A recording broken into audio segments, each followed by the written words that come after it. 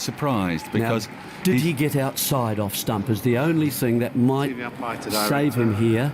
He's looking a little concerned as well he may. It was a full ball and he did play across it. Oh, that looks out. Oh dear. Okay, let's just...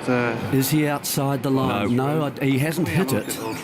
I think that might just... See, it's hit below the knee roll. That feels out. He's not a tall man either. Come down the slope. Okay. That is out. It's 7 inches from the top, and Pope has got to go, and it's exactly the way we sort of thought it might happen for him with the way he's batting at the moment. There were some nice shots in that innings, but it was all too brief for England. He's gone for 22. LBW to Southey, and England have lost their second wicket of the morning. They're 140 for 4 as Southey starts a new over. 3 slips and a gully.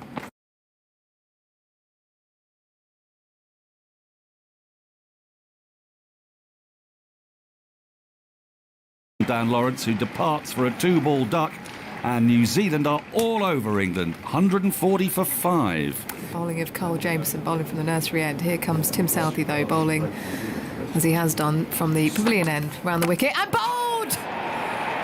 First ball after the drinks break, and it's Bracey for naught. Off stump, out of the ground. And New Zealand come together again. They are all over it this morning. Well, what a moment here for Ollie Robinson. Taps his bat a couple of times. Here comes Southey on the approach. Bowls. Inside edge onto the pad. Falls in front of the stumps. Goes up for the appeal, but I think it was bat on it. Michael Gough unmoved. New Zealand on their toes here. And Southey tail up. De Grandhomme, change of angle, round the wicket to Burns, who's pushing outside the off stump out to deep point. Casually comes through for 1, moves to 68, 149, moves to 150 for 6. Gentle applause as England reached that number. It's been tough going for them this morning. Always bank on the lads to bring a dead game to life. They're a good team to watch, England, aren't they? Some funny old shots played today. Jameson moves and bowls short, and he's got away with this with a pull shot. The ball flew off the top edge, high over slips, and down to the boundary below us. It was an ambitious stroke. He took it on. Yeah, he might get a few more after that. It could have gone anywhere. It was just outside off stump. He went to pull it away. Got an outside edge. It wasn't that short. It was an ambitious shot. Anyway, the edge flew over slip, fortunately for Robinson. Jameson with 3 slips in, bowls to Robinson. Robinson plays quietly in defence that time. De Grandhomme comes in from mid-on. There's no run. 160 for 6. Feels like a battle of drinks manufacturers, doesn't it? Jameson and Robinson. Yeah. Well, yeah. Quite a mouthful, actually, Jameson Robinson. We wouldn't want to mix them, I don't think. But, no. I'm sure some people have tried. Well, in desperation. Yeah. Would have made Wimbledon more interesting, wouldn't it? Yeah, if they got them muddled up. Yeah. Just imagine what dear old McEnroe would be like if they got the drinks muddled up. Nothing can make Wimbledon more interesting, can it? And here is Santner slinging that one down. His appeal to catch it short leg. He's given him out, and he's reviewed it straight away. Well, that suggests that it won't be out, but anyway, the finger's gone up. It was an immediate referral. It went out to short leg, obviously hit the pad. The umpire thought it was for a catch. Bat and pad, so we're going to have a review. Original decision is out. If you can have a look at maybe that Michael Tom, please. Gough, fair delivery. Is no longer infallible. He was 2 this morning. If he's got this one wrong as well. Just seeing the replay now. Oh, he doesn't look as though he's hit that, does he? Just rock and roll that. It doesn't. No. We're, as you can hear, we're rocking and rolling. Okay, it's clearly missed the bat, but let's follow the ball all the way through, please. And it can't be LBW. I don't think it's going down leg side. Missed the gloves on the way out. Okay, we'll go back to Michael on field. He's not hanging around. Michael, he's clearly missed the bat, so we'll come back to you to reverse your decision, please. Santner to Robinson, and Robinson dead bats that into the offside towards extra cover. So what are the umpires going to do here? They are going to knock the bails off, and that is the end of a very good morning session for New Zealand, but England is fighting back a little bit towards the end in the sense that they got themselves into position from which they can save the follow-on, avoid the follow-on. They need a further 15 runs at lunch, 164 for 6. Wagner bowls short, guided pull down towards deep forward square leg. A single to Robinson. England have 178 on the board. There's applause around the ground. They're 200 behind. I think, well, there's some people, they haven't avoided the follow-on yet. They need one more run for that. Santner bowls to Robinson, who heaves this over the top. He doesn't get all of it. Goes out towards the long-on boundary. They come back for 2. Jameson chases it back and picks it up. And a rather unconvincing 2 from Robinson means England have avoided the follow-on. 180 for 6. They were 140 for 6 and in danger of being asked to follow on then. Hello, Simon. Good afternoon. Good lunch, wasn't it? I enjoyed lunch today. Excellent. Sounds like you didn't enjoy it on the other days. Not as much. Right, okay. I've enjoyed that salad particularly. You wouldn't think watermelon and chilies would go well together, but they kind of do. Okay. It's amazing what chefs come up with these days, isn't it? The combinations they find. Yes. Wagner bowls to Robinson again. He plays that without much foot movement, but he gets it down towards the deep backward point boundary. Deep third, it's gone away for 4. Kept 2 fielders interested. Down towards the right of the Compton stand. Into bowl to Robinson outside the off stump. He stands up and punches this through the offside. He's going out to the grandstand for 4. That was nicely played by Robinson. But again, lack of pace in the pitch. Just Banged a poor in. ball. You can't operate from that length at his pace. It's just not possible. So that's what sort of undone and enfeebled him in a sense, that he can't bowl that length that he normally does. So he's got to pitch up. Burns looks around the field. Mindful, I'm sure, of a bit of rough outside his off stump. Santner will be aiming for that. He's going over the wicket, and Burns is down. The pitch is stumped. No, he's in. He got away with it. He came shooting down the pitch, and Watling had the bails off. I'm not sure how he got back.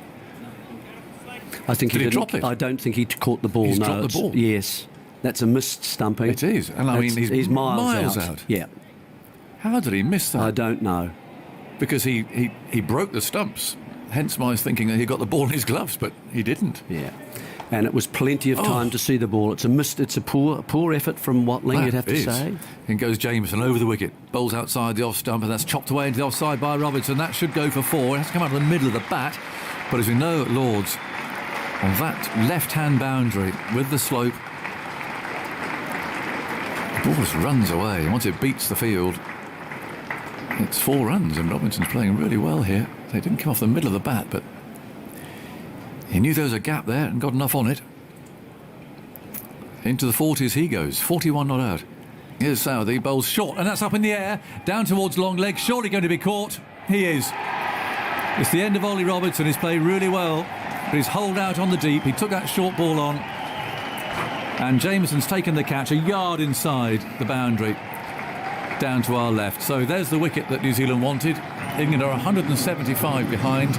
Rory Burns on strike on 82, tapping his bat down a couple of times. Glorious conditions here Saturday afternoon at Lords. Point going out to the boundary as Southey approaches round the wicket. Hit on the helmet as it falls down onto the floor and towards Gully, looking to swivel and pull it out to the leg side boundary. Rory Burns, a short ball, as the medical staff will be called onto the pitch. He's removed his helmet now to reveal his ponytail that catches the side of the helmet as he looks to play it leg side. Burns back and across, driving through the cover region. There is no one out there as it reaches the boundary now. Lovely timing and balance. He hits it quite square of cover as the score moves to 207. I had my ponytail here, and I went and I played one of my first games for Middlesex here, and as I walked through the long room, well, you know, there were gasps of like that as I walked through, and I got some very strange looks. That's probably back in the day when... Yeah, wasn't good. And then Gat said, well, you know, they're looking at you, England. But he said, listen, come with me. He took me down to the barber's in Uxbridge, sat me in the barber set, chopped my ponytail off, and he said, you know, you won't play for England with a ponytail, boy. And then 2 weeks later, Wood gone. edged through to the keeper. Jameson with another. Slightly fuller. Didn't need to play at it, Mark Wood, but he's out for a duck. 207 for 8 now, England, as Mark Wood smashes the ground. He's furious with himself as he retreats back to the dressing room. Here's Wagner starting a new over from the... Oh, that's a big appeal for LBW. Stuck on the pads, looked very close. He wants it, does Wagner. It was a full ball, and Burns... Well, now Wagner is standing in the middle of the pitch, but he's decided to walk away. So they're not going to refer it. That did look quite tight to me. It was very full on the pads. And Burns was looking to turn it into the onside, but Williamson, who has... how many reviews left? Oh, this is still 3, is it? They have just referred it. They have referred it, right. Well, that doesn't overly surprise me. They require another 2 wickets, and the one of Burns, you'd feel, would speed up the end of this innings. Let's take a look at this. So Wagner's bowling left arm over. It's hit him. Oh, it's hit him high. It's high on the back leg. Let's confirm that So I think this is going over the top. It's in and around the abdominal protector area. Or box. The New Zealanders are now not very impressed, are they? They're sort of drifting away. We're checking ultra edge. There is nothing on it. Okay, if we can go to ball tracking when ready, please. Richard Ellingworth doesn't sort of believe in this either by the sound of it. Okay, pitching outside off, impacted the line. And Wicket's missing. there you Go hear back it. to Richard on field. Neil Wagner in again, and Burns edges and is dropped. Dropped initially by second slip, and then can you believe it, dropped by first slip. Second slip parried it, first slip put out a left hand, and it fell out of the left hand of Southey, I think, the second time, and has gone down. So Burns has survived and got a run for it, actually. It went high to second, I say high, we're just going to have a little look at the replay. It wasn't that high, but it got big on Burns, and it was around about waist height. Southey initially parried it, and then Taylor put out a left hand. Got fingers to it. Fingers to it indeed. So it's not rare. It's not often you get dropped twice off one ball, but he has been dropped by two different men off the same ball. Wagner's on his way, he's there, and he bowls short, and Broad's heaved him away. That's gone for 6. This is the danger. He's got such a good eye. He hit that massive 6 at Manchester last year. Almost into the car park. He knows what's coming. Yeah, he set himself perfectly, and he middled that. Is Wagner going to pitch it up? No. In he goes again, bowls to Broad. He does pitch it up, and he's bowled him. Well, Wagner wins that one. Yep. Brave ball. It was a perfect Yorker, actually. And Broad stepping away, I think, took the view that he can't possibly pitch it up with this field. And he did. He did, and his rattle is off stump. 2 slips and a gully. Jameson waits the ball to be returned. Now he's on his way again. There's long loping strides, and he bowls short. It's pulled away to the leg side. Oh, it's got a missed catch, and it's gone for 4. With Conway there making the decision to try and catch it. And he rather yorked himself because he didn't quite get there, I don't think. It was so low, but he was diving at the same time and missed it. And so Burns picks up 4. It is his day at the moment. And Wagner goes sprinting in, left arm over the wicket, is there, and he bowls, swinging in. He's got an edge on this, down towards fine third man. It goes, they should get 2. They will get 2. And Rory Burns has battled away for this. He's taking off his helmet and is bowing to his teammates up there on the England balcony, pointing to somebody in the crowd he knows and loves, maybe. He looks delighted. It has been a battle. It's been a real battle. He's had some luck, couple of chances that really should have been taken, but that doesn't matter. And again, he points to an individual in the right. I think it may be that the players' wives and girlfriends and so on are over there in one of those boxes in the grandstand. There's Wagner, a low full toss, and Burns, oh, thanks very much. And tries him straight down the ground for 4. There's still 46 overs left after this one in the day's play. Here's Jameson bowling short, cracked away by Burns up towards the grandstand for 4. Well, I think that's the best he's hit the ball, well, certainly all today. It was short, but he got into position very quickly, and he pulled it. There's a man out there, it's just in front of square on the boundary, but he hit it so hard and just a bit to towards mid-wicket that he couldn't stop it. Here's Jameson bowling to Burns. Burns angles this for 4. Down towards the third boundary. Between the two slip fielders, there's a first and a third slip. And he played that wristily away. 247 for 9. Burns is 115 not out. Here is Jameson bowling to Burns. Burns drives for 4. Through the offside. Field is up. Hit that down towards the tavern stand. There's lots of protection there on that offside, but he found the gap and he's batting so fluently now. Burns clips that away nicely. That's gone for 4. Bad ball from Wagner on the pads. As I've mentioned, 6-3 offside field. And he hit that to the left of the deep forward square leg field, down to the tavern stand. As Wagner is in, to the left-handed Burns, struck on the pad. Huge, magnificent appeal from Wagner. I don't think I'd that review this it. is... Would you? They've got 2 to go. He's now... His marvellous moment there, Well, where Wagner adopted Wagner the pose of Rodin's thinker as he's collapsed to the floor on his knee, and he could not believe what had happened. And Kane Williamson is saying, well, I do you review want to that. review? They are going to review. It's pitched on off stump, It's and just going down, I I think think. it is going down. Yeah, just We from can that see back. off stump, and we know where Yeah. middle stump is. Doesn't appear to be It's any sort of hit him, if bad anything, ball in front from- of yeah. it. Go No, through Aldridge, I please. suppose that- to confirm that. I would be useless at deciding when Okay, flat when not to line, review. going past the In bats, fairness, you're all trying the to do way it from the 100 please. yards away. Yeah. Thank you. You're not We've got quite the ball as tracking close. now.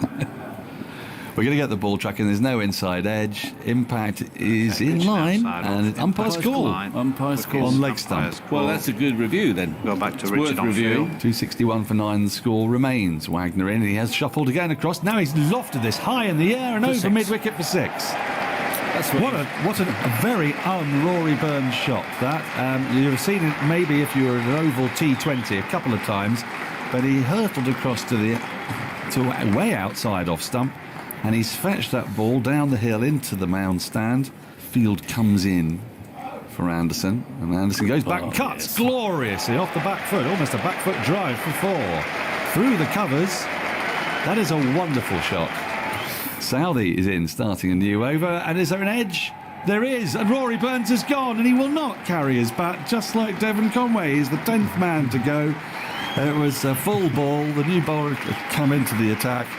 Southey, who's picked up his 6th wicket with that. It was a little too full for the cut shot. Burns went for the cut, got a thin feather through to Watling, and England's innings is complete.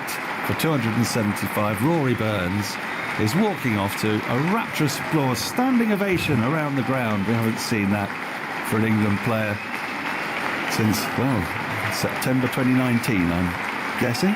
James Anderson bowling from the pavilion end.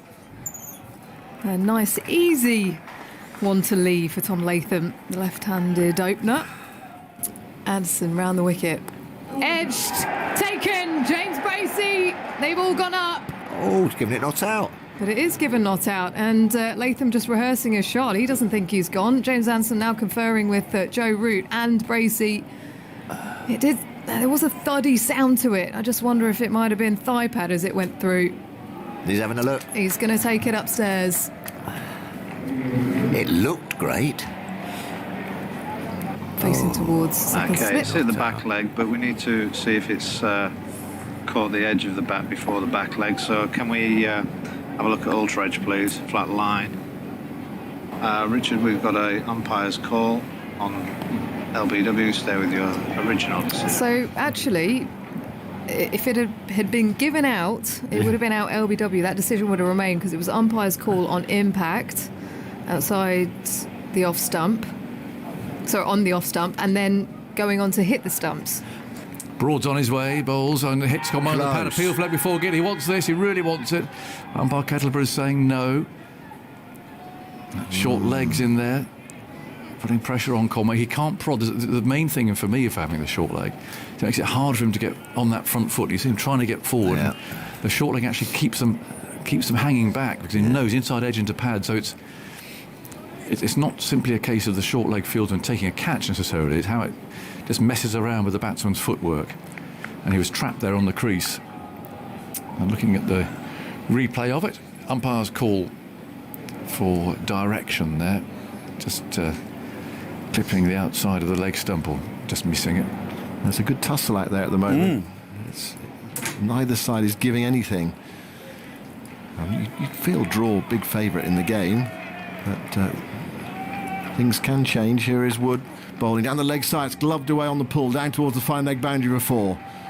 Latham there tried to swing Wood away and down towards the pavilion. Went very quickly off the glove. It was wide of Bracey, no chance, no possibility of a catch. As Wood is in. And he's beaten him. That's a beauty. There's an appeal for a caught behind. It would be an inside edge, but it's not hit the inside edge. And Wood can't believe that he hasn't got his man one way or the other. We've not seen Conway defeated often in this match. He was run out, if you recall, in the first innings. Didn't put a foot wrong, and that last ball from Wood just went straight through him, a knife through butter. Robinson rolls in from that far end and bowls. He's bowled him. He's got through Conway. And the ball hit the top of the stumps and went through to Bracey, who took the catch. It was a strange one. Robinson takes his 5th wicket in the match, and England at last get their first wicket in this New Zealand second innings. They bowled well enough to have taken 2 or 3 so far. It has been really hard work. And it was an inside edge onto the top of the stumps, then it went through to Bracey. So Conway is on his way after his first innings double 100. No repeat. It's been hard work for him and for Latham. He has gone for 22 and New Zealand are 39 for 1. Just noting there's a lot more birds at Lord's. Yeah, you don't think of pigeons usually, or birds or whatever at Lord's, do you? Think of them at the Oval, but not at Lord's. They're pecking away on the wicket ends at the moment. Anderson bowls, that's forced away for 4 by Latham. Not a great start from Anderson, he's turned his back on the game. He's walking back to his mark. He knows that was a bad ball. It disappeared up to the Warner stand. The shadow's being cast by it. Robinson again bowls, and Williamson was hit on the pad again. Another appeal for leg before wicket. Given not out this time. Certainly the way Williamson played that, it looked to be leg side.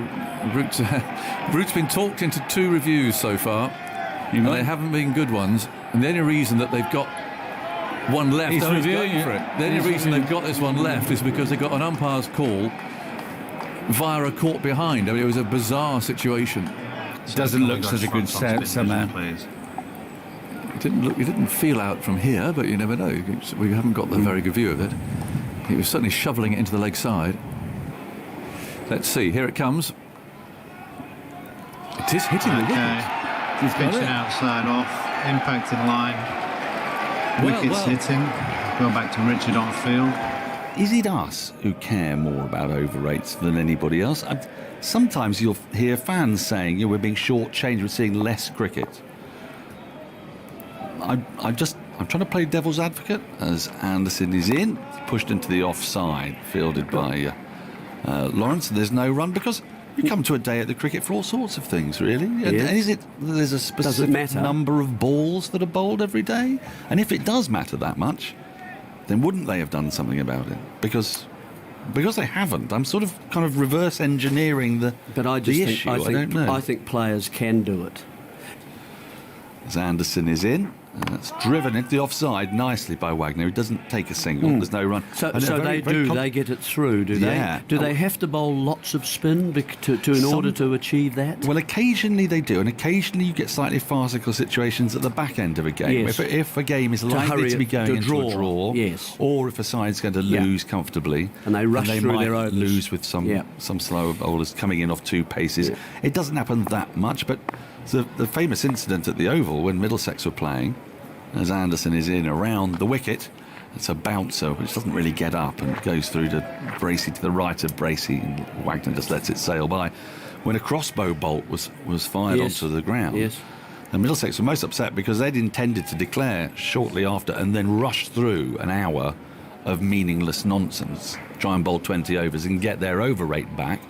They didn't get the opportunity to do that. Their over rate was poor. They were penalised a couple of points, and the result was their relegation. So it has serious consequences.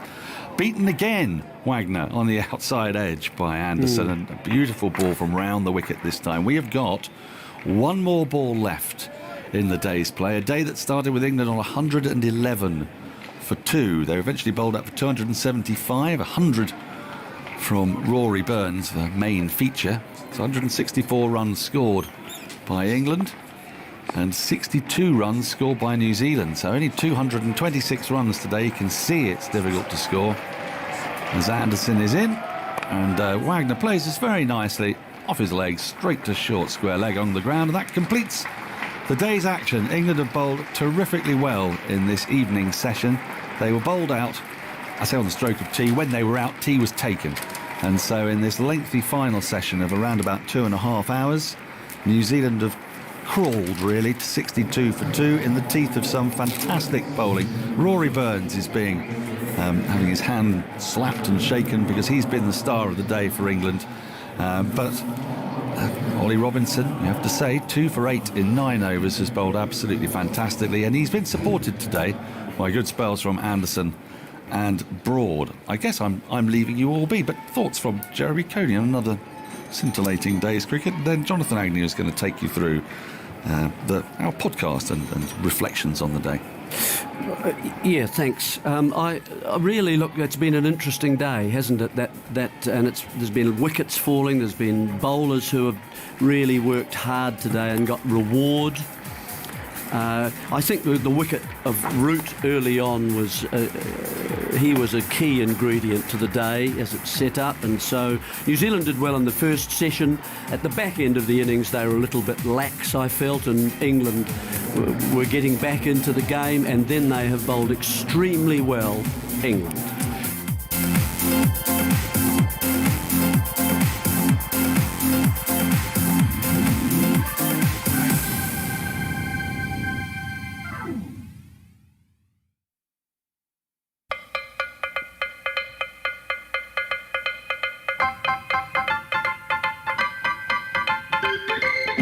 Southee is in, starting a new over, and is there an edge? There is, and Rory Burns has gone, and he will not carry his bat, just like Devon Conway. He's the 10th man to go. Southee, who's picked up his 6th wicket with that. It was a little too full for the cut shot. Burns went for the cut, got a thin feather through to Watling, and England's innings is complete.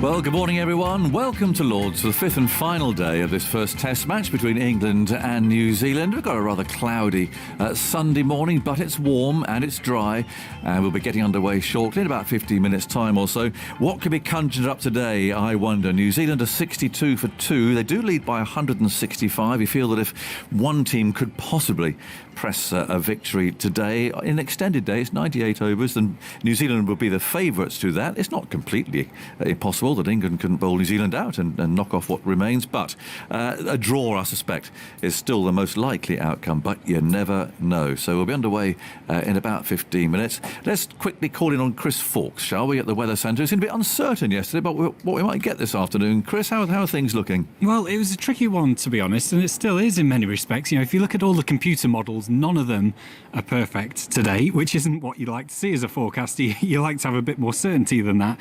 Okay, so to tell you the things that I do know, okay, it's going to be predominantly cloudy today. And I think the first hour, there is a chance of seeing an odd fleeting patch of light rain. It won't amount to much, but you could just have a bit of dampness in the air for a time. Then cloudy. I think later on this afternoon there is a risk of some showers going up, and if I'm being really brave, the main risk might be from around about 4 o'clock, and there could be an odd sharp one around. Hopefully not lasting too long. It's certainly not going to be a washout. It's not going to be like the weather was a couple of days ago. Should get a lot of play in, but there is just a chance of seeing an interruption. Often cloudy, perhaps right at the end of the day you might see some brighter spells coming through, but often cloudy, humid, temperatures around 21 degrees. So Agger's quite a different kind of day weather-wise today. Yeah, it sounds like one of those sort of weather forecasters' nightmare days today. Yeah, I mean, really, you want something to hang your hat on with showers, nice wind change direction, something like that. But, if you've been outside today, there's barely a breath of wind out there. So there's not really anything to move things along. And things kind of will develop in situ because we've got a little wriggle in the jet stream coming along, and that's going to bounce the cloud, make it go convective. That's why we're forecasting showers. And as I say, if I'm being really brave, the main risk might be around about 4 o'clock-ish. We'll keep an eye. Chris, thanks so much for joining us. And we'll talk to you soon. There we go. Well, who knows? Yes, let's hope. Keep our fingers crossed that there isn't going to be any interruption in the weather, because it could by then, by 4 o'clock. This game, if it's going to develop, will have done so. Let's, before we speak to Jeremy and Michael, who are sitting alongside me, Tim Southee's been doing the rounds today. He bowled absolutely beautifully yesterday. He took 6 for 43. He's been around a long time now, lots of wily swing bowling, and he's been talking this morning to Alison Mitchell. Well, Tim, well bowled, got yourself on the honours board at Lord's yet again. What is it about this ground that seems to suit you so well? I'm not sure. I guess the mindset stays the same every time you take the fielders to go out and do your role for the side, and fortunate enough to have a little bit of success at this ground. Played here a number of times now. I've had a little stint with Middlesex, although it was T20, but just I guess having that, been familiar with the ground a little bit more than I guess some others. So it's a ground I think every cricketer dreams of coming and playing it, and it's nice to be able to play it here a number of times. This match situation, the time left in the game, have you got enough time to force a win? Obviously losing day 3 wasn't ideal, but it's something we can't control. We'll talk this morning about how we want to approach today, but I guess you turn up on day 5 and all 3 results are still possible. It's always exciting. So you play to win Test matches for your country. So it'll be great to see how today unfolds. Overhead conditions could be in your favour if this cloud sticks around? Yeah, hopefully the cloud sticks around. It's been obviously with day 3, outside of day 3, the weather's been pretty good. So hopefully there's a little bit of cloud cover throughout the day, and obviously a long day, and who knows, maybe the lights on later in the day may take effect as well. You know you've got a World Test Championship final coming up, but what would it mean to the side to get a Test match win against England at Lord's when it's only happened once before? Yeah, I think everyone, the challenges of winning away from home these days, everyone's so strong in their own conditions. So any time you do win away from home, it's always special. This is a quality England side, a tough place to come. As you mentioned, we haven't had a lot of success here. So any time you win a test for your country is a special moment, and winning away from home is even that little bit more special. But we know there's a lot of cricket to be played today, and a lot of hard work in front of us, and that starts with the bat this morning.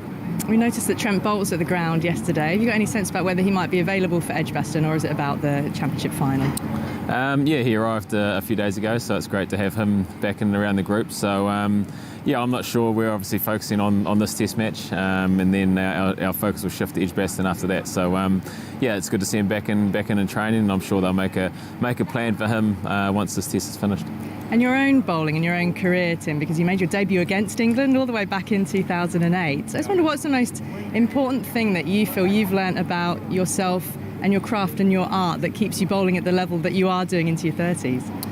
I guess it's just a dream to play for your country, and I think one thing that stayed true is the willing to learn. I think when I started, I didn't really know a lot. I hadn't played a lot of first-class cricket, so I was learning at Test level and found myself in and out of the side for a number of years. But of late, I guess just that willingness to work hard and continue to learn. You look at the likes of James Anderson and Stuart Broad, who have been able to play an incredible amount of Test cricket, and for Jimmy to still be going at 38 and performing the way he is just amazing. So I guess just a lot of hard work and just the willingness to continue to learn. I was going to say, do you think you can do a Jimmy and still be doing it at 38?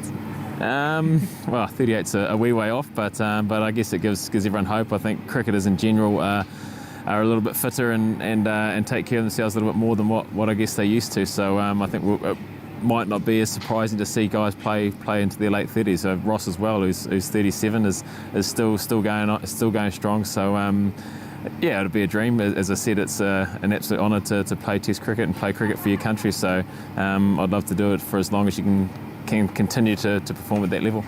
Good luck today, Tim. Thank you. Tim Southey, who bowled so well in England's first innings, talking there to Alison Mitchell, just looking out at the ground staff. Sort of a precautionary cover, I would say, is resting within striking distance of the pitch, should it be needed. But the stumps are in, the bails are on, and generally it feels as if we should be okay. It's sort of broken cloud, a bit low, and then a rather more solid cloud above. It's a rather strange skyline, if I'm honest. Old Father Time's pointing resolutely out towards Heathrow Airport, out towards the southwest from here, so we'll keep an eye on what he's up to. But there's virtually no breeze at all. There's a little tweaking of the flag there above the New Zealand dressing room. So what have we got in store? We've got Jeremy Coney to my right. I've got Michael Vaughan to my left. Let's start with Jeremy, with whom I had breakfast this morning. What do you think could happen here today? I mean, can you see either team winning this game? Well, the first thing, morning Aggers, morning everyone. Let's hope we get a full day. Second thing is that I hope that the players are pushing for something, that they're trying to have a victory. I think that's... Look, this group from New Zealand have been together for quite a long time. and it's been 6 years since the last time they were here. For some of them, they may. I don't know the Future Tours program off the top of my head, I don't. I don't know whether they'll all be here again. So it would be a very nice and fitting way if they have a really memorable match today. I would think that will be the view that they might take. I would like to see, just from my own interest, Colin de Grandhomme thought about coming up the order to just have a little crack after a few overs, let them settle just a few overs if they can. Wagner has done his job, but if he can see off 2 or 3 or 4 overs and then have a little go himself. He was quite effective in the first innings. He was. So I'd like to see that effort thought about at least by New Zealand, because de Grandhomme has that languid kind of hitting power. And if he can upset lengths and so on, that might work for New Zealand. And so that they can set a target. At the moment, England are bowling too well, I felt yesterday, for them to score freely. Yeah. And so that's going to push the game further into the day if they aren't bowled out. And that means, of course, it goes more to England in a shorter run chase. And that means that someone like Santner comes into the game, because you're into a one-day situation. I thought he got the ball to turn a little bit. So there are some interesting things to consider today. Yeah. Just a thought, we've got two Test captains here. Just say this was the last day of the World Test Championship final. We know that a drawn game, you share it. You share your money, you share the trophy. What are you doing today? How much money? I would just like to say that's enough. Well, what are you doing? No, you want to try and win, and I think. But would you gamble in any way losing? Well, I don't think New Zealand have to gamble too much. I don't see England winning from here. I'll be totally honest. I don't think they.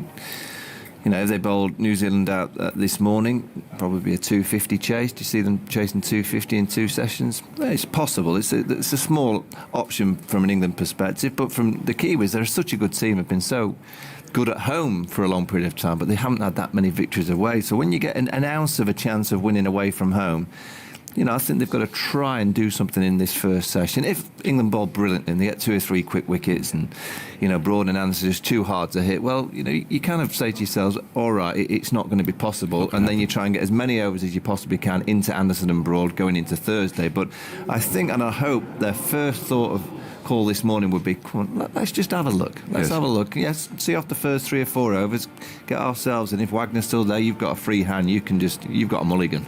You go for it.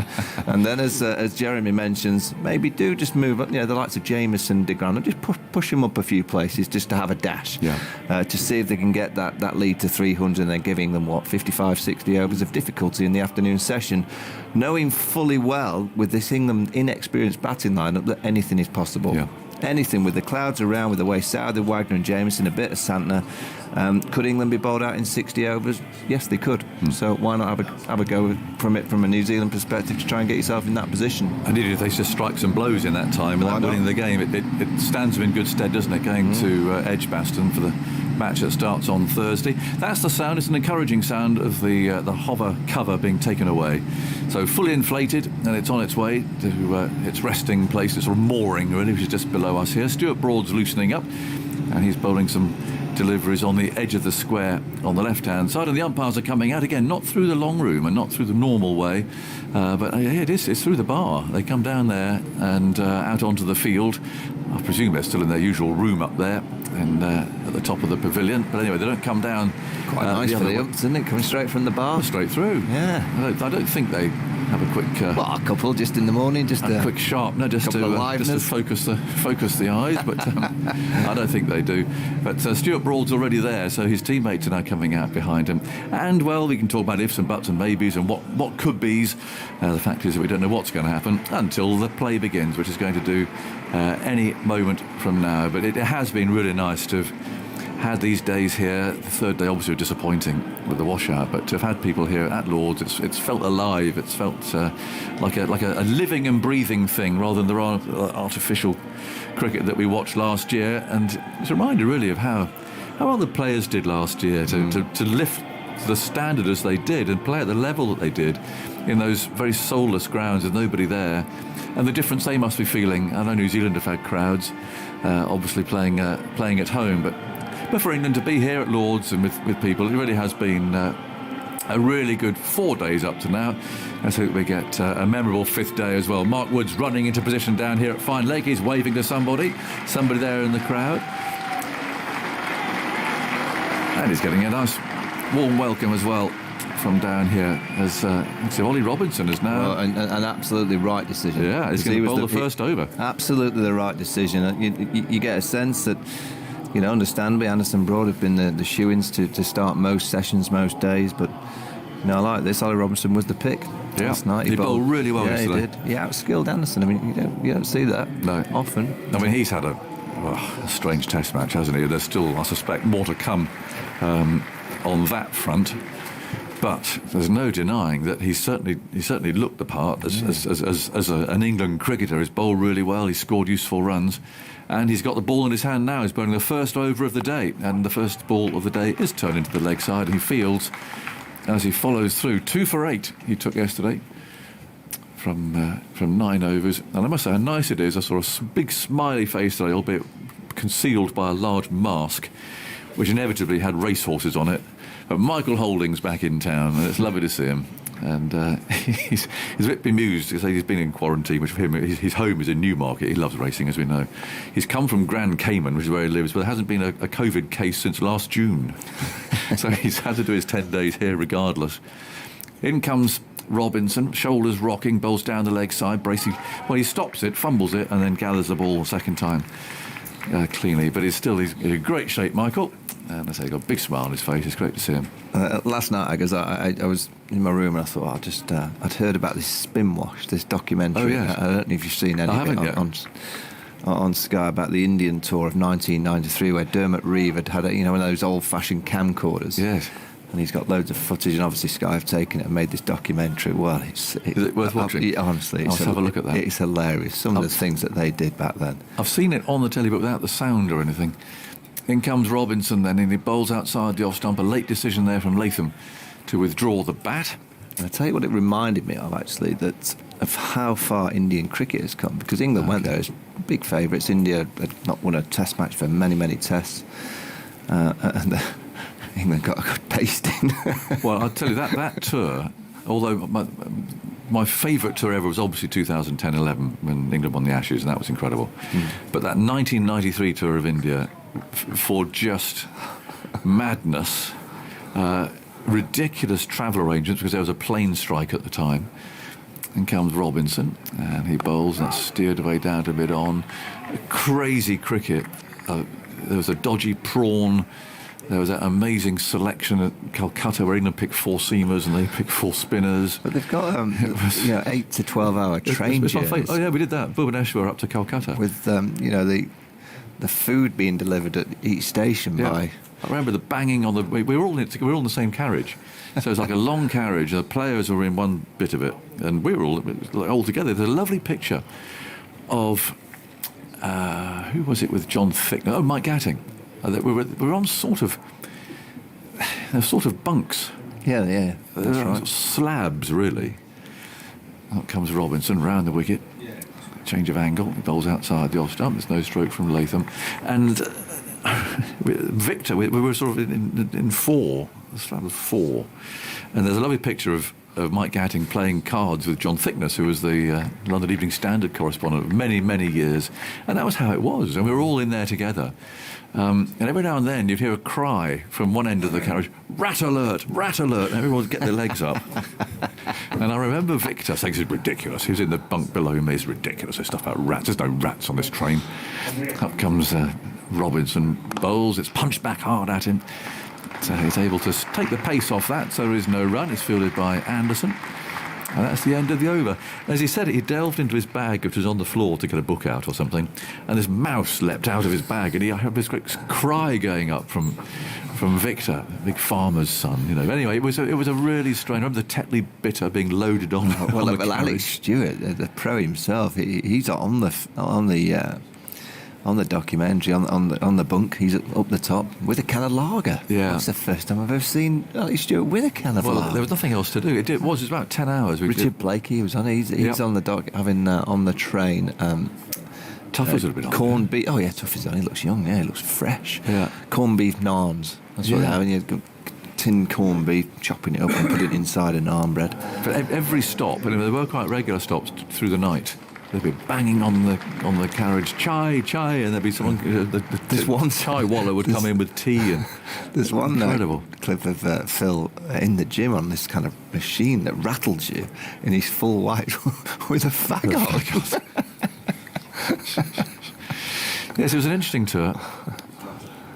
Yes, the dodgy prawn. That was the game in which Mike Gatting dropped the easiest catch ever seen. Kieran Moray, off in Salisbury, I think was pushing for his first wicket of the tour. I think.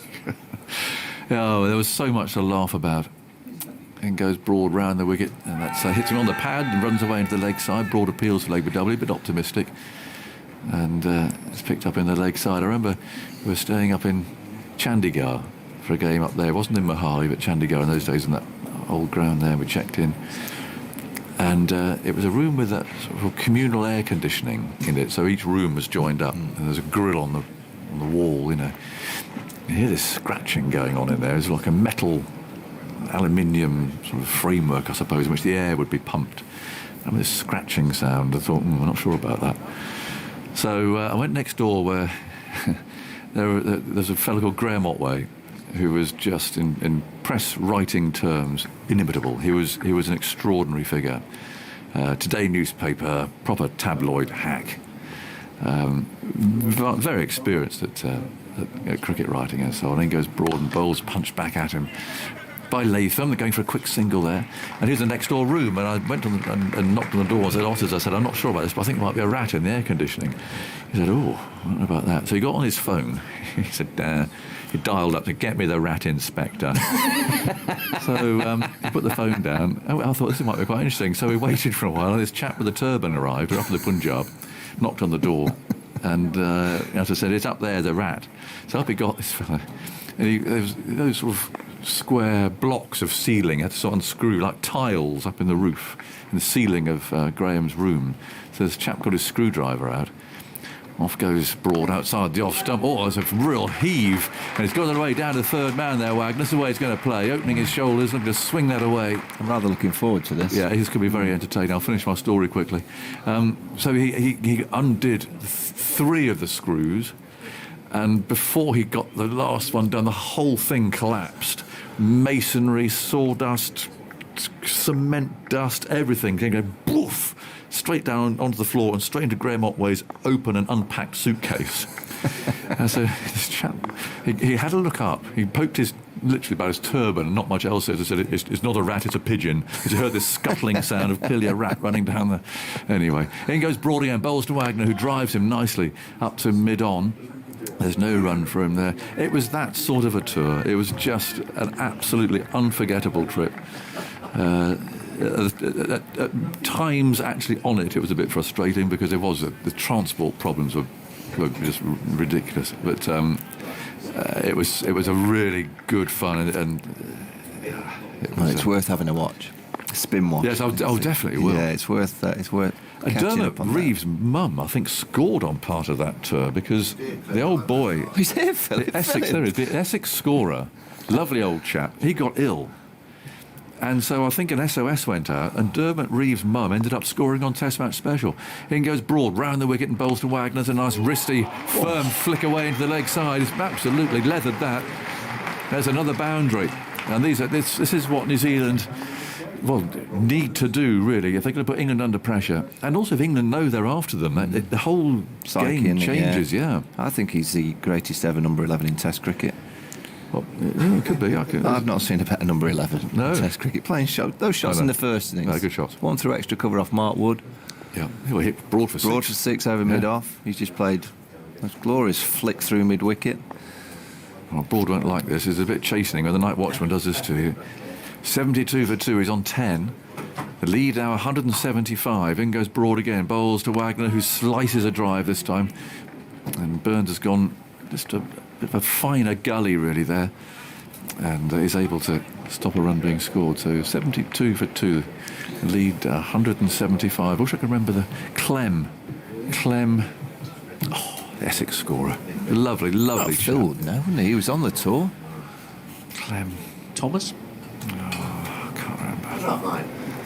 Anyway, Phil's actually on the documentary early with so quite a lot of the interviews have been. You've obviously Phil's in the back. They've done obviously interviews and you don't see the face. You just hear the voices of Graham Gooch, Neil Fairbrother, and Phil. But there was an early interview with Phil in Vision from the tour. He's a young chap. I know he was. And comes Robinson, and he bowls outside the off stump. And there is no one. Clem Driver, well done. Yes, you're absolutely right. It was. But there's some faces on. They say you had Richard Blakey, there was a reserve keeper. Obviously David Gower, that was a... no, he wasn't on that. Well, exactly. And the MCC called him... There's an extra AJM, didn't they? There was. To kind of go through the England selection of what was going on. He came and worked with us on that tour. Paul Taylor from Northampton, he was on it, left armour. Graham Hick got an excellent 100 somewhere. Chris Lewis, he was on Chris that. Lewis, I think, also got 100 on that tour. He did. Robinson moves in bowls and that's worked away out to deep square leg for one more run. Brian Johnston and Trevor Bailey both came out to work on Test Match Special. Brian had never been to India before, and he went out to the Taj Mahal in a car from Delhi. And I said, "How did it go, Brian?" And he got back and said, "Oh my word, it was an extraordinary journey. We seemed to spend most of it on the road in the opposition half." That's how he described it. Trevor had a tour group with him, and they both did. They certainly did the Madras Test, Chennai now, and they might have done Mumbai. That was second and third test. But anyway, Trevor was taking with his wife Greta. They was taking this tour group for a bit of a relaxing week to Goa after the Test series, only for Trevor to lose all their passports before they set off. In goes Robinson, bowls short, mighty swipe from Wagner, connects only with fresh air. So his entire touring party, they're in Delhi, or Mumbai, it was, and he'd lost all their passports. So absolute shambles broke out there. John Barclay did that to us once. Under 19s tour of Sri Lanka. And we travelled from Kandy down to Colombo. We're flying out the next day. And we had a liaison officer called Siri, great guy. Oh, yes. Yeah, Siri. He used to work in the dressing room. Yeah, brilliant. And I remember as a no cat, teeth. Yes, no, he didn't have any teeth. And I was privy to a private conversation that John was having with Siri in Colombo as we arrived. And it was...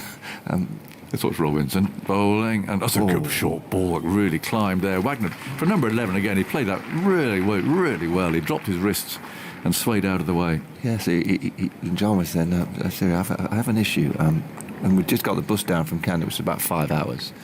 And I think we were flying in about 8 hours. And John just whispers, "Siri, slight problem. I've left all our passports in Kandy." No. And Siri, he got them. He went up and he got them back, and we got on that plane. Siri, he was very special. Lost.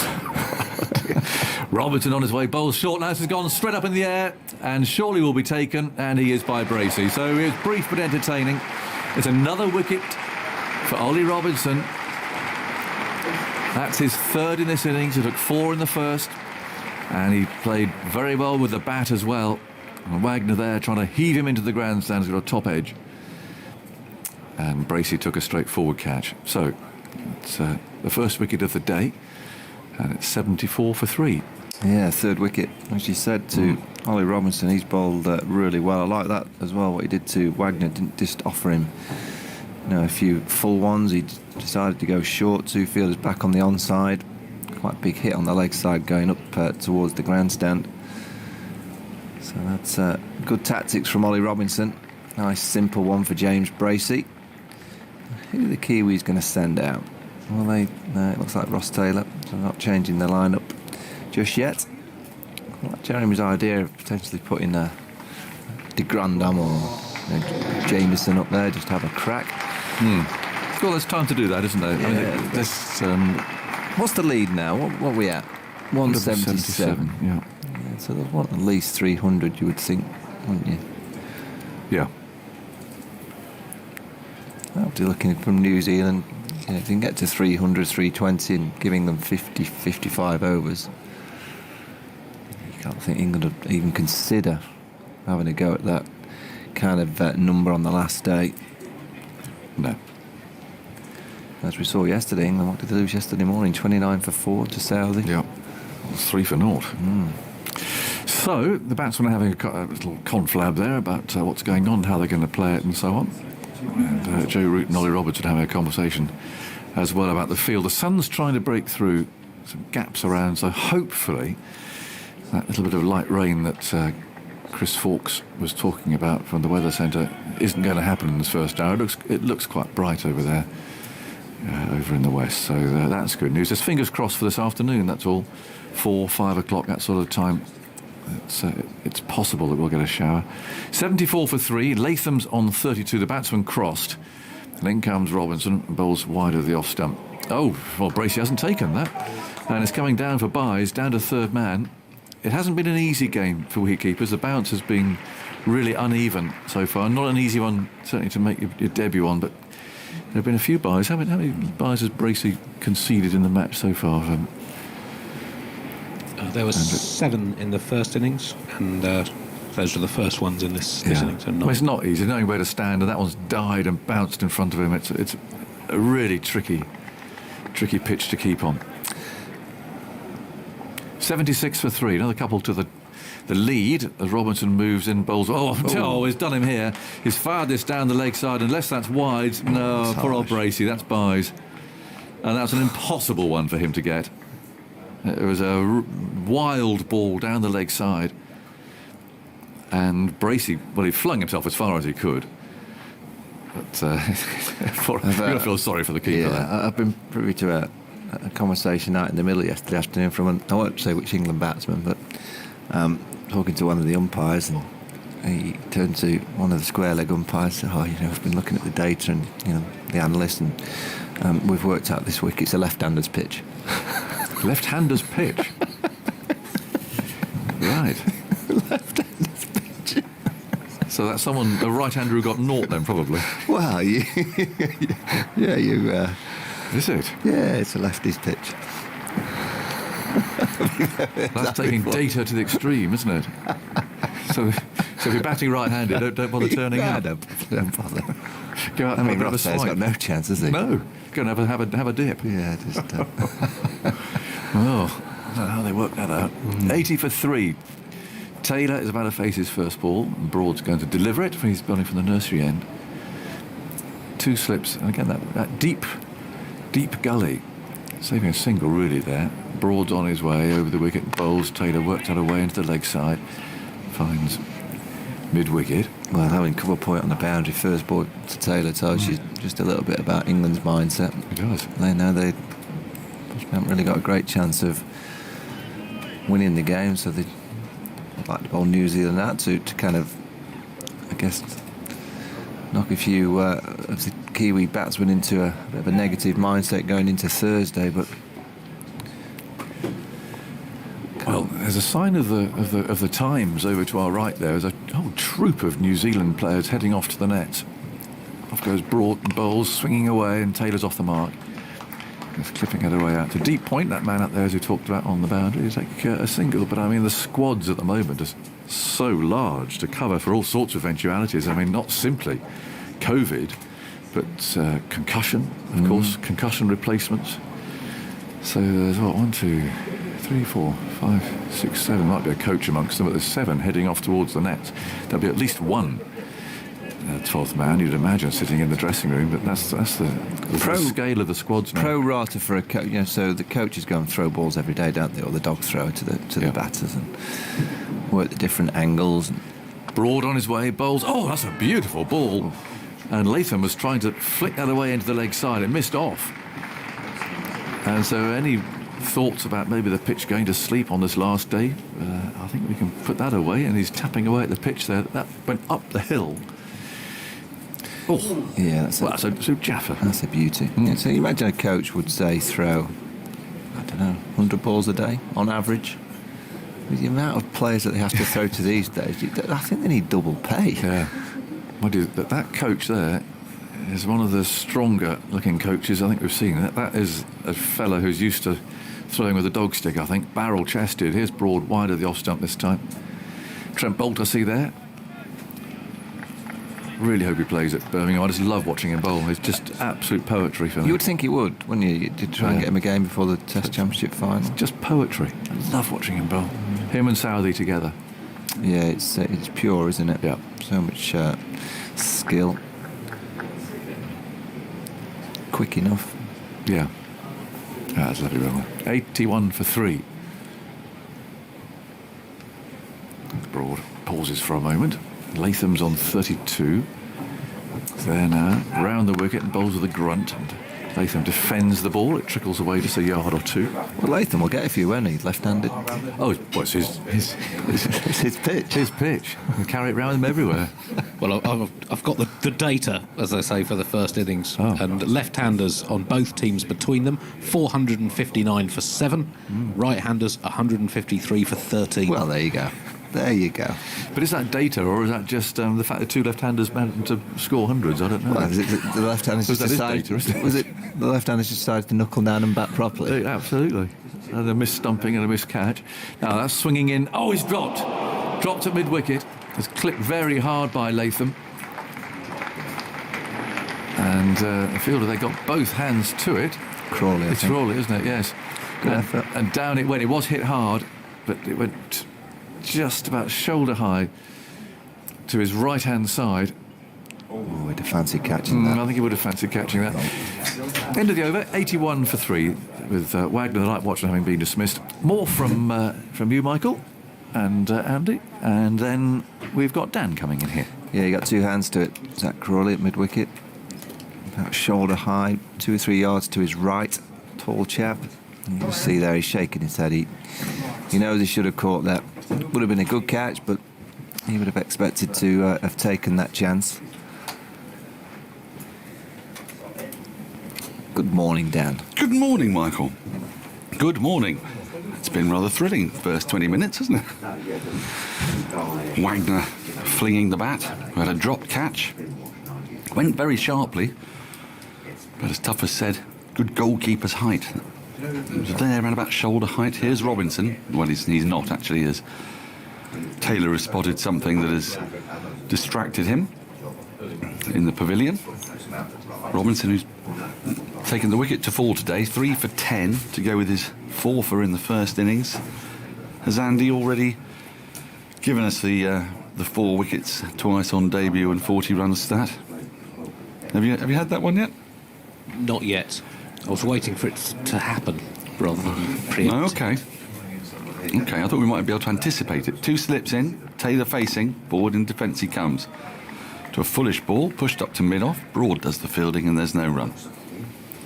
Let's go for it. Let's go for it. The entire history of men's Test cricket, over 2,000 games now, only one player up to now has scored 40 and taken 4 wickets or more in both innings. Wow. And that was a chap called Alex Kennedy, Hampshire swing bowler for England in Johannesburg in 1922. 2 slips are in, Robinson is in. And Taylor lets this go by, wide of the off stump, shouldering arms. Let's have a look at this field. 2 slips, backward point to cover a mid-off. A straightish mid-on. Mid-wicket. A deep backward square leg and a long leg. Robinson got Taylor with the nip backer, didn't he, in the first innings? Yeah, and that's exactly what they'll be targeting again. It's the area that you can really get at Ross Taylor. Just loses his balance, just plants that left foot on and around off stump. So if you can get the ball just nip back, you're right in the game to him.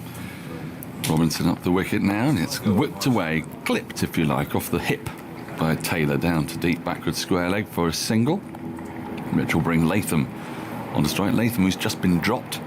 I'm sure you've been mulling this over, Michael, but New Zealand just digging in for this session. Didn't look like Wagner was, but I think Wagner sort of had licence, didn't he? I think they will. I think they'll bat this first session to see where they are in terms of the lead. I think they know that if England have got any hope of winning, they've got to get pretty much the New Zealanders out this session. Yeah.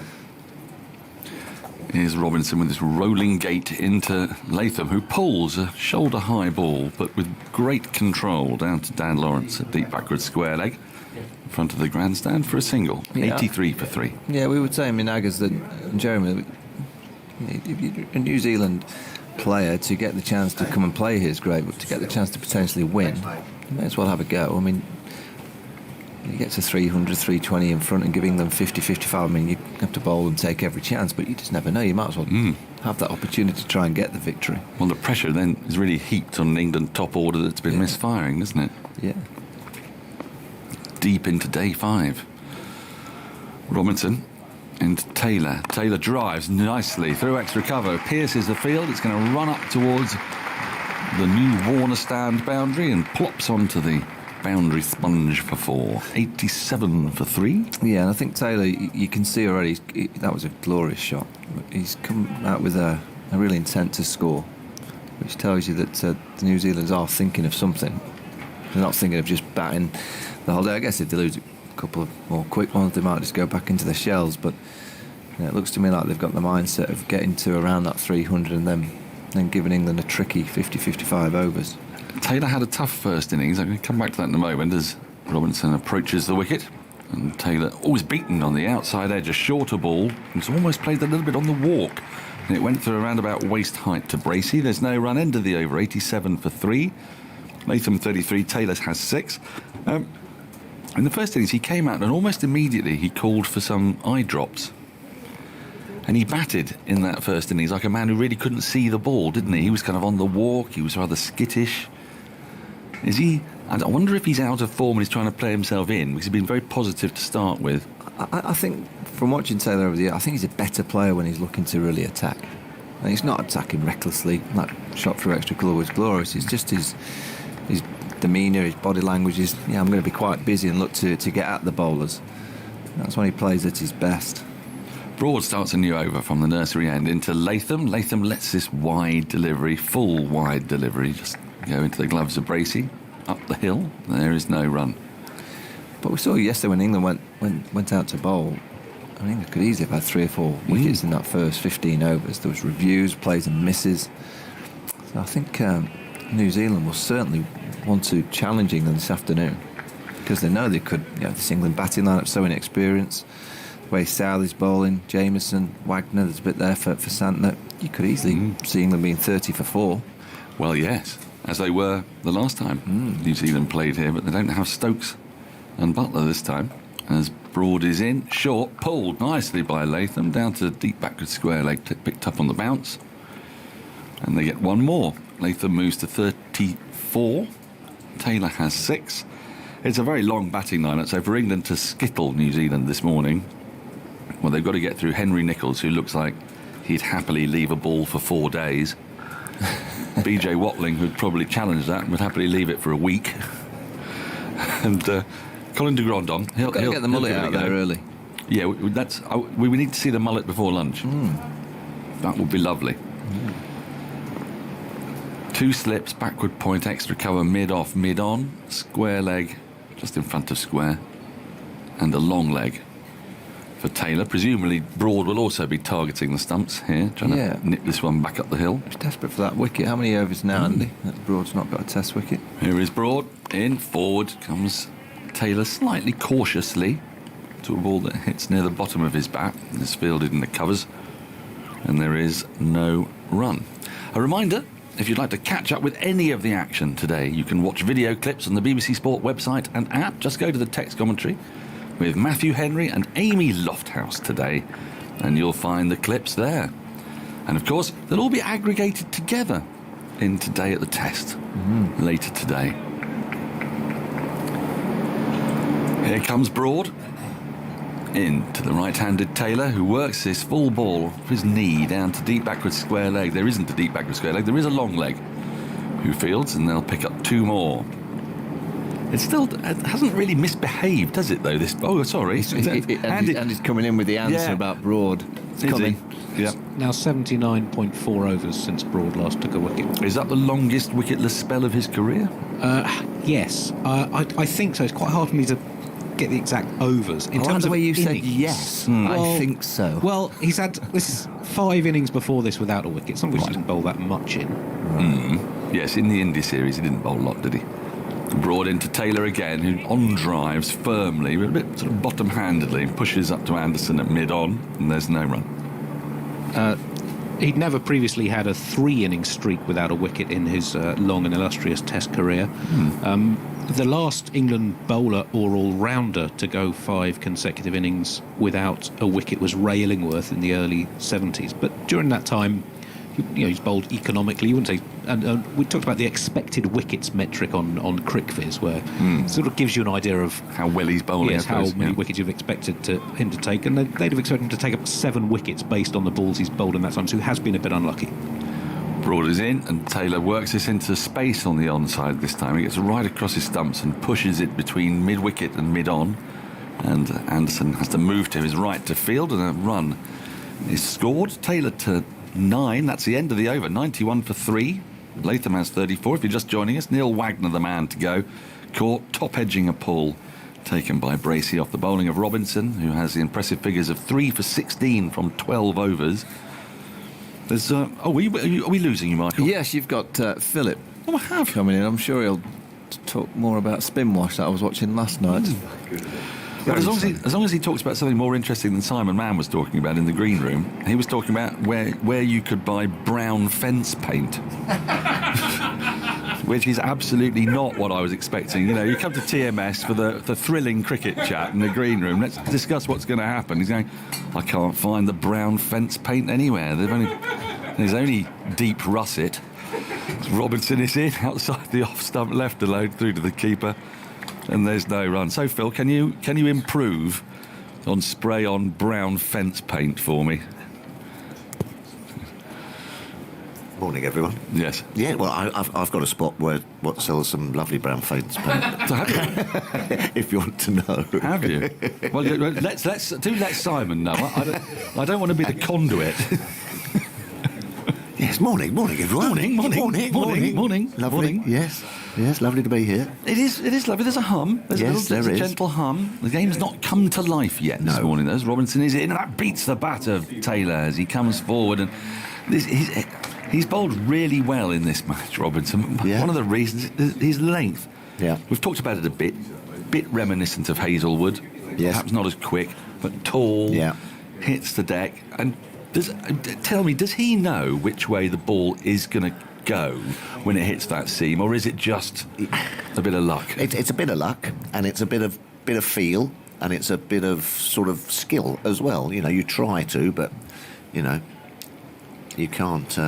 He's got 3 slips in, and that's edged and goes along the ground to 3rd slip, where Zach Crawley fields. He just went in that slightly softly, and then it died on 3rd slip, but he's found the edge. It's not as like swing. You put the ball in the hand, and you go the wrist, and the ball swings away, and then you go for the in-swing, and you can sort of do it. But with seam, it's a bit more of a lottery which way it goes. You sort of hit it, and it might go. Yeah. Depends, because presumably it's which side of the seam it's hitting on the ground. So yeah, and wrist and action. Yeah.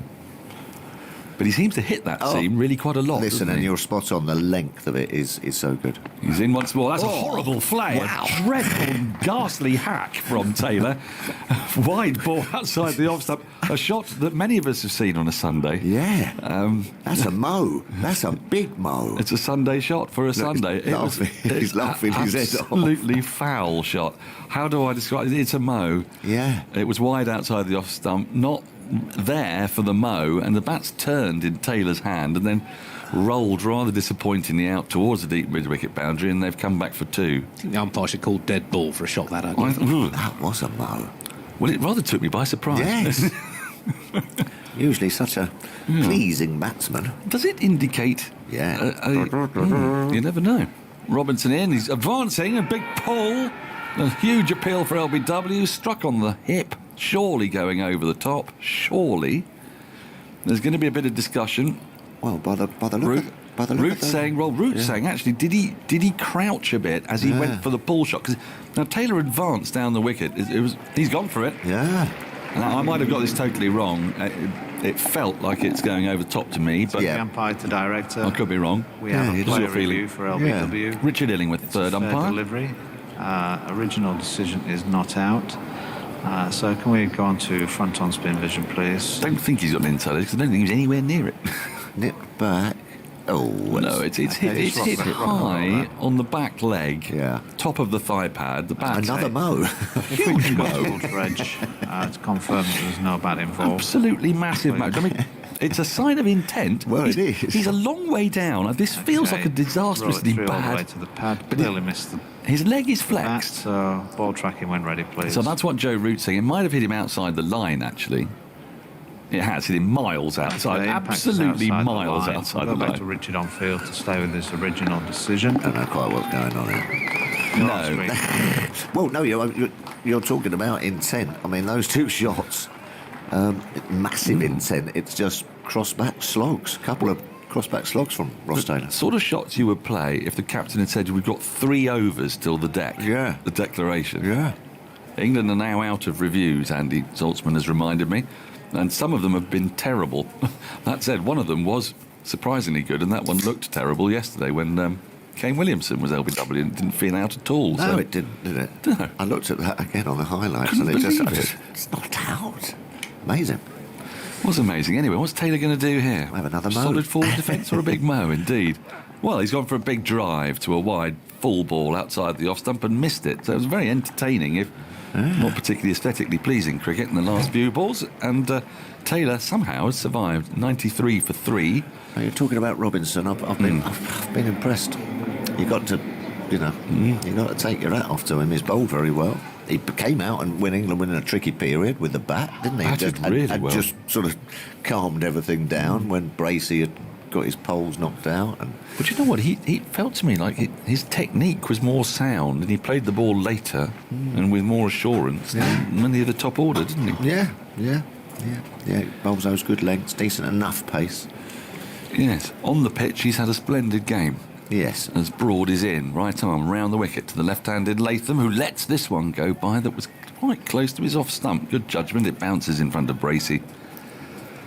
And there is no run. So That's livened things up. No, you asked for a bit of life. I did, didn't I? And you've got it there by Ross Taylor. Well, what's going on here, though? Because Taylor, I mean, look, Taylor is the shots he was playing there were only not, mean one not thing. really calculated, No. were they? They were wild. Yeah, yahoos. So Is he sort of lacking confidence and trying to hit his way back into form, or has he just been given licence by Kay Williamson to say, licence, let's get on with it? Licence, definitely. Yeah. No, We've got a long batting order. If we lose 3 or 4 quickly, we can still... And listening to Varney, he made a very good point this morning. If you have got a chance away from home to put aside under pressure, it's difficult to win away from home. So if you've got a sniff, go for it. And they are a long way ahead. 196 ahead. Only 3 wickets down. Broad is in. Worked into the onside by the left-handed Latham. Picked up by Crawley. They'll get a single for that. Latham moves to 35. 94 for 3. Lee Mears messages us. Lee Mears? Lee Mears. He was a prop. Was he? Yeah, rugby player Lee Mears. M-E-A-R-S? Eh? Hooker. Yes, that's right, hooker. That's right. Bath in England. Correct. Well done, Andy. Lee Mears. I wonder if it's the Yeah. same Lee Mears. They called him the Mole. I think they called him the Mole because he was quite a short chap and it's very difficult to get hold of, kept running through people's... He'd go actually under the ground, would he? And then just pop up the other side with the ball and then touch down. Lovely. Little furry. Couldn't get hold of him. I'll come back to his message in a moment. Sorry. Broad into Taylor. Taylor has another wild drive, gets a thick outside edge. It runs down to the deep third boundary, second slip. Can get there and they pick up. So, they're coming back for a third. This could be tight. They really are going for it here. Well, say they. Taylor definitely is. And the score is 97 for 3. 14 to Taylor. So Lee Mears messages us. My son Elliot Mears is on day 9 of a 10-day Land's End to John O'Groats road cycle. Oh, good lad. So where's he got to, I wonder? Wow. Bristol sort of thing? A bit further? Maybe a bit Somerset? Probably Somerset. He's raising money for the Make-A-Wish Foundation and has whiled away the time on the road by listening to TMS. Can you give him a mention, please, to help on the final push? Elliot Mears, Well you're doing done. magnificent work. Keep those legs pumping. Do, and let us know where you are. And if your father was called the Mole. As, he can't. I don't think Tom he- Nathan defends a full ball into the offside. And there's no run. It's a different Lee Mears. Yes. 97 for 3. The game's today has been quite entertaining for 38 or so minutes. But what was the score at the close of play again, Andy? 62 for 2 off 30. So, it's only 35 runs. in 7.4 overs, but doesn't really tell the tale of the frenetic action. They that seem was to in- have played more shots than that, don't they? They really The do. runs scored. It's quite difficult to score quickly. Broad in, and Latham works a full ball into the onside, no run. You're right, and England have bowled well. I mean, it's difficult, you can't. People say go out there and Have a go, have a yeah. go. But sometimes it's quite difficult if good lengths, good lines, and the ball's just moving around a little bit. It is quite hard just to put the toe down. Think about the whole match. It was a very brief period when Rory Burns did find his sort of timing for about 3 overs. Yeah. But before that, he hadn't. It's been tough. Conway moved through the gears, but well, never really ish. went No, berserk, did he? no. Notwithstanding the 6. No. He hit 6 of his last ball, I suppose. Broads in, and that's a bouncer, which is not well taken by Bracey. He sort of flapped at it, but he gets a hand to it and drops it down on the ground and prevents any byes. That is the end of the over. 97 for 3. New Zealand. Taylor has 14. Latham has 35. The lead is exactly 200. More thoughts from Phil Tufnell, and then for the first time today, it will be Isha Guha. Yeah, well, it's good to see New Zealand having a go. Trying to get some sort of score, perhaps of, I don't know, 300 or something. 300 seems a nice figure. And Ross Taylor is certainly having a go. Played a couple of great big mows to Robinson, which he didn't connect with, but he's a good one-day player, and he's a better player when he looks to get on with it, I think, Ross Taylor. I like it, Isha. Phil. I Yes. like it. Good morning to you. Day Morning. 5 of a test match, and a lot of people thought maybe New Zealand might be conservative. I don't think they're being conservative at all. Shot to ball at the moment for Ross Taylor. A strongly built right-hander on strike at the moment, as Ollie Robinson will continue figures of 3 for 18 for him as he pulls out. Ross Taylor just picking something up. Whether it was a butterfly or... Oh, lovely. I'm not sure. We have seen it a couple of times in this test match, just Probably a moth. distracting a moth in the middle of Lords. The field set to him now, though, is very spread after that last over. Deep backward square, Philo down on the boundary, deep mid-wicket. Man down at third as well, and just one slip in position as Robinson approaches the crease on an angle to Taylor, who's on his toes, working it to the leg side, pushing for the 1. There's 4 men sprint towards the ball. It's James Anderson who wins the race from mid-on to collect it, so he'll pick up 1. Taylor to 15, 98 for 3. 35 for 1 in 8 overs so far this morning. A run rate of 4.4 for New Zealand. Yeah, good. I wonder... Good. I was thinking that it was just going to be a bit of a lazy day yesterday, but I'm glad to see that New Zealand have come out and been positive. Yes. And why not? Why not? They're in a great position, really. And with this Absolutely. England batting line-up, which you could say is a bit flaky, is that fair? As Robinson bowls to Latham, who's guiding it down to third for a single.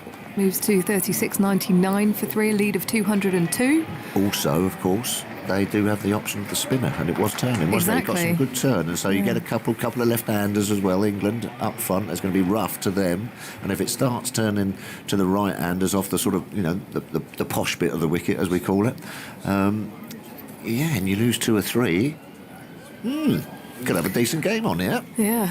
Henry Nichols to come in next. BJ Watling after that. I wonder if they might promote Colin de Grandhomme. Strike rate of 110 in one-day cricket is Robinson bowling over the wicket to Taylor, who's driving back to the bowler. Stops it with his right hand, Robinson. Yeah, a quick 50 off from Colin de Grandhomme could get him in a right good position. Yeah, I think they should promote him. 90 overs left in the day. So Think still a there's lot. a lead of It's a lot. 202. Go on, do the maths. Another 100 in, if they're going at 4s and over at the moment, well, they can buy themselves a few more overs to bowl at England if they want to. Yeah. So what, 30 overs, Be about 100. 120, 320 is Plenty. Robinson. Oh, that's a swish across the line from Taylor. Misses it completely. It goes through to Bracey. Good left delivery. He's looking to hoik that over into the tavern stand. Yeah. And over to Maidavale. Yeah. That's just a hack. I like it. Mo, hack, hoik, everything. Yeah, I mean, he's looked to touch agricultural at times Yes. in the last couple of overs, Ross Taylor. But we do know if he connects, it's Very good going the one-day player. distance. Very good one-day player.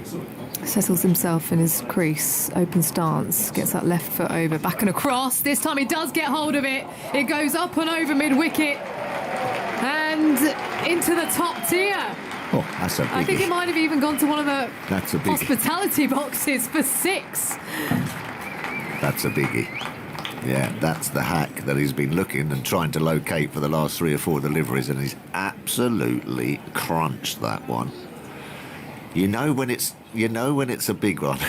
I mean, you can hear it through the mic. I heard it in the microphone, but the follow through, it's sort of like it sort of vibrates in the follow through, and that has It sounded like a lightsaber. Well, that's what it goes. You don't mean sort of oscillates.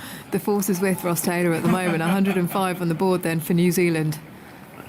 Did someone catch it in the box, actually? I think someone might have caught that. Maybe, as it moves to 21. I think that's did an you catch it? outstanding ground catch. You've got to be on your toes if you're in there today, as Robinson approaches the crease once more. Oh, I say. Taylor pushes to the offside. One off a good length. It just that extra bounce and zip off the pitch. That'll also encourage New Zealand. There is that uneven bounce, but he looks to set off, but is sent back by his partner. So no run at the end of the over. 105 for 3. A lead of 208 New Zealand. 89 overs left in the day. Yeah, England won't like looking at that because the odd one, I mean, as you say, Ollie Robinson has got the ball to seam.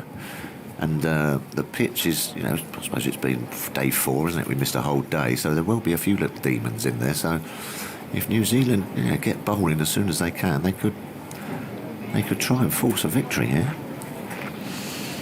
Lots of cloud cover here today.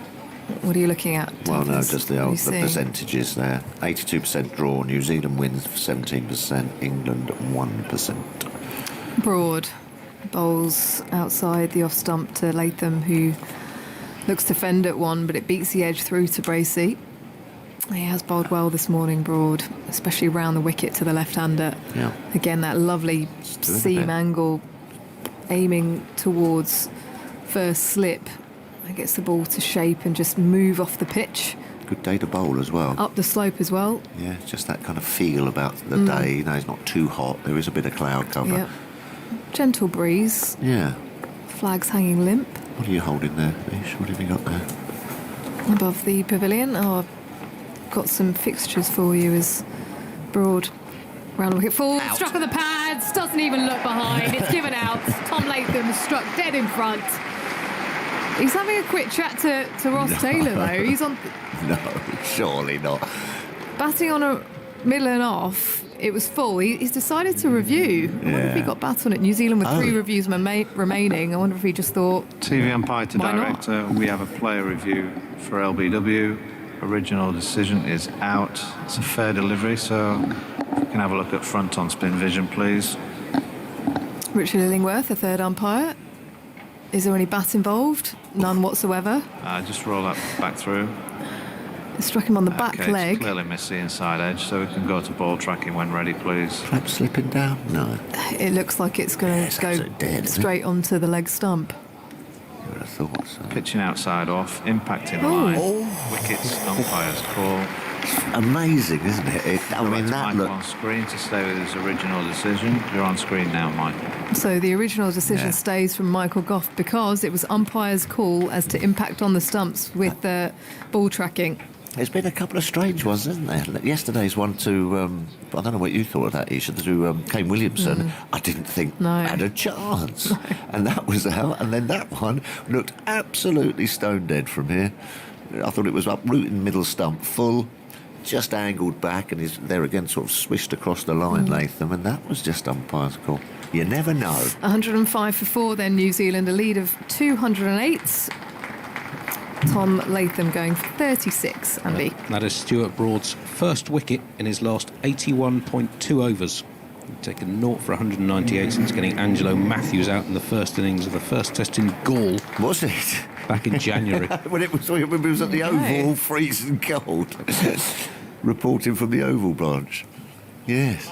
Crikey, that's a that's a stretch. That's isn't it? right. In India, he tried his hardest, didn't he? Oh yeah, but didn't get anything. Couldn't get anything. Yeah, so it's understandable a little bit, I suppose. Yeah. And he'd taken 32 wickets in 163 overs before that, over last summer and the first innings in Sri Lanka. Just coming back to the expected wickets on the CricViz data that we were talking about earlier on. In this wicketless spell, they'd have expected Broad before that wicket to have taken 7.3 wickets at an average of 29 based on the balls he bowled. In that spell where he took 32 wickets, his expected wickets was 22. So he's sort of, I guess, gone from being lucky during that spell when he was bowling so brilliantly. They'd have expected him to average 21 rather than the 12.6 that he did average, and then he's been unlucky in this wicketless streak. That's the way it goes. The cricketing gods, Yeah, starting to balance themselves. Highs and lows of cricket, Test cricket as well. Yep. He's walking back to the top of his mark with plenty of intent, Stuart Broad. Well, he'll be glad. He'll be glad about that because it does play on your mind a little bit. You know, when was the last time I got someone out? Sri Lanka. Crikey. The Bowlers' Union Yeah. gathered together. Mark Wood at mid-on with his bright blue sunglasses perched above his cap, and James Anderson positioned at mid-off with his hands on his hips at the moment, back towards us as Stuart Broad sets up, deliberately places the ball in his hand as he's pushing away, bowling to Nicholls for his first ball, who works it away down to fine leg for a single. Good length delivery aimed on around middle and leg. He's able to get away then as New Zealand move to 106 for 4 with a lead of 209. Just a reminder, 89 overs left of the day's play. No de Grandhomme. I suppose if Taylor had got out, they might have sent in de Well, Grandhomme. Nicholls, he opens the batting in their one-day team, so probably he didn't thinking that he can do a job as the field changes for the right-handed Ross Taylor. Third, fine leg, deep backward square, deep mid-wicket. There's a point, extra cover, mid-off, mid-on, and the slip-in play for Joe Root as Broad is bowling over the wicket, back of a length to Taylor, who's up on his toes, working it to square leg, pushes the single, but will settle for just one. Moves to 22, 107 for 4, lead of 210. Plenty of people in again today. Yeah, good crowd. Yeah, in the shadows this time though. No sun on offer, all cloud cover above. Good day for bowling. Nice gentle breeze blowing cooler air as Broad gives the ball a gentle shine. 2 slips in position for Henry Nicholls, the left-hander, as he moves away. Bowls full to Nicholls, who's working it to mid-wicket. Wanted to play that a lot straighter, but the bat just turning in his hand. No run. Just rehearsing his defensive shot. Have a nice evening last night, Tuppers? Yes, very nice. Yep. Little takeaway. Lovely. Yeah. Yeah, very nice indeed. Just relaxing. Late finish. Nice evening. It was a late finish. Yes, we weren't eating till about 9 o'clock, but sat out in the garden. It's quite a nice evening. Nicholls with a gentle bat tap, still in his crease. Bend at the knees of that it just beats the top of off as it goes through to James Bracey. Big seamman movement there, wasn't it? Really jagged back down the hill. It was a good lead from Nicholls in the end. Yeah, nearly knocked his off pole out.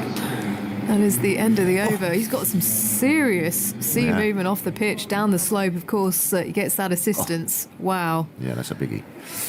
Yep, very good. End of the over, 107 on the board then for New Zealand. They have 3 reviews remaining. England with no reviews and a lead of 210. Latham having picked up 36 before being dismissed by Stuart Broad. 1 for 29 for him. Ollie Robinson 3 for 26. And Ross Taylor out in the middle on 22. Looking to be very aggressive. Here comes Mark Wood then. Yeah, this is all action stuff here. Yeah, an inspired spell of bowling from him on day 2, where he picked up 3 wickets. Bowls with good pace. Economy of 4.25 from his 4 overs yesterday, but lots of energy about him as he approaches the crease now to Taylor. Bowls wide of the off stump, looking to flirt and fend at that one, Taylor, but misses it completely as it goes through to James Bracey. A slip in position, third point, extra cover mid-off, mid-on, and 3 men back on the leg side, deep mid-wicket, deep square, and a fine down on the boundary.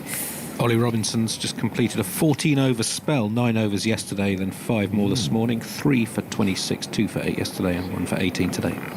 He's had a good game with the ball in his hand, and also an important contribution with Rory Burns yesterday when wickets were falling. Very quickly as Taylor back and across, pushes to point, no run. Good let delivery on a round off stump. Was you get up to anything? Went to the Italian at the end of our road. Oh, well, there. Called Osteria Vada. Very nice. Best Italian in London, in my opinion. Did you have a Milanese or No, something? carbonara. Carbonara. Love a carbonara. Standard. He has a really good seafood pasta as well. Ooh, lovely. Lovely. Dad came along. Nice. Really nice for him to come over, and saw Heather Knight as well before she enters the bubble, the England captain, about to captain England in 100 games for England. Yeah, and they're playing the excellent. test match against India is Wood. Bowls full to Taylor, drives, stopped by point to his right, will still come through for a single, nearly beat him to the deep cover boundary, but Zach Crawley there stretching his right hand as he dived to stop the ball. A good save. 108 now for New Zealand as Taylor moves to 23. 100 captains, 100 captains' armbands for Heather. It's amazing, really. Very good. Taken over the captaincy in 2016, 17 as Wood comes in on angle to the left-handed Nicholls, who's driving to cover, no run. Yeah, big summer for England and their women. Starting on the 27th of June, the one-day internationals, I mentioned the test match on the 16th of June in Bristol against India. Yep. They're over here at the moment with the men over at the Ageas Bowl. 3 one-day internationals, 3 T20s, all going to be covered by Test Match Special, of course. And then a New Zealand series in September as well as the dark-haired Mark Wood, back of a length. And they'll come through for a single as Wood looks to kick down the stumps with the ball. Good skills. Taylor set off really early there, so Nicholls comes through. I think it might have been a leg by. 109 for 4, lead of 212. It's that right boot. Wasn't there a story about Mark Wood that when he's kicking the ball on the stumps, he shouts Shearer? Does he? Wouldn't surprise me. Wouldn't surprise me as a big... Talked about that last year sometime. Yeah, big... Oh, Aspria, I've been told, reliably by our producer Adam Mountford. Oh, okay, Aspria. Big Newcastle fan. Yeah, he's a great personality, isn't he? Is. The Geordie, quick. Here he comes again, sprinting in. Bowls to Taylor, misses one outside the off-stump. Fuller, almost Yorker length, had to dig that one out. As it goes through, 109 for 4 then New Zealand. Nicholls on 1, Taylor on 23, and a lead of 212. Email from David and Hannah in Cheltenham. Currently getting to grips with parenting our 3-week-old girl, Annabelle. She was screaming and restless until we put Test Match Special on and heard Tuffers. Oh, See? Soothing. calming her down. It's soothing. Since then, not a peep. Eyes closed and sound asleep. So you've actually put her to sleep. Oh, really? Wake up! Sorry. Oh, sorry. Not what was needed, Phil. Sorry. No, go back to sleep. That's it. Stretch it out, Phil. Stretch it out. There you go. Stewart pushes away from the nursery end. Nicholls, bat hovering, drives outside the off stump, diving James Bracey, and thought might have caught something on it, but there was daylight between bat and ball. Yeah. Still that movement away from the left-hander, going up the hill. Good length as well, drawing the drive out of Nicholls. Yeah, there is. I think you'd be quite good as like a, they have those kind of sleep apps, don't they? Yeah. Just What, do you reckon I've very got a- calm voice, yeah. Yeah, okay. Well, I saw it look into. Yeah. Or yoga, voiceover for yoga, bit of yoga, no? Bit, not very bendy for yoga, I'm afraid. Nichols pulls, but misses one again. Down the leg side this time from Stuart Broad. Banging it in short. There is a man out there at deep backward square and fine leg. 3-week-older, fresh out the wrapper almost. Yeah, congratulations. A wonderful time. Andy? Fresh out the wrapper. Where'd you get your babies from? No, just I don't know. 3 weeks is it's yes. Do you do biology at school? Well, too busy looking at the cricket pitch. Broad bowls. Nichols defends. A good length delivery on the off stump. Back down the pitch.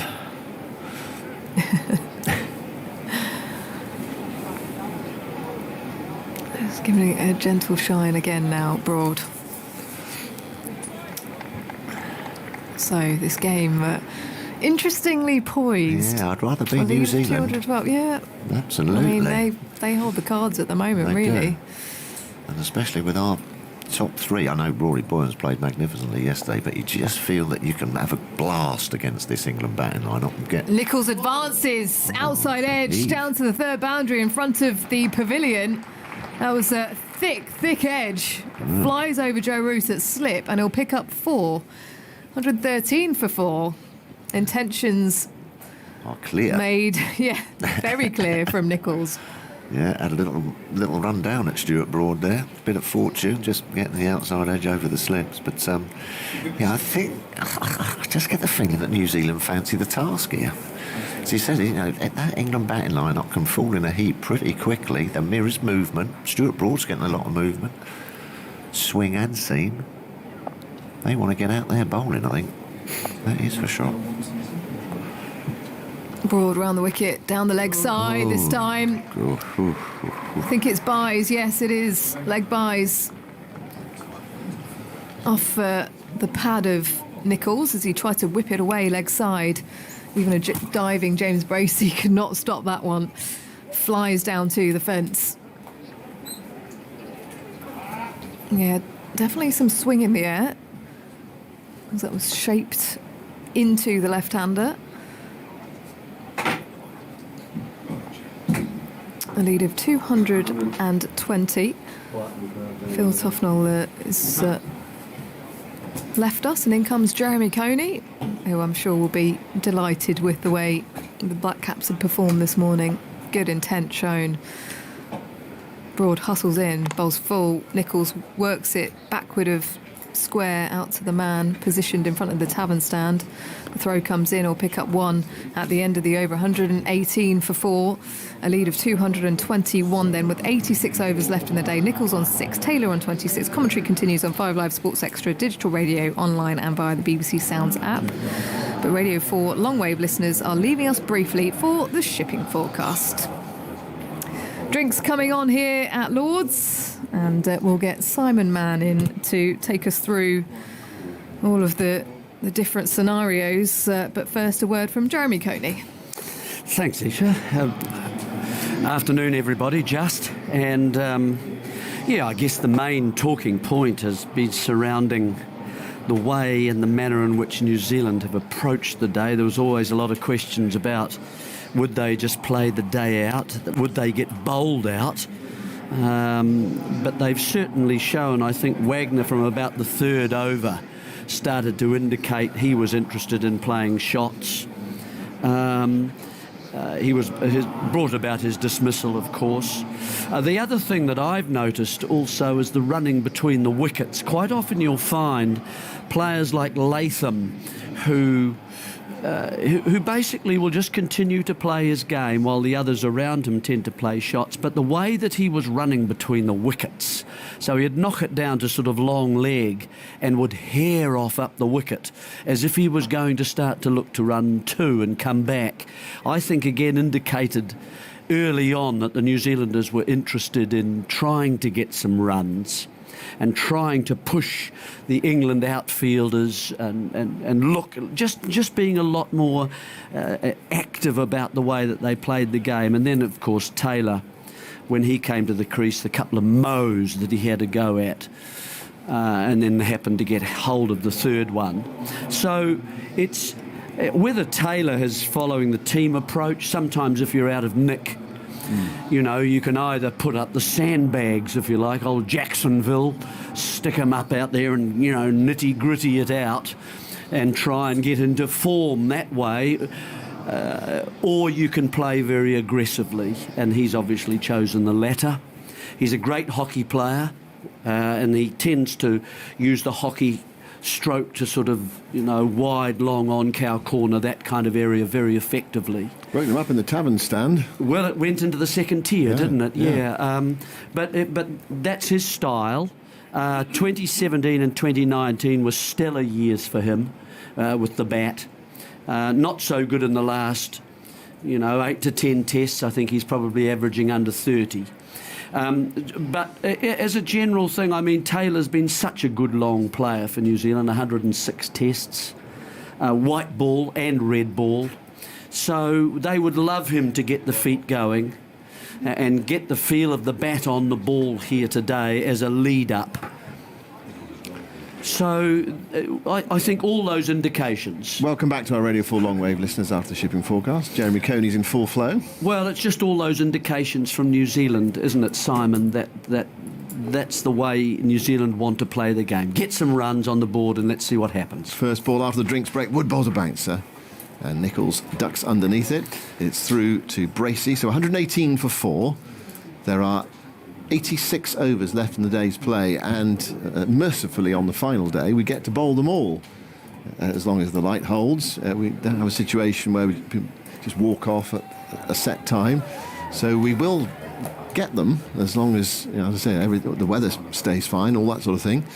And New Zealand lead by 221. I think we've lost 21 overs in this game so far to a slow over rate over 3 days, which is not great. Hasn't been great. Here's Nichols on 6 facing Wood, who bowls a short ball. It's pulled away down towards fine leg, and Lawrence runs round and in to pick up, and there's one more run to the total. 119 for 4. Weather looks okay at the moment. There's some talk about some showers later, but it looks fairly stable. Flag's barely fluttering. The New Zealand flag and the England flag just being lightly touched on the cheek at the far end of the ground, no more than that. And the MCC flag is not moving at all on the top of the grandstand. 119 for 4 then. Taylor on 23. He's been aggressive so far. Wood also aggressive, rushing in to bowl to him, sprinting in, goes in now and bowls to Taylor, and Taylor plays an extraordinary shot, gets it down towards third. It might have gone for 6, that, it might have gone for 6. It has. Well, he was trying to hoik that away on the leg side, got a thickish outside edge, and it flew away over the third boundary for 6 runs. Lawrence was running round, couldn't get there, and even if he had, it might well have gone over his head. Well, remarkable stroke, really. It's quite a long way in that boundary now, isn't it? Yeah, I mean, that's the hockey shot again, and sometimes can result in the top edge. It goes very fine. I'd like to see him just play the odd cricket shot in between the hockey ones if he could. No, keep going like this. He's on 29. Wood bowls, has another huge wipe at that. And complete deceived by, he missed that by a mile. He's trying to smash that into the leg side. I mean, this is even, it's quite extravagant for T20, this is, isn't it? From Taylor, it was a slower ball. He wrapped his fingers around that Wood and completely deceived Taylor. The two batsmen having a chat in the middle of the pitch. I mean, it's exciting stuff on this final day. We thought, how are New Zealand going to play it? Well, they come out today and tried to be positive. So it looks as if England will be set something later on. I say set. I mean, New Zealand will want to get it well ahead and make it difficult, very difficult for England. But they'll be batting again. That's a short ball from Wood, swatted away by Taylor towards deep mid wicket, and they are through for a single. I must just update something that Dan Norcross referred to on his last commentary spell. I felt I was being unfairly done by. He was saying that I was talking about garden fence paint in the box next door, i.e. a very boring conversation. All I was doing was trying to order some for my 82-year-old mother who wants to paint her fence, and she needs me to do it for her because she can't do it herself. Oh, it's a strong comeback It too, is, isn't it? for my Yeah. old dear mother. Exactly. It's wonderful. Exactly. Here's Wood going in from the pavilion end to bowl to Nichols, and Nichols gets a very full ball which he tries to play into the onside, gets tucked up there, hits it into his pad and it rolls away into the offside, and there's no run. And the news is I'm struggling to find Rustic Brown, and that's the one she wants. It's the only one that doesn't seem to be available. Everyone's obviously out there painting their fences at the moment. Anyway, we'll have to be patient. Some might turn up somewhere or other. 126 for 4. I think Rustic Brown played for Gloucestershire in the 1930s. He did, yeah. And, you can dig his figures out in a minute, Andy. Ross Taylor's recent form, his last 9 tests, including this one, averaging 25. But before that, he'd been outstanding for New Zealand over a prolonged period of time. His previous 50 tests, he's averaged 52.8 with the bat. And also as a hitter, played one of the most famous innings in World Cup history against Pakistan in Palakkale in the 2011 tournament. He was on 69 off 108, then hit 62 more off his last 16 balls, taking 26 from a Shoaib Akhtar over and then 28 from an Abdul Razak over. So he can clear the ropes. It feels as if he's been playing for New Zealand for about 25 years. How much longer is he going to play? That's one of the questions. Now Anderson is going to bowl. He's bowled 11 overs for 22. First use of Anderson today at 10 past 12. I wonder if that'll stir him up a bit. He's going to be facing Ross Taylor. There's a deep mid-wicket in, deep square, fine leg. Anderson bowls, and Taylor plays quietly to Anderson's first ball, nudging him into the leg side. There's a big gap there. There's only one fielder saving a single on the onside. And it was well away from him. It went through square leg to Burns in front of the grandstand. So they're through for a single. 127 for 4. Taylor on 31. Taylor had an eye operation, didn't he? Pterygium, I think it's called. PT it begins, strangely, if you're spelling it. But they call it the surfer's disease or something like that. But at the eye, it sort of literally grows a bit of skin over the eye. And so he was having trouble seeing the ball, even though his figures wouldn't suggest that. Anderson goes in round the wicket to bowl to Nichols. Nichols cuts that away down towards deep backward point. They're through for 1. They'll look at 2. It's not there, though. Throws whipped in I think from that the was deep by Lawrence. 128 for 4. Late 216, something like that. So 217, I've just mentioned that he had a very good year. Look, I don't know how long he's going to keep going. I mean, his figures haven't been, we've just heard, haven't been so good in the last year or so. No, he's just developed a little thing, as you do after 106 tests. These little things creep into your game. He waits for Anderson, and there's an appeal for LBW from Anderson. Not very convincing. It goes down towards third, down towards the home dressing room. I think he got a little touch on that, didn't he? Might well have done, yeah. It sounded a bit woody, didn't it? And hence the lack of conviction in Anderson's appeal. It was a decent ball. It was homing in on the stumps, but the feather onto the pad saved him. Let's have a get the replay now. Oh, was it an obvious inside edge there? Not an obvious one. No, it wasn't, was it? No. And if it wasn't an obvious inside edge, then was it hitting the stumps? Well, it may have been hitting him outside the stumps. Yeah, here's Anderson bowling, turned away by Nichols into the onside, to the left of Crawley at mid-wicket. They go through for another run, 129 for 4. We should keep an eye on the lead. It's 2-3-3 for New Zealand, and there are 84 overs left in the day's play after this one. Was there an inside edge on it, Jeremy? No. No? I think it's probably there were 2 sounds, but I think it's bat hitting pad. Impact almost. in line and hitting. That was LBW. And England, well, it was given as a run. Here's Anderson bowling, and Taylor comes forward into the onside and gets a single. Well, it's strange because Anderson appealed, but I think he thought that Taylor had hit it. It went down towards third man. The umpire thought he hit it. The umpire thought he hit it because he gave him a single, but it was out. It was actually plumb LBW.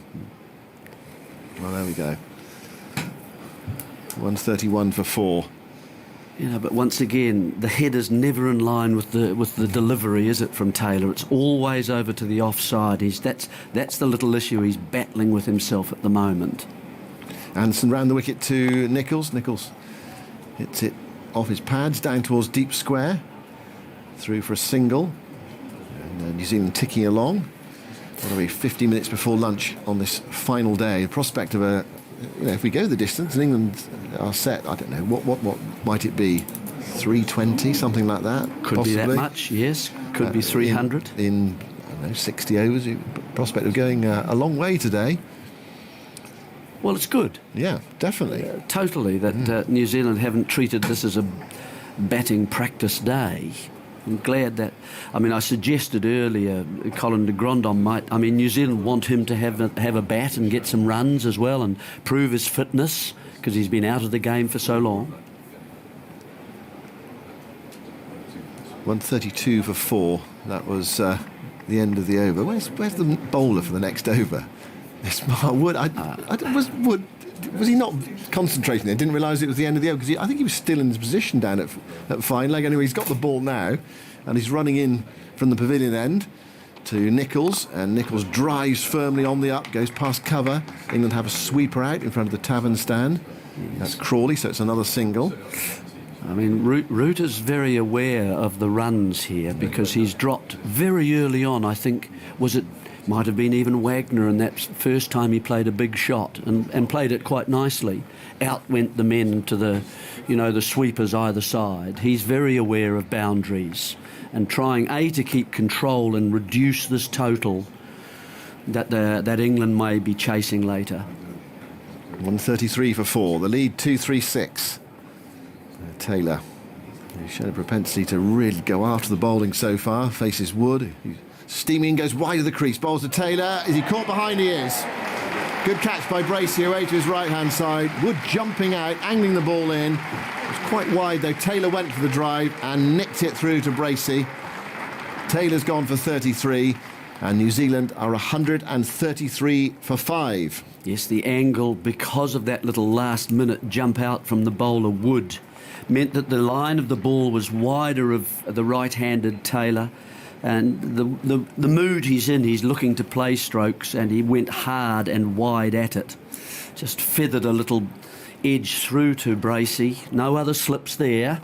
Might feel, I'd like to have got a bit more on that. It would have flown wide. But he goes.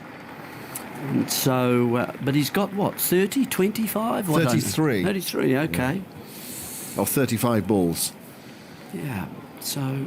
a breezy little innings from Ross Taylor. I don't know what he's got from it. That'll be the only thing when he sits down at the end of it all. Sometimes that can free you up, that running up and down the pitch, and sort of you perspire and you start to feel in the game and you forget all your troubles. It hasn't been quite that way for him. No, it's been probably snuffed out 20 runs short, really. But you get 50 and play positively, you feel right, it's well, then it's you start to pull your game back into perhaps more cricket shots. Now, BJ Watling, who's in the last throes of his Test career, is out in the middle. He was part of that New Zealand collapse in the first innings, out for 1, dismissed by Wood, caught by Sibley at slip, and then de Grandon was out for 0, and Santner out for 0. Jameson for 9. New Zealand subsiding before that last wicket partnership between Conway and Wagner got them up to 3, 7, 8. And Watling, who on England's last tour, batted for 11 hours in the Maunganui Test match. 11 hours.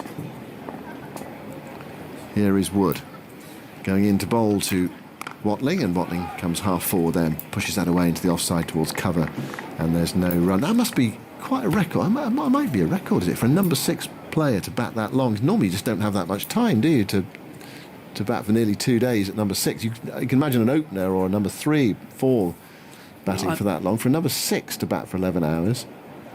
11 hours is a long time. I think I might have fluked 10. Did you? Once. Batting at 5 or 6? Possibly 6. Right. Wood, not sure. Wood turns at that far end. Some watery sunshine now. Goes in and bowls quite wide of the crease to Watling, and Wood falls over. Watling drives it back, and Wood gets up just in time to pee it up and stop it. I mean, it's maximum effort from Mark Wood. Bowls himself off his feet. I mean, we know he has changed his run up and got that long sprint in now. He's got his wicket anyway in this second innings. 133 for 5. New Zealand 2-3-6 ahead. There is some batting to come and some strong striking to come as well with de Grandhomme and Jameson. Might be fun to see half an hour of Kyle Jameson out there, the way he played in the first innings. Yes, nice and positive. Yes, he and de Grandhomme are the two that will play shots. Wood turns 2 slips in for Watling. Wood goes into bowl to him, and Watling plays quietly into the offside. Nothing extravagant so far from Watling, settling in. Wood had him in the first innings, didn't he? Just angling the ball back into, from outside the right-hander's off stump into sort of leg stump, and so that encouraged Watling to look to play it through that leg side, but it just held its line nicely and got an edge to about second slip, Sibley, I think. I think Andy's got the answer to the question about long innings by number 6s. Oh. And probably your innings as well is in there, Jeremy, somewhere. 133 for 5. Wood goes in and bowls to Watling, who crashes that for 4. Through backward point. It was out there for the shot. Some width from Wood, and Watling was onto it. So he's off the mark in fine style. 137 for 5 at the end of the over. Jonathan is coming in. First Andy and then Jeremy. BJ Watling's 205 against England in Mount Maunganui, November 2019. He batted 667 minutes, which is the second longest innings in terms of minutes batted by anyone batting 6 or lower in Test cricket. 8 minutes short of Shivnarine Chanderpaul's 11 hours and 15 minutes, so 675 minutes against India in St John's in 2002. Jeremy, I think the innings you're talking about, was that your 174 not out against England in Wellington? Something like that. It was 488, a mere 8 hours and 8 minutes. But it felt like 10. Certainly from the spectator's perspective. Watling's innings was the second longest by a wicket-keeper in Test history. Brendan Karupu of Sri Lanka batted 777, but that was in the first innings of the match. So Watling's is the longest innings ever played by a keeper who had already kept wicket in a Test match. What was your longest innings, Aggers? About 20 minutes. 20 minutes? Yeah, probably long enough. Here goes Root round the wicket, and he bowls, and this is paddled away into the leg side. Nicholls getting his front pad down the pitch and just easing it into a gap down there, and they come back for 2 now. You're doing a bit of running, batsman. up and down, and running hard between the wickets. Now? No. Not now. No. I got lost in Regent's Park the other day. It was very embarrassing. I know, it's terrible. I had to get Google Maps out to get out. Really? Ridiculous, isn't it? But they've got 2 roads that look the same. Very confusing to someone who doesn't know it very well. 139 for 5, driven hard this out to extra cover. But Anderson dives there, saves a couple of runs. 139 for 5, the lead 242. The Root again. From round the wicket, bowls, and a bounce there, hits the splice of Nicholls' bat as he comes forward. I think they're trying to get through the overs a bit here too, because up in red there on the board is minus 3.5, and they were well behind on first innings. Root again bowls on the leg stump, and that's turned away again by Nicholls, just for 1 run this time. To deep square leg. It's done a bit this morning again, hasn't it? Seamed and yes, it has. Bounce has been up and down. Yeah, well, but you do like a bit of deterioration in the pitch, don't you? Yeah, yeah. It brings different bowlers into play. I mean, England have got some batting to do this afternoon. Yep. They will have. They really have. They will have. You feel that, I mean, obviously Burns is in good form at the moment, but Root is the one you would think. Yeah. No, it's done plenty. You wonder if that third day hadn't been washed out, how much of a fifth day there might have been. Here's Root again, tossing it up. It's worked away into the leg side. They'll just get 1 here. New Zealand playing with, well, refreshing positiveness, really, and positivity, and looking to put England into a potentially highly pressurised position this afternoon. Then goes Root again. Bowls, driven away past his right hand for a single to long off.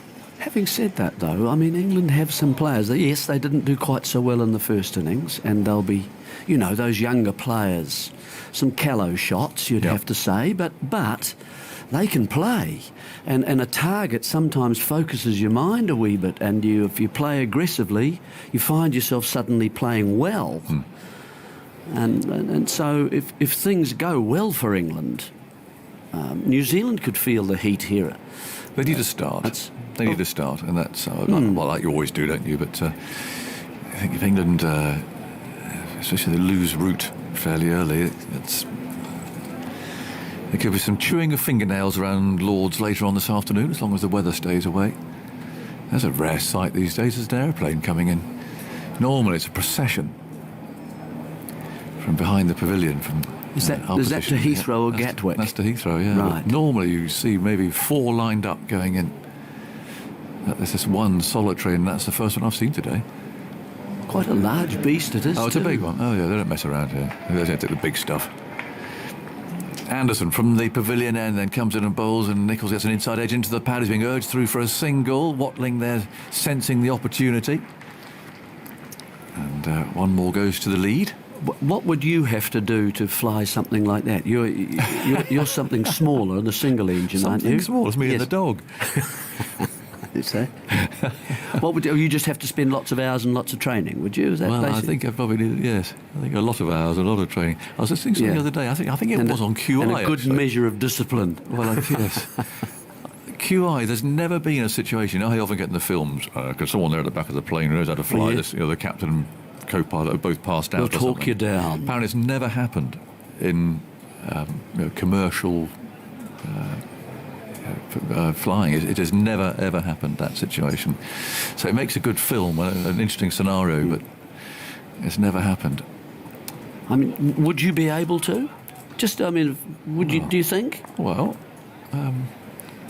it'd be very different, of course, in the cockpit there, wouldn't it? Yeah, in goes Anderson and bowls, and that's steered away down to third man. But you'd have the same kind of things to work I'll with. be honest, I have been very lucky to have spent a day flying an A380 simulator at Heathrow. Yeah. And that's the really big one. And this is the one where once or twice a captain did come in to do a landing because he had to go to Washington the next day or something, so I'd sit there and wait while he did that. So I have been able to land that at San Francisco a few times in a simulator. It took a fair while, but they do it themselves anyway these days. Anderson moves in and bowls, and that's pushed away into the offside by Watling. Again, they'll steal a single. So, yeah, it's quite exciting. So it is possible. You could... Well, yes, you'd need to do perhaps a few dry runs at it. Sorry, we're going round again. You might have to do a bit of that. But no, you'd set it up and then press a few buttons and it'll do it itself. But it's never had to happen. It's a triumph when I get my little thing down. The dog applauds. Thank God for that. There's another one negotiated. Here comes Anderson, round the wicket. Oh, beats the bat. Nicholls prodding forward. Dear old Tino, who we lost a month or so ago, he had 108 hours in the cockpit. Not many dogs get that, I don't think. Mainly Nottingham to Skegness.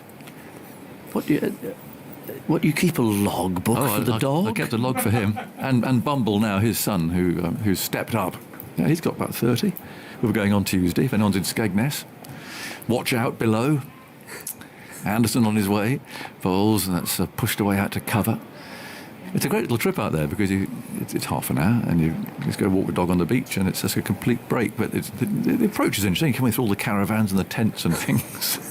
And people stand there, they just look. It's a wave as you come. Think, I wouldn't be standing there if I were you. There's a single engine you're talking about. Yes, yeah.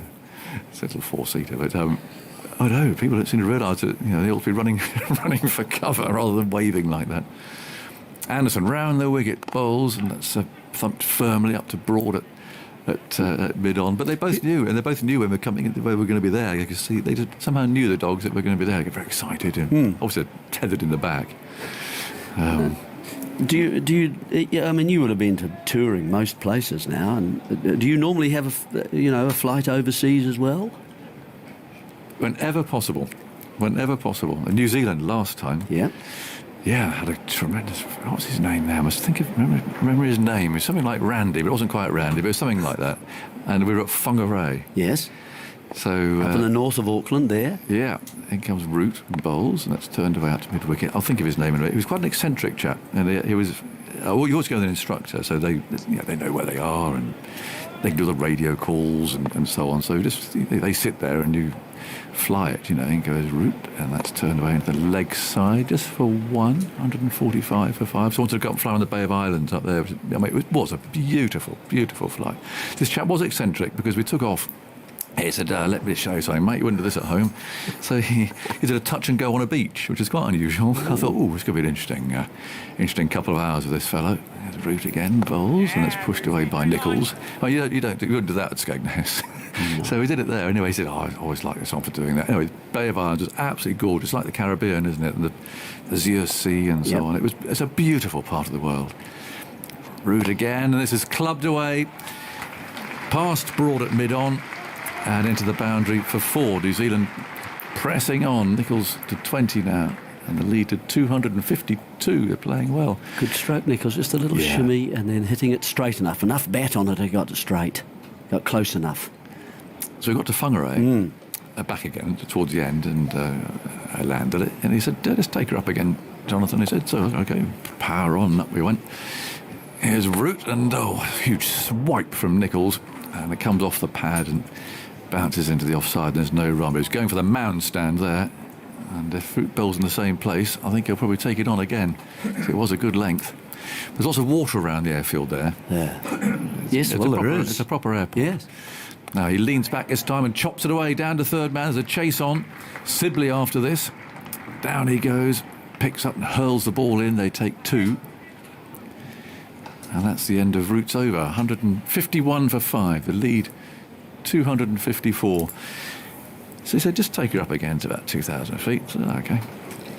And he said, you reckon you can fly this thing, don't you? I said, well, I think we're doing all right, So he leant over and just turned off the engine and took the key out and said, now land it. And that rather focused the mind, because the propeller just went boom, absolutely straight like that. Now land it. What happened? Well, I landed it. I would be sitting here otherwise. But there's a bit of a trickle of sweat because, you practice those things, obviously, but you keep the engine going normally. No, you turn the engine off. And then he said, OK, well done. He said, I always do that with my students, so they know they can do it. It's all very well in practice and got the engine. You know you can do it. So it will glide? Oh, yeah. This is outside the off stump from Anderson. And Watling allows that to go by. Oh, yeah, they all glide at a certain speed. But he's got to judge it right, and the water focused the mind a bit. But, yeah, we got there. So I'm trying to remember what his name is. I had a chat with One Arm in Perth. That was an interesting one. What in a propeller? Well, I don't know. Well, did you ask him? There's something very English about this. 151 for 5. And up comes Anderson, bowls, and that's edged away down to third man. They'll get 4 for that. Very fine. Bit of a streaky one. Anderson would be very pleased. 258. No, I went to Perth and I was told to meet up with an instructor called Bruce. Yes. So I arrived and I saw an instructor. I said, hello, Bruce, my name's Jonathan. He said, oh, mate, I'm not Bruce. Bruce is out there. So I said, oh, OK. So sorry. So I went out, and another instructor. I said, hello, Bruce, Jonathan here. No, mate, I'm not Bruce. Bruce is over there. So I eventually found this third chap with his instructor's attire on, his shirt and so on. Then comes Anderson, and he bowls outside the off stump, and it's left alone. And I said, Bruce. He said, yeah, mate. And he swung round to meet me, and he had a complete metal arm with a hook on the end. And I thought, this is my instructor in my Cessna. Fine. Fantastic that you're able to. The English part was that we sat together in this little tiny Cessna for an hour and a half, very close. Yeah. And I couldn't bring myself to ask him what had happened. It was all the elephant in the room. So I guess couldn't ask him really. But anyway, that was Bruce, who flew it because he had a bit of a situation. In comes Anderson and he bowls outside the off stump. And I didn't land it very well. It was very light. And he didn't take the keys out? No, but okay. I tell you what, he clamped on at the vital moment and landed it. So I didn't land it very well. So there you go. Remind me not to come with you. That was Bruce from Jandakot. Vic can come in. He's a much better traveller than I am. I don't think Vic's been with me yet. One or two. No, well, he's Never. He's shaking his head. Allison comes flying. Very determinedly. 155 for 5. Watling's on 11. They're pressing on. The lead 258 as Anderson bowls, and this is pushed away into the offside where Burns comes into field. Watling 11. Nicholls 22. 80 overs left, so the calculation for Williamson is right. How many overs, ideally, do I want to bowl at England? He might do another 50 runs, perhaps. In comes Anderson, and he bowls, and that's steered away out to cover. Out along the ground it goes. They take 1. The lead 259. Cloudy at the moment, possibility of a shower. Certainly later on in the day, at least. Now, Root's going to continue. Still that minus 3.5 showing in red up on the scoreboard, and that's the overrate situation for England.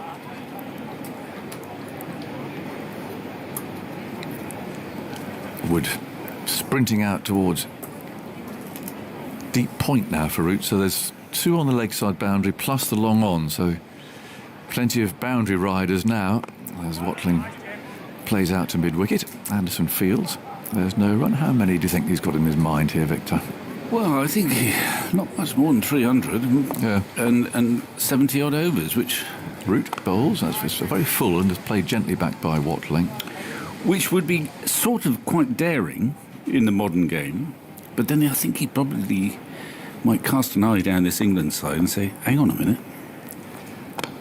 Next one is a single this time, down the ground to long on it goes. It's a batting to do. Who's going to hurt me here? I mean, there's no. If we had a team that contained Stokes, Butler, as well as Root. Yeah, very true. I think the equation might be slightly different, but this is a more fragile looking lineup. Root with a low arm, he does that sometimes, slings that one down. And Nicholls plays it off the back foot firmly, finds Anderson. Root is on partly because it's fifth day, but partly he's trying to get the overrate up. Absolutely. He goes and bowls again, and Anderson fields at cover. Goes so far behind in the first innings. But I don't know what the deterrent is, because it's not a World Championship match, so you can't be docked points. No, should be fined. You can. And suspended, in the captain's case. It's played into the onside. Okay. Root fields in the leg side. It's the end of the over. There's 25 minutes to go until lunch on this final day. And the game is boiling up. Yep. Root coming on has got the minus overrate figure down from 3.5 to 3. Yeah. And that's in 3 overs he's managed to do that. But there's been plenty of intent from the Kiwis, slightly less so since the departure of Taylor. But, you know, one suspects that Williamson is going to give his bowlers a fair chance and is confident that if he gives England 70 overs, he got a chance of bowling them out and not a big chance of them knocking off the runs, which is where you want to be. Yeah. Well, they've got a couple of slips there for Watling, who's on 13. Anderson bowls to him wide outside the off stump. And there's no stroke from Watling. I don't think there's any Mark Wood. He went off, and I don't think he's come back. That's a point of information. I'm pretty sure that's... Well, that's him at mid-on, isn't it? Okay, that's wrong. Must be... Well, I thought I had Stuart brought... That was Craig Overton down at deep square leg, but I may be totally wrong. Okay, take that back. So umbrellas have gone up. An eagle-eyed producer has spotted. In comes Anderson again, and he bowls, and that keeps a little bit low. Taylor pushes it for 1 down into the gully. So, yeah, there was... Yeah, Mark Wood is fitting well, but yes, there's the odd umbrella. It doesn't look too threatening. It is raining. It is raining. Oh, please stay out. They're just looking at the moment, but they're not looking as if they want to go off. I'm not sure where it's coming from, because there's a blue sky to the left. It's sort of a rogue shower. Yeah. Cagoule going on, I can see. Cute about that. Yes, I mean, it's not really heavy at the moment. Anderson Bowles push into the leg side. They'll take a single if they do go off. Then they could take an early lunch, and you'd lose that. But there is on our radar there a shower passing overhead. It's only a little one. It's due to finish. Looking at that by 1 o'clock. So if they do go off, they could take a lunch. And yeah, it might cost 10 minutes in the sense that it's possible the Kiwis could declare at lunchtime. Yeah. What's that there? Well, I think a chap on the screen's put his cagoule the wrong way round. Yeah, which is for the whole... slightly embarrassing. It was a great performance in putting it on. And he's getting a round of applause. A round of applause. Fair play. He's got a big smile on his face. He was on the big screen. It was a moment where he's going to put the hood up. And comes Anderson, Bowles cuts back and steered down to gully. He's going to put the hood up and realised that the hood is actually going over his face rather than over the back of his head. He's going to try again. He's an MCC member. He's got a tie on. He's got all the kit. And he's turned it round. He's going to have another go. He's still guffawing. He's got a great smile on his face. Yeah. And, of course, the cameras aren't leaving him now. No, he's having this another time go. he's going to give it a go. This is a lesson of how not to put a cagoule on. And then... He's done it. He's done it. One of the biggest rounds of applause of the day. It's taken a great spirit. And even Rory Burns is applauding there. All the players were watching. Oh, that's excellent. Anderson moves in, Bowles wide outside the off stumps, chopped away into the ground. No, come on, everybody. That's one of the worst examples of a crowd catch I've seen. Chopped hard into the ground and then bounced up to be taken by Pope in the gully, but not out. 159 for 5. The lead is 262. I'm not sure where our friend was sitting, but I think he was one of those members who've been having to sit out rather than actually in the pavilion. And comes Anderson. Bowles, and it's on the front foot here, Watling, guiding the ball away for Burns to field. At point is the end of the over, 159 for 5. Rain continues to fall steadily, but they're having a quick chat. Not heavily. They are having a conversation because there is that possibility of taking lunch if they think it's wise. There's 20 minutes to go. We'll be having our catch up with our friends in the press box during lunch. Thoughts from Victor, and then Dan Norcross is coming here to take us to the interval. They're going to keep going, which I think is right. I can barely see any spots of rain actually, but there are 1 or 2 umbrellas still around, but it doesn't look like it's going to be anything significant. Roots got a towel to dry the ball if necessary, and it's going to continue partly to try and get Nicholls out, partly keep that over rate improving, because it has been pretty slow. Pretty slow indeed. Here is Root round the wicket and a reverse sweep up in the air, diving catch, out, slip, gone. So, let me describe this for you. Root, the first ball of his over, he's come round the wicket to the left-handed Nicholls, who's instantly looked to reverse thwack him. And he's got what I think might have been a bit of glove or possibly a little bit of top edge, and Slip has had to make good ground, and Rory Burns take 2 or 3 paces, 4 paces forward, and then dive full length and catch it two-handed off the ground. It was just a really gentle loop. It ended up at a sort of where a silly point would have been if you'd had a silly point, and Root has picked up his 38th Test wicket. Yeah, it was a good catch actually. It took his glove, but then went onto the pad and ballooned. But Burns had quite a lot of work to do to get from first slip, but he was on it, and he ended up diving and just catching it an inch or 2 above the ground. Keeps the game moving, doesn't it? Nicholls going for 23. We've got 20 minutes or so till lunch, and we've got Colin de Grandhomme and Kyle Jamieson and Mitchell Santner, all of whom you'd think, Santner maybe a bit less so, but at least, and Southey, the batters to come are naturally aggressive. So it should be quite fun. And here comes the mighty bemulleted Colin de Grandhomme. Is he on a pair, though? He is. He's one of the several players in this match on a pair. Well, talking to Jeremy Coney about Colin de Grandhomme, I don't think he'll lose sleep on that, apparently. I think he might... He's fairly laid back. Yes, he may not even recall it. Or well, we'll see whether he gets off a pair in the grand manner or he clips it to square leg for 1. Yes. We shall see. But Root's got another wicket. I mean, he's got some wickets in recent times.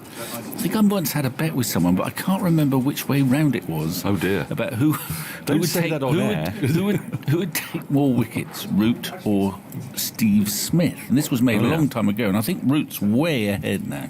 Bear in mind that Smith played for Australia as a bowler initially. Here he goes. Root in to de Grandhomme. It was a horrible full toss, which is swung around the corner down to Dom Sibley at deep backward square leg. A horrible ball. I mean, the ball might be a little bit slippy, in fairness to Joe Root.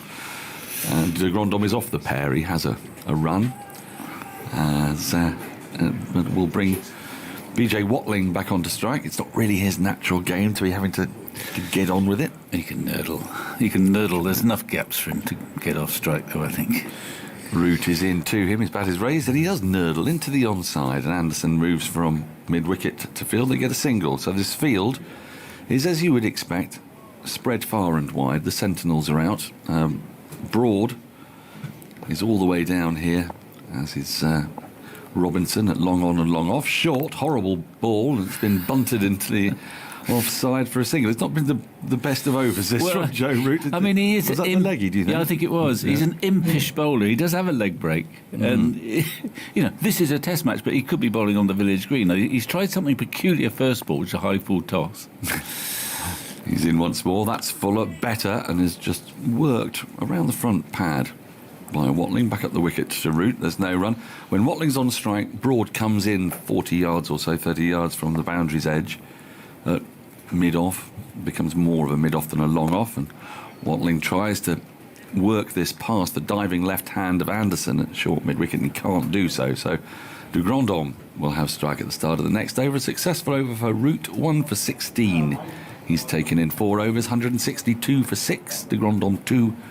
Watling has 15. We've got 16 minutes to go to lunch. It's been quite the morning session. My favourite moment, I think, might have been nearly all of Ross Taylor's innings, if you can call that a moment. There was one particularly incredible shot from a wide full ball from Robinson that he somehow mowed through mid-wicket. Then there was the top edge for 6 that went to where a backstop pretty much would have been. There's been intent in Well, it New was Zealand's Ross play. Taylor who alerted us to intent. Intent he did. Intent. As Anderson starts a new over. It's been pulled with intent out through deep mid-wicket by Colin de Grandhomme. And they could come back for a couple. 164 for 6.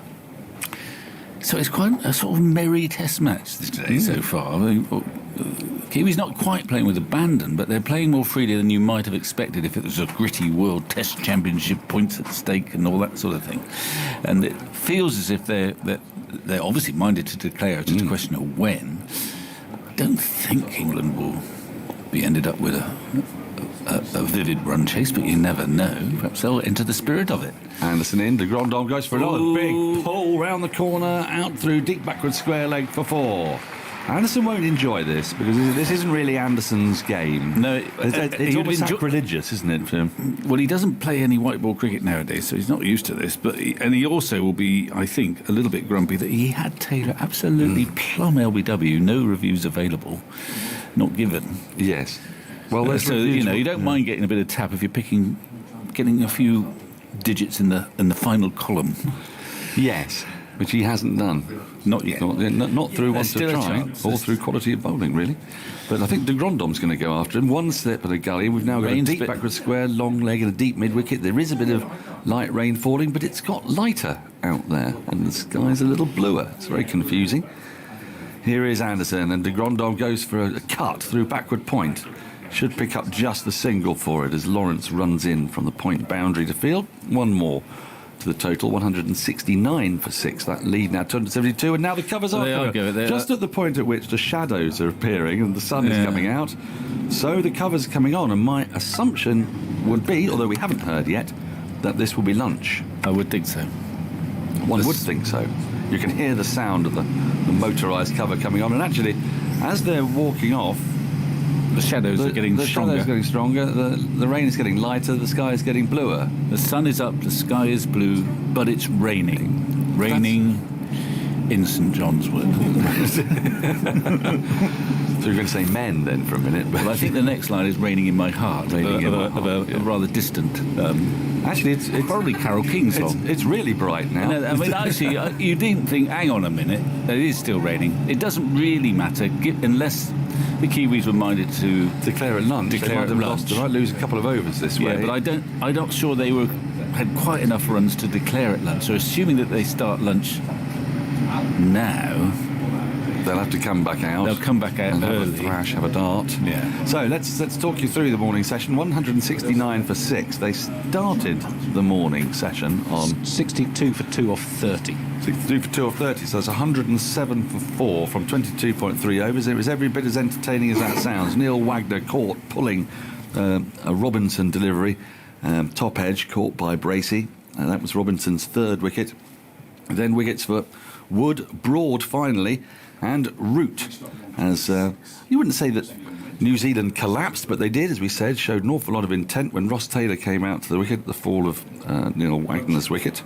Lunch has been confirmed, I've just heard. It is lunch, even though the rain has almost stopped now. Yes, I was running you through the scorecard, was I not? And yes, you were. I was. I can't remember where you got to. No. Well, Ross Taylor played with intent. Thank you, that's you right. kept saying that, I remember. I did keep saying that, all right. Neil Wagner first to go, 74 for 3, caught top edging. Decent enough catch by Bracey, but a regulation one. He was going to take a better catch later on, but next man to go was Tom Latham. LBW finally a wicket for Broad after how many overs was it in the end, Andy? It was 81.1 overs without a wicket. And he deserved that wicket. He did bowl very well. Latham, the ball was shown to be just shaving leg stump. It was quite a marginal decision, but it was right nonetheless. He went for 36 from 99 balls.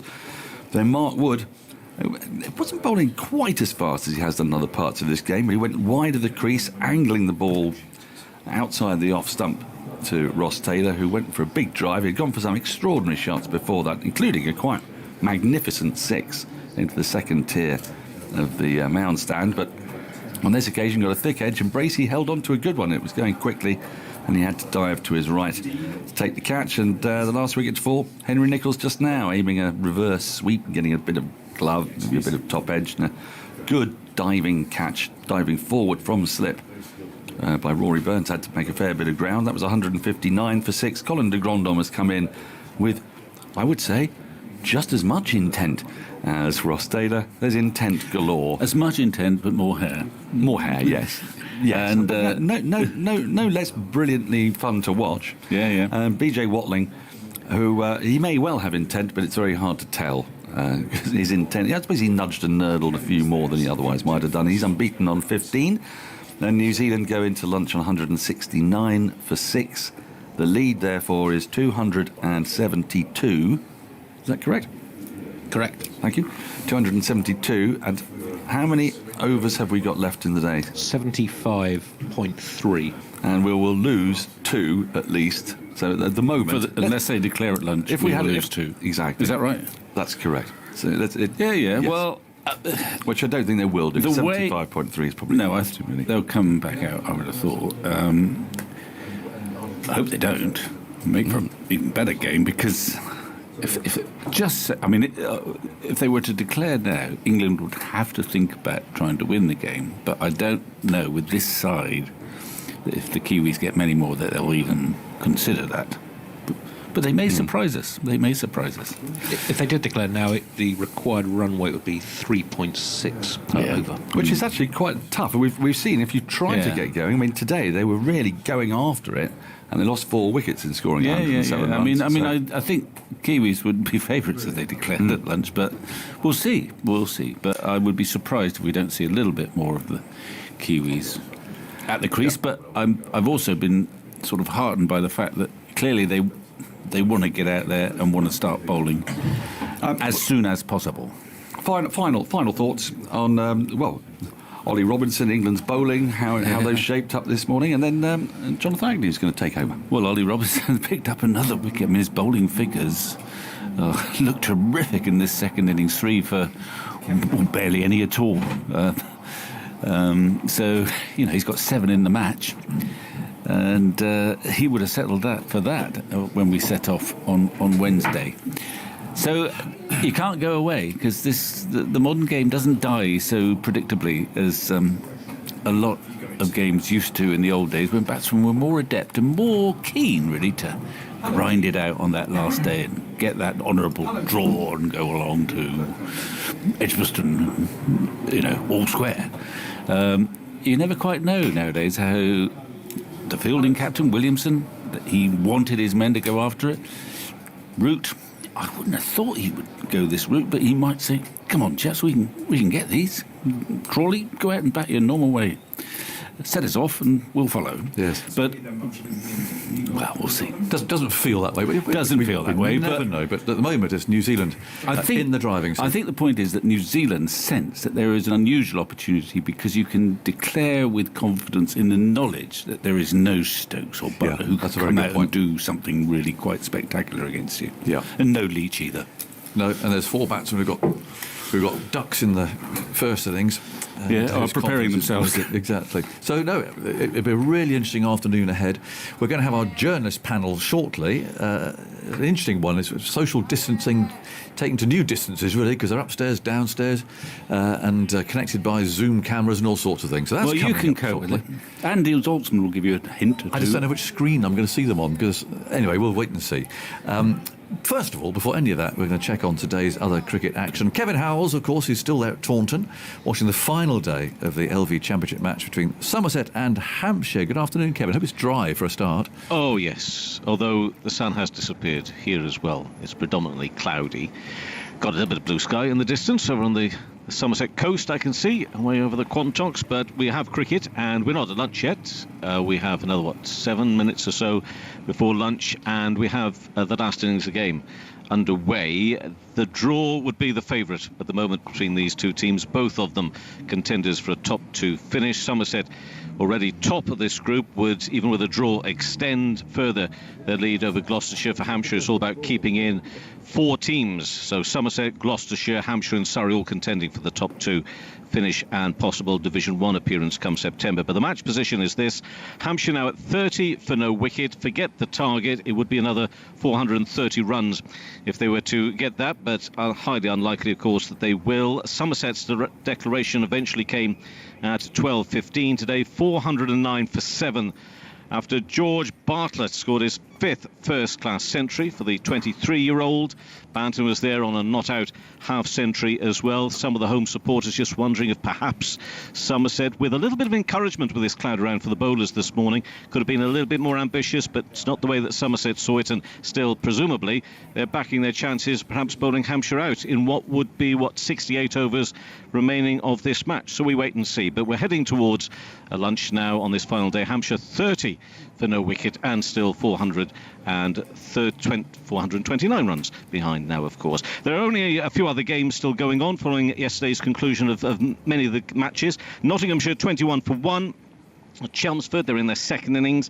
They lead Essex by 104 runs. Again, you've got to back the idea that that's going to be a draw there, which is a little bit of a hindrance to Essex with only one more game for them. Everybody else, most have got 2, but they've only got one more match, Essex. But 21 for 1 is Nottinghamshire's position. Brett Hutton taking 5 wickets in that Essex total of 210. Northamptonshire, now Northampton's still in contention, but they've got a few problems maybe building their way to Kent at Canterbury, where Northampton's now 61 for 4 second innings after Kent declared overnight at 330 for 5. It's 123 runs in front, Northamptonshire there, so a little bit of work to be done. And that Sussex team, comprising, I'm told, of 3 teenagers and 2 20-year-olds. Terrific, really, in many ways, but Sussex 101 for 2 second innings away to Yorkshire in Leeds. After that, Dawid Malan 199 yesterday. That second innings score means that they trail Yorkshire by 144 runs, so with work to do in Leeds. And the Rachel Hayoflint Trophy, the Lightning against the Thunder at Chester, and Lightning 187 for 4 in the 42nd over, make that. Tammy Beaumont scored 89. She was caught by a former housemate, our own Alex Hartley, off the bowling of Sophie Eccleston for 89 off 101 deliveries, but Catherine Bryce is not out on 57, so Lightning 188 for 4 in the 42nd over. Lovely, Kevin. Thank you very much indeed. You can follow all today's domestic cricket, of course, via the BBC Sport website and the app. Here at Lord's, we're having an early lunch. The sun's beating down now. It's a funny old shower that was, wasn't it? But it's done its bit, and it has forced us into an early lunch situation. But hopefully, therefore, we won't lose any time.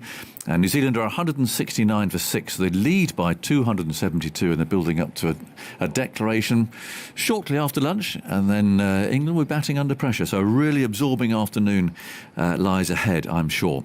Right, so to our journalist panel. It's our first one of the summer. We've got Stefan Schemmelt from the BBC Sport website. He's up here with me. I can see him. We're joined from the press box below, so it starts to get interesting, by Dean Wilson from the Mirror, who I can see stroking his beard there on a Zoom screen. Nice to have you with us, Dean. And yes, his mask around his chin, that's nice. And Isabel Westbury, writing for the Telegraph, who I've barely forgiven, Izzy, for that cruel blow and telling me that I reminded you of your father the other day, which it's a crushing blow, but I've forgiven you. So welcome, both of you. Hello. Lovely to be here. He's a very well-dressed man. You weren't talking about dress, though, Isabel. Well, I didn't divulge that. You did. There we go. Anyway, good to have you with us. So, I mean, this is all a bit odd with upstairs, downstairs and everything else. But what about the crowd generally? I mean, Dean, you were there all last summer, of course. You weren't part of the bubble as such. You were on your own setup, sort of separated away from everybody. But you were there at the games, sort of soulless and crowdless. The players doing their best, and they did too. They performed really well in that rather strange, sterile situation. But how's it been for everybody to have people around? I'll start with you, Dean. Well, it's been absolutely wonderful, I think, compared to last summer. I definitely felt last summer there was a sense of joy because the games were on. We have to remember just how kind of different the times were, and while we obviously always want to have fans at the grounds, there was a time when we thought we weren't even going to get any cricket on at all. So you kind of had to accept it last summer. But there are a couple of moments where you really missed the audience. And for me personally, it was the afternoon when Chris Wokes and Josh Buttler were chasing down a total at Old Trafford.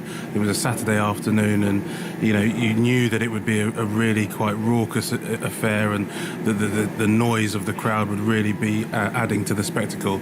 So to come here to Lord's this summer and actually see excellence on the field being rewarded with applause and cheers, to kind of reaffirm that what the players were doing was really worth that audience was great, and makes a massive difference. It makes you feel like you're at an important event, and even though there's only 6,500 or so each day, they've still managed to make it feel like there's a proper event going on. So I've loved it, absolutely loved it. Yeah, and Izzy, I know you're a bit sort of cut off down there. You sort of have to be sort of piped sound in from outside, whereas you could hear the hover cover here because our window opens up, which it doesn't down there. How's it been for you?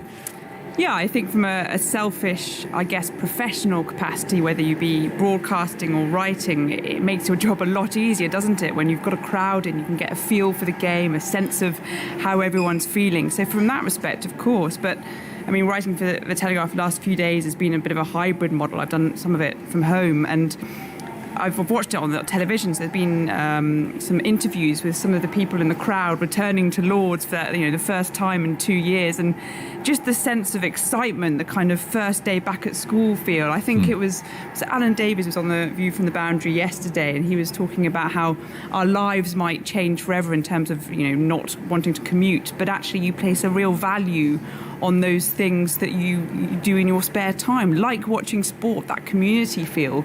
It's been a real, I think, it's that first day of school feel is exactly how I'd bottle it up and try and keep it, really. Yeah. It's finishing up here, Stefan, hasn't it? Because what we did on a Test Match Special last year was play a recorded Lord's hum. I mean, it was genuine Lord's, and it went under the commentary to make it sound as if there was a bit of something going on. But it was, when you compare it to the hum that we've had here the last few days, albeit only 6,500 people rather than 30, but here it's been alive. It's actually been real, and it's been living and breathing rather than the tape that went round and round under us last year.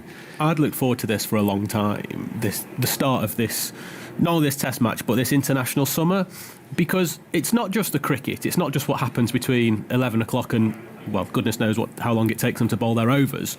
It's a Test match week. There's everything that goes with it. And last summer, it was fantastic that they managed to get the games on, but all of everything that goes around the Test match was taken away. It was just the cricket and the cricket alone. And so there's all the things that go on around it, and also the fact that it's played in all the different parts of the country. The different grounds have their own characteristics. There's different things to enjoy with all the different places that we go to. And because we've had this little bit of a crowd this week and everything that that has brought, the appetite for next week at Edgbaston, when there's going to be, 17,000, that appetite has really been whetted, and that should be a fantastic experience, I think. Yeah, people enjoy it. Well, it has been really good. And players need a crowd, don't they?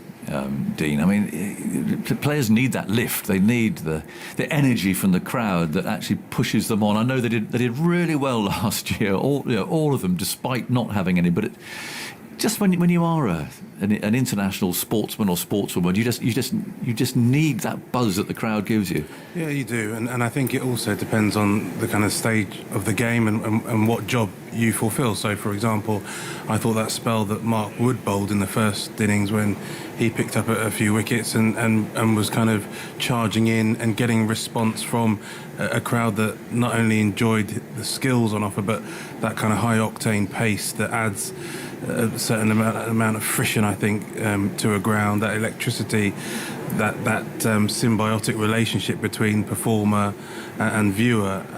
You could really see how he responded to it, and then of course the crowd getting the release when he took the wickets and being able to celebrate. So yes, it's a really important part of the sport. You know, that's what makes sport that doesn't really mean anything mean something. It's not life or death, but it's really important to a lot of people. Yeah. And I think being able to have that relationship between player and supporter is crucial. I must pick up though on Izzy's point about being first day of the school. That really did speak of someone who enjoyed school, who was rather good at school. I'm not sure that everyone would echo that sentiment. He spent the time in detention, did he, Dean, by the sounds of it? Yeah, on day one, yeah. Right, well, Izzy, I'm going to let you kick off with this sort of story that's been rumbling away in the background. And I mean, it took everyone by surprise. And there was obviously been a strong reaction from the ECB about Ollie Robinson and these historic texts and tweets that arrived in the public domain, as it were, on the first day. And when earlier the teams have been wearing tracksuits down there, showing solidarity, anti-discrimination, and so on. What do you make of that? I mean, we'll talk about him specifically perhaps in a moment, but of that whole question, because there are plenty of people who were saying, "Hang on a minute, he was 18 years old. It was ages ago. This is all ridiculous." Where do you stand on all of this? Oh gosh, that's quite a question to start off with. I mean, first of all, I think that it was probably it was absolutely the right decision to launch an investigation. I think something needs to be done, to be done, and that seems to be what the ECB are doing. But I also really believe that it's not just about the individual. I think we know from what Robinson has said leading up to this test, before these revelations came out, that he had a pretty difficult start to his career in his attitude, his conduct, that went beyond the tweets that we saw. And he's obviously done a lot to change his life around to come to the point where he can be playing a test at Lord's. So you like to think that he has changed a lot, both on the pitch but also off the pitch as well. And I mean, I've always believed that, yes, punishment might well be due, and I think it probably is in this case, but I'm not one, whether it be in doping or sort of, life in general, that you should lock someone up forever and throw away the key. People can change, and I like to think that there is an opportunity here instead for the ECB and for Robinson to show that he has. Maybe he doesn't play the next test or tests. I don't know. He's obviously playing very well, both with bat and ball, and merits his place in the team on his on-field exploits. But I think this is an opportunity now for the ECB to acknowledge that it's not just about one individual's tweets. Actually, maybe there are some broader underlying issues that we really have an opportunity to address and to change. And if you're going to line your players up with shirts saying cricket is a sport for everyone, then you've got to make sure that we, the public, believe it. Because at the moment, I think it's a bit difficult to believe that. Yeah, and that's part of the point, isn't it, Stefan? I mean, the ECB can't not do anything, or their campaign it's not really worth anything, is it? I think this has actually been quite an uncomfortable few days. And if you think back of all the different things that have been waged at the ECB over the past 12 months, a lot of them have been surrounded with claim and counterclaim.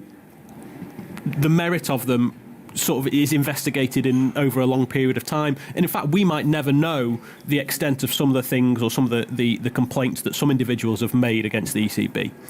The difference with the Ollie Robinson, what happened on Wednesday, there was no disputing that. That was nakedly revealed to the world while Ollie Robinson was on the field. It was revealed to the world before Ollie Robinson knew about it. It was incredible, really. I couldn't think of anything else like that had happened while someone was on the field, no less making his Test debut. Yeah. What's happened since then, specifically with Robinson, suggests that he will probably ultimately be fine. Talking about that individual. What Izzy said then about the ECB ensuring that cricket is a game for all, to me, is the real crux of this story. What if those Ollie Robinson tweets have really spoken to the only girl in an all-boys team, or the only non-white member of a league cricket club, and they are now thinking, you know what, maybe cricket isn't a game for me. And that's where the real damage comes, and that's potentially the problem that needs to be repaired from it. And that is where, to me, where this story goes next. Something will happen to Ollie Robinson, a punishment will be dished out. There are questions that England, or maybe higher-ups in the ECB, need to answer, and I'm sure they will over the next 24 hours. If those tweets had been discovered the day before, would Robinson have played? Was there ever any consideration to removing him from this Test match on Wednesday evening? Why weren't they discovered before? And what will you do to ensure this never happens again? But to me, what happens to Robinson is now secondary. It's the wider issue of making sure that point that cricket is a game for everyone is really hammered home. Yeah. Dean, what do you think? Because I think there will be people, if Robinson isn't punished, there are going to be people who say, well, this campaign's all worthless. You're not taking this seriously. ECB, what's your thoughts on it? Well, it's a subject that I think we've all been kind of grappling with for a little while now, and I think the ECB have got a chance to make it absolutely clear where they stand on these things, because we see the T-shirts, we see the anti-discrimination message, but actions always kind of speak louder than words. It's how the game and the people in the game conduct themselves that really makes a difference. And I admit I was encouraged by the comments from the chief executive about it, making it absolutely clear. I mean, there's no way that Ollie Robinson sort of does it, gets away scot-free from this. He will be forced to kind of take responsibility for his actions as a 18 or 19-year-old, but still an adult, and he may well have changed, and that's great, but you still have to take responsibility for it. And I do think that it's been slightly awkward, I think. I feel, watching him perform out there subsequent to the revelations. I think it's interesting, that when his name, was kind of read out the following day coming onto bowl, there's a significant cheer for him, and at the same time there are footballers taking a knee before a game to highlight racial injustice, and they get booed. It sort of feels a slightly upside down world that we're living in at the moment. But the ECB and sport, while it reflects society, it's not just a sports problem, it's a societal problem.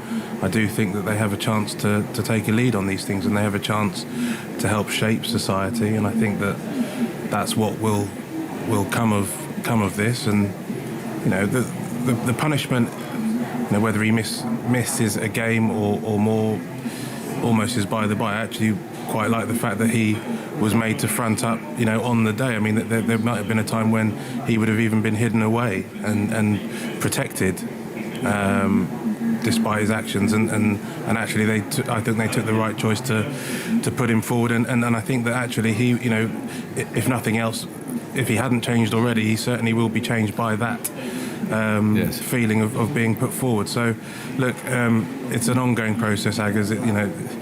We're trying to look for, solutions, immediate solutions. They don't exist. It's an ongoing process of awareness, of education, of just trying to do the right thing. And I think by and large, the ECB and the players in the England dressing room, those that I know, I don't know Ollie Robinson at all, but those that I do know and come into contact with on a regular basis, I think are good people and want to try and make a positive difference. So we keep trying. Do you admire him for the way that he's played since? I mean, he's had all of this focus. There's some people who've been saying that he should have been just removed from the game, which is a bit difficult to imagine that happening. And in a way, maybe having to be out there in the spotlight has been a sort of a punishment of a type. Except he's just stood up. He's probably had some sleepless nights, particularly that night. And he's bowled out of his skin. He's batted well. He's taken a catch that he could easily have dropped if he had been jittery, anxious, and so on. I mean, he's showed quite a steely character, hasn't he? Yeah. Well, I'm not sure I'd use the word admire. I mean, he's clearly a good cricketer. I mean, I don't think that's in dispute, and his ability to go out onto a field and bowl to his ability and bat to his ability, good for him. Clearly he wouldn't have any jitters or anxiety, the day afterwards, because if he hadn't written them in the first place. So, no, I'm not sure his character to carry on playing cricket one day to the next is really up for debate.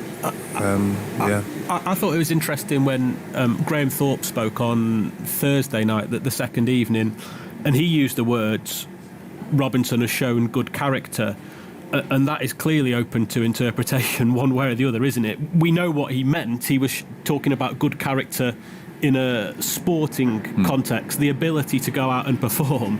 But good character another way is certainly open, a phrase that you might not want to use given what had happened 24 hours earlier. I do wonder, and Dean referred to the reception that Ollie Robinson got on Thursday morning when he came on to bowl, and I think he'd even taken a catch before he bowled. What would have happened if this had been during a test match against India later in the summer, when COVID restrictions had completely been relaxed? It was a full house at a ground anywhere else other than Lord's, a partisan crowd, more India fans, say, than England fans. I wonder what reception Robinson might have got then. Well, indeed, we won't know, but I think you're expecting him to be suspended for the next game, are you? I'm led to believe there are a range of punishments available to the Cricket Discipline Commission. The great irony of all this as well is that if Robinson is suspended for the next game, the person who that will give an opportunity to is Craig Overton, who himself has had issues of this nature in county cricket. And so even if Ollie Robinson is suspended, this issue is not going to go away for the England team. I can imagine that is one of the first questions going to be presented to Joe Root. Should Ollie Robinson miss out or be suspended for the next test or test matches? One person who could benefit from this is Craig Overton, and Joe Root will certainly be asked about that when he gets to Edgbaston. Yeah, I'm sure. There's also, this week, there's been the headlines around the John Holder and Ismail Dawood case. That's been rumbling on for a long time, hasn't it? Perhaps just explain the background to that, Stefan.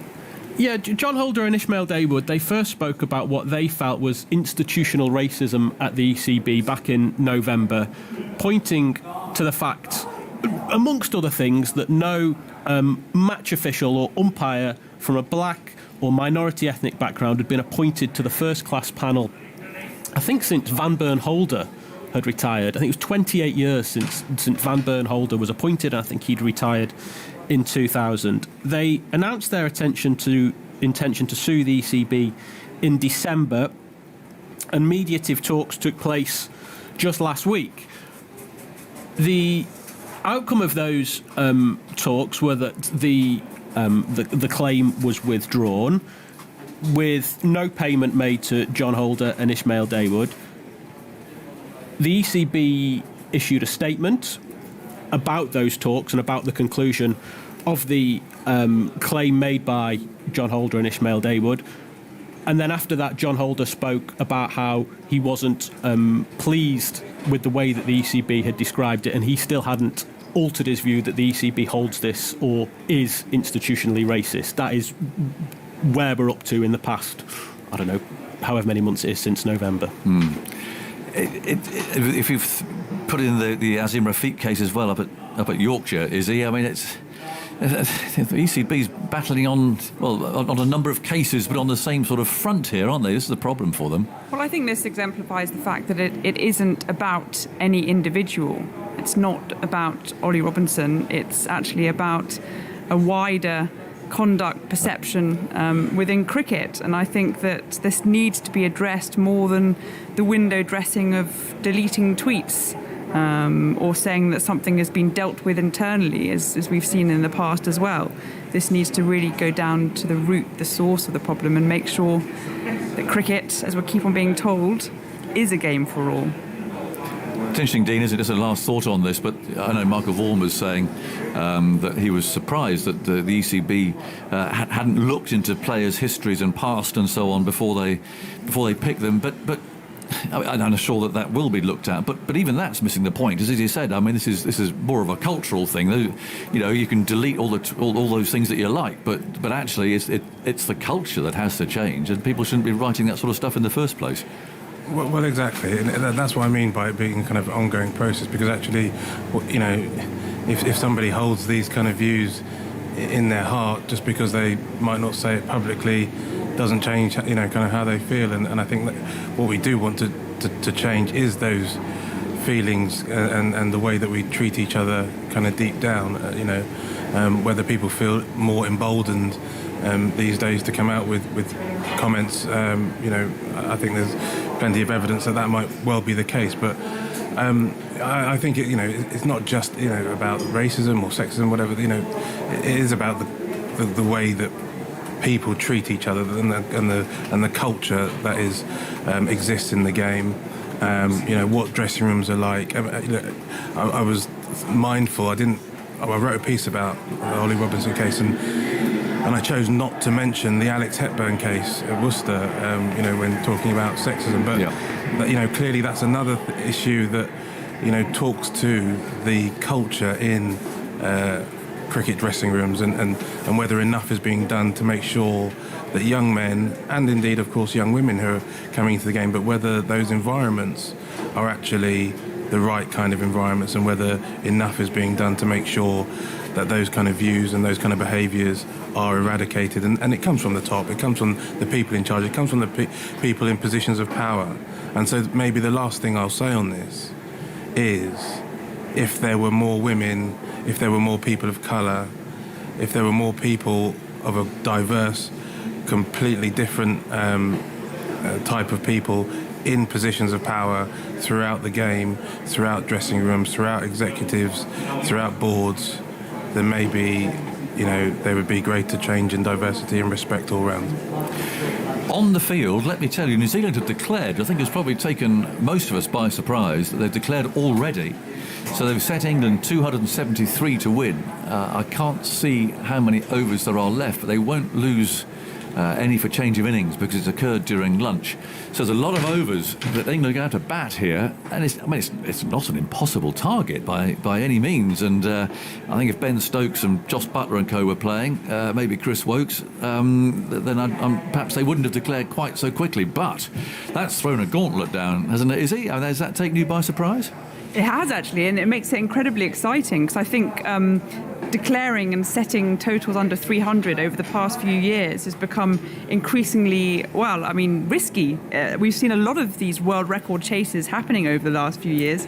So, yeah, I'm suddenly all very excited indeed. 75 overs. That's, I think, is what they're going to have to bowl. Dean, Am I picking you up off the floor down there? I think it's wonderful. I think it's fantastic because what it shows to me actually is the different views perhaps of what New Zealand and England are trying to get out of this game.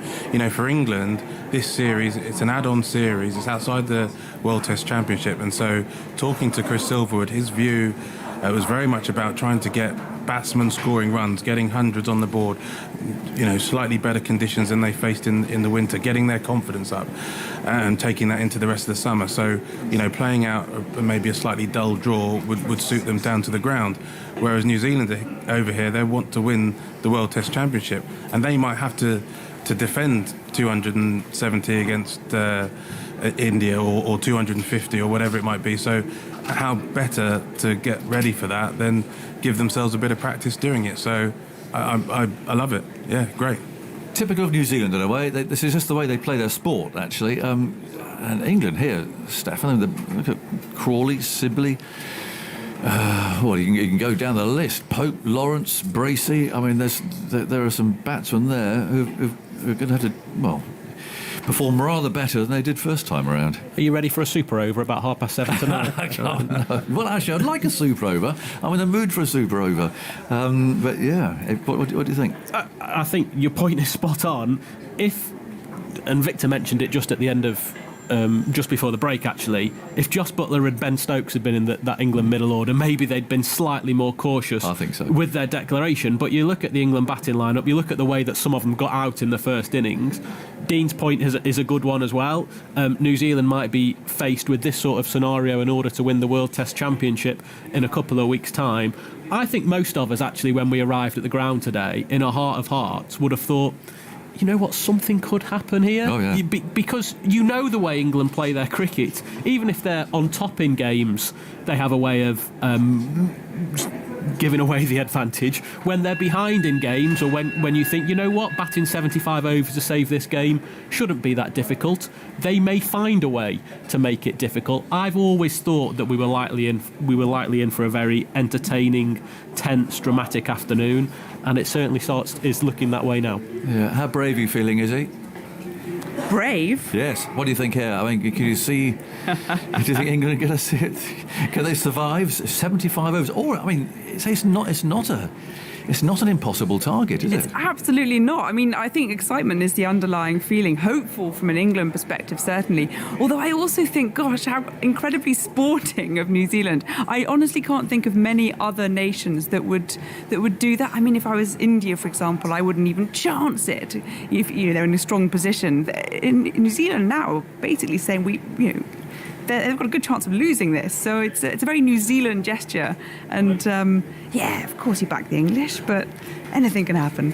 Increasing their chance of losing, though, was that also increasing their chance of winning for New Zealand? Absolutely. I mean, it's a very brave, but it's always a very tactical declaration, isn't it? They're saying, actually, in brackets, we don't fancy you very much. I do wonder whether Dan Lawrence and Zach Crawley might fancy having darts at wide ones if the chance comes along this time. It's a wonderful situation where New Zealand will be playing on the minds of some of these young batsmen. It's added something that was slightly unexpected, but it'd be fascinating to see how they match up to it, really. If nothing else, surely this just demonstrates that Kane Williamson is truly a man of the people, because this is surely what any crowd would want. We certainly do, and we all do as well. Thanks to all of you for joining us. I know it's been slightly odd and remote and detached, but I've got you on my screen here. It's lovely to see you both again, albeit from downstairs. Nice wave, thank you, Dean. We'll catch you again, in Edgbaston. I sincerely hope. The heavy road is just trundling up and down. The bell has rung, and we're just about ready to go here. So just to repeat all of that, I thought I would just run through things before England's innings starts, therefore. So New Zealand have declared. There was no real indication of that as they went off at lunchtime, of course. Perhaps they've just gone in there and they've had a talk about it and thought, come on, let's give this a go. It is about preparation for the World Test Championship. We know there aren't points on this and so on, but they have declared surprisingly early, as far as most people would consider, certainly the way that modern Test cricket is played, leaving England 273 to win. But actually, realistically, well, you say if England bat 75 overs, Michael Vaughan, they should be round about that figure, shouldn't they? The question is, can they bat those 75 overs? Well, I'll leave that with you. The umpires are coming out, and Simon Mann's going to come in here. Well, let's bring in Andy. Andy, what's been the average scoring rate this week? This week. What have they scored at? New Zealand scored at just over 3 and over in their first innings, 378 and 122 overs. England went at sort of 2.7 and over, 275 and 101. And New Zealand in their second innings with a sort of late burst got their scoring rate up to 3.2. So we're looking at 2.9, yeah, really, on average, the scoring rate. So for England to get these runs, they'll have to play just around 3 runs per over.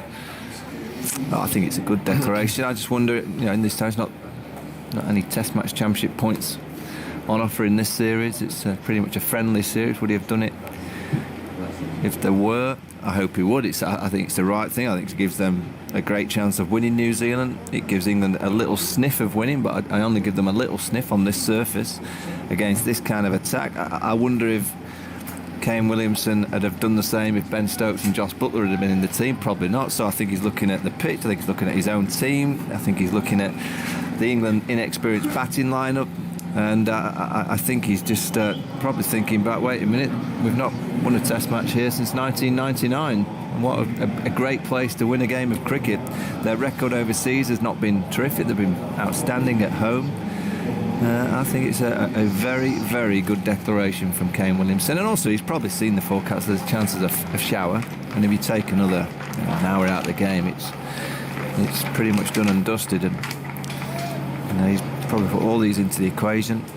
We saw it quite early. I know Wagner was going to come out and play positive, but when Ross Taylor went out there and started dashing quite soon, played an almighty Yahoo over the onside early, I thought, yeah, they're thinking of something quite quickly, which was good to see. Afternoon time. The afternoon, yeah, it really sets it up for the afternoon. And New Zealand have given themselves a chance with the number of overs left, 75 overs. May well end up as a draw this game. But it's game on, whereas perhaps it didn't feel necessarily it was going to be this morning. Certainly after we lost that full day's play. What have you seen, Michael? I'm just looking straight away. They've got a short leg in place. They've got a mid-wicket, a mid-on, a fine leg. Just 2 slips in the gully, so Southey clearly on a pitch like this, it's just offering a bit of uneven bound for a ball straight. That short leg, I don't think is there for the short ball. I think it's there for a ball on length that might just bounce. We've seen plenty of uneven bounce, so I think they're going to bowl wicket to wicket. Here's Southey then bowling to Burns, first ball of the innings. Burns plays at that one and gets the bat down just in time. It might well have missed off stump, but he hit it hard into the surface and it bounced behind him and down towards the grand home in the gully. The last Lord's Test match, something similar happened on the last day. On that occasion, Australia was set 267 to win, but in only 48 overs. And they were 154 for 6 at the end. So whether England could have been a bit bolder that day, when I think back, actually, I thought the declaration felt a bit about right at the time. Here's Southey bowling to Burns. Burns comes quietly forward, playing towards mid-off. Yeah, we've seen quite a few low balls, haven't we, throughout the Test match, and particularly in the New Zealand's second innings. And so far, those low balls have been wide of the stumps. And what New Zealand will be hoping for is 1 or 2 early ones that are straight. And once you see a low ball or 2, and particularly if it accounts for a wicket, it sends the jitters through a dressing room. You say, oh no, just hope my name's not on one of those. So what are we, 1:30, 75 overs left in the day's play. Southey into bowl to Burns. Burns goes forward, plays that towards extra cover, and there's no run. We could be, excuse me, we could be in for a long one tonight. Yep. BBC Two highlights. I don't know. The programme might be started. They still might have 3/4 an hour's cricket left. Good luck to all those involved in that. Yeah, that's when it gets a little bit twitchy. And I presume the highlights are on at 7 o'clock tonight. Although they are, yeah. Starts to get a bit fun. The cutters cutting the highlights together while it's still going on. So 273 to win. Here is Southey bowling outside the off stump to Burns, who lets it go, and it's through to Watling. Of course, what also could happen as well is the captains could shake hands before the last hour if, say, England were, I don't know, 140 for 3 or something like that. I wonder when New Zealand declared. I wonder if it was. Do you think it was when they walked off for lunch? You don't think it was that? No, you'd have given it half an hour. You have to give them 10 minutes, don't you? Yeah. So you left it for half an hour. Like to Rory Burns get stuck into a bit of beef Wellington. Nice big pudding. Think he could run it off for 20 minutes after lunch? Oh, he's having a big dinner. I'll tell you what, we'll just give it another 10 minutes, let him eat a bit more, and then say, yeah, by the way, we've declared, Rory, good luck. Would you have declared? Yeah. This situation? Against this England team, yeah. You know, because it's so inexperienced and on a pitch that's done just enough. Yeah, absolutely. The weather looks okay at the moment, but there's a prospect of one or two showers around later. Southey bowls, Burns plays defensively into the offside, up towards mid-off. If Ben Stokes and Josh Butler had been in the side, possibly not. I'm intrigued to see how this young England batting lineup copes with the pressure of this situation. Do they, in the back of their mind, think, wait a minute, this could be incredible day, go after the runs and get a few, and what an amazing victory that would be? Or are they thinking, I just need to hang in there? I'd go for the second option, a young player in Test cricket. Still have a kind of a mindset of looking to score, but I think 2 or 3 of them just need time in the middle. Southey bowls. Oh, and Burns squared up by that, but he's going to get 4 down towards the deep backward point boundary. The fielder's chasing it down towards the rope, but it was going down the hill, and the ball often wins down there. So England underway, but it was a full shot from Burns, but it's in the scorebook. England 4 for no wicket after the first over, having been set 273 to win. And it remains to be seen whether they were chasing. Remember that Michael Clarke declaration at the Oval? Yeah. At the end of that Ashes series, when Andy could dig that out. From memory, it was something like 220 in 42 overs or something like that. And I think people thought, are they going to go for it? And they did. And of course, they would have got it if the umpires hadn't taken them off a bad light with about 20 to win. Yeah, I mean, it can be easy batting when you're just thinking of scoring runs rather than just batting for time and batting for survival. Dom Sibley's on the dreaded pair. Got the beauty in the first. He was playing across the line, but it was the angle from Jameson from the nursery end that looked like it was kind of angling to leg someone, and then it just a little bit of swing and then seam. Trapped him on that back leg. Is it fair to say that it would have got a lot of batsmen out, but the other batsman would have been bowled or nicked off? Yeah, nicked off or bowled, I think. Here's Jameson bowling to Sibley's forward, playing that towards forward square leg, and there's no run. 3 slips and a gully in for Jameson. Bowling to Sibley, there's a forward square leg rather than a short leg, and a mid wicket as well, and a fine leg, so 6-3 offside field. Even that shot there, forward defence from Sibley goes to square leg, he kind of the close face of the bat. I'm sure Jameson's just thinking, just probe away on and around that off stump. Pressure of being on a pair. Sibley's thinking, please, not one of those low ones. Give me a nice clip of the hip, that'll do. It's a good ball that got him out in the first innings. Here's Jameson bowling to Sibley, gets one outside the off stump, he lifts the bat high to get the gloves out of the way as well, through to Watling. That game at the Oval in 2013, England 3-0 up in the Ashes, so the Ashes already secured in the 5th and final test. The target set by Michael Clarke was 227 in 44 overs. England ended up 206 for 5 from 40 when bad light ended things. So what do they need? 21 or 4 overs, was it, with 5 wickets left? Jameson past the umpire, into bowl to Sibley, who edges it, but on the bounce to Taylor at first slip. Tumbles to his right to take it. And Sibley playing with soft enough hands there.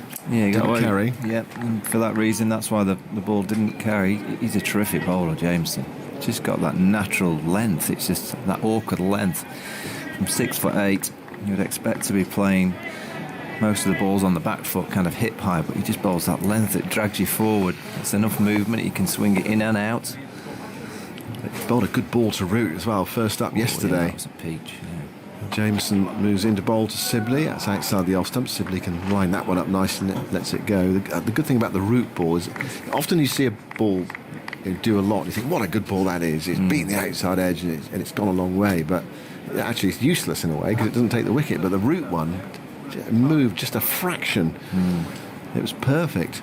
You only want that fraction of movement to take the edge. And Taylor taking the catch low down. So if you have just switched on, play has started early after lunch because we took an early lunch. And New Zealand have declared 169 for 6. Jameson moves into bowl full to Sibley, and Sibley comes forward and blocks it back to the bowler.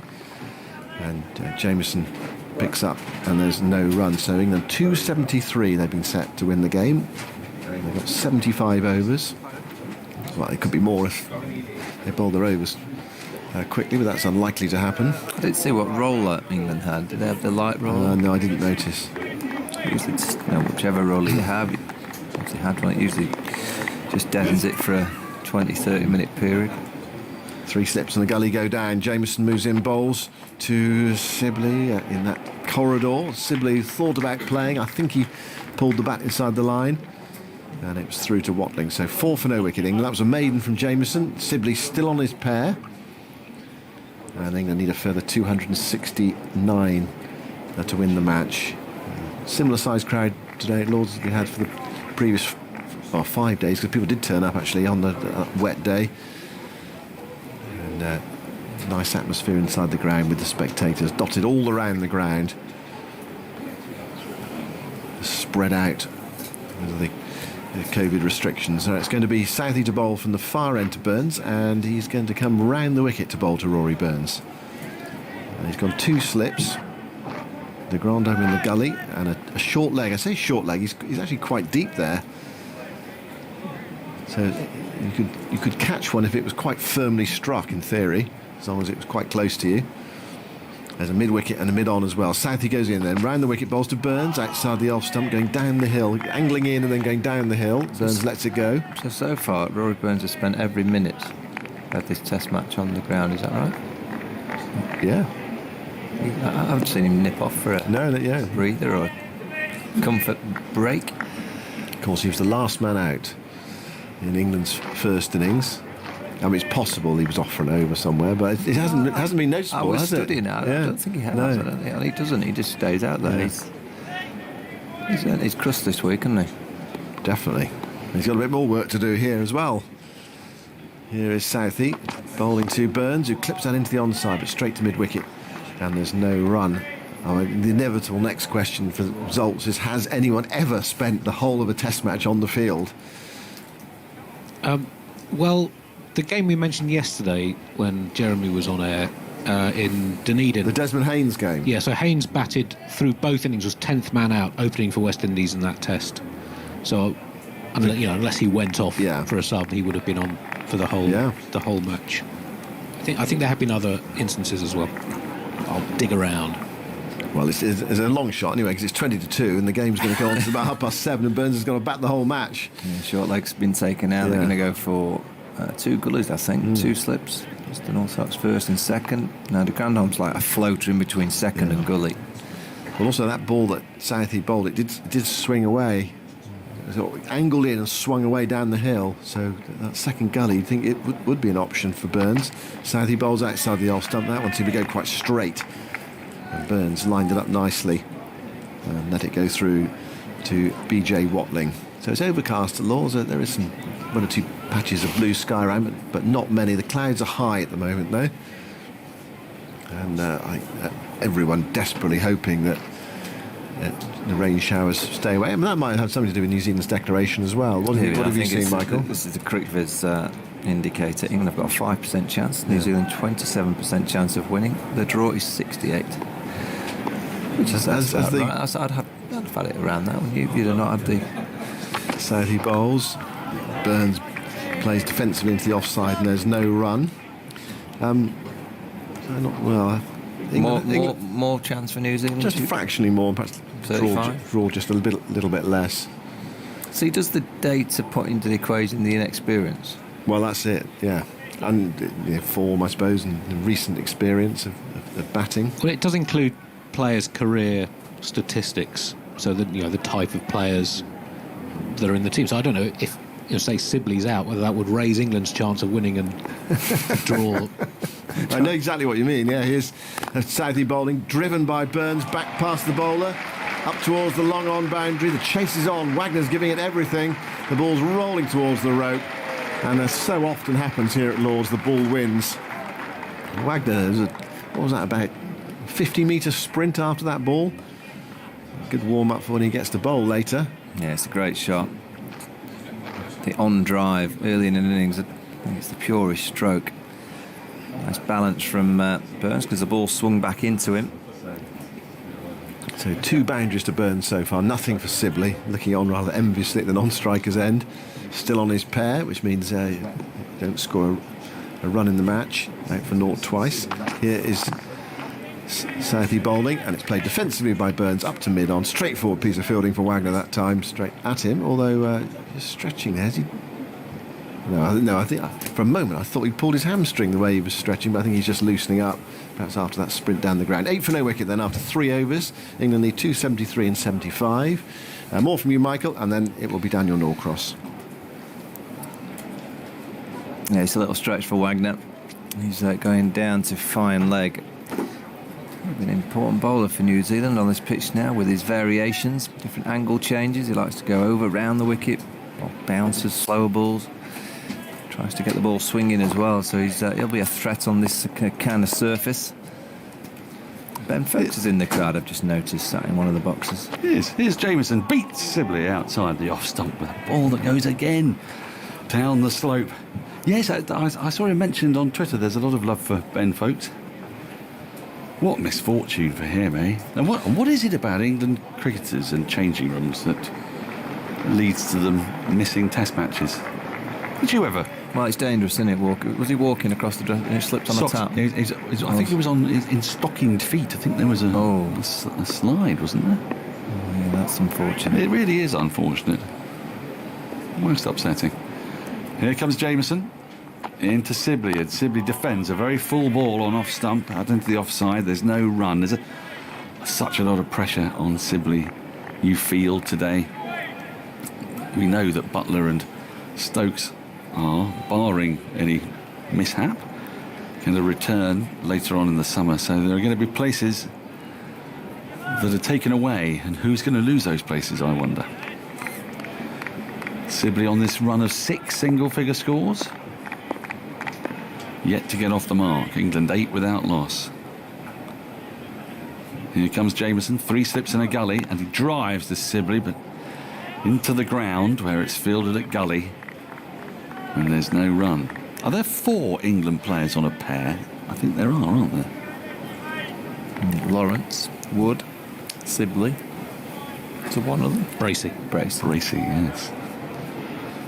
Mind you, a debut pair at Lord's. Isn't that where Gooch got his debut? No? Where was the Gooch's debut? I think it was Edgbaston, but I'll check. It was a pair, though, wasn't it? So a pair is a good place to start. I think, didn't Len Hutton get Norton 1 in his first test, as well as Jamieson is in, through to the keeper, and there's no run. Sir Len Hutton, the great Sir Leonard. So it's one of those conversations that you have with younger players to make him feel better. If it manages to happen, and fingers crossed it doesn't. Graham Gooch got a pair on his debut. That's all you can say to a young player, and try and give them that hope. Does it work? No. No. I don't suppose there's a lot of consolation, is there? Can be said, I'm afraid. Jamieson turns and runs away from us from the nursery end. Sibley beaten once more outside the off stump. He's bowling really beautifully here, Jamieson. He's got such fabulous shape, taking the ball down the slope. And Sibley at the moment, I suppose he's playing the line and the ball's just defeating him. Yeah, that's all you can do. That's a good ball. You'd say it's just a yard outside off stump. It's because of the angle of Jamieson. It looks like he kind of looks to angle the ball in, and he gets late seam movement, bit of swing as well. So as a right-handed opening batsman, you can completely understand why Sibley's playing that. He's just got to play it as tight as he can and hope that he misses it. Jamieson once more. Here he comes, and Sibley defends. Thick inside edge. Was it inside edge? It come from Billy Glove. Anyway, it's bounced down off foot and into the ground. And there's no run. A good testing over, a second maiden by Carl Jamieson in England. 8 without loss. If you're just joining us or switching on after the lunch break, Kane Williamson has posted a very sporting declaration, set England 273 to win in 75 overs if the weather holds. Is that because it's not World Test Championship, do you think? Oh, maybe. I just think he's looking at his team, he's looking at the pitch, and he's looking at the opposition. I think he fancies it. Yeah, so it wouldn't surprise me if he'd have done it, even if there was points available. I think it's... and he's probably thinking that there will be a shower of some sort that might reduce those overs. So quite a sensible deck. So it was marvellous, I thought. Southey into left-handed Burns bowls a bouncer way outside the off stump. It's signalled above shoulder height by the square leg umpire, Michael Goff. And there's no run as it flies through to Watling. It means that England's bowlers were not able to add to their tally of wickets. Jimmy Anderson, the man probably most disbenefited by that, perhaps. It's that last ball from Jameson. The elbow? Yeah, it just bounced off a length and it hit him on that right kind of back elbow. I saw one. We've got 2 slips and 2 gullies. This is good field, actually, for Rory Burns, who plays the cut shot well, but also does get out quite a lot caught in the gully region. There's a point in place also as this ball's outside the off stump, and about 4th and a half, 5th stump line, left alone by Burns. He does like to cut, but often with players who have a shot that they enjoy, it can be their downfall. And Williamson has clearly done his homework here, because the 2 slips, they're in a conventional place for the left-hander, but then you've got de Grandhomme, who more and more looks to me like the sort of bloke you would meet on a beach.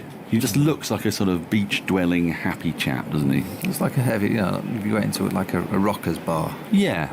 Be there, wouldn't you, on stage with his big guitar. Yeah. Southey in, clipped away firmly, nicely by Burns, down to deep backward square leg. Conway does the fielding, and he gets a single. Has that been signalled no ball? Yeah. Oh no, hang on. I think he might actually be signalling. Oh, for the side screen to move. Yes, well, it's a slightly confusing movement by umpire Kettleborough. This is something different for Tom Sibley, a different bowler, different end to bat. It's not batted down this end in this Test match. I don't think so. Did he? In the whole match. He's had 19 balls from Jameson. Yeah, and that's been it. And it was all for 1. Yeah, so this is something fresh and new, isn't it? New bowl, a new end. Well, this is exciting. Rory Burns has still been on the field of play for the entirety of the match, hasn't he? Yep. Is that correct? Good, excellent. Geoffrey Boycott, and who else? Andy Zaltzman. Here comes Southey to Sibley, who gets up on his toes, defends slightly shorter ball back at the wicket, and there's no one. I think, or is it that Geoffrey appeared on all 5 days of a test? I think that's what it was. I'm not sure that he was out there for the whole Test match. I'm not sure. Which Test match are you talking? Oh, it's a while back now. I have a feeling it was the one where didn't he get 199 against the West Indies in, I want to say, early 70s. The funny thing is, he's told us about it many times, hasn't he? But for some reason, it's just slipped our minds. Well, you wouldn't be surprised. I wasn't listening. Really? I was nodding. But Southey in, 3 slips of the gully, and Sibley drives. He won't get his first run, though, as it goes to the right of Williamson at mid-off. As he faced 14 balls, he's still on naught. So far, we've had 1 ball that's bounced from Jameson off a length. Other than that, it's not done a great deal, has it? It's a bit of swing. Just a little bit. A little bit of swing. I mean, the overheads are not quite that sort of perfect Lord's overhead, but it is sultry out there, I can tell you. There's a stickiness, which you often associate with exaggerated swing. Southey into Sibley, who defends on the front foot. The ball rolls up to mid-on. There's no run. Shall we start? Let's start, Andy, on something. What's the longest pair in Test cricket history? 9 without loss after 5 overs. You're cruel. Yeah, I thought you'd like that one. We had the question yesterday when we did our first quiz, Silly Pointless, which was the record that Jeff Allott, batting 101 minutes and 77 balls, holds. You know that one? Yeah, was that for not getting off the mark? Or? Yeah, longest duck. Longest duck, yeah. Longest duck. But longest pair over 2 innings, that's a different kettle of fish altogether. Jameson is going to start a new over, and he's going to get to bowl to Rory Burns for the first time in this innings. There are 3 slips, a gully, a point extra, mid-wicket, square leg and a long leg. The clouds are high, no hint of rain just yet. There's a little darkness away to our left. The wind is negligible to non-existent. As I look at the flags on the other side of the ground, the England flag just starting to flutter as I say that, but generally speaking, not much. There's a good crowd in. There's a good thrumming hum as Jameson is in, and he beats Burns with an absolutely glorious ball.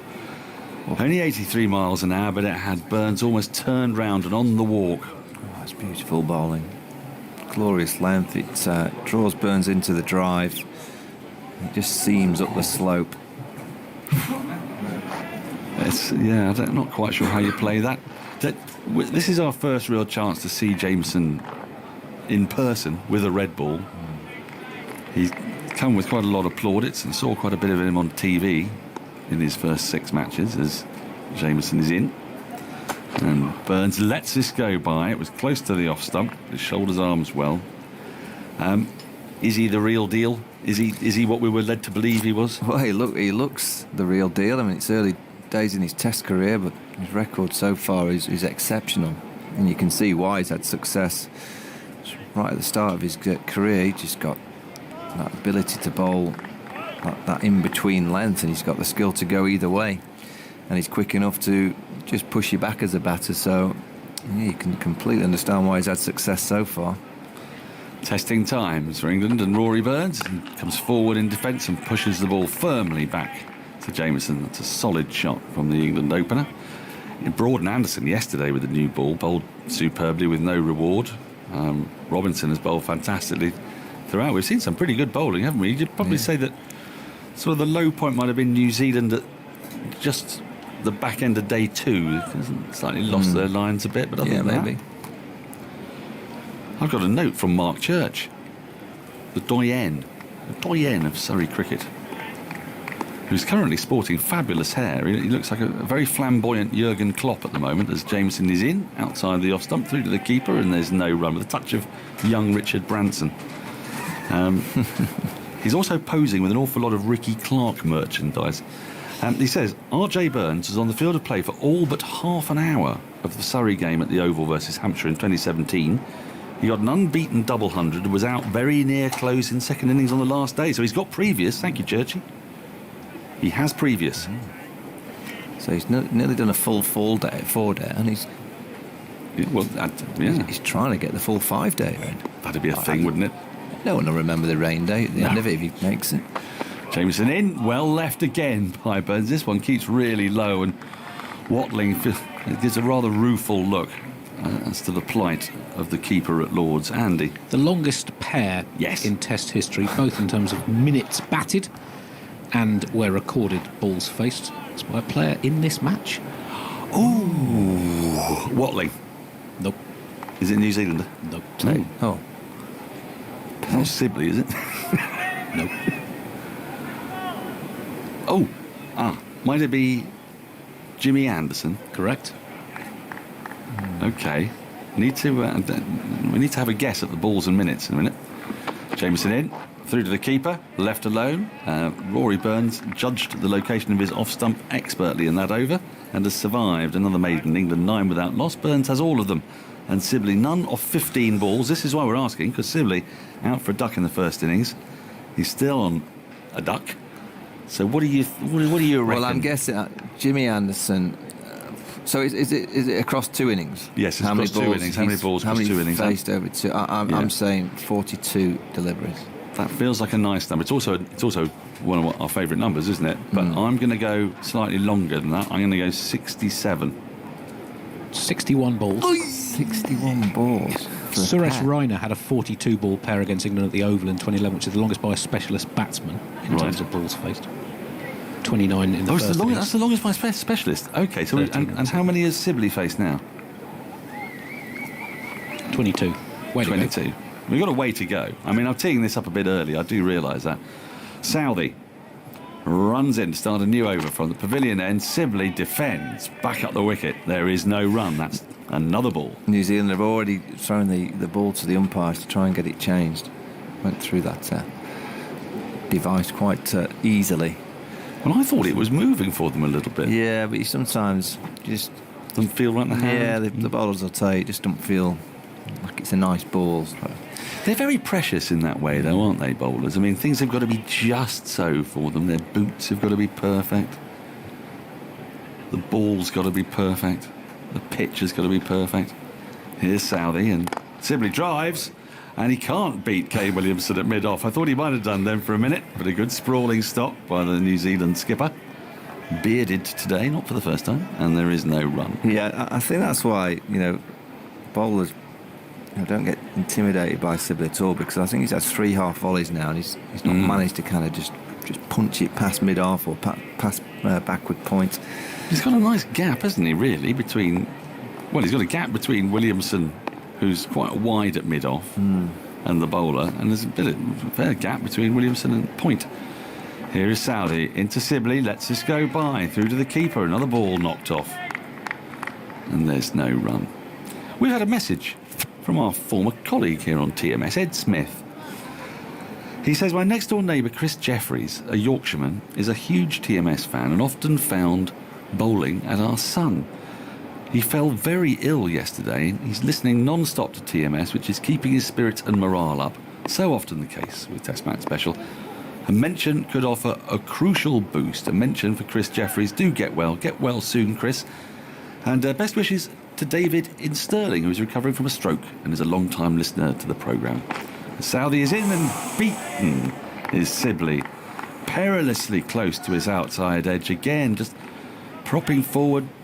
That's a perfectly pitched delivery. It was just in the right place. It did go up the slope, making life a little bit more difficult. Yeah, but he survived. That's a good ball.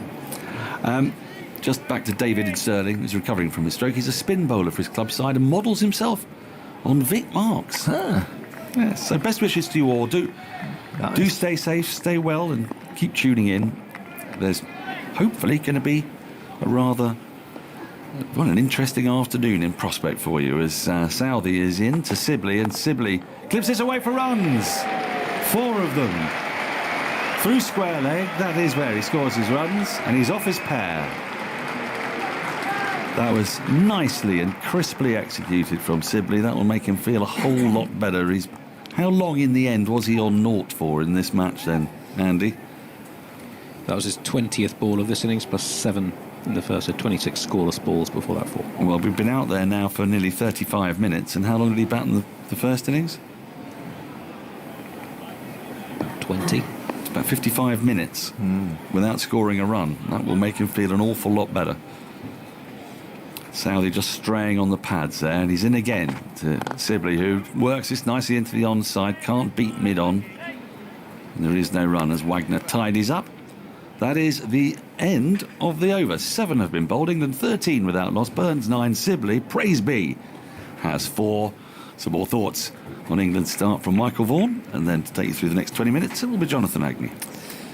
Yeah, nice feeling for Dom Sibley. If there was ever a ball for a Sibley style player with his technique, it was that one to get off the mark. A nice hip high ball on his legs. His game's pretty much set up for that delivery. Just gets over to the offside. His bat kind of goes away from his body.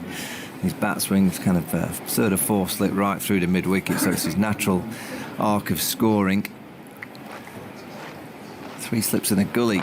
Await Rory Burns to Jameson. Afternoon, Agus. Yes, hello, Agus. Got a game on here, haven't we? It's really excellent. 13 for no wicket then.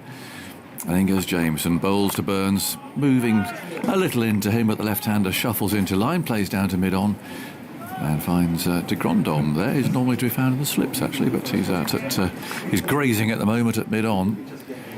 13 for no wicket. The target's 273 after that unexpected declaration, but a very positive one, a very welcome one. How do we work out, because I had to slip away, the sort of average scoring rate in the game compared to these 75 overs? It's about 3. It's about 3. 2.95, I reckon. Here's the next one. It's Burns defending, playing that into the leg side. Just a theory, or think about England if they batted 75 overs, just the rate of the game so far, how close they would get just by batting out the overs, by surviving, in other words, by not losing, how close they'd actually be to winning. It's a tantalising prospect.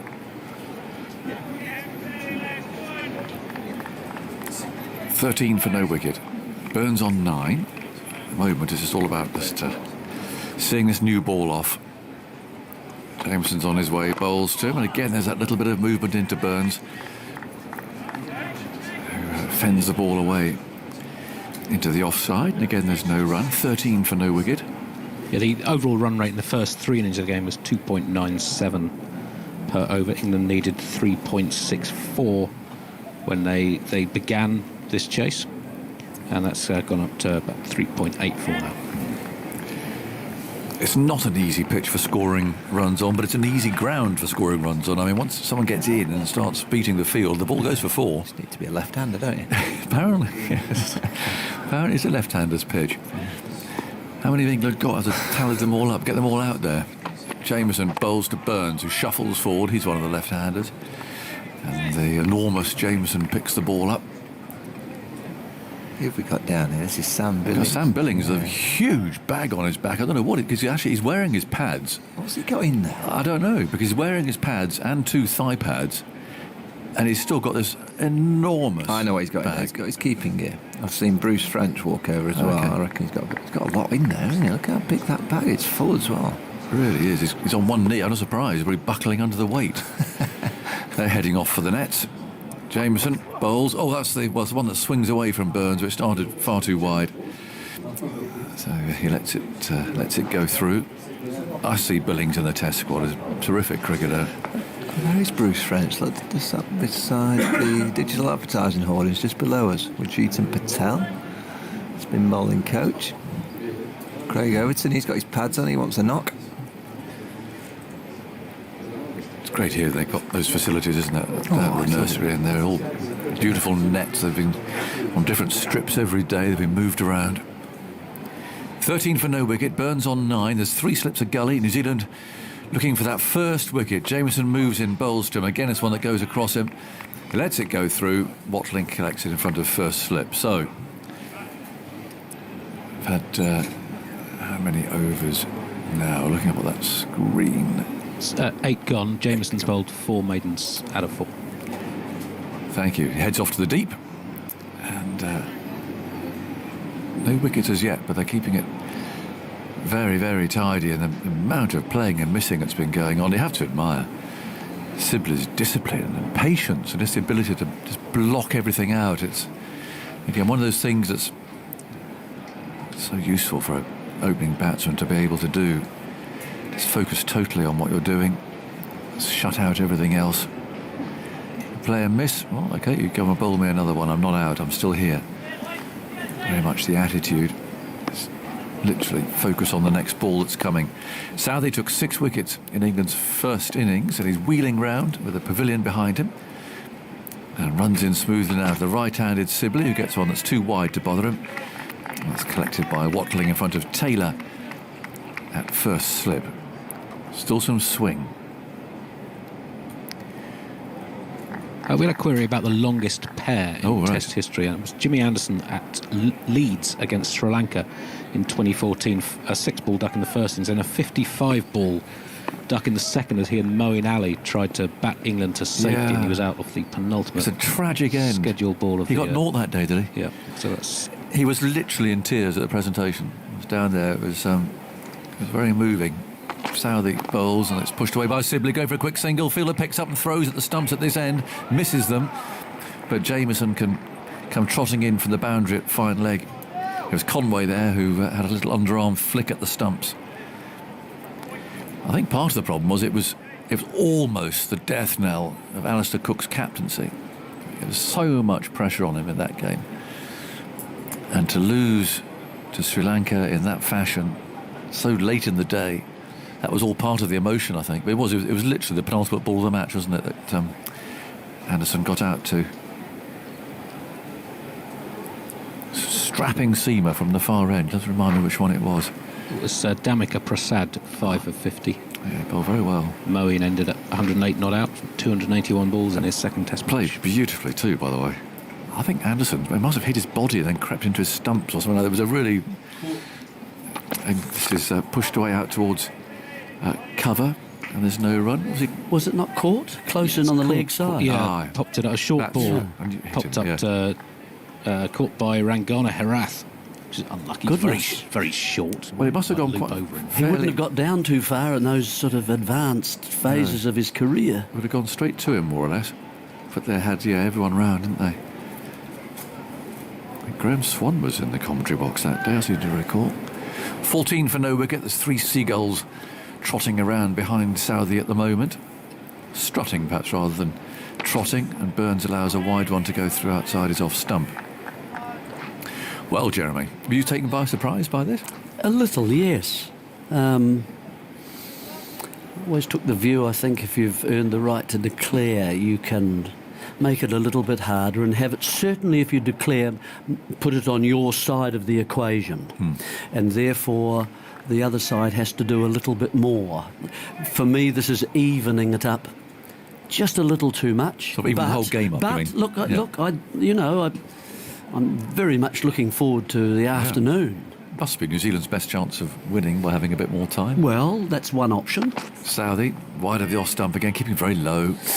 The declarations in perhaps today, I can't think of. I mean, what percentage of games go to the 5th day nowadays? It would be much lower, I would have thought. Yep. Teams winning by 300 runs and things like that. But I can think to Gower's declaration. I'm thinking about people who declared in the 3rd innings of a match. Yep. David Gower. Yeah, I remember a picture up of him half looking out the door. But if you remember, he got massively criticised for batting too long. Yes, he did, for batting on that day. And then they lost. There's Southey, and that's a sumptuous drive from Burns, who's just picked out the man there at point, so he doesn't get anything for that. It's a nice stroke. 14 for no wicket. Didn't Gordon get 200? Yes. And they won comfortably, didn't they, going into the last 15 overs? I think Haynes it wasn't was much. Dismissed fairly cheaply. Was it Gomes? Who was number 3? It was Gomes, wasn't it? Gomes made 93 not out from memory. Just getting the scorecard up. But Gordon was brutal. I mean, he limped out to bat, and we thought, oh dear, here we go. As soon as he started limping, you knew he was he's going to hit boundaries. Not going to bother running. Yeah. Let me think. Joe Root declared against the West Indies at Headingley, didn't he? Yep. And Shai Hope. Yeah, Shai Hope. There have been a few, haven't there, that you think about. It doesn't happen that often, but these days they'd like to get over 400 to be comfortable. Yeah, well, that's right. And goes Jameson, and that's clipped away really by Sibley. Peterson to mid-wicket. Peterson in India. Yes, that was a sort of not a one-off game, but it was an unusual game because of the emotion and everything that was going into that. It was the match after the Mumbai bombings. They could have been home, and then they came back, and it was straight into this very emotional game, and for India as well. Just reeling from this horrendous attack on the Taj, where England had been staying only a few weeks before, and we were due to stay there again a bit later on. That was a few distracted people. This is outside the off stump, and I was left alone. I was taking nothing. I mean, Tendulkar played brilliantly. Yeah. It all went a bit strange on that last day. But there was also Sehwag, of course, who completely demolished. Yeah, well, that's Steve Harmison. He set it up really. His onslaught on the 4th evening brought it down to a realistic target on the last day. But there was nets draped down from all the way around the stands, sort of security netting, almost like sort of fish netting down from the top of the stand down to the ground. Jameson bowls outside the off stump. That bounces twice, gathered by Watling. It was kind of a surreal atmosphere to the whole thing. But, it was just. I must be honest. I didn't expect them to go back, and it was a really good effort by that team. And Peterson deserves a lot of credit for that too. To get them back on the plane and get out there and play that. They played a couple of tests. The feeling was once they got home, they might be reluctant to go back there again, although the attack wasn't on them specifically. 14 for no wicket, and Sibley comes forward. It's played away out to de Grandhomme at mid-wicket. Yeah, so, I mean, it's happened in the past. Gary Sobers. Gary Sobers, of course, and MC Cowdrey. Gareth Sobers gets very cross when it suggests that he was a bit flippant and a bit Well, he had all the lackadaisical about that. spinners, didn't he? He had spinners in those days. And I think, was Wes Hall, I don't know whether Wes Hall actually played that match, or was it Charlie Griffiths that got injured as well? And I think there were leg spinners. And then, of course, you go back even into Norman Yardley in the 40s, when it was against Australia, the 48 side. Oh, that flew. Jameson there bowling at full familiar length, but it's really gone through high to Watling. So Sibley's going to come and have a prod at that. Just demonstrating again the uneven bounce in the pitch. And yeah, so that match in Chennai you mentioned, I guess in December 2008, England were 9 down, so they weren't declaring. I guess like New Zealand could have scored quite a few more. They're already down to their last wickets. India 387 in 29 overs of day 4 plus the whole of day 5. And after those 29 overs, they were 131 for 1 after Sehwag scored 83 off 68 with 4 sixes. It was an incredible. Well, those sixes, I think most of them would have gone over square third man. Into the netting. Because Jameson, yes, outside the off stump and left alone by... So, yes, it literally sort of going into the netting and then coming out. Like fish. And just, yeah. Because I remember Steve going round the wicket. I mean, he just, you know what Sehwag was like. And he was on fire that day, and he was just mowing over point. It was a fantastic innings. I mean, I think Tendulkar was man of the match for his 100, but actually, the man who set it up, made it possible, was Sehwag. Yeah, funny old game, that one. Jameson, 5 overs. Graham Swan's debut, I think. Yeah, it was. 2 wickets in his first over. 2 wickets in his first over. Yeah. De Grandom's on. Jameson, 5 overs, 5 maidens. Yeah. Swan had Gambhir and Dravid out in his first over of Test cricket. Good way to start. So de Grandom will come on and bowl his. He sort of hits the pitch a bit harder than it looks, I think, de Grandom. So he'll find something with this uneven bounce, I think. Mane of hair, black hair going down the back of his neck. Comes in now, bowls and Burns immediately. Clips them into the leg side. 1, think about the second. Oh, are they sent back? Could be run out. We'll have to see. I think he got back as Sibley set off for the second. It felt like 2 might be on. But Burns sent him back. It was Conway who threw the ball, and Watling had the bails off. Whatever happened, Sibley's got a horrible sawdust and dust and soil and everything else all over his very nice England jumper. But it'll be gathered, I think, to being worth it because he's going to be in. There's a full dive. We haven't actually seen him land yet on the replay. He lands straight in the bowler's footmarks. There's all sorts of stuff goes on in there. It's like, I don't know, it's a recently tilled vegetable patch in there, and he goes straight in. And he's got a horrible mark down the front of his England jumper. But he's in. Lovely piece of fielding because he dived and then he got rid of that ball so quickly. He went down like some sort of medieval siege machine, didn't he? It was, well, and he's, you know, and they had to use ropes to get him up. Come on, Dom. We haven't seen him land in slow motion. I think we might do now. No. Oh, down he goes. Yep, down he goes. It's a heavy landing, like that one in the aeroplane I was telling you about. 15 for no wicket. So they got 1 for that. He's still dusting himself down. So they've got 2 slips of gullies, short cover. Yeah, he's sort of composing himself here with a bit of pitch prodding. And de Grandom ambles in again and bowls to Sibley, who reaches forward and plays that again to Conway, who's at point. And there's no run. The spectators bracing themselves, they hope, for an exciting climax here. For a tense and tight finish, which we've had at Lord's before. We've had some really excitable days here. Usually on the 4th day of matches, you tend to start on Thursdays here. Sibley forward, drives. It's a thick outside portion of his bat.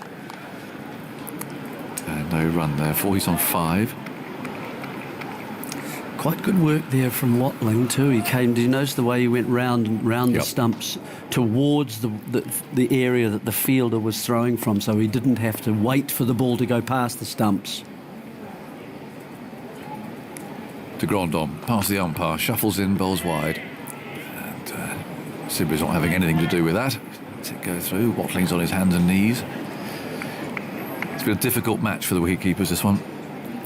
Some balls going through face head high, and then the same length, bouncing twice, sometimes just in front of them. Get a nasty bounce. De Grandhomme, and again it's too wide to interest Sibley.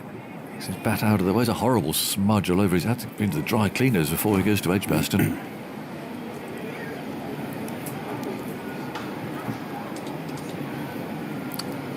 For no wicket. De Grandhomme polishes the ball. And now he's on his way past the umpire. Simply thought about playing at that for a moment and then thought better of it. Allowed it to pass harmlessly by. It ends another over. 15 for no wicket. The target's 273 after New Zealand declared during lunchtime. The lunch was taken early because of a rather rogue passing shower. I don't know where that one came from. Yeah, well, New Zealand might have done with those overs, mightn't they? If lunch had been taken at the prescribed time, they would have probably got what? Yeah. It's about 15 minutes, wasn't it? Yes, so perhaps another 3 or 4 overs and another few runs. And they'd also have lost 2 if they didn't declare during lunch as well. So, yeah, it all added up to quite significant, actually. Jameson's begun with 5 maidens. The last New Zealander to do that in a Test match was Doug Bracewell, who was in this squad after a few years out of the team. That was back in 2011 against Zimbabwe. The only other bowler to begin an innings with 5 maidens. I'll finish this off, this ball. Jameson then runs in, and if you can bowl out there, they won't score a run off him because they can't reach it.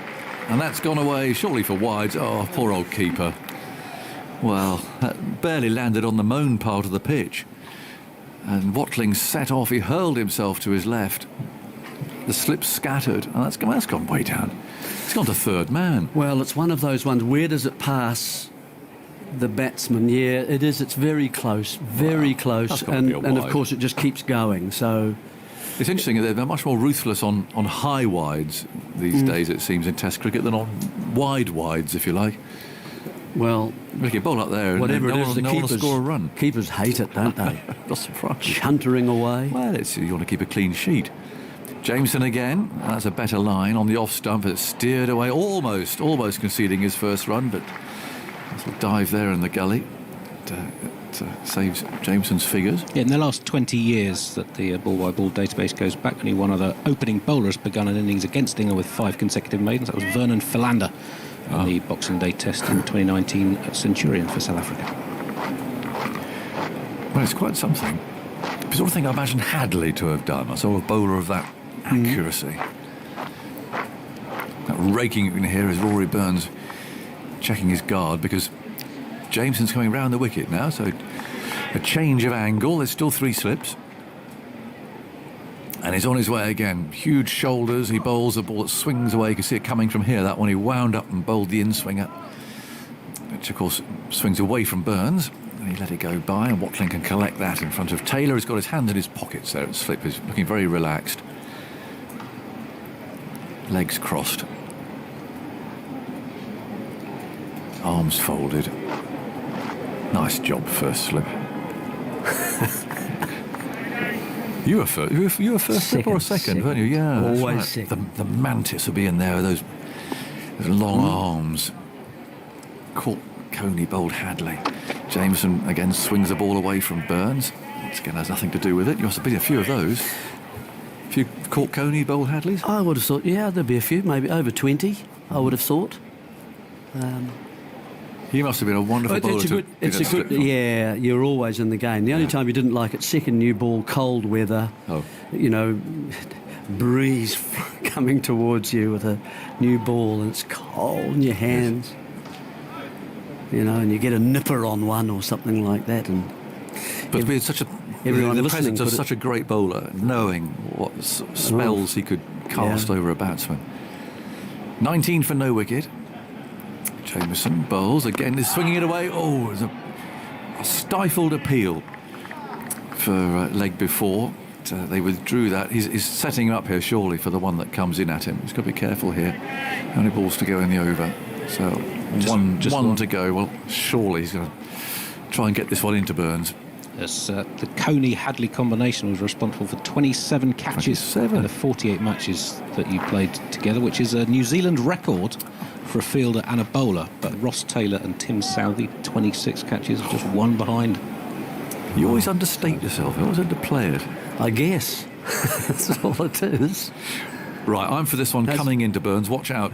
Watch out, Rory. I think he's going to bowl one that comes in at you. 19 for no wicket. Let's see what he does. No, it's the other one, which actually starts too straight, and he's conceded a run. Finally, tucked away down to backward square leg. And so no 6th consecutive maiden for Jameson, but still very impressive figures. 20 for no wicket. The target, well, at least England need 253 more to win. Overs left 63, it says up there. More from Jeremy, and then Isha Guer's coming in here. Well, England 20 without loss. The important part of that, as far as England is concerned, obviously, is the no loss that Sibley and Burns have seen off. Southey, and that therefore represents a reasonable start. You can always catch up later if you've got wickets in hand and so on. I know there's no Butler and there's no Stokes and there's no Wokes down there for England, which might cause a few jitters if wickets start to fall, but it's on this game. Here comes de Grandhomme bowling to Burns, who guides it past second slip down to the third man boundary. The chase is on for Henry Nicholls, and does he just get there? It's pulled up inside the rope. I think it's hit the boundary sponge first, though, as they come back. Well, he should signal, actually. He gave the impression to me he wasn't urgent. I think he's just nodded, hasn't he? Has it not been signalled? It hasn't been signalled by the umpire, but it has. We're looking at the replay now. Yeah. It does go into the cushion there. So 4 comes up for Burns, moves to 14. 23 for no loss. They're getting a right move on now. That boundary? Yes. 20 off the 12 overs. They were 15 off 11 at one stage before those byes. Sibley at the non-striker's end on 5. Better just remove this mask. As de Grandhomme bowls back of a length to Rory Burns. Maybe you're hearing a clearer sound now. That's good, yes. Poor old Soundy next door, working away the engineers. Things they have to deal with.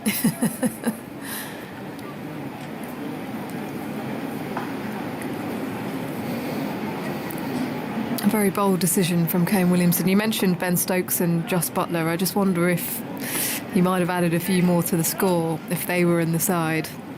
Well, as de Grandhomme pushes away, running towards us now. Burns defends back down the pitch, no run.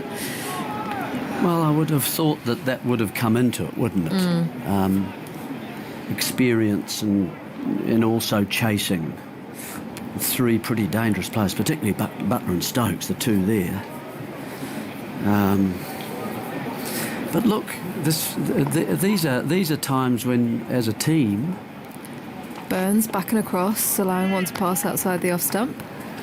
It may well be that the youngsters, while there were some callow sort of shots in the first innings from, Crawley and Lawrence are the obvious 2 to mention, but you go out in situations and you're allowed to play your shots, suddenly it's kind of a different game, and and even though you might have this particular aspect wrong with your batting. De Grandhomme bowls to Burns, who is solid in defence and covering the ball, run. Taylor used that kind of method earlier on today, didn't he? He decided, I'm going to just play a few shots, and he got 30 odd, I think. And that sometimes those sorts of things can work really well for you when you have a target in front of you, and you're kind of freed up in a sense, aren't you? Burns lets that one go through to BJ Watling at the end of the over. Another full delivery outside the off stump from de Grandhomme, probing away with those lines and lengths. It's kind of a licence to play as opposed to licence to kill. Yeah. Yes. 24 for no loss. Sibley on 5, Burns on 15. You're going to need 249 with the 62 overs left in the day. So has there been any change in the run rate with this slower start? I mean, it was started at 3.6, I think, with when the declaration was made. Yeah, it was 3.64 required at the start of the innings. That's gone up to 4.0 0.01 per over needed now. Jameson continues from the nursery end, the tall frame. He is bowls to Sibley, who's working it out to fine leg, who comes in now. Neil Wagner with the left arm throw into the keeper, comes 3 for 1. Sibley moves to 625 for no loss, 248 to win. But it's insignificant. You see, nowadays, even sixes off the last 15, sevens off the last 15 overs doesn't matter, does it? Look at the way that Rishabh Pant played in Australia. But England, who are the players to do that for them? Ollie Pope, Dan Lawrence, we know he can play well in the shorter format. But these are guys, I mean, Dan Lawrence, James Bracey, guys that are inexperienced in their test careers. And it's a different sort of scenario to if you've played 20 or 30 test matches and sort of know how you want to go about your business. 3 slips in position for Burns, who drives into a vacant cover mid-off, running round to collect the ball as it's thrown in now. Will scamper through for 1. 16 to him, 26 for no loss, 247 to win. When do they bring Mitchell Santner on? Well, he's going to be the one really for me, because it is a sense a bit more of a one-day game, isn't it? And that's when his skills, when people are looking to attack him, I think they come into play a lot more. And it would presumably he would bowl from the nursery in towards those foot marks. He can always come over the wicket to a right-hander as well. As Jameson bowls wide of the off stump, doesn't need to play at that one. So he can probe outside the right-hander's leg stump as well with the man at the 45. If you want to sweep me, you might get a little top edge and so on. So there are some things that can be done for Santner. And I, it might be it could become and develop into a really interesting game. But what New Zealand need, and they'll feel just perhaps Williamson feeling just a tad nervous shortly. We'd like to get a wicket, he'd be saying. We'd like a wicket, fellas. Here comes Jameson, blonde streaks in his hair as Sibley clips the one out to backward square. Will come through for a couple as long leg retrieves it. So runs coming a bit more freely for Dom Sibley, certainly. He took 20 deliveries to get off the mark and off the pair. Moves to 828 for no loss. Getting some lovely shape, Jameson, down the slope, away shape to the right-hander, and then was able to get the ball going away from the left-hander from round the wicket. Last couple of deliveries just going straight on. As he circles at the top of his mark, pushes away now, past the umpire, bowls full, Sibley forward and pushing out to Gully, who parries the ball in front of point, comes through for 1, moves to 29 for no loss, Sibley to 9, 244 to win. Andy? It's only the second time in England's last 10 tests that their opening partnership has lasted beyond 12 overs. This is now the second highest opening stand in those 10 tests. 18 team innings England have had, the second highest and second longest. Burns and Sibley added 63 in 23 overs in the first innings in Chennai at the start of the India series. Deep backward square and a long leg on the leg side for Jameson, coming round the wicket to Burns, who ducks underneath a short one at the end of the over. 29 for no loss, then England, in fact, 244 to win. Burns 16, Sibley 9. And just having a quick chat to Carl Jameson there with Tom Latham. Yeah, who's usually the vice-captain, so on. But the interesting thing as far as New Zealand is concerned is how do they fit Neil Wagner into this? He was if there was an odd man out in the first innings, being unable to use his method of pitching short, and therefore, in a sense, reducing him to bowling line and length, which he's not that kind of bowler, doesn't get it to move. Sibley nearly chops onto the stumps. The bowling of Colin de Grandhomme from the pavilion end, using that slope to his advantage. Nearly really late on the ball at Wingfield for de Grandhomme on the offside. The other aspect is Southey. How many overs did he bowl in the first innings? It was a very long spell, I think, yesterday, and looked a bit more tired when he came back. Open stance from Sibley. Still gone on bowls. This time he's covering and forward pressing towards the ball, back down the pitch, no run. Southey bowled 25.1 overs in total, but his opening, the first spell he bowled yesterday was 9 overs. Yeah. It's a question of just how much does Williamson want to bowl him with the second test coming very close on the heels. 3-day turnaround. Is Daganda bowls. Sibley pokes at one outside the off stump to extra cover, no run. Do New Zealand, do they take the view that we're going to bowl him today a little bit and then not play him in the second test, which would be an interesting one, and therefore bring Bolt into the equation a lot more? And I think Bolt really, I know New Zealand have said they're not going to play him in that second test. Well, I think that's really not on. I think they've got to. Sibley leaves one outside the off stump. He needs overs in his legs. He's been playing, yes, at the IPL, but 4 overs a match. I know he has the practice and all that sort of stuff, but I just feel, and he needs to get a Duke ball in his hand rather than at practice. It needs to be game overs. And I feel in terms of the match after at Southampton, he has to have some overs in his legs by the time he arrives there. Sibley back and across. Hits the inner part of the bat as he looks to drive straight. Finds its way to Neil Wagner at mid-on. How much do the medical staff come into it? Oh, I don't know. Because we know... Don't ask me. We know with the likes of England and Australia and India that they actually have quite a big say as to when bowlers should play. As he misses one outside the outside edge, looking to get back into his crease and guide it past gully. Dom Sibley slightly further back of a length from de Grandhomme at the end of the over. 29 for no loss. Sibley on 9, Burns 16. Medical staff, you're saying they have a lot to say, do they? Yeah. On who plays and who doesn't. Goodness, With it's all getting the more and data. more away from the players. It is. And the people making decisions about players. They use all the data. They put it into a computer and work out, based on history, how many overs a certain player's bowled, what injury concerns they may have, even to the point where they can predict whether playing a bowler in a test match might actually increase the chances of injury. Do they factor in the point that Southey, for example, is now in his 4th tour and loves this ground and has got 6 Probably wickets in not, this Jeremy. match and now would love to come back and have a win beside him, a W in the column?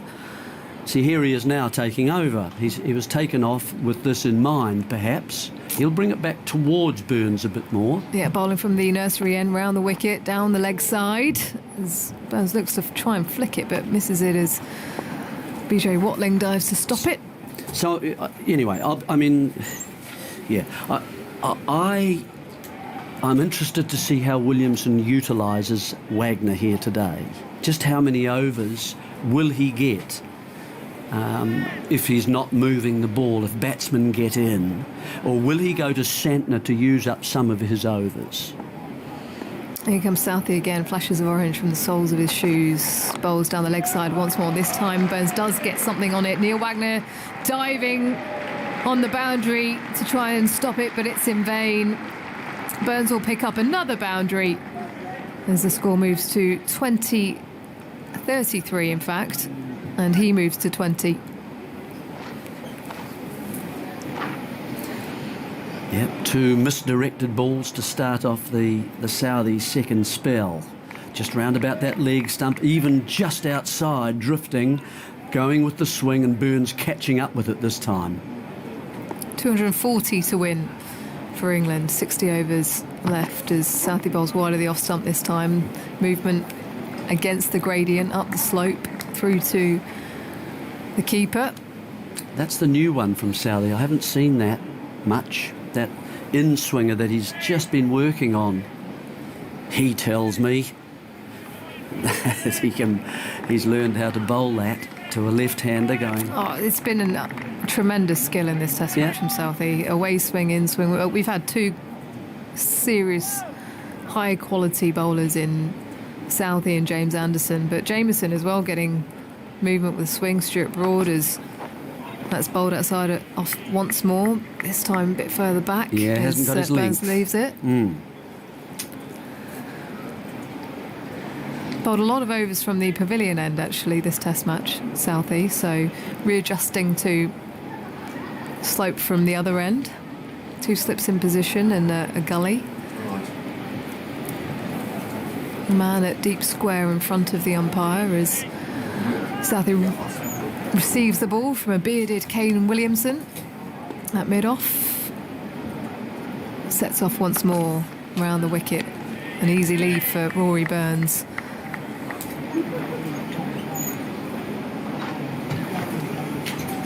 Nice buzz here this Sunday afternoon at Lord's, all building up to the final session.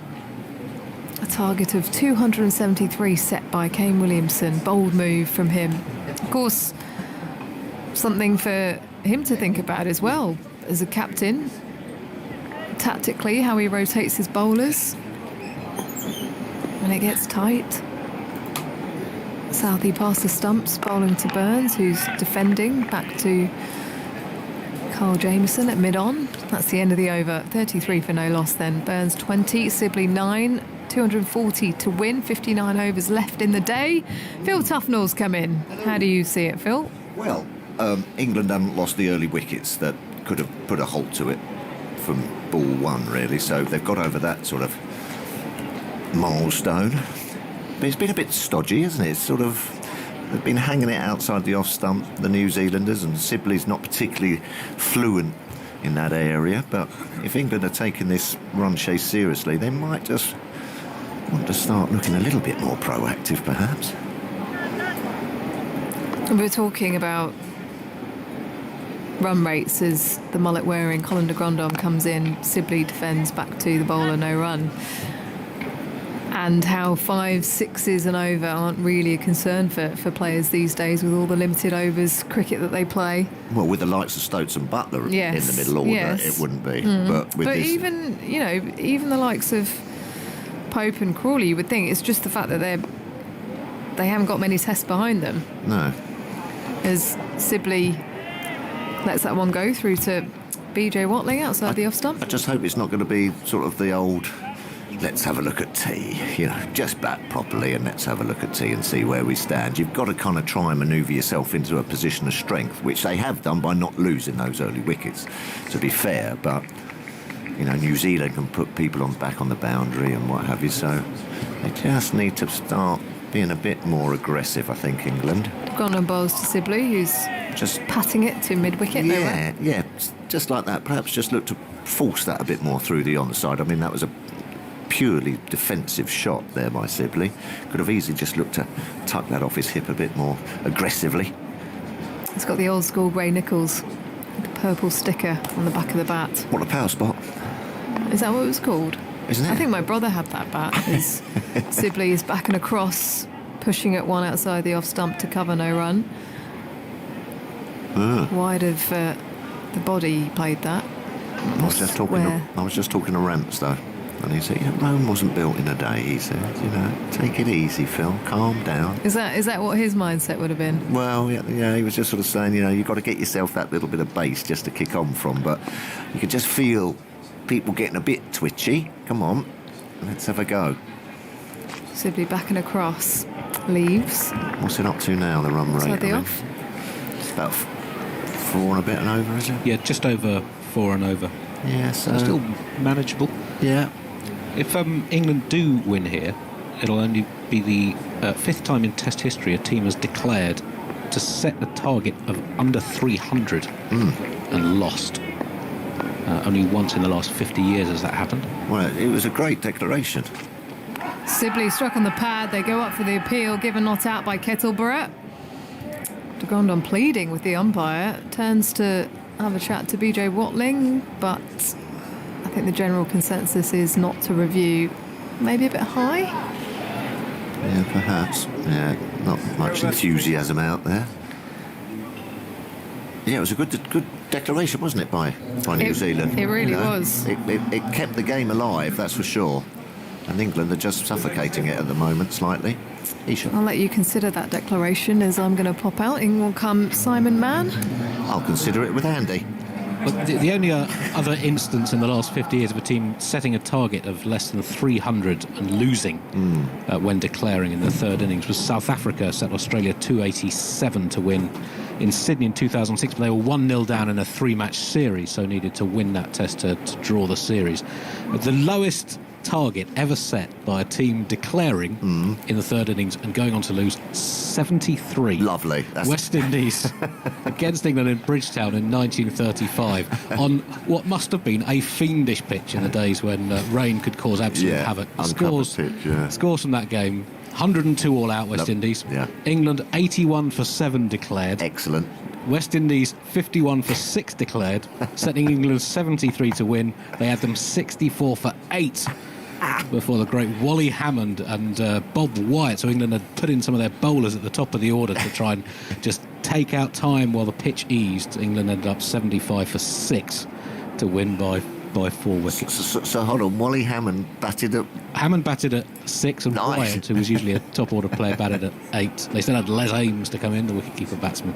Those were the days. Those were the days. Tough as that's what the kids want to see, isn't it? Those kind of scores, lots of action. Yeah. But at least, as I said earlier to Isha, at least those 2 or 3 early wickets which we were always concerned about, which England can lose, and they have been losing for the last couple of years now almost, didn't happen, so... Well, Victor and Michael in the overflow box at the end are very bullish. I think, England are duty-bound to chase these. Well, I think they are a little bit, yeah. But, I mean, what is it, 33 for no wicket off 17 overs so far? I mean, it's not obvious that... No. But, I mean, they can... Unless I'm missing something. Well... But it's only 4 and over. Exactly, they can make it up. That's the thing. If you're solid at the start, you set your base, and then bang, you can go for it, can't you? And then set it... we could be in for a really exciting post-tea session, or around about 6 o'clock tonight. That sort of last hour, an hour and a half, it could be very exciting with New Zealand in the game as well. If England are prepared to risk a bit later on, like an old county game. Yeah. We'll go all the way till 7 or 8 down. Promise. And then you shut up shop at about 4 down. Yeah, that's what they used to do. I think if England are realistic about doing this, I think someone like Joe Root or something's got to come in at 3 just to try and Although Crawley's capable of accelerating the scoring as well. I mean, tried to in the first innings, but nicked off early on. But I think Isha was right. Pope and Crawley, they're capable of being quick scorers. Anyway, drinks are on the field. They're just ending. I must say, thank you. A lovely email from Colin Edwards about rustic brown fence paint. I was told about this by... he said he was nodding off this morning listening to you. He was very unfair because he didn't give the full story, which is that my mum had asked me to source some. Okay. So I was doing a favour for her, but he just said I was talking about fence painting and making it actually really boring. But anyway, Colin says, I too have been looking for rustic brown recently for an elderly neighbour. I could not find it, but she ended up finding some at Clacton's Old Road decorating shop.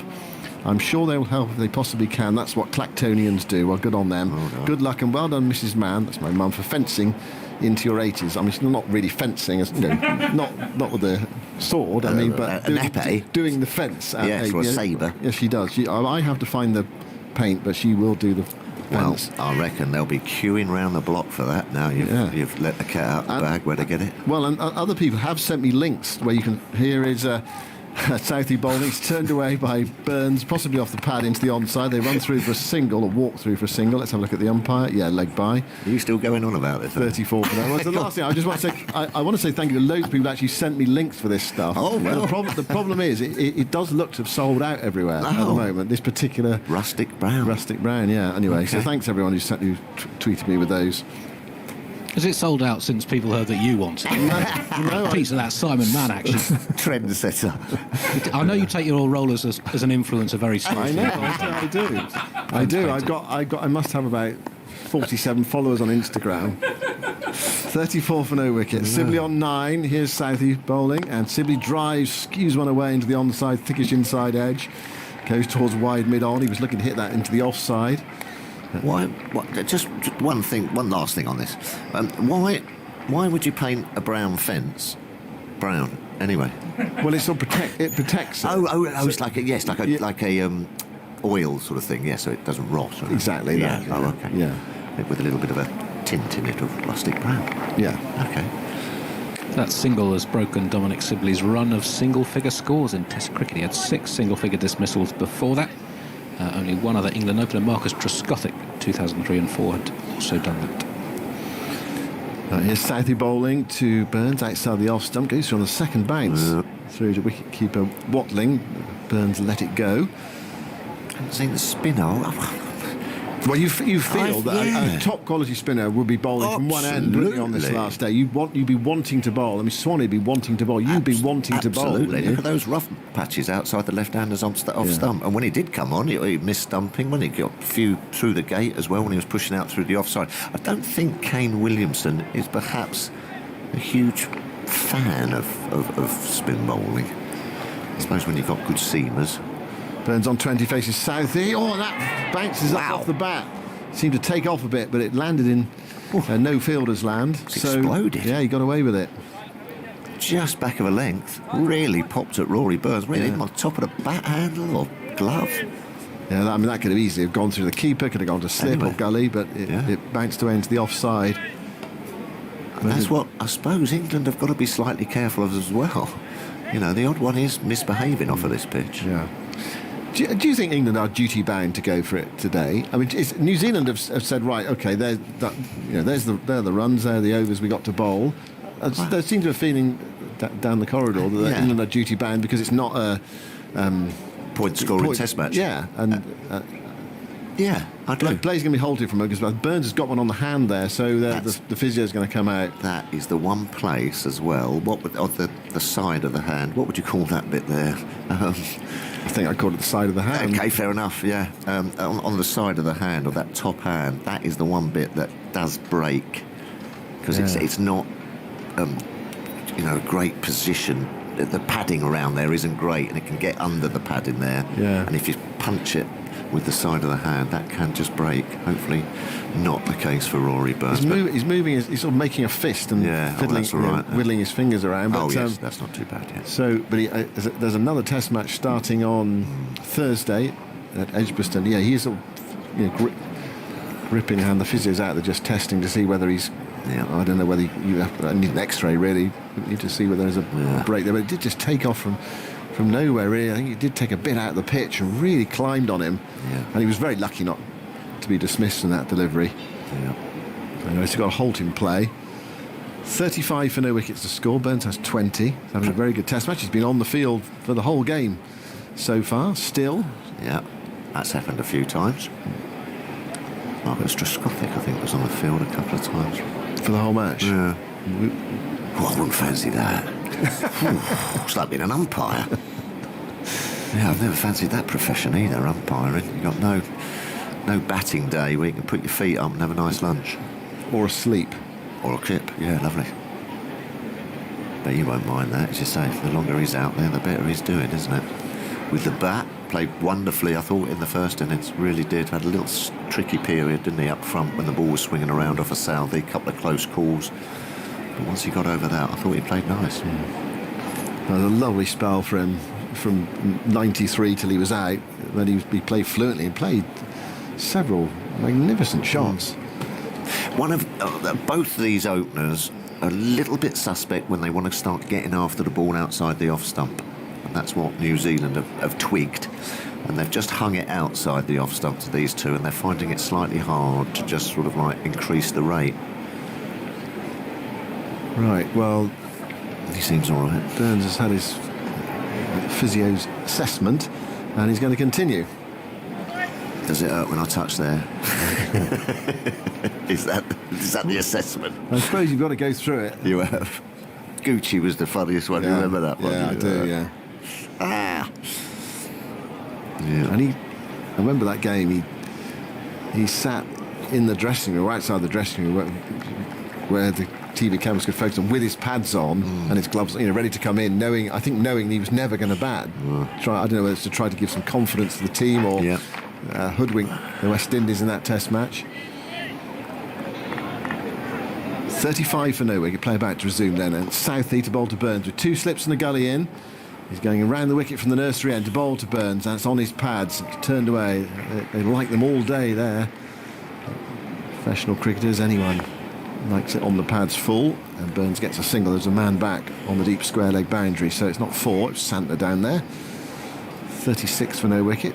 So yes, I think they do. I think they do have at least to have a dart. Yeah, at least have some sort of dart. You don't have to be reckless or, kamikaze about it and just keep slogging till you're all out. But you've got to go show some intent till 4 or 5 down, haven't you? 3 or 4 down. Well, let's hope so. Let's hope later on. But it's 237 to win from 58 overs. Here is Southey bowling, and there's an appeal for LBW. It's gone down fine towards the boundary. The umpire's moved away from the stumps, so he's not giving it out, and he signals leg byes.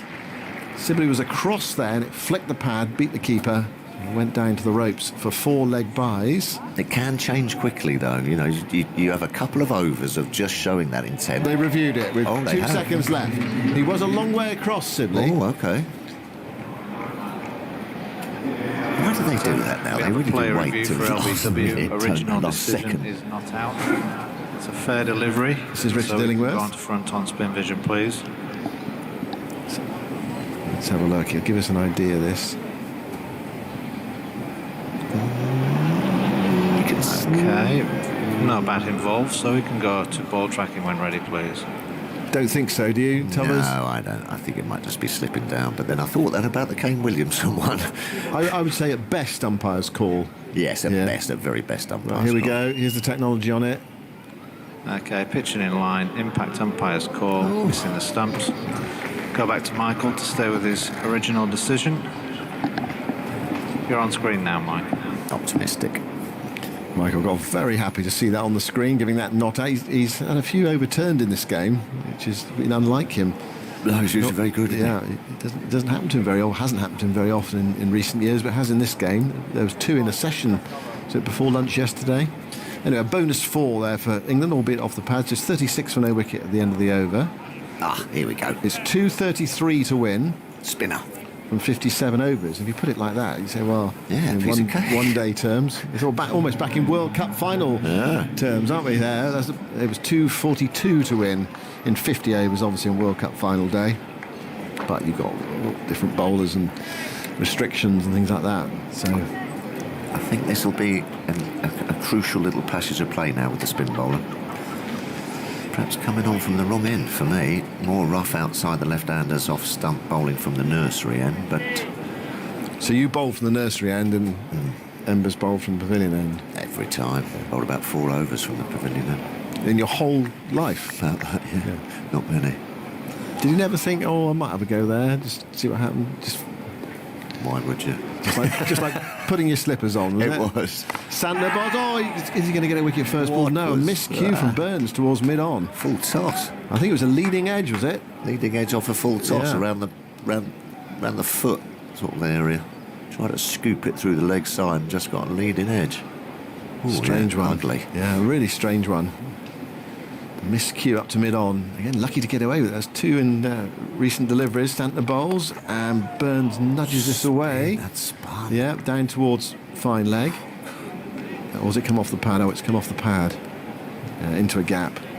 Yeah, the off-spinners actually like bowling from the nursery end now, don't they? As you say, Swanee used to like bowling from the nursery end, get it to drift down the straight one so the outside edge comes into play and they can turn one back. But no, I needed all the help I could get. I wanted that slope.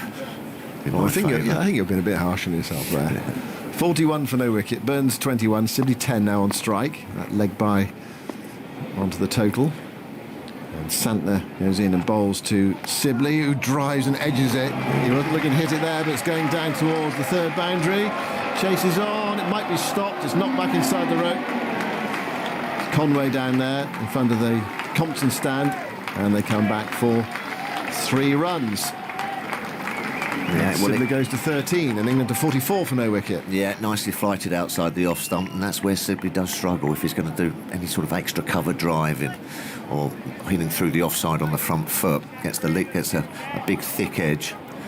Could have gone to slip or anywhere in the ring on the offside, but I think this is a nice sort of tease as well for both sides. New Zealand, go on, have a little go at the spinner.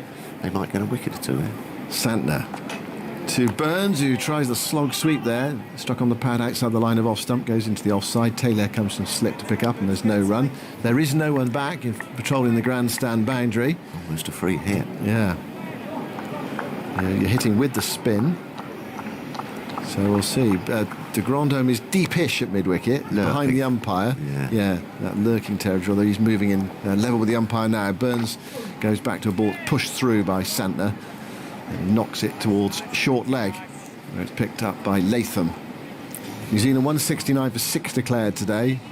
Lunch called early when a shower came over the ground, around about 10 to 1, and then New Zealand declaring during the lunch interval, setting them 273 and 75 overs. Santner bowls, Burns comes forward and turns it past the short leg fielder. Conway's onto it from fine leg, sends in the return to Watling, and one more to the total, and Burns keeps the strike because that was the last ball of the over. So 45 for no wicket. We have had 19 overs, so England not exactly racing along, but I suppose what they're trying to do, if they are going to go for these later, just build a solid base. And 10 of those 45 have been extras so far, which is quite handy. Yeah, Sibley 13, Burns 22. I suppose Lawrence is a good white ball cricketer as well.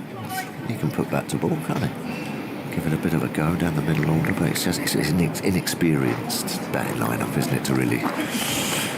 It might be good for them, though. Get them going a bit, take away those pressures of survival and getting stuck in of Test match cricket and free yourself up a bit. Yeah. Well, we'll see how it pans out. Still, plenty could happen today. Here is Southey bowling to Burns. And Burns plays defensively into the offside. Picked up by de Grandhomme. Team's winning after the opposition had declared. There was that famous match here in the 80s when David Gower declared and West Indies knocked off 3-4-4. Greenwich and Haynes are slightly different to Sibley. But I think even then, I remember the game and everyone saying, David, he should have declared the night before, and I think England went off a bad light as well. They accepted the light the night before. Why did they do that? Stay out there, score runs. And he batted on half an hour in something like that into the 5th day. Southey bowls, driven by Burns up towards mid-on, there's no run. It hurts. It's almost that's why declarations are difficult, is because it's kind of embarrassing sometimes, isn't it? You know what I mean? That you put the onus on your bowlers that we can do something here, and and it doesn't come off like that. I think that hurt David Gower for quite a long time. Never, always reminded of it. Well, it was because it was so emphatic, wasn't it, the way they won the game? They won down. One down, and well inside the distance as well. And Burns gets a ball, snakes back into him from Southey, and we'll have to see the replay to see where that came off. It might have come off his chest or his glove. It's gone down towards slip again. It dropped in front of the second slip fielder. There's a spot there just outside Rory Burns' off stump that's obviously been hit a lot during the Test match, and it might have just dented or a crack opened up, but if you hit it, it absolutely flies at you. That did come off the glove, and it was very close to being a catch. The second slip fielder, who might have misjudged it coming forward. It looped towards him. I think, is it Latham there at second slip? There might have been a chance that, Yeah, it might have been slightly on his heels. He couldn't quite get forward and judge it. Here's Southey bowling, and Burns tucks that into the onside and takes a single. Picked up by Jameson coming in from mid-on. 46 for no wicket. Burns goes to 23. Yeah, let's have a look at that again on the replay. Yeah, well, it might have carried if he got his... Just didn't get his fingers underneath it. Perhaps a bit surprised by it. It's not always easy to judge how it's going to come towards you when the ball loops. Sibley on 13. Southey over the wicket with 2 slips and the gully in. Moves in and bowls to Sibley outside the off stump in that corridor, that channel, that fifth stump corridor, which Sibley finds it difficult to score, really, just intent on letting it go out there. Now I'm about to go in a minute. Victor's here and Dan's coming in, but you are very bullish about England chasing these runs, Victor, next door. Yeah, well, I think they should. I'm not entirely sure whether they are, but I think they should be. I mean, it's a challenging declaration, but it's well within their compass. But it's still possible. Yeah, it is. Southey bowls, Sibley comes forward and defends that towards cover. There's no run, so the equation is 46 for no wicket from here. 55 overs available, as long as the light and the weather, etc., holds. 2:27 to win, 10 wickets in hand. Sibley 13, Burns 23. So all yours, Victor, and then Daniel's coming in. I mean, a good litmus test of the intentions of England comes when the spinner comes on. And how much do they look to attack him? Because obviously against pace bowling, you tend to just react to the ball. Against spinners, you've got time to think and time to maybe reveal your intentions. We've only had one over from Santner. And we did see, actually, we saw a sort of scything or even scything cover drive from Sibley, which went to third man for 3. And an ambitious sort of pull drive attempt by Burns, which he missed, in fact. So they did show just a little bit of intent against Santner, and it's a better way of assessing what England's goals are. But I would be actually very disappointed if they didn't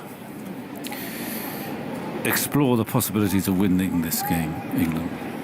But it's the rate is obviously very slow. It is a problem to envisage quite how Sibley is going to, in particular, is going to accelerate.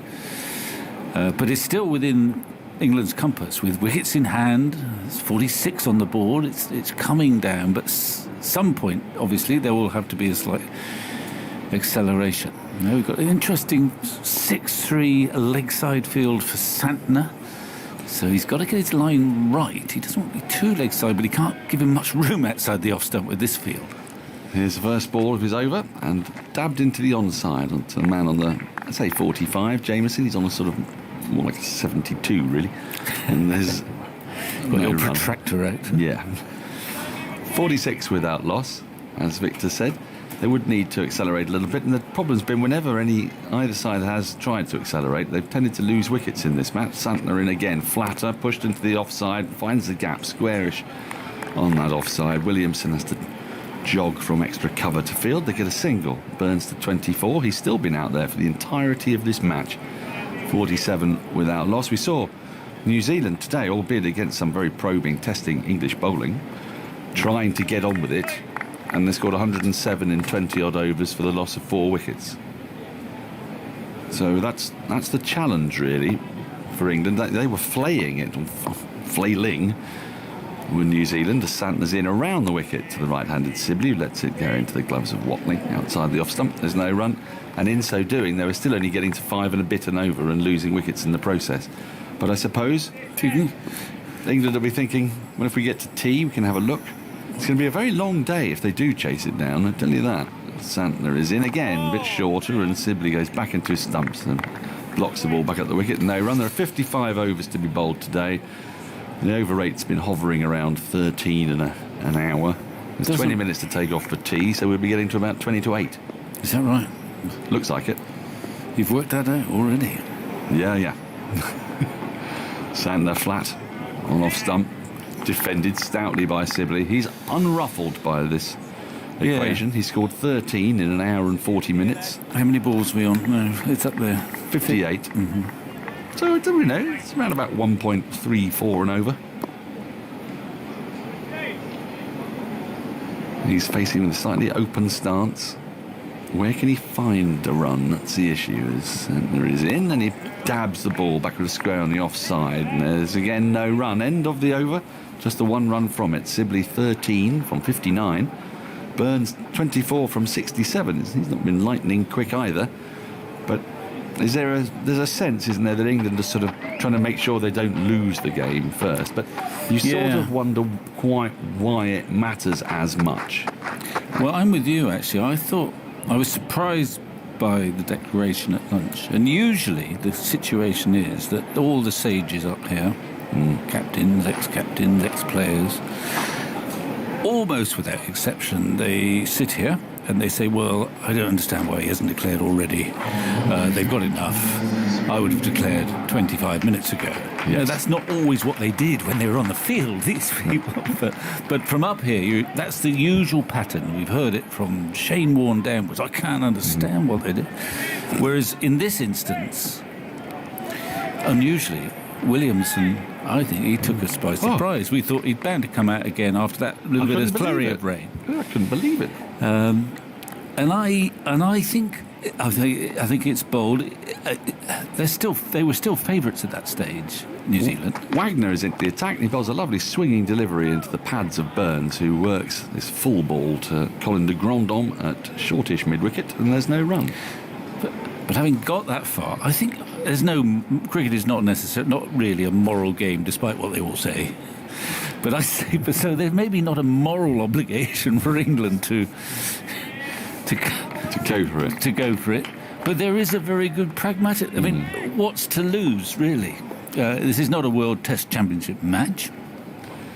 Wagner in again, and that's again swinging, so that's shaping away from Burns up the slope, and he looks to drive it into the offside, gets inside after the bat, and this time again it rolls to de Grandhomme. There's no run. I'm going to ask Andy this though: do ICC ranking points count, even if it's not World Test Championship?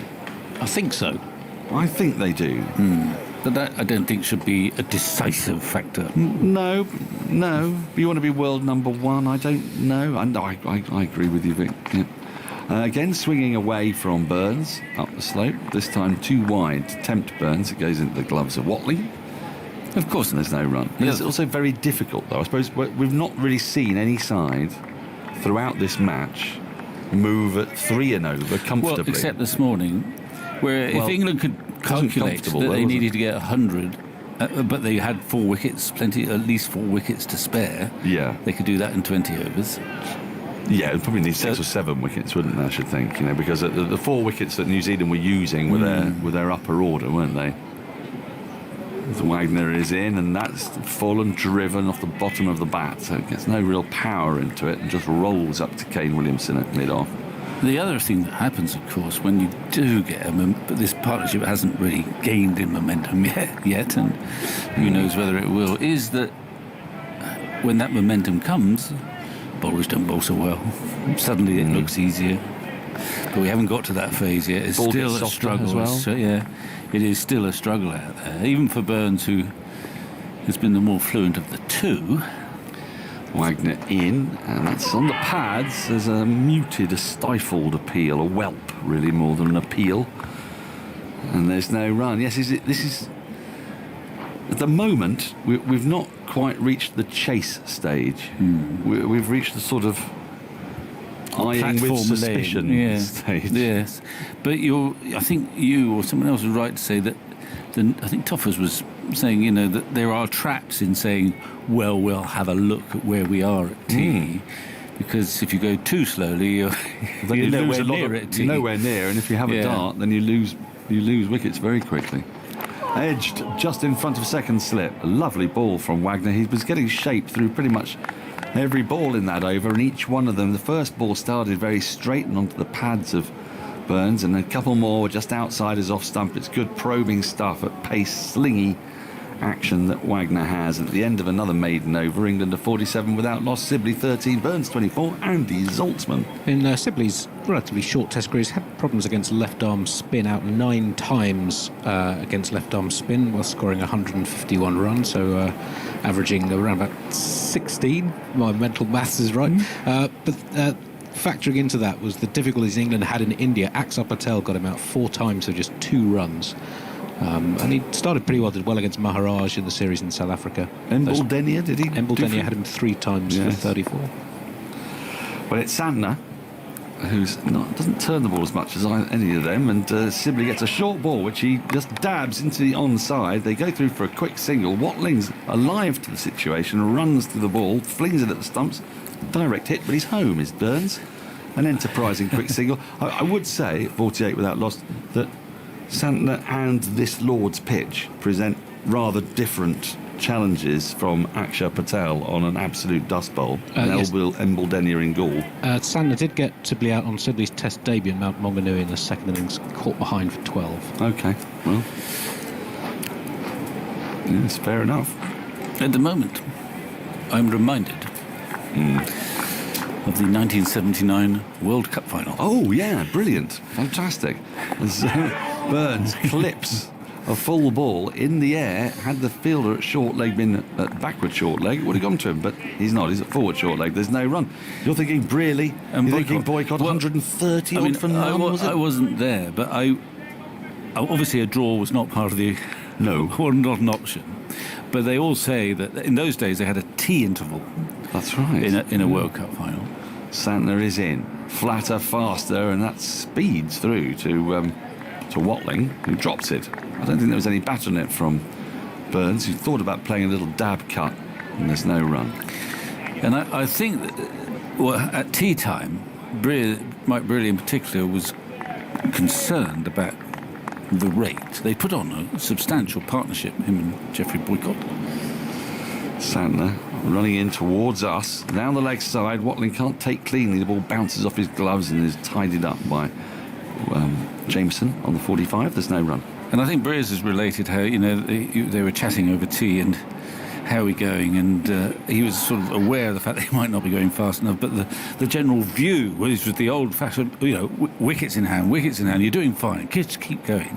Santner again fairly flat and is swept by Burns fairly well, not great power and timing, out to Conway at deep backward square leg, and he'll pick up a single, moves to 25, 49 without loss. But in that instance, the likes of Viv got through his overs very cheaply and quickly, and it transpired that the rate got higher, and the quite a good array of attacking batsmen left in the hutch came out, run rate high, and got out.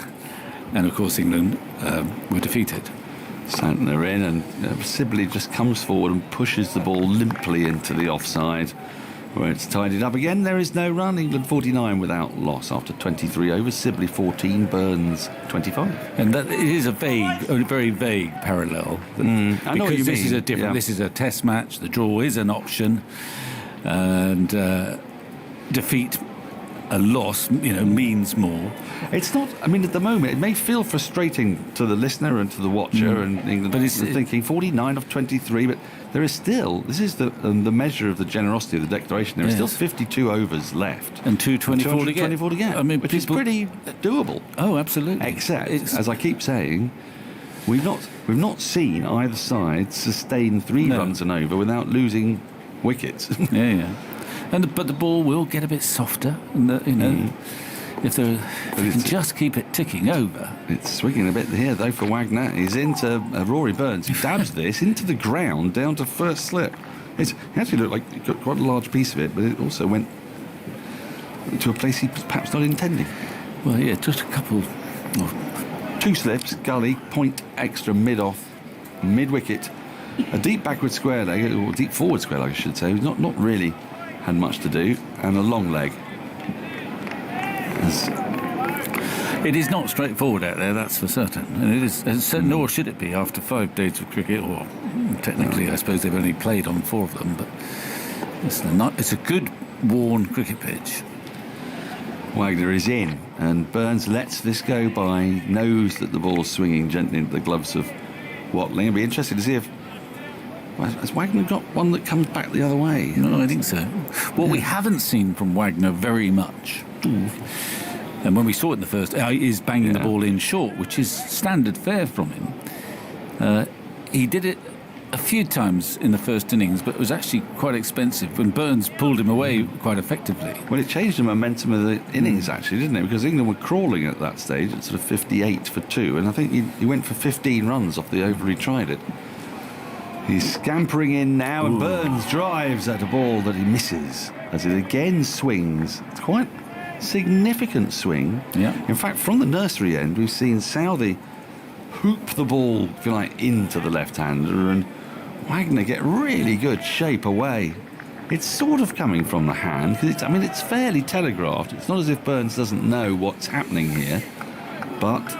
And it's only 79 miles an hour. There's something very deceiving about Wagner's pace. If you said 79 miles per hour and about 5'10" bowling away swingers, you think that's fairly gentle, but it really isn't. He's in once more, and there's another thick edge, and has he been taken? He has. Second slip. claims the catch. It was very low down indeed. It's Tim Southey with another super catch. And England have lost their first wicket. It's Rory Burns who goes for 25, and it was that swinging ball from Neil Wagner. And finally, Rory Burns has to drag himself off the field of play. He's been out there for every single moment of this Test match until now. We just see a replay of the catch, and it is a really good one again from Southey. He's a tall man, and he's taken that an inch off the ground, two-handed, very safe hands. A delighted Wagner has got reward for some splendid bowling, and as I say, Burns finally get the chance to put his feet up and have a shower. Well, he won't welcome that. Although, you know, it was a terrific catch, actually. He is 6'5", I should think, Tim Southey. But he is one of those gifted cricketers who's at home in the slip cordon. And he was right down, and he caught it, I would say, no more than an inch off the ground. Burns could obviously see. He didn't hang around to ask for a replay just to check. He was convinced that it had carried. Lovely catch. It was a lovely piece of bowling, and it kind of bore out what you were saying, that it may only come up on the scoreboard at 79, 80 miles an hour when he's bowling full, Wagner. But there is that little bit of zip there that ensures that a ball that is now nearly 30 overs old, or 20 odd overs old, it had enough energy on it to carry just to that slip cordon. He's making it, seems to be making it zip off the pitch. Is the swing that late? It doesn't seem that late to the naked eye, but perhaps at the other end. Perhaps batting at the other end, it is actually a bit later than we think. We've got this great view looking down, so we can sort of see it happening, and there's a kind of, I think, inevitability to each ball, you know. And I think we can fall back on the trusty observation. It always looks a darn sight easier up there than down there. Well, so there is movement, and it's late enough, clearly. Now we've got the new batsman, is of course a different type of player, but he is another on a pair, is he? No, he got a couple, did he? He got two. Anyway, here's Zach Crawley, who's ready and waiting. He's facing up with two slips and a gully, and he's left this ball alone outside the off stump. I like that start from Wagner, saying, drive that again. Do you want to have a go? Do you want to have a go wide of one outside the off stump? Crawley said no. He's got a bit of a toning to do, because he and Dan Lawrence probably have been having nightmares. They've been having rueful thoughts about their dismissals, I should think, both of them. Rueful thoughts? Rueful thoughts. At the very least, rueful. Slightly, yeah. Perhaps more than rueful. I don't know what comes after rueful in the rueful index. Wagner to complete the over, and Crawley defends with a slightly angled bat into the offside. It's picked up by Gully, who must move swiftly to the right. End of the over, successful one for Wagner. Burns going for 25, England 49 for 1. Crawley is yet to score. Sibley is still there, 14 from 61 balls. And I'm going to hand over to Andy Zaltzman first before Jonathan Agnew comes in for the next 20 minutes or so. It's England's second highest opening stand in their last 10 tests at 49. Over the last 10 tests, their opening stand has averaged just 12.6. So that's since the start of the Pakistan series. That was the second half of last summer. 6 tests over the winter and the first test this summer. And that is the second lowest average England have had for their average opening stand over a 10-test sequence. Only again in 1907, up to, from 1905 to 1907, did they have a worse run over 10 tests for the opening stand. Well, that was a battle, wasn't it? But it really was. Yeah, and it still will be. I mean, he has got the ball swinging, hasn't he? Fairly early. And he's looked likely. He didn't look that likely in the first innings, Wagner, but never count him out. He's one of the great competitors, and he's doing it with a full length. 49 for 1. Jamieson's back, and he bowls wide of Sibley's off stump. Sibley 14 not out from 62 balls. They're prodding about, looking at the pitch. Do you think England are playing it the right way? Well, trouble is, I don't know that Sibley can play it any other way. Yeah.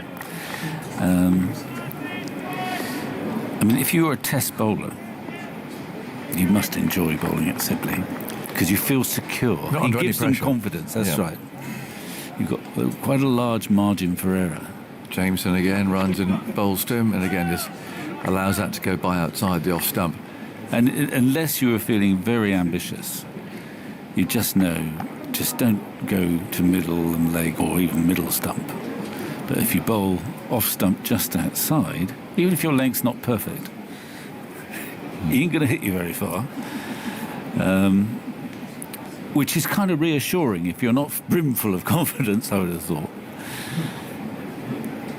As I was saying to Dan, I mean, I know it's still difficult out there, but I just think that this is an opportunity that they shouldn't completely shun.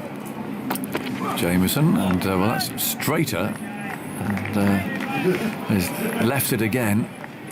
Captured by Watling, has got his hands on his hips there. Lively delivery. I mean, we've seen some very awkward balls, clearly, that Burns received from Southey in particular, and the bounce is uneven, but I'm hearing some shouting out there now, and I just wonder if, I can't hear what people are saying, I just wonder if it's people saying, come on, at least put a bit of pressure on New Zealand here, at least... Well, there's something that's gone right out of the game in our time, and I'll tell you what it is in a second. Right. Jameson again bowls short, and that surprises Sibley. Goes through at quite a rate. You never get it now. You used to get it now and again. Tempting bowling. The slow hand clap. Oh, no, slow hand clap. Do you remember the slow hand clap? I do. We saw a bit of that in the in the old days. Yeah. When the crowd they had enough, and we get the slow. I haven't heard the slow hand clap. I don't know if I've heard it this century. Oh. Do you remember that? Yeah. I don't expect you'd have got it when you were batting. There wasn't enough time. Or possibly not when you were bowling. Never then. 49 for 1. Sibley on 14. Jameson bowls to him outside the off stump again. Again, he lets it go through. I don't think he's actually made contact with any ball in this over so far. Now, I thought, you see, if Mike Brearley was captain of New Zealand in this situation now, I reckon, and I hope he's listening, so he can tell me if I'm wrong, I reckon that he'll probably bring himself on. I know what you mean. Throws lobs. Utter lobs. So come on then, and just have a go at it, and just try and almost force you to play some shots and to get moving. Here comes Jameson, bowls outside the off stump. Well, that's a maiden which nothing was connected with it. Well, 49 for 1 it is. Brearley and Edmonds is one of the times where they combine very, very happily and successfully. Famously. Put the helmet at short, wide, mid-on as a batting side were sort of defending and not really showing any ambition. And in those days, this is before they probably changed the law.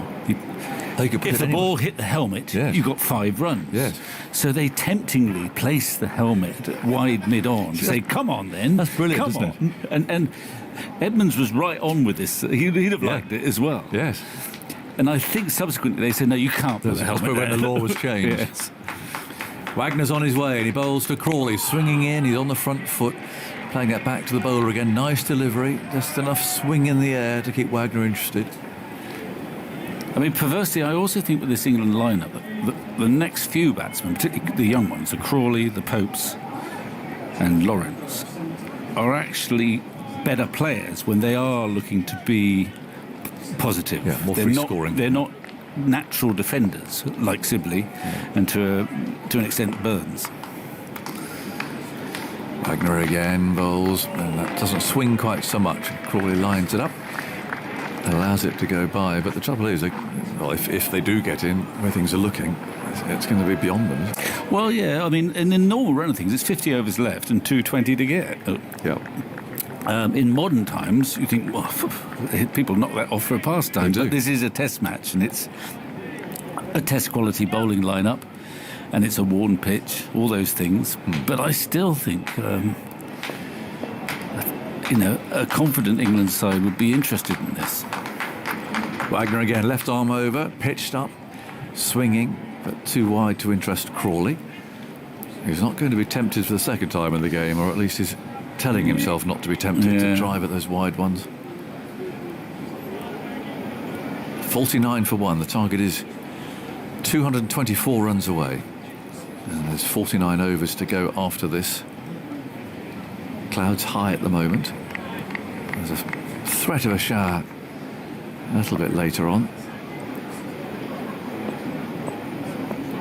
Wagner turns, number 10 on his back, and bowls, and Crawley's again forward, playing it up towards mid-off, and it's fielded by Williamson, who immediately wipes his brow and rubs the sweat into the ball, polishes it.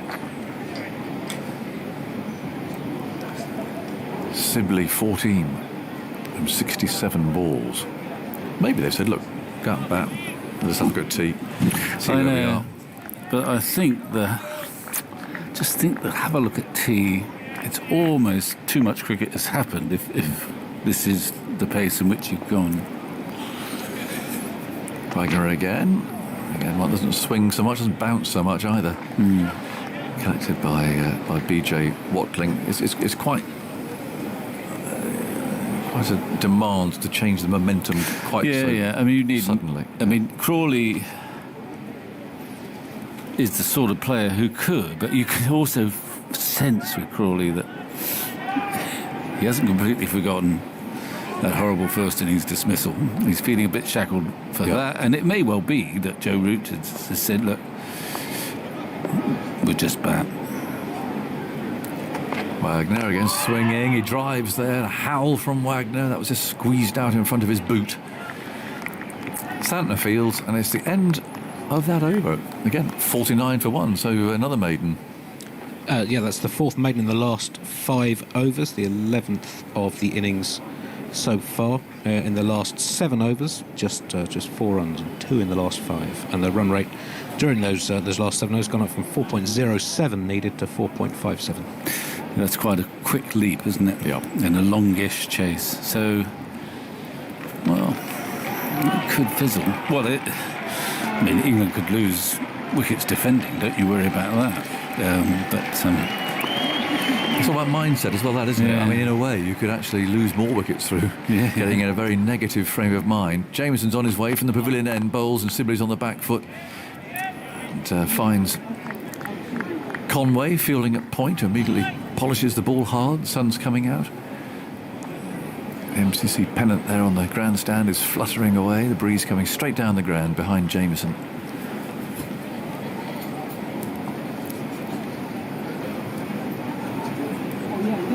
Sibley twiddles his bat. Now he's ready. Bat raised. Coming out at quite an angle. Good dip of the knee. Jamieson comes in, bowls to him, and he plays no stroke. 49 for 1.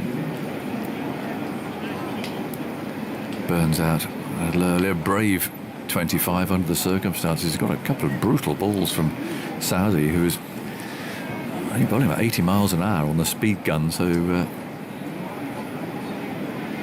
exactly out and out fast, but the ball's going up really alarmingly. Struck him twice.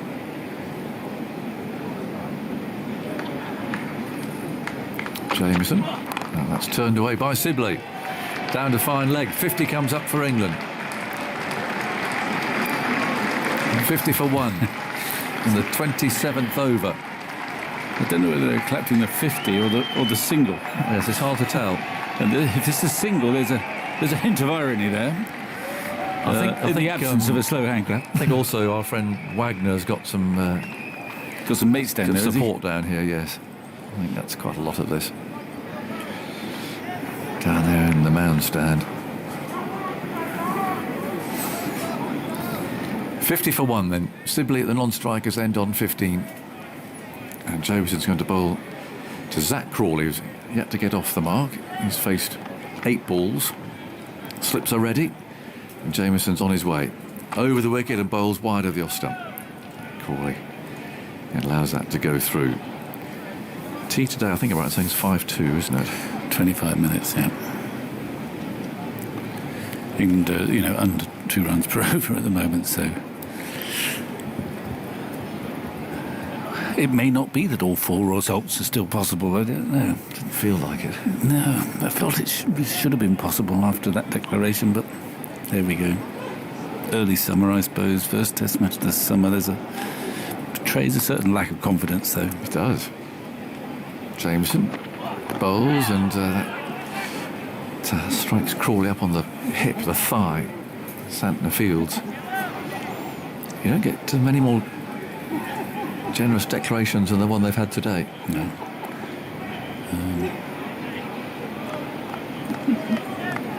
And you can sort of sense, too, the confidence of... I mean, Wagner's come on and hasn't conceded a run yet.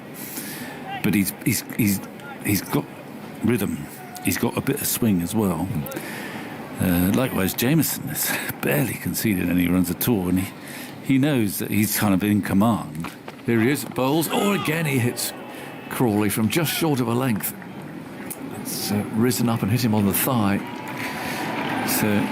bruises in that England camp. Yeah. Such passive batting, it kind of breeds confidence in the bowlers. Yeah. And the ball seems to be jagging around. That one came back down the slope, hit him in the thigh. And both these batsmen are actually intent at the moment just on survival and don't really know where the next run is coming from. Wagner striding up. He doesn't hang around. So when he gets the ball, he marches back. He's been such a terrific bowler for New Zealand over the last 5 or 6 years. In his own style. We've actually seen him in swing bowling style in this match rather than in hammering the middle of the pitch style.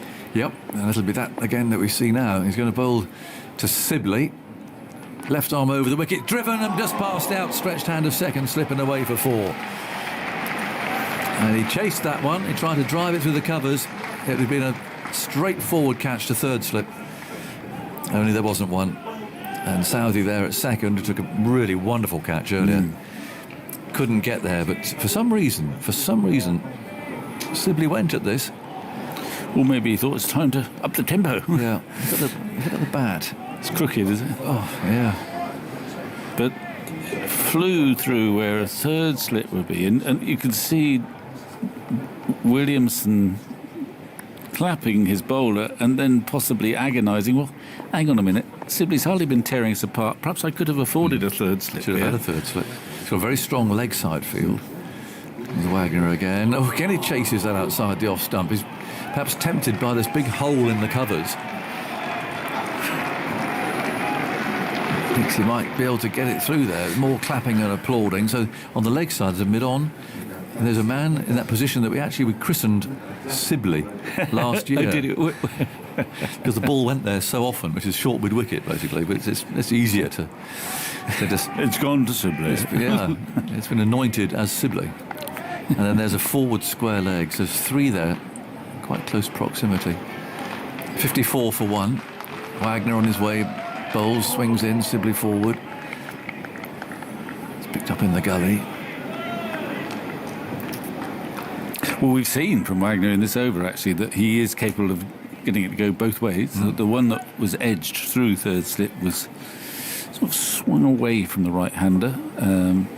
But we've also seen that last one coming back in, keeping the LBWs definitely on target, and keeping him guessing. Quite enjoying this, Wagner, I think. Yes. A nice cloud cover overhead, isn't it? It feels like a swing bowling day. And he goes again and bowls a Sibley, struck on the pad, or runs away to square leg. Conway's fielding there. Be annoyed there, Sibley, because that is the region he likes it. Yeah. And he swung late, though, and he couldn't quite get bat on it. Yeah, I missed out.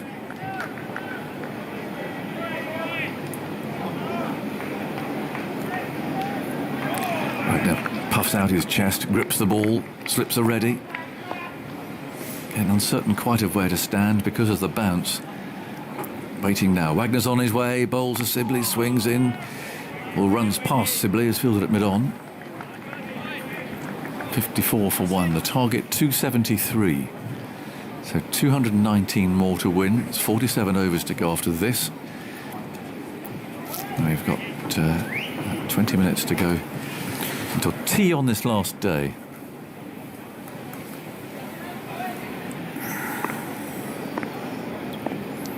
Wagner loosens up his shirt. Runs in again, steaming in, bowls a good one. That goes down the slope a little bit. Off the seam, that one, rather than in the air, and Sibley's beaten. End of another wholehearted over from Neil Wagner. Yep, well, the bowlers are on top, and they've got little to show for it now. I feel the emphasis is changing now. I'm starting to lose faith in England's ability to chase this down at the moment. You still think they can, or want to? Well, I think they should have always wanted to, and I think that... But it is tricky out there. The ball is moving, and Sibley's not perhaps in the prime of form, and Crawley is also shackled, yet to get off the mark. I want them to. Jameson comes in and bowls for Crawley. Lovely wristy flick into the leg side, but he still can't get off the mark. Sibley 19 from 76 balls. Crawley has now faced 12. I mean, in the 70s, there'd never even been any thought of England chasing down a sort of a target like this, but it's different these days. It's a different mindset from the players too. They really believe that they can chase what were once impossible targets. Jameson bowls and Crawley thinks about playing at it, and then just at the last moment whips the bat out of the way. 54 for 1. Well, they'll never get a better chance. No, that's kind of what we're saying, really. This represents everything you could want as a test side. To start developing your young players as well with a victory, and you start to feel, yeah, this is us. This is our team, and we're away now. The trouble is, if you actually don't have a go at it, that actually... Oh, that undermines illustrates the mindset. Uncertainties. Jameson bowls and Crawley defends this. It pops away into the offside. It sort of suggests a timidity. Absolutely. Yeah. And just a lack of confidence about, well, in each other as well as in yourself. I mean, it's getting to the stage for New Zealand, 9 wickets in a session. Yeah. That's a lot. Things haven't quite gone for them, but you know, you get plenty of days like that. Yeah, they bowl well. They've got the ball to swing. Yeah. They come from different lengths than England. I mean, that's the essential difference, I think, between the two sides. New Zealand tend to swing the ball, so Southey and even Jameson, they pitch the ball up a little bit more. It kisses, it just slides on the surface rather than into it from perhaps a foot and a half shorter, which is more seaming kind of length. Yep. And that's the Robinson and co that we've seen throughout for England. Broad, yeah. Yes. Yep. 54 for 1. Crawley's still looking for his first run. He's faced 14 balls now. Jameson runs in, huge man, bowls outside the off stump. There's still no stroke. I think Santner's obviously got to figure more prominently in the last session. Yes. And I think mainly from the nursery end into those... correct me if I'm wrong, but I just think there's more rough at the far end, at the... the pavilion end than there is at this end, and I was a bit surprised that he operated up there. I know that Southey was bowling this end perhaps, but I thought he might have been swung around. I'd have had him in much earlier, actually.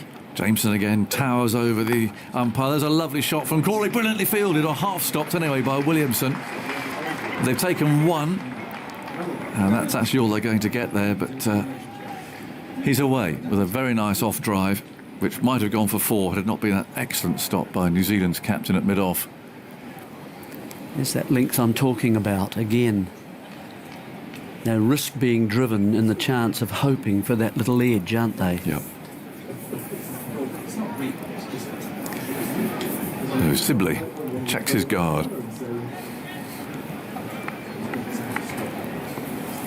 19 not out. Jameson's on his way. Moves in, bowls to Sibley. And at the middle stump turned away to mid-wicket, where it's fielded by de Grandhomme. It's the end of the over, 55 for 1. Crawley 1, Sibley 19. I mean, it's early days in the chase. Simon's coming. Yeah, I'm just interested to know how the English contingent in the box feel, because some of you are starting to talk as if, are we going for this? I mean, there's an element of that entering the commentary, I've noticed. I've only been standing there for 2 minutes, and I've heard it permeating the discussions. I mean, is that really? I can't believe that you would even be thinking that way. What, they are or aren't? You've said that they aren't going for this. Here's Wagner bowling to Crawley, and Crawley plays defensively towards extra cover, and there's no run. It's 55 for 1. This is the 30th over of England's innings. There we are. There's a problem for a start. Yeah. Now, is there also a feeling, if I could ask, I'd like to ask the basic questions if I can. Is it better Sibley goes? I'm sorry.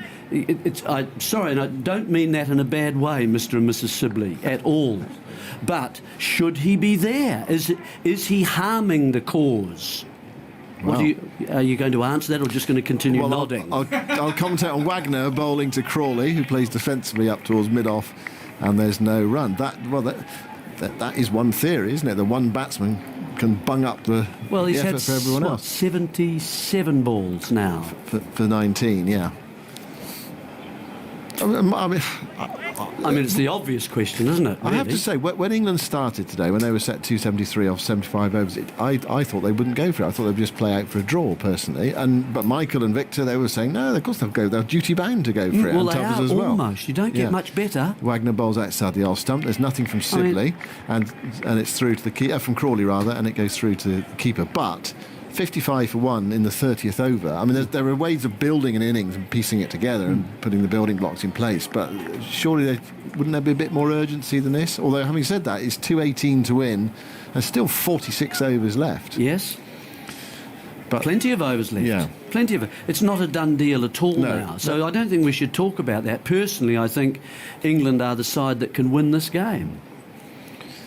Wagner bowls to Crawley outside the off stump. Crawley allows it to go through, and taken again by Watling. 55 for 1 the score. You don't get many better declarations, I think, as a side than 3.6. You might get one at 3.6, but you might be chasing 610. Yeah. You know, so to get it and be under 300 is most unusual. So you would expect England to pursue this target all the way? I would just say we'll certainly have a look at this, won't we, fellas? Yeah. Well, they might do. We're good enough. Wagner bowls outside the off stump. Nothing from Crawley again. And it's through to Watling. It's a very generous declaration. I mean, when you declare, you've earned the declaration to put yourself in that position to even be offering it. And secondly is that because you're offering it, you can make it as hard or as difficult or as easy as you like. I think this is towards the easy end, frankly, of the continuum. Yeah, I think most people were surprised when New Zealand declared 273 to win, 75 overs at lunchtime. 40 overs, a lot can happen in 40 overs. Yeah, exactly. So we shouldn't judge just on what we're seeing at the moment, but it's under 2 and over here. Wagner bowls. Oh, and that's a leading edge from Crawley. Gets a single into the offside. It's half stopped at cover point. He looked to clip that into the onside, went into the offside. Crawley goes to 2. There's the closed face of the bottom hand working again, I'm afraid, for Crawley. But a run, 56 for 1 after 30 overs. So 217 more required by England. And they have 45 overs in which to get them. Got to be a wee bit careful, don't you, with that you don't turn the bat too early on those in-swingers coming into you, because it can come off the bat and really it can go anywhere. It can go to the bowler off a front leading edge. It can go into the covers off the back of the bat. You just lose control. It can even slide into the gully sort of area as well. The required run rate. That went very badly. The run rate they now need is 4.82. Just tell us the numbers. 4.82. Okay. So they're getting up towards 5 and over. Yeah. Southey bowls outside the off stump, and Crawley lets it go. There are 10 minutes to go until tea, and I presume at tea time they might sit down and have a chat about what they're going to do.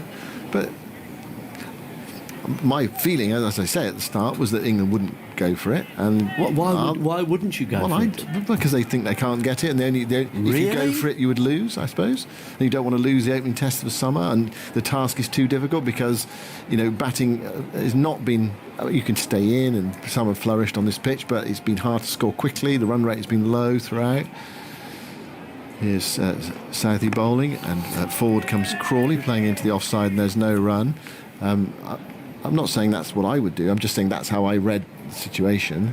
And what I've seen so far, 56 for 1 off nearly 31 overs, suggests that England think that as well.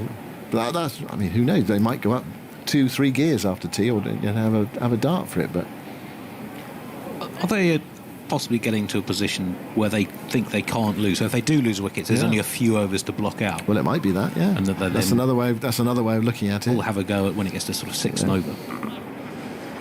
Southey bowls, and that's caught in the gully. Crawley on the drive, thickish outside edge, and a comfortable catch. And England are 56 for 2, and Crawley's Test match is over, and it's been, I think it's fair to say, a disappointing one. He's got a pair of twos. There was a bit of a way swing. He went for the drive, and he is on his way. Yes, he didn't really calculate the little bit of movement away. So, in fact, it was a ball that was outside his off stump. It was a length that you could drive, but instead of aiming it straight down the ground, it had to go. You had to be a wee bit sympathetic with the movement, and so that you end up looking to drive through cover. So the angle of the bat is much different. And so the face of the bat, that instead of pointing straight towards the bowler, has to just open slightly, as you want to when the ball is swinging. New Zealand is a swing bowling team. All the bowlers swing the ball. They bowl full length. And I don't think that's been factored in at all by England. The drive is probably the most productive shot against New Zealand when you think of it, but you've got to be sympathetic with it and follow the ball just slightly. There, Crawley didn't, and so it's cost him his wicket. Sort of a thickish outside edge through, a comfortable catch to gully. Nichols is there, and that wasn't too much of a problem for him. He's been out in similar ways, isn't he? Has he? The 2 dismissals in this Test match, Crawley. Yes. The full swinging balls, and he's gone for them and nicked them. So Root's in at 4. Chat with Sibley, who's 19 not out. And it won't be long before Root is walking off one way or another, because... Well, let's hope it's only one way for Root. Well, he could be out, or it could be tea time in 5 minutes' time. So Wagner is getting, I think, the applause down on the fine leg boundary away to our left-hand side from the Mound stand and the lower reaches of the Edrich stand. So Root taking guard, 3 slips and a gully in for Southey, who has his 7th wicket in the match. He's bowled well, hasn't he, in this game, Southey? It certainly has. Figures in the first innings, they're phenomenal, really. 25 overs, 6 for 43.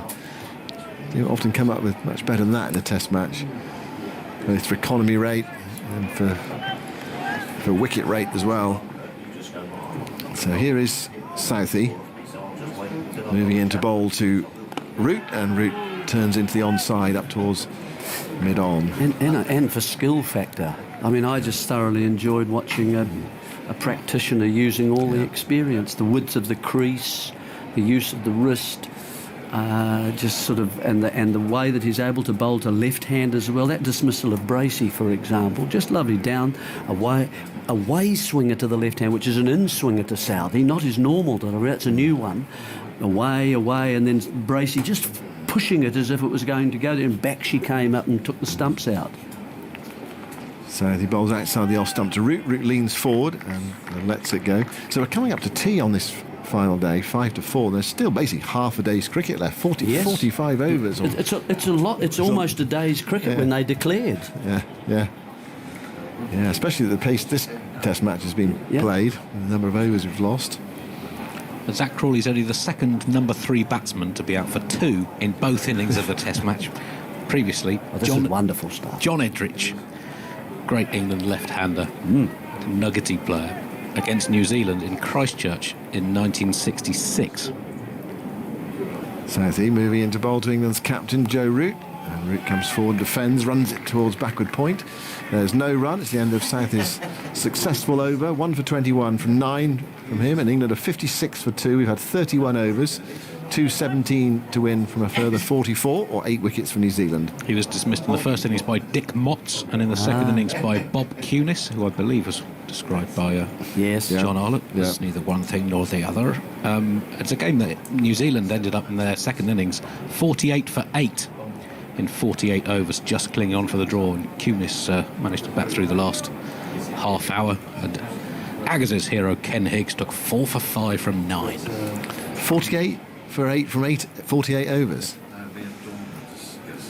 Wagner goes into bowl to Sibley. Sibley comes forward, is beaten outside the off stump. The ball across him goes through low to Watling.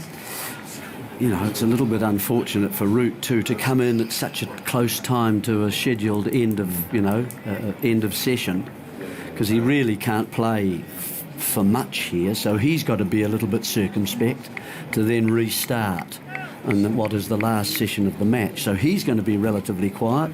And Sibley, we've seen we've seen his modus operandi, haven't we? We certainly have. Wagner close to the stumps, bowls to Sibley. That's a beauty, goes past the edge as well. Just starting wide and swinging back in, it still went past the outside edge. Taken by Watling, and Wagner frustrated by it. He gets very close to the stumps, Wagner. Yeah, well, what's interested me is that he's actually got the ball to swing. I haven't seen him do this for some time. It's the impact of the Duke ball, of course. He doesn't do this to the Kookaburra. And what we haven't seen from Wagner today is that short pitch bowling. No need, because it's swinging for him. He's pushed the man back to deep point now.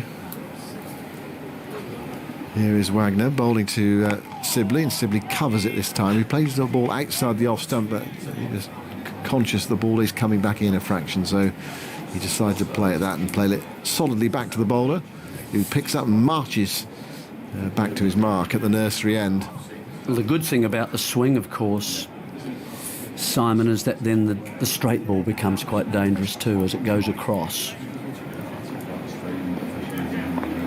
Coming up towards the tee until this might well be the last over. In fact, Wagner bowls to Sibley, and Sibley clips that into the onside towards mid-wicket, where it's half stopped by Latham.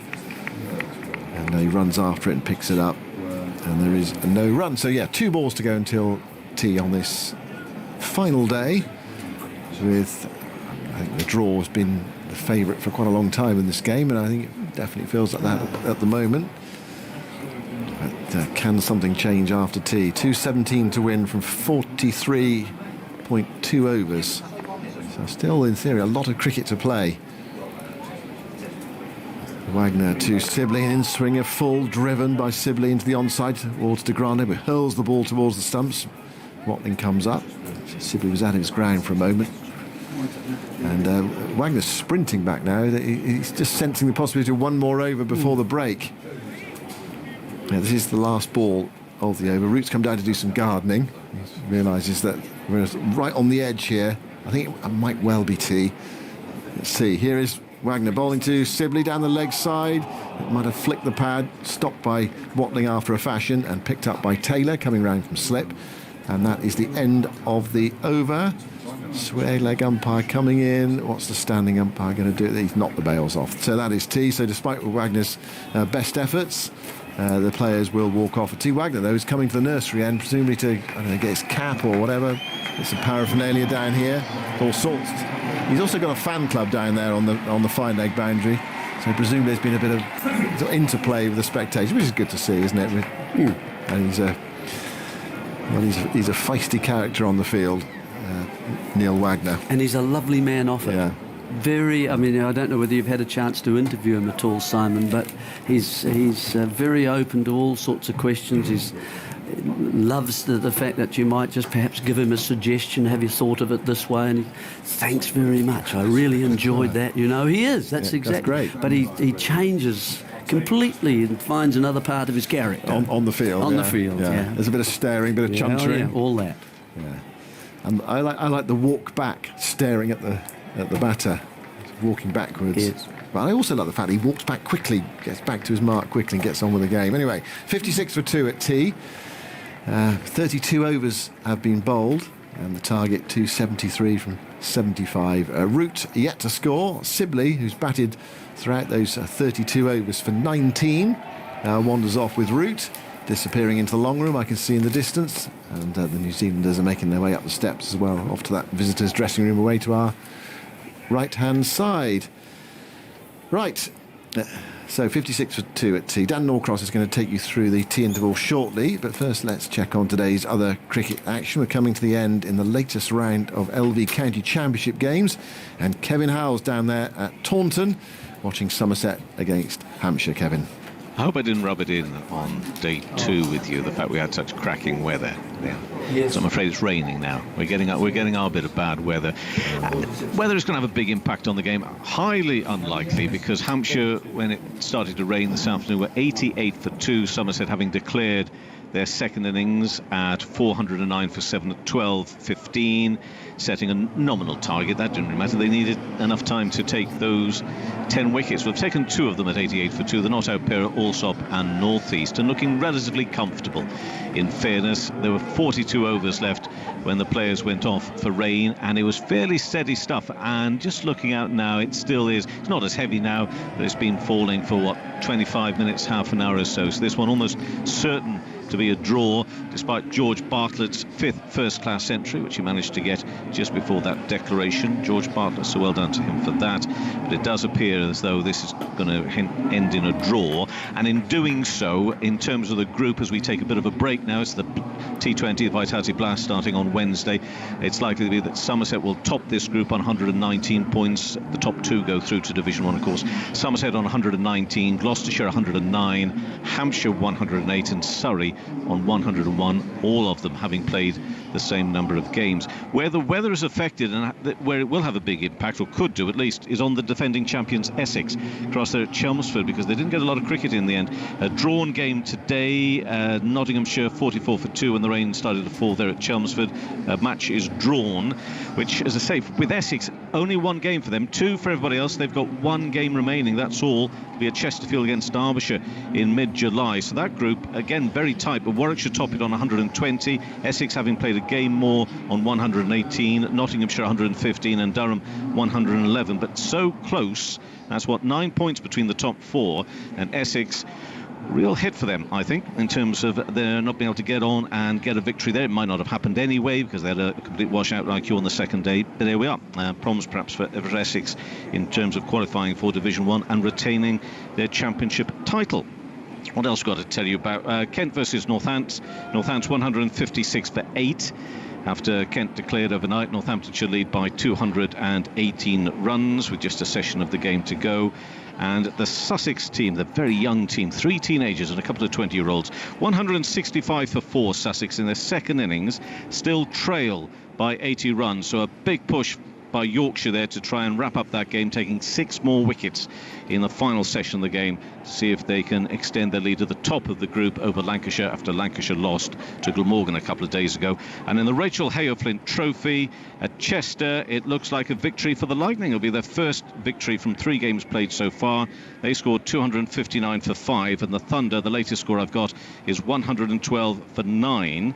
And in terms of the wickets being taken, it's the spinners by the looks of it. It's Kirsty Gordon of England, 4 for 23 from 10 overs, and Lucy Hyam, 6.3 overs, 3 for 9, including a couple of maidens there. So they're the bowlers that have caused all the problems for the Thunder. Looks like the Lightning on the verge of victory. Thunder need 148 from 13.3 overs with only 1 wicket remaining. Thank you, Kevin. We were hearing there about the Rachel Hayo-Flint Trophy, which has been a fabulous success this season. It was last season too, and today is a significant day in the history of the women's game, as it is 10 years to the day that women cricketers became members of the PCA, the Professional Cricketers Association, for the very first time. The move led the way to professionalism in the women's game just 3 years later. 3 years after that, of course, they won the Women's World Cup here at Lord's. we can talk to former England captain Charlotte Edwards, who was one of those initial women PCA members and has now become, I'm very delighted to say, the first female PCA president. Charlotte Edwards, or Dame Charlotte Edwards, as you are down in my phone, because I genuinely thought that you had been ennobled, and it turned out you haven't, so the campaign starts here. Charlotte, tell us, how important was that move into the PCA 3 years ago, and why, really? Hi, Dan. Yeah, no, it's significant. To be part of the PCA was a massive step for the women's game, and as you said, in 2014 we became professional, and they've really helped a number of players, including myself. And now with the new 41 members, announced this year as well. It's an incredibly exciting time, and the PCA have played a massive part in all of this happening as well. So paint the picture for us from 10 years ago, or if you like, just before joining the PCA. How was women's cricket funded, represented? How did the issues and concerns of women's cricketers get noticed or represented at all? Well, when I first started playing, clearly we were, completely amateur, and then as time went on in my career. 2007 we got contracts with the Chance to Shine, and things progressively just happened and enabled players to become better paid, and ultimately in 2014 the England team became professional. So and the PCA as I've said, have played a big part. In 2011 we became members, and then just those strides up until 2014, and I think they've really got involved now with the team and are really helping the players, on and off the field. And I think off the field is where the significant strides can be helped, especially with the 41 new members, the education side of the game, and just their support and having that body there to look after the players is so important. Well, indeed. Men have had those advantages for quite some time. I think one of the most obvious things that comes to mind for me is, things like maternity leave or rights in that sense. Are things like that now being addressed by the PCA? Yeah, and that's something we're definitely looking at for the players. Australia are definitely ahead in that area, and I think that's the next step for us, is to get those type of things in place for certainly the international players and the domestic players now. That they want to carry on their careers after, having babies and stuff, and maybe haven't potentially had the opportunity to do that so far. So, that's definitely something we'll be looking at. But the PCA is heavily involved in all sorts of parts of the health of cricketers, on their mental health side, as well as support of career-ending injuries or support into post-cricketing life, if you like. And are now those sorts of facilities and those, I want to say, advantages, those facilities, are they available now more to women? And is it to all the women cricketers, or is it specifically to contracted cricketers? Yeah, it's mainly for the contracted. So we've got the 41 new members, and obviously the England players as well. So, but I think hopefully over the next 3 to 5 years, all domestic players will be professional and will have all the benefits that male and female contracted players have, which I think is vitally important. But all the players are getting the kind of education side of the game, which we're finding is been really important for those players to understand the social media, as we've seen this week, and the mental health side, which is becoming so important within the game, and will become important for these players who are experiencing becoming professional cricketers for the first time in recent months, and the challenges that brings for those players as well. And so I obviously have been involved now with the PCA, and one of the reasons, really, when asked, and very honoured to be asked, took on the role, because I feel it's an important time for the women's game, and the challenge that may become around because of them being professional. One of those challenges is greater scrutiny, isn't it? I remember commentating on women's cricket sort of 2010, 11, 12, and because I suppose the game was more amateur, there was a tendency amongst commentators and pundits to be a bit more forgiving But once money gets involved and once people are contracted, then that scrutiny gets greater, doesn't it? Both scrutiny on social media, but also during the matches. And, you know, that sort of sense that a fan says, you know, you're representing England now and you're getting paid for it. All those things are quite a step change from, I guess, when you were first playing, that scrutiny wasn't on you. Yeah, absolutely. And, I feel like very fortunate one way or the other. I've been through that now, and I can pass that kind of experiences onto the players. But you're absolutely right. Even the Rachel Heo-Flint games now are being live streamed, and it's quite quickly on social media. There's the upside to it.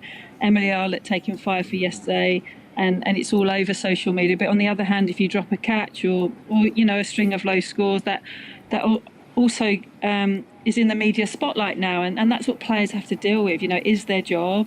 We're very lucky as female cricketers to be paid now to play the game. You know, the game's come a long way in the last 10 years.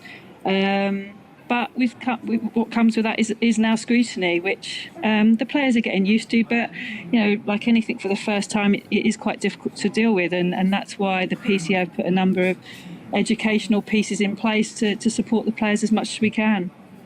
Now, you say 41 players, and that is a definite positive from where we were, but it's still quite a long way behind Australia. You've talked there about the aspiration that basically all domestic teams, especially, you know, the Rachel Heo-Flint teams, all the players in there will be professional. That is important, isn't it? Because, I mean, it must be a little bit odd if, you know, you're not getting paid and you're number 5 and you've scored the match-winning 70 in that game, and if you like, the pro at number 3 has failed. It's a bit like sort of gentlemen and players in the men's game back in the early days, isn't it? Yeah, I mean, without doubt, there are going to be challenges with that. I think the ECB absolutely did the right thing 12 months ago by only giving the 41 contracts, because at the time, that's where they had, you know, that they felt their money was going to be best spent, and I think that was absolutely right. But I think, as you've said, if we want to make England strong for a number of years and compete with the Australians, we're going to have a domestic setup that is fully professional, and that will take a bit of time. But hopefully, that's got to be the aspiration for everyone involved. And you know, I look forward to that day when, you know, we have got a fully professional domestic setup. The whole world is playing a bit of catch up with Australia. How is it? What are the differences in Australia that make it sustainable for them to have, you know, 100 fully professional women cricketers, and we haven't quite got there yet? And what do you think will be, I guess, the inflection points that can change that can get England onto parity? Because there are plenty of women and girls playing cricket in England, aren't there? It's not for want of the growth of the game. I see the growth in women's cricket is stratospheric.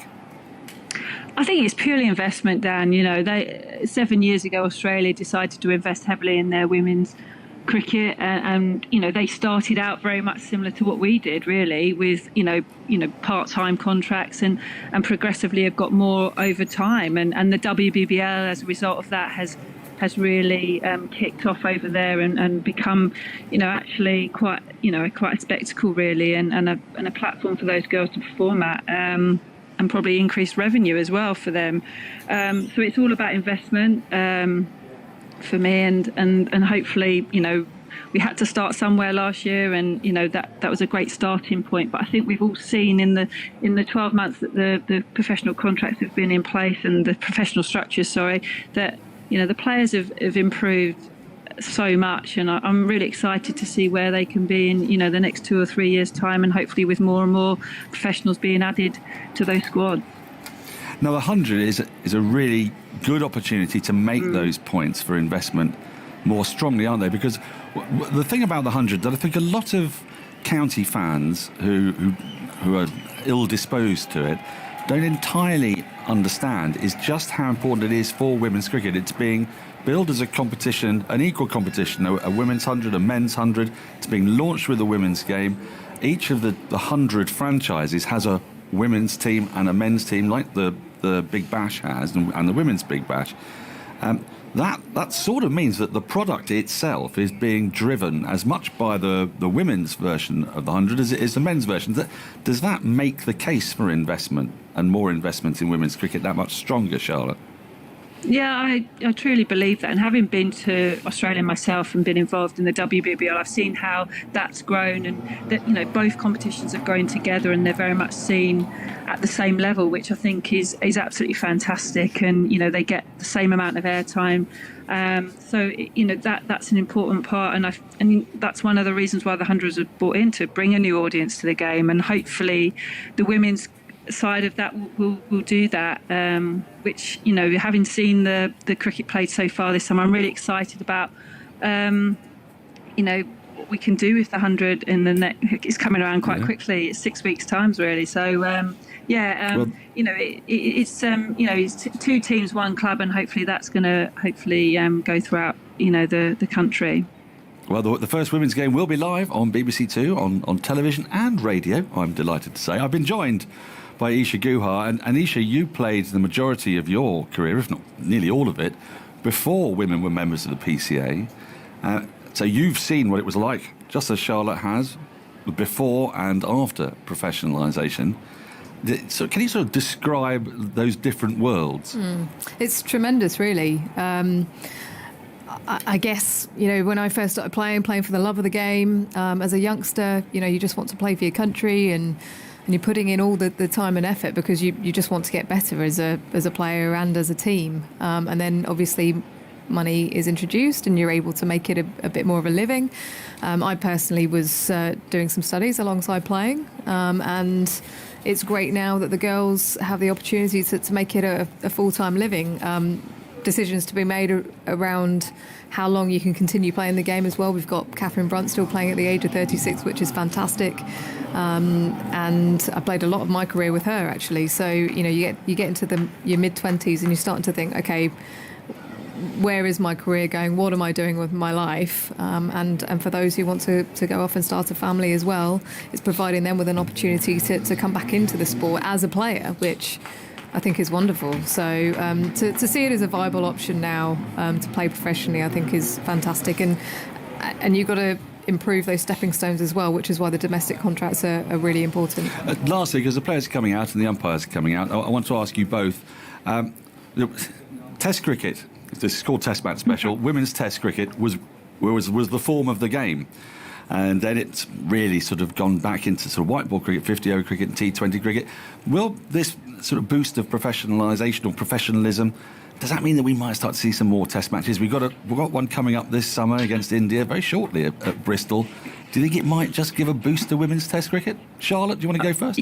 Yeah, I really hope so. I think I've heard a number of players speak out over the last few months about how important they want Test cricket played, and I think the new sort of Ashes series, the multi series with ODIs, T20s and Tests is the way forward, in my opinion, and most bilateral series should be played that way. So let's hope the players get their wish and get to play Test cricket more.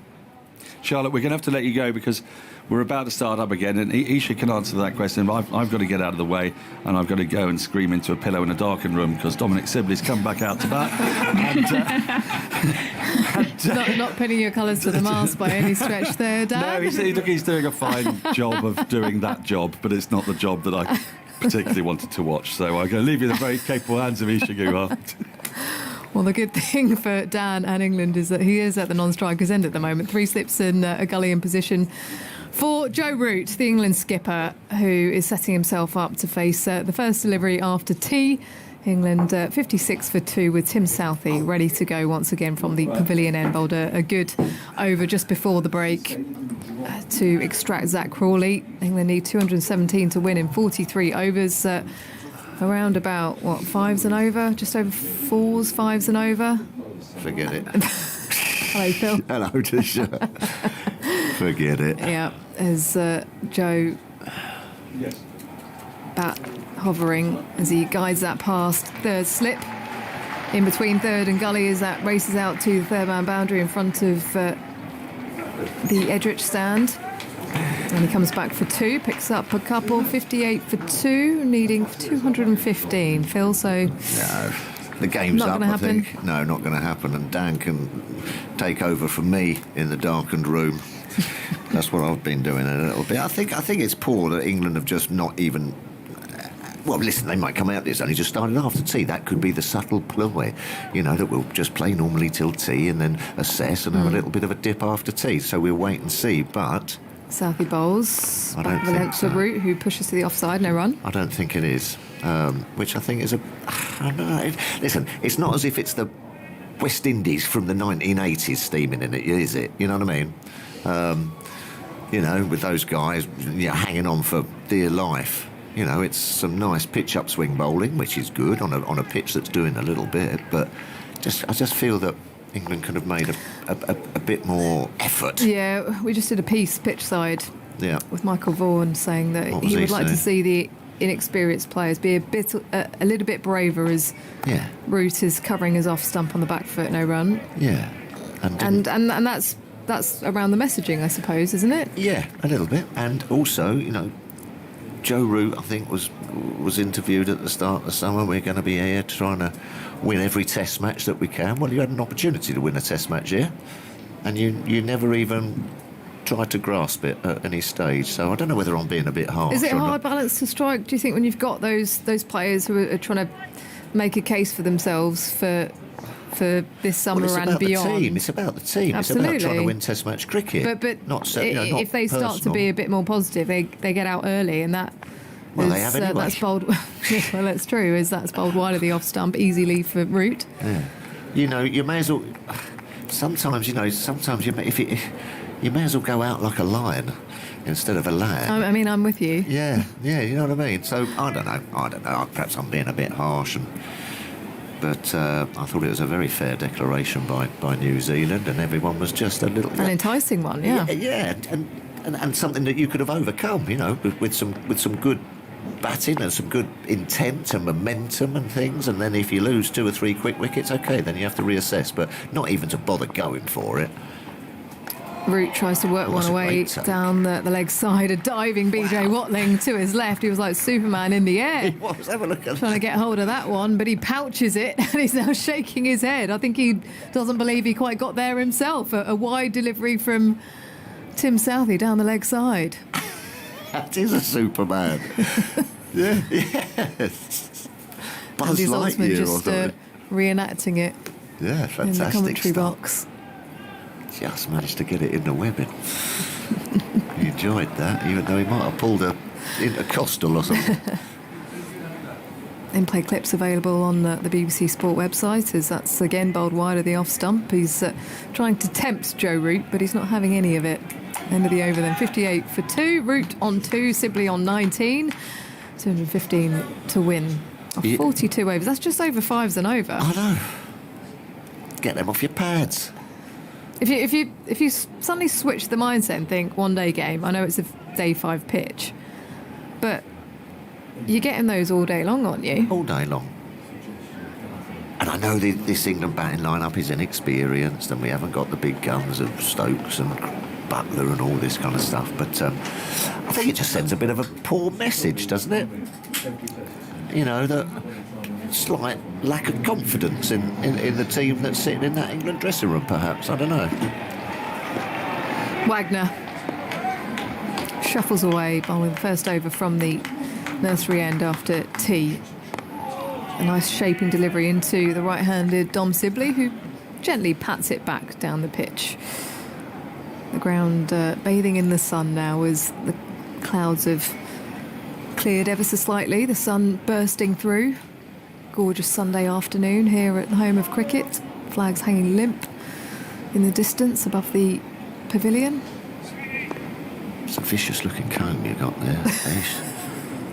It's like an offensive weapon, that now. Wagner bowls onto the pads. Given not out by through. Gorgeous Sunday afternoon here at the home of cricket. Flags hanging limp in the distance above the pavilion. It's a vicious looking comb you got there, Ace. It's like an offensive weapon, that now. Wagner bowls onto the pads. Given not out by Michael Gough. He's unmoved there at the nursery end. Didn't quite do enough, did it?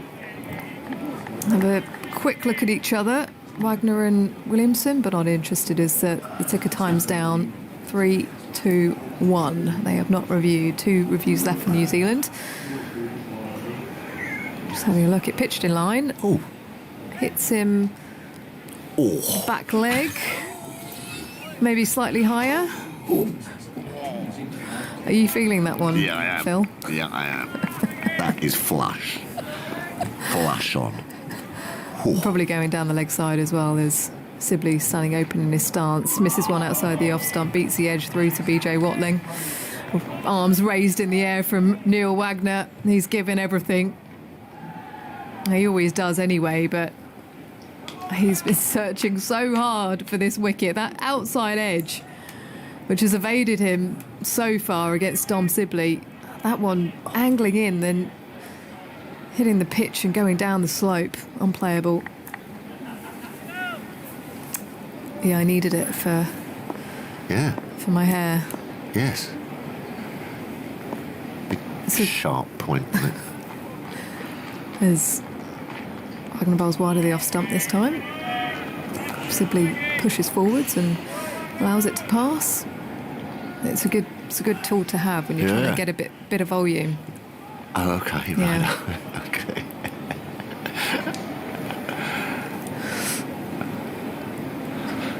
And he's looking at me vacantly. You don't need any volume there, huh? He's got plenty of volume at the back of his head. My hair is by fate and physics.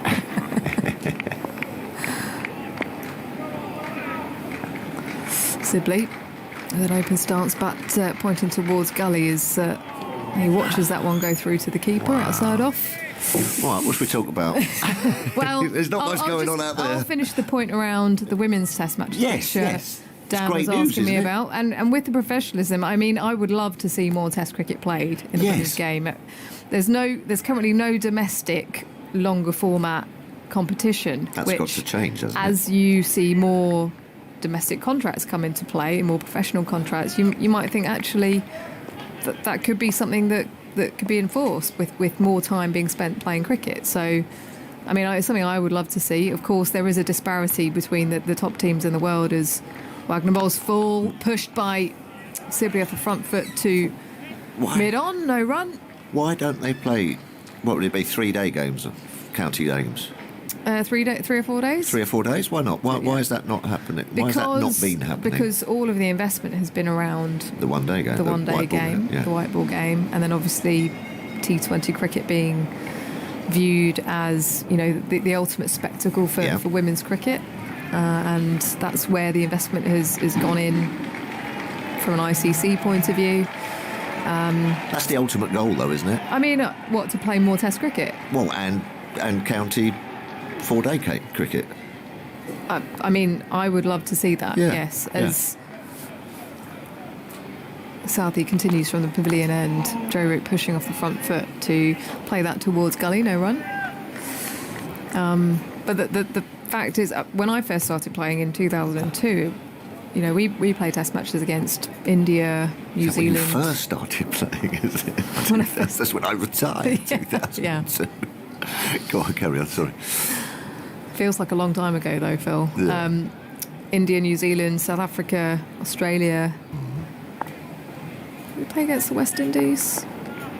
We were all playing Test cricket as Southey running towards us now, past the stumps, outside the line of off. Again, just leaving that one, the England skipper.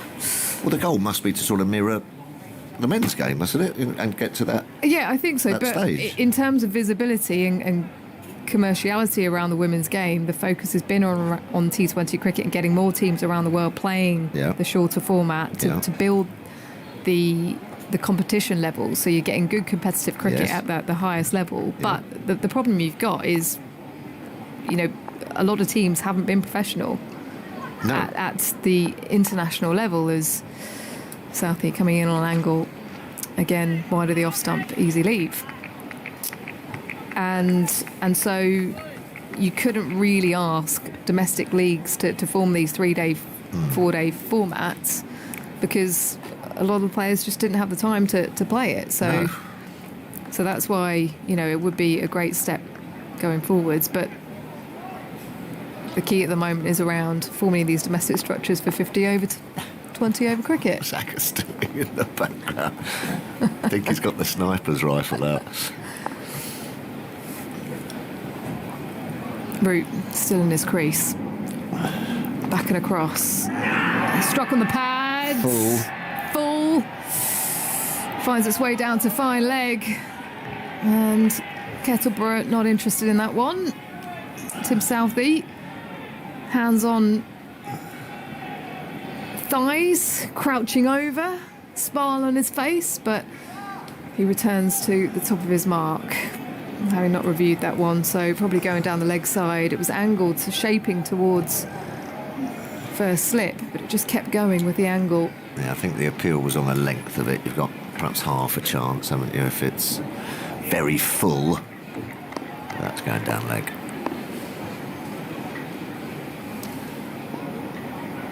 Southey comes again towards us, past the umpire, to Sibley, who's working that to wideish mid-on. Picks up his single, moves to 20. 60 for 2 England, requiring 213 for 41 overs.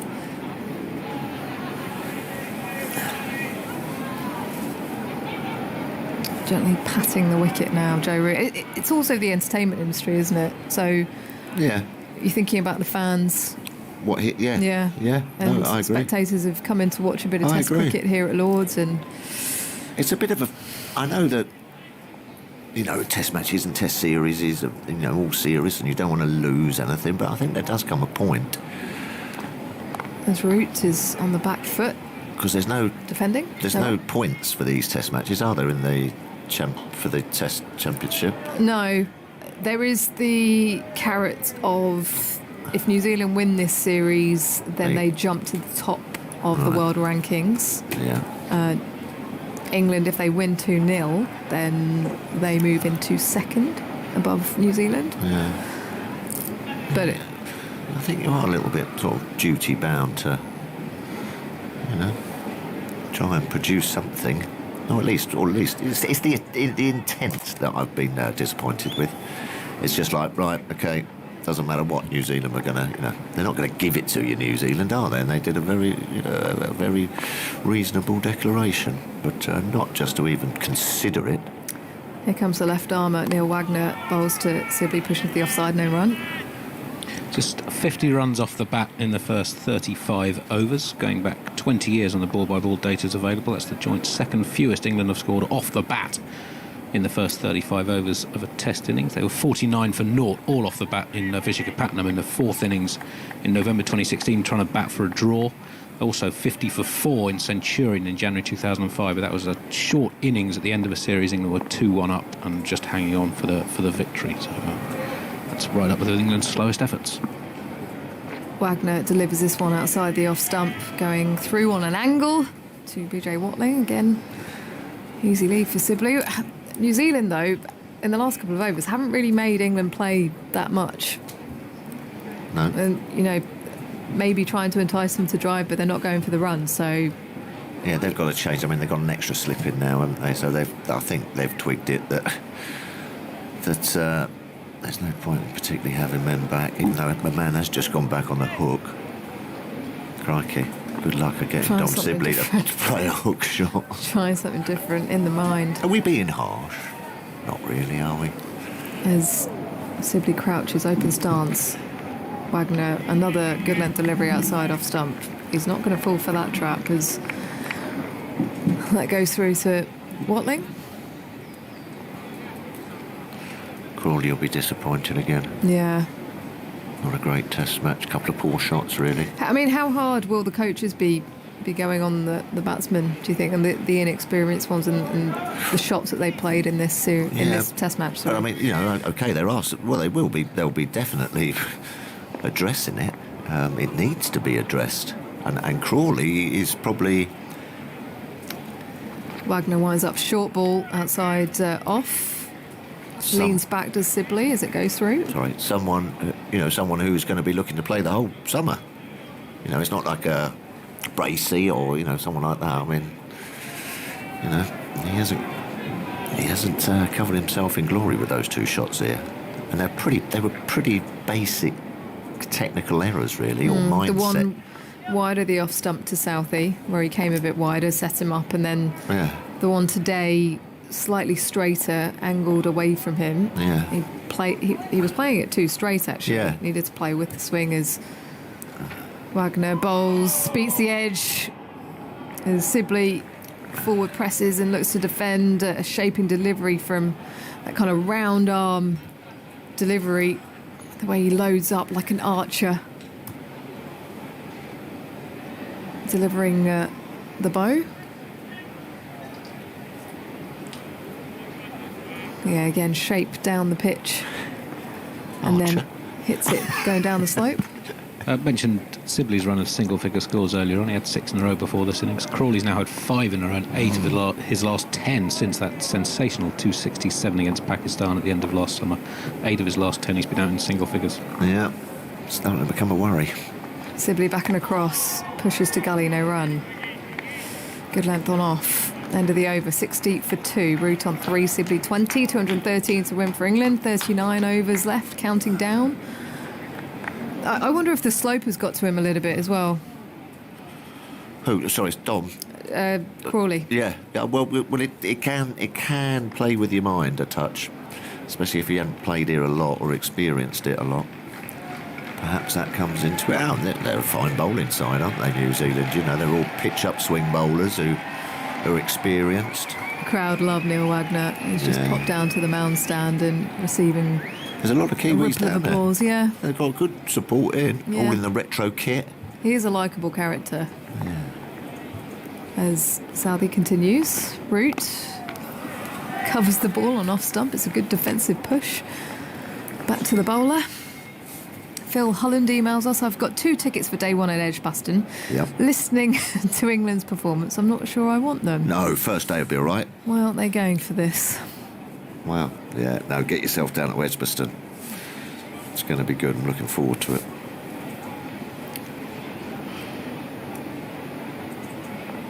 Yeah, just hasn't quite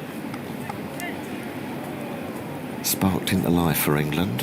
New Zealand trying to find different ways of picking up these wickets. Just sent a man back out at deep square as Southey circles on an angle. He bowls to Root, who's defending, back down the pitch. No run. Hasn't quite sparked into life. The same way that the vet hasn't quite sparked the 20-year-old dog into life, when I take it there. Yeah. Need to get what are those things called? The old clear defibrillator. Yes, that's the one. Yeah.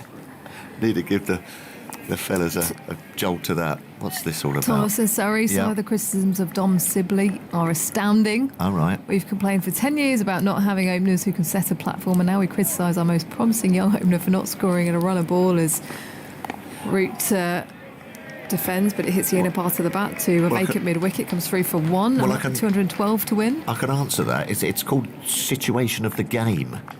You know, it's about where you're standing at the moment in the game, and I agree with him.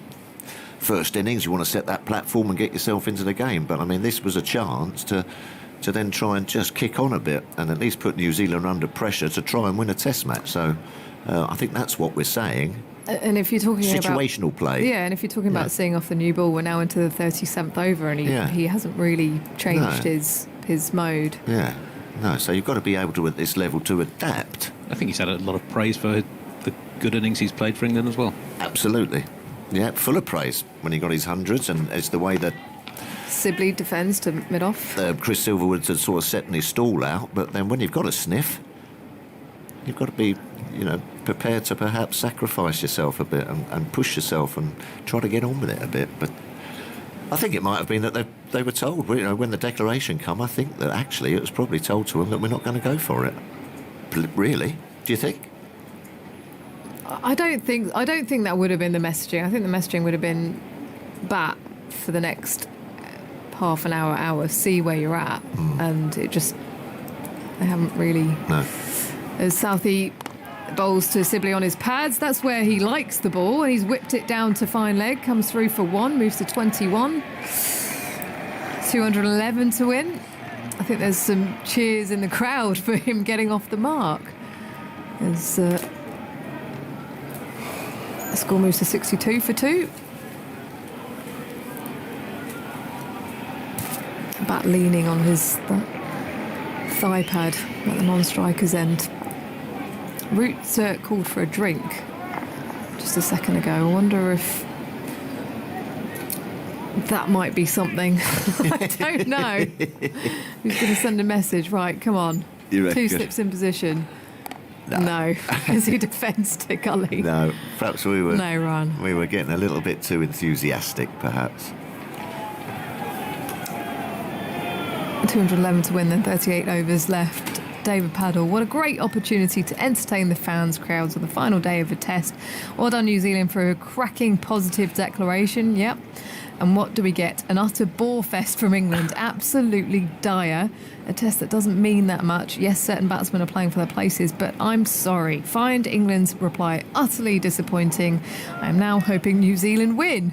An England fan for 50 years, but I'm so angry at their negative batting. Dull, dull, dull. Summed it up quite nicely. I perhaps would have added an extra dull.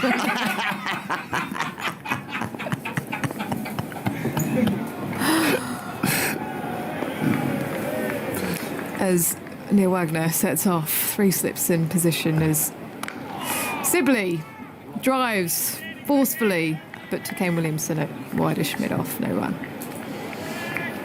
Yeah, I mean, you do have to think of New Zealand as well. I mean, they didn't have to set up that declaration. No, absolutely, they're not duty bound. No. He didn't have to get his bowlers to go back out there and put more miles in the legs. With a 3-day turnaround and thinking about the Test Championship in 10 days' time as Wagner circles. Here he comes, the left armour. Past the stumps to Sibley, who's driving back past the bowler off the back foot. Williamson running round to his left to collect the ball as he comes through for 210 required to win. I suppose that one thing in England's defence is that no one's sort of like rocketed along anyway, have they, during this Test match? The pitch has been quite tricky to score on. Well, I should have said that. Conway got 200, didn't he? Yeah. But yeah, that was at a sort of a steady pace, wasn't it? Rory Burns, his innings shifted as he got himself in and got away from that new ball. There was a period where he was going along at a decent strike rate as Joe Root just remarks his guard. Let's quick look over to square leg, vacant square leg, as he now sets up once more. Open stance to the left armour as shaping delivery is defended on middle stump. Coming back into him, no run. That single by Sibley broke a run of 24 dot balls that Neil Wagner had bowled to him consecutively.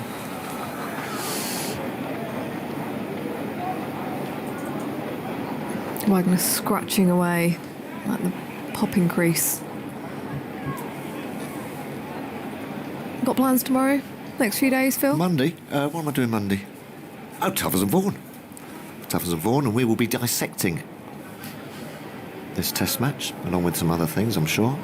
So I've got that tomorrow. Yeah, 3-day turnaround before the Edgbaston Test. And another 5 Test matches for England this summer as the blonde-haired Neil Wagner bowls wide this time of the off-stump, and Joe Root watches it go by. And then Tuesday, I think I'm having a 100 photo shoot. Okay. Yeah. Oh, yeah. Get myself. I'm not sure the team's been announced yet for the 100, but...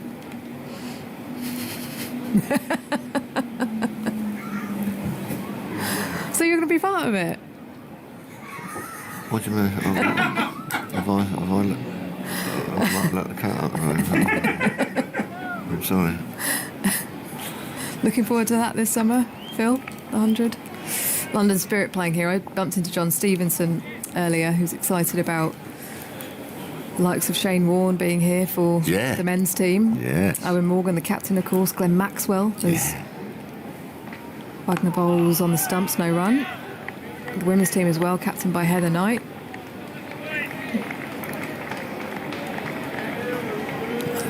Yeah, wonderful opportunity opportunity here at Lords. And Shane Warne as well as a coach. I mean, wonderful for the younger players. His cricket brain is phenomenal.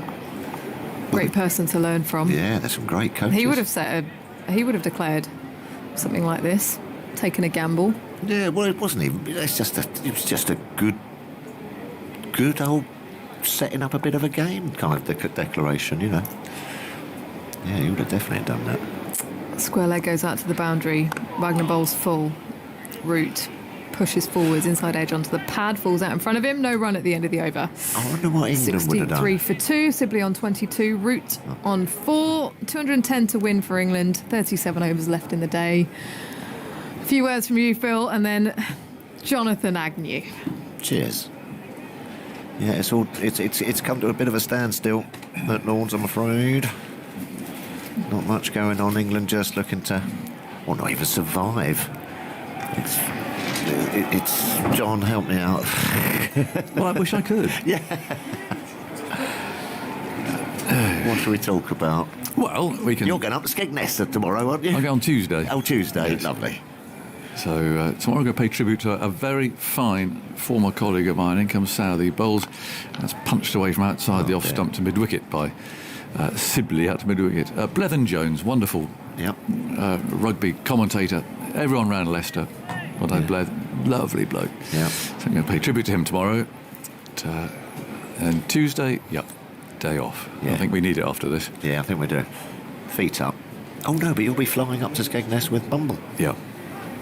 Get away from it. Wednesday, Edgbaston. Yeah. Start again. Yeah. And I wonder if Joe Root will tell me there. We're going to try and win all 6 Test matches of this summer. Then comes Southey, bowls.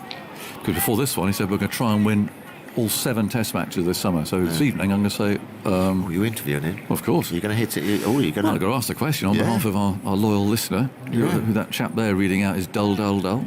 Yeah. I'm the messenger. Don't worry, Mr. Dull Dull Dull. I'm going to get shot at tonight. Yeah. But I'll go and ask the question. Yeah. That's what he said. That's what he said. We're going to try and win. Our aim is to win all 7 Test matches this summer. Yeah. And he said that to me the day before this Test match. So I haven't seen a lot of that today. No. So why didn't you try? 63 for 2. Take 10 off for extras. Here's Southey bowling. He's played rather well, hasn't he? Played out to mid on. So in fact, 53 have come off the bat. Yeah, extras has gone on with in 39 overs. I'm a little bit. What do you think he's going to say then? Oh, I don't know. Do you think he'll bite back a bit? We've crossed swords before, yeah. It's the sort of the. I wonder what England would have done if they were in New Zealand's position. That would have been interesting. Yeah. You know, how many they would have set, or what their thought processes would have been. I don't know, looking at this. No, I've declared with about 2 overs to go. Yeah, there you go. Southey on the way. Here he comes and he bowls, and Sibley allows that to go through outside the off stump. I mean, now they have totally switched off. Stopped now. Yeah. Block. Yeah. So it is a shame, and no Test match should ever be taken lightly. And I've always felt slightly that when those that aren't World Test Championship points, well, they're still Test matches. Yeah, because there aren't points on. There haven't been points for virtually every Test match that's ever been played, but there is now a bit of a difference in terms of those games that do not carry points with them. Yeah. And this game is one of those. Right. Well, well, yeah, you'll be in your car probably by then. Yeah, I'll listen to it on the radio. Then comes Southey, bowls, Sibley blocks it, and Southey follows through.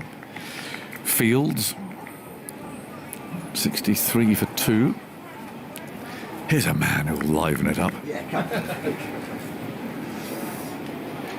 Maybe, particularly on days like today, that Vic Marks is even more grateful that he's retired and hasn't got to try and dig 1,000 words out of this. But they'd have been kindly words, because you always were a kindly correspondent, Victor. You always looked at the nice aspect of things. Why didn't you realise you read me so voraciously? Well, every now and then. Southey bowls, Sibley turns that away. He's got to run down to fine leg, and there's some applause ringing out there. As he takes the strike as well. 64 for 2. Sibley goes to 23 from 106 balls. You're just wondering why. People are chuntering a little bit. Well, it's because New Zealand declared at lunch, and it was an early lunch because of a passing shower. And they set England what appeared to be, well, it wasn't a generous declaration, but it was certainly more generous than you usually get in Test matches. In 99.99% of Test matches, you don't get set 273 to win in 75 overs. So, obviously, that length of time of 75 overs was in New Zealand's favour as well. It gave them more time to bowl England out, and the pitch is uneven in bounce. In goes Wagner. Bowls. Simply drives him. He drives him down the ground. Now, will it go for 4? Williamson's giving chase here. There's a... No, it won't. He gets a 3. It is almost a 4. And the crowd can hardly believe it. So, the point being that there really has not been any effort here, or apparent effort, to try and win, which is a shame, because, I feel the need to apologise to our listener, really, because when the declaration happened and I came on soon after, I was of the mind of, don't go away. Yeah, absolutely. Keep by that radio. We signed off our journalist panel. Yeah. It's exciting and terrific afternoon. And I may have misled you. We may have misled you. In goes Wagner, there, and he bowls, and Root plays no shot. Mark Whitfield emails from Manchester. Too many players playing for themselves. Sheep, not lions, he said. We've had a winter with excuses and acceptance of poor performances. Root will be over the moon if we bat out for a draw. This total lack of ambition starts with the captain. I'd rather hear more talk about Simon's garden fence paint dilemma. I missed that. Well, I know what it's... It's all in colour here, or something? He can't find any rustic brown for his mum's fence, garden fence. Oh, that is... yeah. Right, that is a problem. 67 for 2. Root's on 4, and he lets that one go through outside the off stump as well. It happens to strange people. I know these are ancient, but I remember when Ian Botham was captain, and there was a sort of celebratory game versus Australia in 1980, at the end of the 1980 season, having played against the West Indies, and it was to celebrate some sort of, could it have been a bicentenary or something? So it was a big test match with everyone here, blah. One-off test match, and the Australians, I think, declared, and England, under the captaincy of Beefy, showed absolutely no interest. Wagner goes a bit wider of the crease. It's very full, this. Root has blocked it back into the covers. And it may well be that dear old Boyce batted it out rather well, but under instruction, I think. I don't know. Help me. England was set 370. And they got 244 for 3, but that's from 82 overs. Boyd got 128 off 252. Oh, right. Well, that was racing along, actually. He must have played extremely well. Bigger target, too. Would you say 400 what? 370 to 370, win. yeah. So it was quite a big target. But they showed absolutely no interest. Wagner runs in, bowls, and Root plays no stroke this time. But, if you read out those figures, it kind of demonstrates how generous this declaration was by comparison. We're talking 1980, where people didn't really think about scoring at 4 runs per over. Well, can I offer the thought that in this, 273 and 75, if 2 people got in... in 2 significant innings. They'd win the game. Yeah. So I think it's a missed opportunity. They might have lost. They might still lose. England might still lose. You lose a wicket, and it's Joe Root, and then Sibley goes, and hey-ho, nerves are jangling. Wagner again, bowls, and Root solidly defends. The ball rolls out to Williamson at mid-off. And it's the end of the over. And also that element of celebration that accompanied this game with, for the first time in 18 months, we've actually got people in the ground and enjoying the sunshine and enjoying just being back at cricket. You thought that might give you a slightly different perspective about how you play this game. As you say, well, if we've got the World Test Championship, and it is a significant sort of measure of how you're doing, but if this doesn't count, that gives you a little bit more freedom as well. Admittedly, England don't have their strongest side, but just imagine what it would have done to some of the players in this team if they happened to play in a barnstorming run chase, whether it came off or not. We'd remember the game as it is. Well, we might still remember it for the wrong reasons, i.e. a doer final innings, which ended in cricketing catastrophe when the wickets fell in a rush in the last session, or more likely, from this juncture, a dullish draw that promised so much more. De Grandhomme is back up at the pavilion end. His first ball's wide of the off stump. Doesn't interest Sibley at all. Watches it go through. Pause at the crease. There's 35 overs to go. Now, they could finish that by walking off with 15 to go. Not if there's only, say, 4 wickets down, they'll keep going, I reckon. Oh, yeah. De Grandhomme bowls and Sibley allows that to go by outside the off stump. The score after 40 overs, 67 for 2, was England's joint second lowest after 40 overs in the last 20 years. Only in Visakhapatnam, 52 for 0, and they were batting for a draw. Has been slower than this. That was another innings, actually. I remember it now. It seemed not impossible. De Grandhomme has pitched up and just pushed away to mid-on by Sibley. No run. It seemed not impossible at Visakhapatnam that time. I know there was a lot of runs needed, but there was still quite a lot of time. I think actually India might have been bowled out rather than declared. And I think it was Alistair Cook and Hamid who batted all through but went incredibly slowly. So by the 5th day, any possibility of a victory had started to recede. I know that would have been a long shot, but a lot of teams now, they're not threatened by big final innings targets. They just try and knock them off, and we've seen actually quite recently that happen around the world, both in Test cricket and occasionally also in county cricket. De Grandhomme again bowls. Sibley redoubtably allows that to go through outside the off stump. Ian McDowell, I'm sat at Lord's watching England having a net.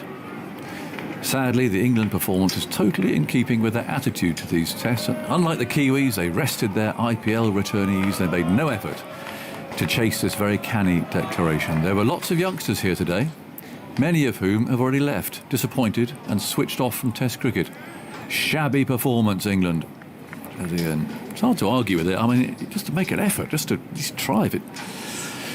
I think that's all people expected. People would have expected.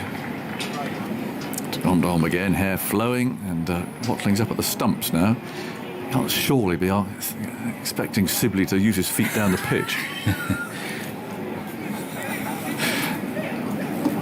I don't think that's likely. No, he may have had to change where he's standing, but that's about it, I think. 67 for 2, Sibley on 26. Grandhomme bowls to him. Oh, well, he does open his shoulders there, and the ball dribbles out to mid-on. It was a pull shot, really, and he now regrets playing. He should have played it straighter, he says. But no run, 67 for 2. We're going to see Mitchell Santner from the nursery end, where he's more likely to get the ball past the outside edge of a right-handed batsman. The sun's beaming down. 15 of these 40 overs or so have been maidens. It's the 10th maiden that Sibley has played out in this innings. Is that some sort of record? I'm not sure. Sorry, that was a tired question, and you can ignore it. Neil Wagner's spell, 10 overs, 1 for 9 between overs 21 and 40. Inclusive, England scored just 21 runs. John Foster writes, I was lucky enough to have snagged a ticket for today's play. I'm sat in the grandstand. At lunch, things are beautifully poised, that very generous declaration from Kane Williamson. And after 18 months away, it seemed we're in for a cracking afternoon. Instead, it's been an absolute snore fest, with the first match back for fans turning into a damp squib. How are we supposed to get more people passionate about Test cricket when even the England players seem so disinterested in it? Quite frankly, watching Simon Mann's mother's fence drying would be a better way to spend an afternoon. I mean, he hasn't got any paint. That's the trouble, though. He hasn't got any paint to watch dry, has he? Yeah, no, he hasn't got any paint to watch it. No. But I'm slightly concerned if dear Simon's mum has been listening, as she probably loyally is, yes, every, half an hour or so, or 20 minutes or so. She must be a little bit mystified by such a reference to her fence. How big a fence is it? Is it a you'd have to ask Simon. Where is this fence? Bristol. It's in Bristol. Right. Who would have thought it? Is it a picket fence? Well, it's a garden fence, I think. Right. But I mean, I'm not an expert on this, but I was initially there when Simon had his laptop open, looking a little grumpy. Right. And I said, what's the problem? He said, rustic brown, there's none about. Santner's on. From left arm round the wicket, bowling his spin. And Root guides the first ball out to cover. And there's no runs. His 28th ball for Joe Root. He's 4. Well, I don't know whether I want to go first tonight or last in the queue. In goes Santner, bowls. Short outside the off stump, chopped away straight to the fielder. Is this the broadcast queue? The interviewing queue. Oh, I imagine, Johnson, I think you'd like to go first. Well, I don't know. I think set the tone. Oh, well, I think leave the others scrambling around for some sort of question. I think I might like the tone to have been already set. Well, you've done it for long enough. Well, you can go either way. There goes Santner again. He bowls. Oh, that spins sharply and somehow runs off Root's bat. He's going to get a couple of runs here. Taylor in pursuit down to the third man area. They've taken 2. Actually, they might be byes. They're byes. That's that's a remarkable ball then. That really has spat. Yeah. Big spinner. Almost went over Watling's head. It looks like they've got a bat on this, but whoa, funny shot, and that really turned. I mean, that just took off. Yeah. Well, that's another sign of what has actually been. I mean, I know this sounds no real consolation. This would have been a terrific 5-day game if we hadn't lost that day. Could have been a terrific 4-day game. Santner again, and again that turns sharply. It's a good picture. This is what they're supposed to do on the last day. Now, good old John from Stevie, Lincolnshire. Now, he's absolutely right here. Perhaps rustic brown must feature prominently in Victor's wardrobe. Well, however do you so perhaps he could help Simon with his colour matching. That's absolutely true. In fact, what colour's that jacket? Well, it's not rustic brown. It is a jacket. Sort of a coat. It's certainly it's cardboard brown. In goes Santner, tossing this up, driven by Root to short cover, and there is no run.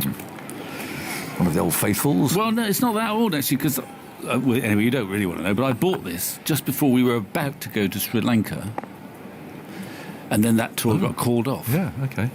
So it hasn't had much wear. No, it's not worn very well though. As it's pushed away off the front foot out to point. What do you mean? Well, the pockets were a bit baggy. Well, I probably lost weight since you weren't going to wear that in Sri Lanka, were you? Well, it's definitely coming with me, I'm sure. I'm not sure I got as far as packing. I think I almost did. It all got called off very soon before I was heading off to the airport.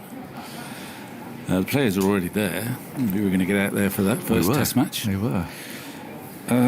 So you don't think it was a good purchase? No, I think it's... Anyway, that's enough of that. It's not rustic brown. Nor is it digestive biscuit brown, which is how the pitches used to be. This pitch is more digestive. It's cardboard brown. Well, I'd like something a little bit. I don't think the makers would approve of a cardboard brown jacket. 69 for 2. And what's happening out there? Well, I can see people having a drink and sitting in the sunshine and looking generally bemused.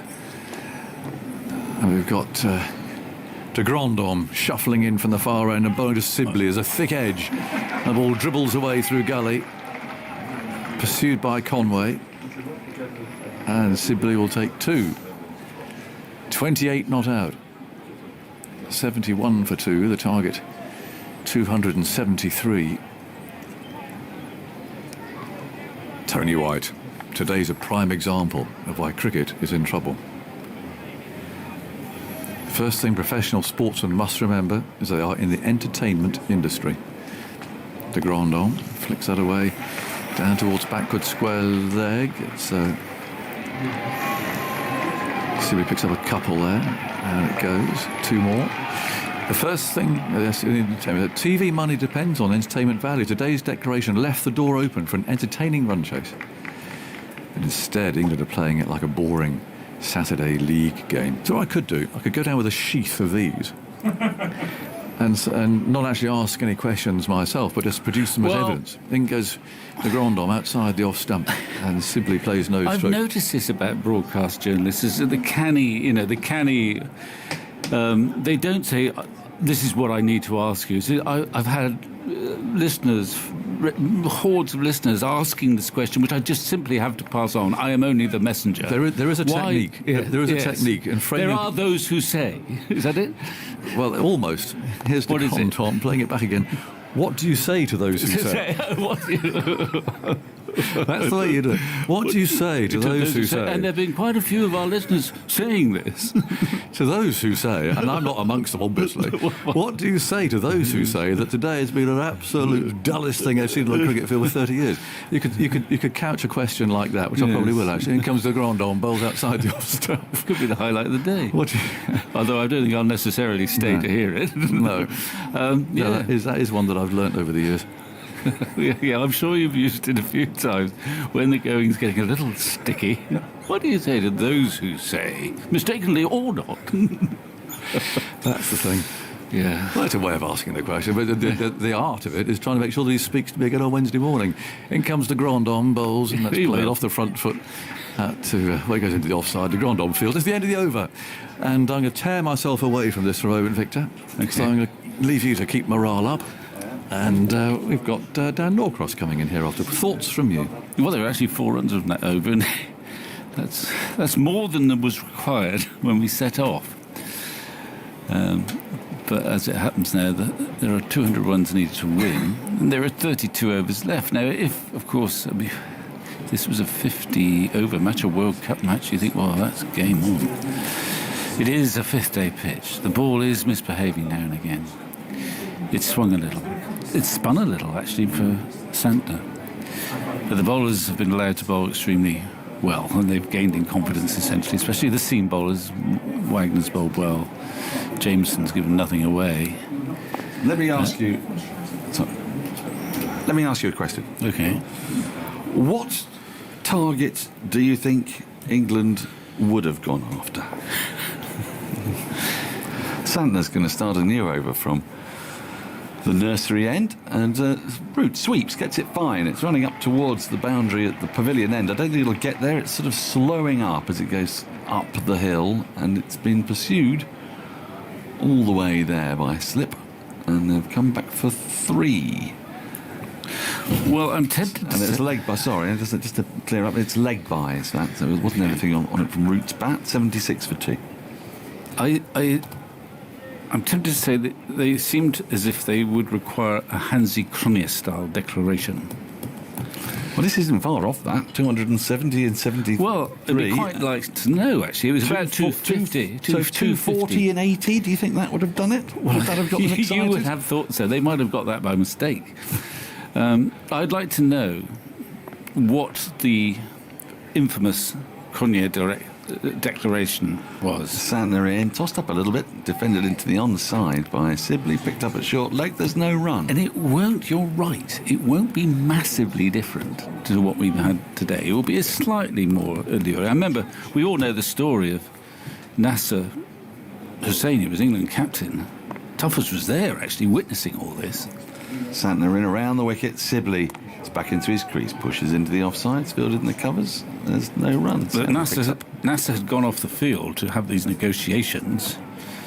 And it happens quite often in county cricket, and he'd witnessed old Keith Fletcher at Essex, conducting rather brilliantly those negotiations about what's a fair target. And in his own mind, he thought about 250 would be a good outcome. Santner in, and that's worked again into the onside on the bounce to short leg. So very full ball. He kind of tossed that out as his opening bid. And it was to Cronje, and said, that'll be fine. Well, I think essentially that's what happened. He was gobsmacked by this. And so the game proceeded. And Tuffers was sort of, who was 12th man, I think, was looking on, sensing something wasn't quite right. Forward comes Sibley to this next ball from Santner into the onside. Santner just wanders off to collect, and there's, again, no run. Root has 4, Sibley 30, 76 for 2. Yeah, so what was it, Andy? What's 255 in 73 overs, I think. Right, okay. So really quite similar to this. Down the leg side, clipped away nicely. It's back into the square on the onside to, I think, sarcastic applause, but certainly happy applause. A single for Sibley, and Sibley moves to 31, 77 for 2. So it wasn't quite that. And I was just reading the Wisden report. England's target is 249. They got it in 75.1 overs. So it was and there weren't many overs to spare though at the end. I don't think if you know, it might have been one or two, no more than that. So it was more generous than this a little one. bit, but not by a massive margin. I mean, the pitch, I guess. Look, this pitch has been quite awkward. Now I've got an email from James Evans. Okay, and I'm to read all of this. It's one for Andy Zaltzman. Oh, good. Where would 273 rank in the history of successful fourth innings run chases at Lords? Seems to me that England are playing the match situation just as New Zealand did in scoring 62 runs in 30 overs yesterday. It's not an easy pitch to score quick runs on, and the required run rate for the chase was higher than any previous innings in the match. This morning, batting in a low-pressure situation with the match virtually safe, as de Grandhomme runs in to start a new over, Sibley, a fine leg glance. He'll pick up at least one and probably turn for a second. He has come back for two. Wagner throws in, and they do make it comfortably. Sibley to 33, 79 for two. This morning, batting in a low-pressure situation with the match virtually safe, New Zealand only managed to score 107 in 22 overs, losing 4 wickets in the process. To me, this wasn't a particularly inviting declaration, and I'm not at all surprised to see England, with an inexperienced and under-pressure lineup, bat for the draw to keep the series alive. England also have a bad habit of losing the first test of the summer, for which they're routinely panned. He makes a very strong point, a point that we've been making a fair bit, how difficult it was this morning for New Zealand, even as they were thrashing around. Only got 107 in 20-odd overs. And de Grandhomme's delivery left outside off stump, through to the keeper, no run. His next delivery is worked into the onside for a single, out to deep mid-wicket. Well, I think the score moves to 80 for 2. Sibley has 34. Criticism is the extent of the passivity, though, rather than... I agree with you. I don't think... I think it was probably unlikely that they would manage 273, but the limit of the ambition, really, of even trying to put some pressure on New Zealand, it suggests they had absolutely no faith in their lower order to dig in if they lost some wickets, doesn't it? And the fact there weren't that many overs that they'd have to block out if they did lose a couple to get a draw. Especially having used up quite a few in not scoring any runs, as Root defends a full straight ball into the covers and there is no run. 80 for 2. Yes, I think that's the issue if you're here watching it. I don't deny that these are testing conditions, and I think our correspondent there is absolutely right to raise all of those issues. Grandhomme in, defended once more, the back foot into the offside, there's no run. But you'd like to think they might have been able just to put a bit of pressure. It might make their life easier in the long run as well, because it might have forced Kane Williamson into a more defensive posture himself, wouldn't it? Yeah. I mean, I think it was a very good declaration, because you would have thought it would have forced England to have a look. Yeah. And then all possibilities are there, including an England victory. Grandhomme in, that's full and driven up to mid-on, there's no run. But I also think it's the lack of ambition, and it may reflect on the fact that there is almost a scratch England side in many ways, with 2 debutants and a couple others who are not particularly experienced. But in a curious sort of way, I think young cricketers of ambition would much prefer the notion nowadays, anyway, of going out and trying to win a game rather than having to defend furiously to save it. But still, the drinks break. Yeah. I don't know how many drinks breaks we'll have in this session. It might just be the one. It might be more, depending on whether the 2 sides shake hands early. And as I was saying to Aggers, I also think, from the broader perspective, the context of this game, the first one back after the agony of behind closed doors cricket and sport being... But Victor, like everyone else, humble by it all. But is it fair for someone like, say, Crawley or Sibley, whose careers... I guess it depends. If Joe Root says to them, look, whatever happens in this innings, if you get out, we are not going to take any notice of this. There'll be no negative consequences for how you get out if we're going for it. But, it is tough for them. There's a lot of players who don't know their place in the side is not secure, and their players coming back in. So they're two-way. I mean, players are far more secure now than they ever were. They've got a lot of them got their central contracts. No, you did have it tougher, right? No, I'm not suggesting that particularly, but they are. And there is the alternative view is that here's an opportunity, and the likes of particularly Lawrence and Crawley and Pope, they're better players when they're asked to be positive. That's how they play their cricket by and large. Yep. So it actually, Sibley is the exception in that sense, in that he is a rare modern player who really likes to bat balls, and he's got his 100 up. He's got another 100 on the bank. But generally, the modern player is more comfortable with a target to chase. You know what would happen in a friendly here? If we were playing, this was a Sunday friendly, the captain would bring on some particularly gentle bowling. Yeah, say, would you like to get a quick 60? I know it's not going to happen. But no, I wouldn't want Williamson to do that. It's been far too. He's been generous enough, frankly. And if England quite insulting, actually, I think it would be. Yeah, but if England don't want to. But in fact, there's been a slight upturn in the run rate. Sibley's just found the gaps a few times, but I don't think it's going to make any difference. I just disappointed because England generally talk a very positive game, and you know, Joe Root loves this game, and the lack of ambition. And they talk about all the talent in the dressing room, and we're moving forward.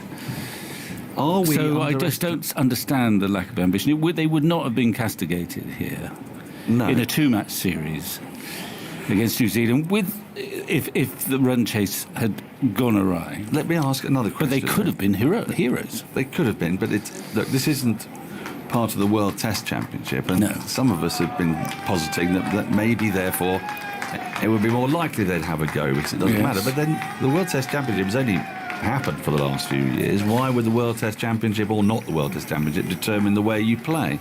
Would it? Is it valid that it would? It's never been a question we've had to ask until the last 2 or 3 years, but maybe you could argue perhaps that should be the case when captains and coaches survey what's ahead of them. Feels more like a friendly. I mean, there is no such thing. We don't want friendlies or exhibition-y type games, obviously. But there is a different context to Test matches now, and that's partly what the World Test Championship is all about. So if you might as well take advantage, if you like, of the freedom of a non-World Test Championship match gives you. Slip, silly bit off, short leg, first ball after drinks has been smacked it for 4. Down the ground, down through long on.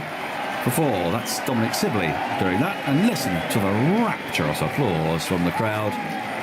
And we could be about to look incredibly silly. 195 required from 30 overs with 8 wickets in hand. They've played this perfectly, Vic.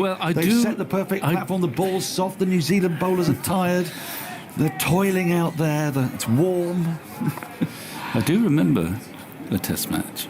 Santner to Sibley, who comes forward in defence and pushes to set him off, and there's no run. Alistair Cook's very first Test match in Nagpur, where India were batting last, and England had dominated the game, Cook getting 100 in the second innings, and set a target, but a stiff one. Santner in round the wicket, and Sibley defends again off the front foot, big long stride in and stuns the ball, no run. And at tea, on the last day, India had batted pretty well. I think Tendulkar was at the crease, but they were only 2 or 3 wickets down. And the target was some way off. We'd all just assumed, well, nice try, match drawn. Ball clipped away into the onside with more runs here. 2 at least. I think it will be just the 2. And at the start of this over, England's required run rate was 6.5. They've got 6 of them already with 2 balls to go. They're 86 for 2, Sibley to 40. And glory be, in this particular match, India came out after tea, and their attitude completely changed. The batting order changed. Dhoni promoted himself. They didn't go on to win the game, but there was an hour or so. Little frisson, yeah? Yeah. Santner tosses this up. It's driven into the offside, but a good diving stop at extra cover prevents a run. I don't think that's going to happen here. I don't think so. You never know. Well, the target was so make chumps of all enticing this. that you only needed 2 or 3 overs, and suddenly it could change. But as I say, let's not get overexcited. Last ball of Santner's is squeezed out square of the wicket by Sibley, but he can't beat the fielder. 6 off the over, 86 for 2, 40 to Sibley, only 4 to Root has 4 from 37. Now, whether this is because the pitch is really, really difficult and we're not properly appreciating just how hard it is to score runs. It's because Root had decided, certainly by the time he came in, who knows what he decided when England started batting, but when he came in, he's decided that it is simply not feasible to chase his target, and therefore, tunnel thinking, I'm just going to stay in. And in a sense, that's understandable. But it's very But whether he thought that at the commencement of the innings is what rather intrigues me. But our news hound, Agnew, with his subtle questioning, will give us the answer. He'll tease it out. What will you say to those who say? He'll say he's already given his tactic away. Oh, has he? Yes. I was going to say, yes, be careful. Some of these things have to remain very secret. Okay, well, I better go then. Hush. Right. Yeah. Goodbye, Victor. When are you back? Are you back? You are back, I think. Yes, you're back at the end. Well, unless the leaders of the two teams have shaken hands. Carl Jamieson is coming back into the attack. Jamieson's bowled 10 overs, 6 maidens, none for 8. Wagner's bowled 10 overs, 1 for 9, isn't it? So 20 overs for 17 runs between these two seamers. And here comes the tall Jamieson into Root. He's got 2 slips, and Root digs a full ball out to Colin de Grandhomme, who's quite straight at mid-on. There's no run. 2 slips, gully, point, extra cover, mid-off, straightish mid-on, squarish mid-wicket, and a long leg. And coming in to join me, so I don't think we've had the thoughts of Michael Vaughan since tea on these tactics and how this is going. Everyone else has had their say. There's been a fair bit of devil's advocacy going on, but there's a general consensus of disappointment as Jamieson is into Root, who clips this away fine. It's going to run away to the boundary for 4. Runs galore. What's happening? Is it happening? Andy Zaltzman? Is it happening? Michael Vaughan? Are we going to see the big turnaround? No. Okay. No, I'm afraid not. No, I just think it's been an opportunity missed. I completely understand batting the first 15 overs on this kind of pitch. You try and see off the new ball. They did that. Get it down to 60 overs, and then you start trying to be a bit busier. And they've just not shown that intent. So, yeah, an opportunity missed. Decent crowd. No Test Match Championship points up for grabs. 90 for 2. Jamieson into Root. Root lets this go by outside the off stump. Not too far from his off stump. Through to the Watling, and there's no run. A young batting lineup, so you've got to be reasonable about the inexperience in the batting lineup. But surely a young batting lineup with, you'd hope, not a great deal of fear. You know, to kind of say to them, look, why don't we have a bit of a go? And if we lose 3 or 4 wickets, well, we'll shut up shop then. But to not to have got to that stage of just having a go. Well, Pope and Lawrence are quite fluent players, aren't they? And the idea is, I mean, they have been selected for England because it's believed that they're good enough. Jamieson in, and Root just defends late and square of the wicket into the offside. And once more, there's no run. 90 for 2. 10 runs have been scored since the drinks break, though, Michael, in 10 balls, and the rate is only 6.5.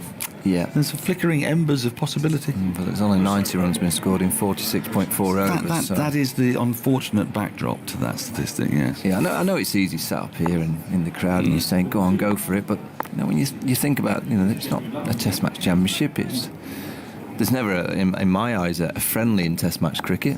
But these first 2 tests of the summer, Jamieson wide of the off stump, left alone, tumbling take by Watling, no run. Are as near to that as you can get. It just shows that when you come off the back of the winter where you've lost games, I think there's a bit of that in this England management. Bit of confidence. Well, just don't lose. Don't lose. We can't lose a 4th on the trot.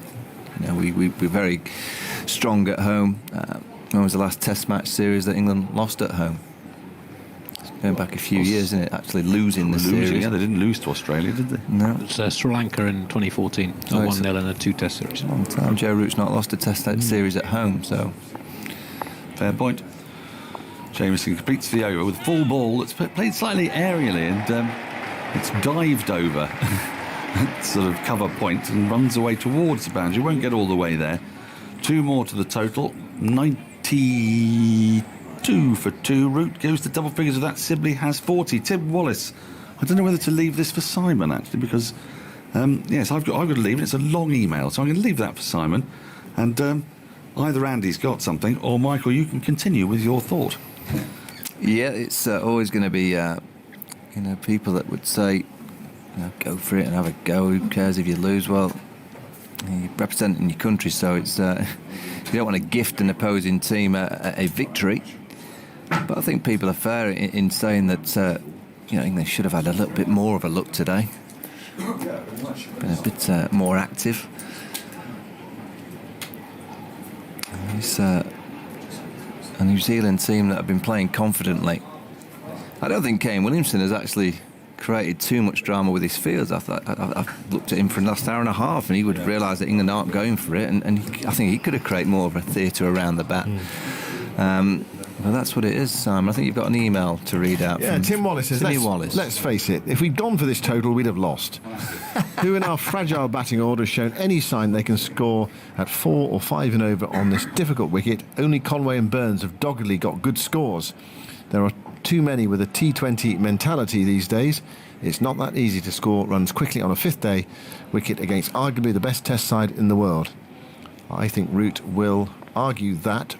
Here is Santner bowling to Sibley, and Sibley comes forward and plays to mid-off. I think Root will argue that he'd rather take the draw than go for it, and almost certainly lose, with the likes of Crawley, Lawrence, Bracey, etc.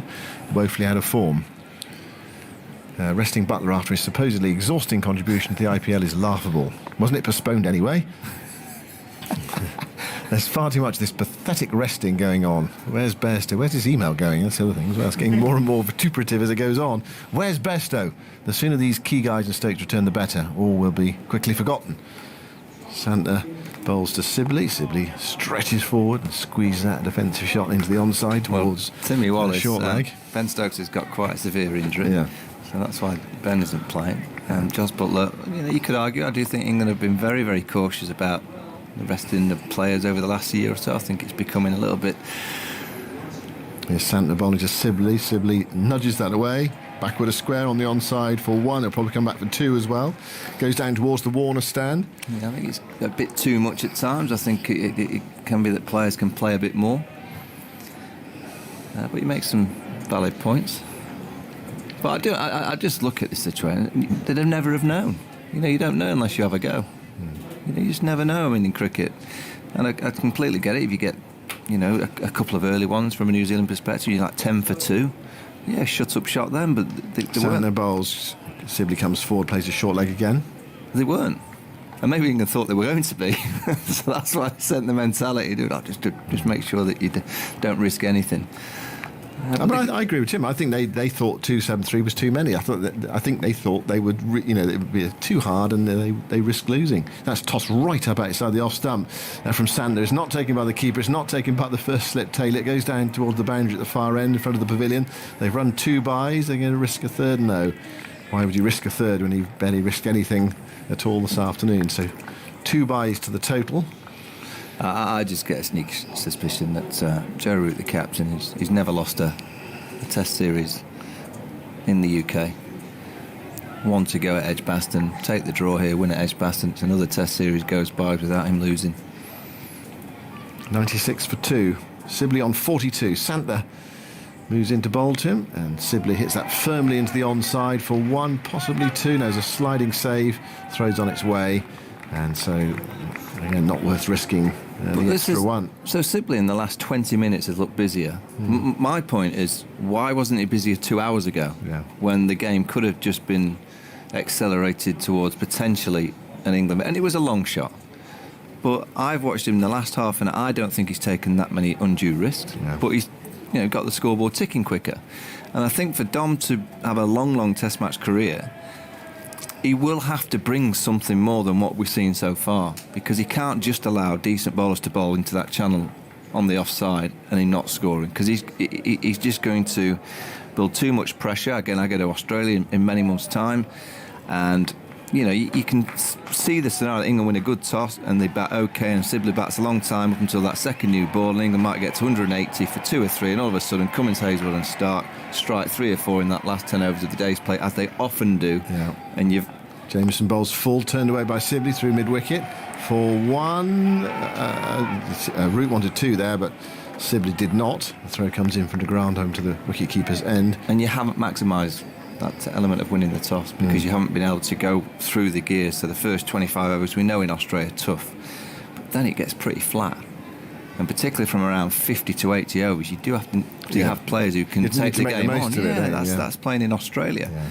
And if you haven't got a player out there doing so, and then suddenly the second new ball's taken, and it will do something. So you can have what you think is going to be a good day, but suddenly you find yourself at 220 for 5 or 6 at the end of the first day. Here's Jamieson bowling. Forward goes Root, plays that down towards backward point, and there's no run. Where you were, so I don't know, you were 200 for 2 or something, or 3, and then suddenly you're 6 down or 5 down. Well, I think in Australia, the first 25, you can score at 2s and not lose too many. That's fine. Then from around 30 to around 50, 55 overs, you want to score at 3s. And then for the last 20 overs, you really want to be scoring at 4, 4.5s, 5s. And that means you get to around 250 going into that second new ball. And then you hope you survive that and you're there for the next day. But so often you see Australia striking those last 10 overs of the day's play. Jamieson bowls, that's edged by Root down to third man for 4. Ball's going to win the race now. And I say edged, it's sort of flick edge really, it was just almost like a back cut. But nicely played. And England's 100 is up. But also, 49th over. Yeah, you look at Don, we were watching earlier and think, come on, you just need to go. If he's been ordered by the England management and the captain to say, look, we're just going for the draw, he's actually played the perfect innings for what he's been ordered to do. Yeah. If he's been sent out there to have a look and say, look, if you can, give us that platform and then go and try and be busier to get us to somewhere near, that would be the wrong way to have played today. Jamieson bowls to Root. Root gets the ball just outside the off stump. He opens the face, runs it away, but this time it doesn't go down towards the boundary. It's intercepted before it beats the slip cordon.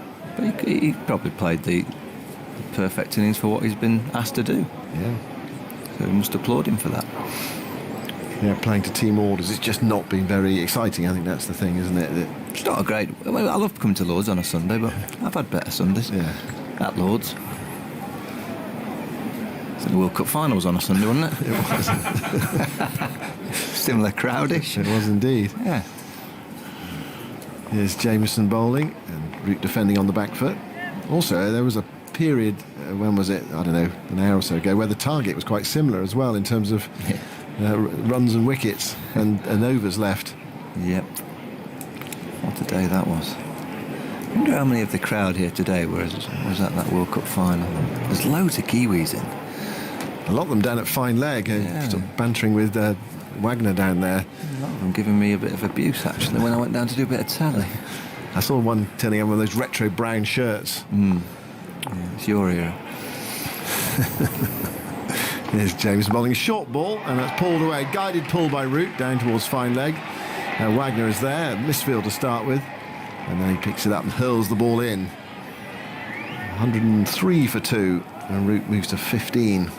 So 35 off the last 7 overs, 23 off the last 4. What do you reckon, Andy? Something happening in the waters? Well, it's 170 to win from 26 overs. Well, we'll say, the way that New Zealand used Santner, I don't see him playing at Edgbaston. They've been very the captain's not really been turning to him. There's a bit there for the spinner. And you have seen Edgbaston wickets. You go back to the Ashes, it spun quite a lot. Don't know what kind of pitch we'll get on Thursday, but can help the spinners, it can help the seamers as well. It's always a good cricket wicket. Well, it's going to be Santner to begin a new over, but really we should be talking about the main talking point of the day, that quest for rustic brown fence paint outside the off stump. It's a bit like watching paint dry today, isn't it, cricket? So you're after brown paint, are Well, you? I'm after this rustic brown paint, and it's not available. Well, I need a 5 litre vat of it. There's a 20 litre available, but I need a 5 litre. Well, why don't you just buy the 20? Well, here is Santner bowling a big spinner outside the off stump, and Root tries to crash it through the offside, and he misses it. Keeps them in storage. Well, yeah, but does it go off? Well, yeah, exactly. You don't. You've got to think about it. You're from the north, Michael. You're from Yorkshire. Well, you're talking about finance here. You don't want to be overspending, do you? Exactly. You don't want to be overspending. No. In these tough financial times. Yeah. Santner bowls a full toss, and Root hits it firmly, but straight to mid-wicket, and there's no run. Anyway, the Reverend Margaret Oldroyd messages, having done some research to find some rustic brown fence paint. I've actually looked at your suggestion, Margaret, and it is only the 20 litre tub, I'm afraid. Oh, no. Scott Newman emailed us as well while painting his gazebo. He's an independent supplier offering help tomorrow. I've got to ring him up, apparently. Back goes Root and guides that towards the backward point, and there's no run. Peter Chalk, I haven't seen this one, has also been in contact offering assistance. And lots of people have got in touch on Twitter. Have you got all, got the numbers? Yeah, I've got Scott's number. Yeah. So you're actually going to ring them up? Well, I'll see it. Well, we need to carry this on to Edgbaston to make sure that you do ring these people. You can't just say you're going to ring and then don't. Here's Santner bowling, strikes Root on the pad. Into the onside. The problem is, I think Scott's in Reading. You've got to get the paint from Reading to Bristol, so I don't know how he does that. Well, maybe you go and fetch it. Yeah, but I think. Why can't you go and fetch it? Well, I could, but you can't be bothered. Well, one of the benefits of modern day society is you can sort of go on the internet, order it, and someone delivers it. Arrives, didn't it? Yeah, Santner bowls. Back goes Root, and Root guides it into the offside, and there's no run. And I'm not due down in Bristol for another month. So. 20 litres. That for me seems quite a big tub. It's a big tub, Simon. That'd be quite heavy, wouldn't it? Yeah, exactly. And it must have a big lip. Yeah. And that's another issue as well, because my mum's 82, so she's obviously going to take delivery of it. Yeah, she's not going to lift it, is she? No, well, you're going to be there, right? Wouldn't you be there to help out? Well, I will eventually, but not. Right, so the delivery happens and they arrive, and then your mum will have to deal with it. Yeah, it can't be the 20 litre. There's Callum in Edinburgh. Question to be posed. After what period of time does a weathered coat of rustic brown become so rustic as it's deemed to be too rustic and to require a fresh application of rustic brown? Oh, that's interesting. Yeah. That's where we've arrived, folks. Quite a boring human being, aren't you? No, listen. It was Dan Norcross who got this going. Yeah. All I was trying to do was help my mum. That was all. I get a long list from her of things that need to be sorted out, and that was just one of them today. Was that this morning? Was it? You ordered to get some paint. Yeah. Is it quite a big fence? Not too big. That's why it only needs 5 litres. So you got a small. Do you see my predicament? Yeah, but who's going to paint it? You're going to paint it? No, she's going to paint it. Oh, she's going to do it herself. Yeah. That's why she can't she just needs the paint. Exactly. That's why she can't have a huge tub, because she can't pick it up and carry it into the house. It's all been thought through, this, Michael, you know. It's getting complicated. Someone will sort you out. You make those phone calls tomorrow, they'll look after you. Now, Kane Williamson's going to bowl from the pavilion end of the ground. Route 15, Sibley 44. And Sibley waits for Williamson, and that's down the leg side. I think the best thing is that when I leave the ground tonight is to phone her up and say, Mum, I'm sorry, you just have to be patient. There isn't any around at the moment. You're going to have to be like Dom Sibley. Exactly. You're going to have to be like the Hoover Dom, the Rock of Gibraltar. Sibley pulls down towards fine leg. You might get 4 here. Chases on. Wagner's after it towards the fine leg boundary. Knocks it back inside the rope. Well fielded. And they are restricted to 2 runs. And the crowd down there love that fine leg. Well, they come to life. They love Neil Wagner. Wherever he plays, he always gets a great reception. He's wholehearted. I bet he's been chatting to them all afternoon. Oh, yeah. Great fun. Trying to keep himself up as well in the game. Williamson bowls, nudged away by Sibley for a single, and it's Wagner again. It's not a cheer for the single, it's the cheer for Wagner picking the ball up. Sibley goes to 47. It's 106 for 2. Williamson bowling at one end, Santner at the other, and I just wonder here whether New Zealand are saying, right, we can't win, let's get to the last hour and then we can shake hands. Let's get out of here. Yeah, exactly. And that's 10 overs away. I think that's where we're headed now. Yeah. It's a lovely week for painting, outdoors. The weather's good. Yeah. If you could get that paint quickly, that'd be... Williamson bowls down the leg side. Root tries a sweep shot. It's taken by Watling. Is that Norcross starting it off this morning? It's just a private conversation in the box along the way. What you need is a robot. I've got a robot that cuts my garden. Have you? Yeah. Yeah, I call him Raymond. He's beautiful. Williamson bowls, Root sweeps, is coming down fine off something. It won't be 4. Again, it's a chase for Wagner, running round. And 2 runs, I think possibly off the glove. Oh, it's a cracker. You on an app, you can tell Raymond when he goes out to work and when he comes back in. Did you? It's just 7 till 7. Did you name him Raymond? Yeah, Raymond the robot, yeah. Well, my daughter did. Right. Yeah, off he goes and trots and trims away. Presumably you've got to get it out of the shed first, though, have you? Or does it open the shed as well? No. Root turns that back with a square for a single. It's a charging house. So it charges up and then it goes out and it cuts a bit and it goes back in, charges up a bit more and goes back out again. You're looking at me as if I'm lying. I've got one. Goodness me, the 21st century. What advances we've made. Exactly. A robot that opens the door. You don't need to cut your... Ray doesn't open a door. It's just a little machine that goes around your garden and trims away, and then when it's running out of battery, it goes back in, it charges, and I can control the schedule, and he works 7 till 7. Right. So he never ever goes up to the village for a coffee. Right. Doesn't nip off. It doesn't ring in sick. It's the 21st century version of the goat. That's exactly what it is. But you're a very hard taskmaster making it work from 7 till 7. Well, you must have a very big garden. Doesn't have any feelings, you know. It's a robot. you say tell that. me off. That is so naive, Michael. You never watched a sci-fi film. Exactly. You say that. Who knows where we're going to go with it? Do you think Sander bowls? It's back cut by Root down towards the third man boundary. They've run I think for my 2. robot rings up HR. Well, it'll be there tomorrow morning. So it'll be still going. It's got another hour and a half. And it finishes at 7 o'clock in the morning. Out it drops. How big's your garden? It's big enough. You have a little wire. They come and put a bit of wire around the perimeter where it can and can't go, and then it just stays within it. 111 for 2. Santner bowls. Root sweeps. 111 for 2. We're back where we were about 3 days ago, aren't we? What day was that? That was the score at the close of the play of the second day. With Root batting. But we're off 111 now. It's 113 for 2. How many overs left? I'm just Root looking 22. At the Well, 160. this is the 23 left after this one, so 8 more overs, and then that might well be it.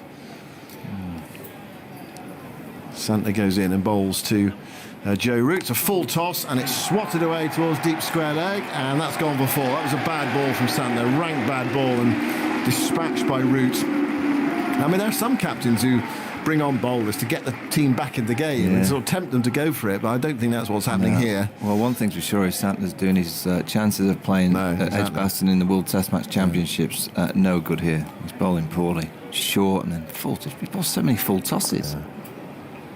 117 for 2. Root to 26. And Root plays a low sweep shot, pull shot down towards deep back with square leg. It's a single towards the Warner stand. I know he's bowled some bad balls. In the last half an hour, England have suddenly started to show energy. Yeah. Where was that 2 hours ago? Well, I think that's just been the disappointing thing, isn't it? Just show a bit more early on, You're not asking intent. You're not asking them to dance down and try and whack it over the bowlers. They'd just be busier. That's all we were asking a few hours ago. Nick a few singles, just show a bit of willing. 23 overs left after this one. It's 155 to win. Sibley leans forward a ball that spins. I mean, there is something there for the spinner as well. I really feel like two good spinners on this last day. Yeah, I agree. 2 good Indian spinners on the last day. Jack cause Leach, some problems, yeah. Jack Leach, Nathan Lyons, be licking your lips, wouldn't you? I'm not saying you'd rip through a team, but you might pick up. You'd fancy it, wouldn't you? Yeah, you'd want to bowl, definitely. Forward goes Sibley, pushing that back up the offside, and there is no run. Josh in Exeter says, "Hi Simon, could other people in your mum's area who also have the same fence go in on the 20-litre now tin?" you're talking. It's like crowdfunding for paint. It's a good suggestion, Josh, but how much? But I mean, that does take even more organising. Oh, you could be the saviour. Organise this great group of people that suddenly every other year they get together and they buy all this paint. Well, it's not a bad suggestion. 15 off the last 2 overs, the charge is on. 49 off the last 10. The required rate is 6.74 per over, 23 overs to go. The old sounding optimistic, Andy, for a run chase. No, it's not.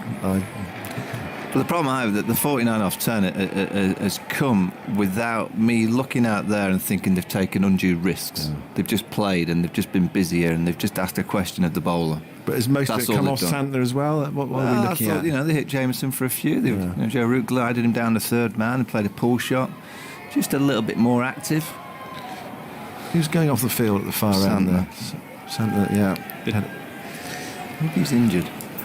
They'd scored 23 off the 22 overs before that, so even another 30 runs in those 20 overs would be in then suddenly good position now. Then it's 110 off the last 23 with 8 wickets in hand, and putting pressure on the fielding side. Then Root sweeps the ball from Williamson down to deep back with square leg.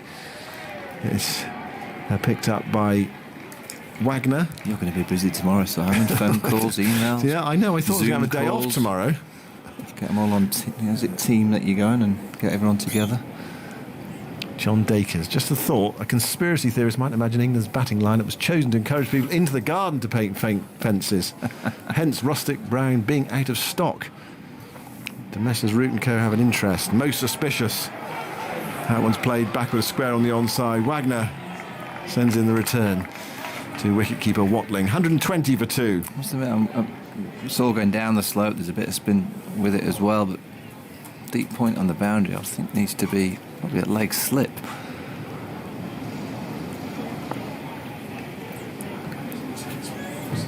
Root on 28. He is on strike and Williamson goes into bowl and then for some reason doesn't deliver. Didn't feel quite right there. So pulled out. There's a short leg and a slip in the sunshine. Lovely weather to end this test match. We just had that one shower today. 10 minutes before lunch. Williamson bowls a rank long hot, which is slapped by Root down towards Wagner at fine leg. He rather missed out there. That was a 4-ball that wasn't dispatched. 121 for 2. Come around the wicket. Yeah, the cover point on the boundary to Joe Root, I kind of get because he's got that reverse sweep, but to Dom Sibley, I'm not convinced.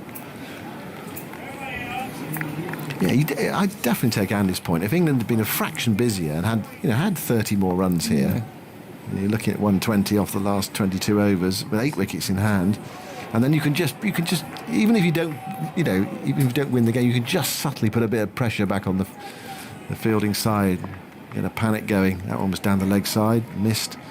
Williamson bowling round the wicket to Sibley. Sibley leans forward, plays it short leg. That's picked up by Latham. Sibley here looking at a half century. He's not had that much batting, to be fair to Sibley, because he had that broken finger. He came into the test match rather undercooked.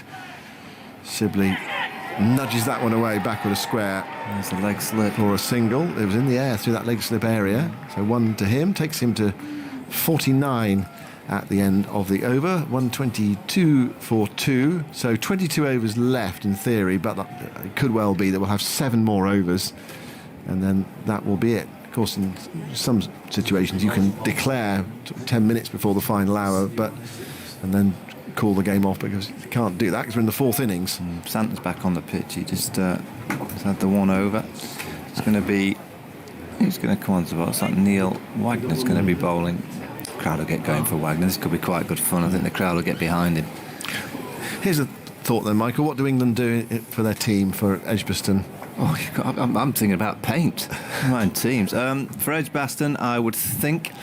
I think Ollie Robinson will miss out. I think there'll be some disciplinary there. I think that's the right decision.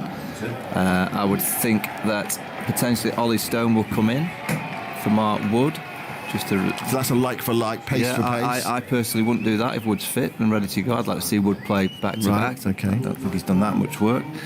But I think they may go that way. And I would think Jack Leach will come in. I think Jack Leach, the spinner, will play if the weather's going to be nice for the next few days. Wagner bowls. Oh, he lets that one go, Sibley, and it very nearly cannons into his off stump. That swung back in a long way. Wagner can't believe it. Stands in the middle of the pitch with his hands on his head. It wouldn't surprise me if Craig Overton played for one of Broad or Anderson. So you get your batting, get 3 seamers and Jack Leach your 4th.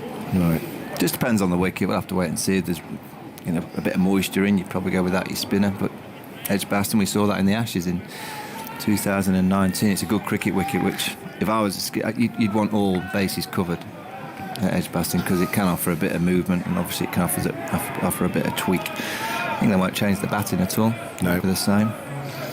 Wagner bowls to Sibley, another beauty. Sibley plays it and misses it. It goes through low to Watling.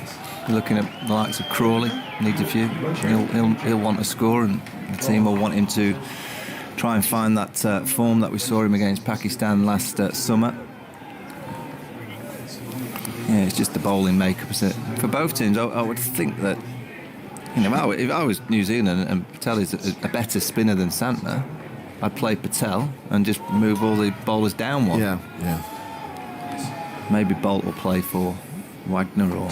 Wagner bowls, another fine delivery to Sibley, draws him forward, and it goes past the outside edge. Yeah, you'd think they'd want Bolt to have one game before the World Test Championship final. Whether he needs that, because he's bowled so much over the years, but maybe they'll want Bolt to play. So basically, England shuffling their bowling pack, really. Yeah, I think so. I mean, I personally, if they're all fine, I'd go again. I mean, they've got such a break, the Test players, from next week going through to that first Test against India. You just play again if you're all fit and raring to go. Wagner to Sibley, who's on 49, and a straight ball pushed by Sibley up towards mid-off, and there's no run. But you think Robinson will miss out? You think there'll be some disciplinary action taken there? I think that'll be the right call, yeah. Because there's no doubt he's had a very good game. On performance alone out there, he's almost not quite the first pick on the team sheet. Well, and he will be back. He'll probably have a bit of a suspension, but... Wagner bowls outside the off stump to Sibley again, not tempted. He's earning this half century. It'll be... How many balls he faced? 154 balls. He's digging in. Yeah, but Ollie Robinson will potentially just miss it, and then I'm sure he'll go through a learning process. And then I hope he, can learn, and then I'm pretty sure we'll see him again in Test cricket. I just think he's looked at a natural at this level. Looks like he bowls perfect length. He's got great skills, and he held the bat nicely. Taken a couple of chances in the field as well. He looks a really good cricketer. 7 wickets in the match and 42 runs in one innings. Wagner bowls. Sibley there was hoping for his half century. It was full. It clipped away into the onside, but straight to mid-wicket. Good delivery from that Wagner, though, swinging the ball in full, and Sibley nearly falling over.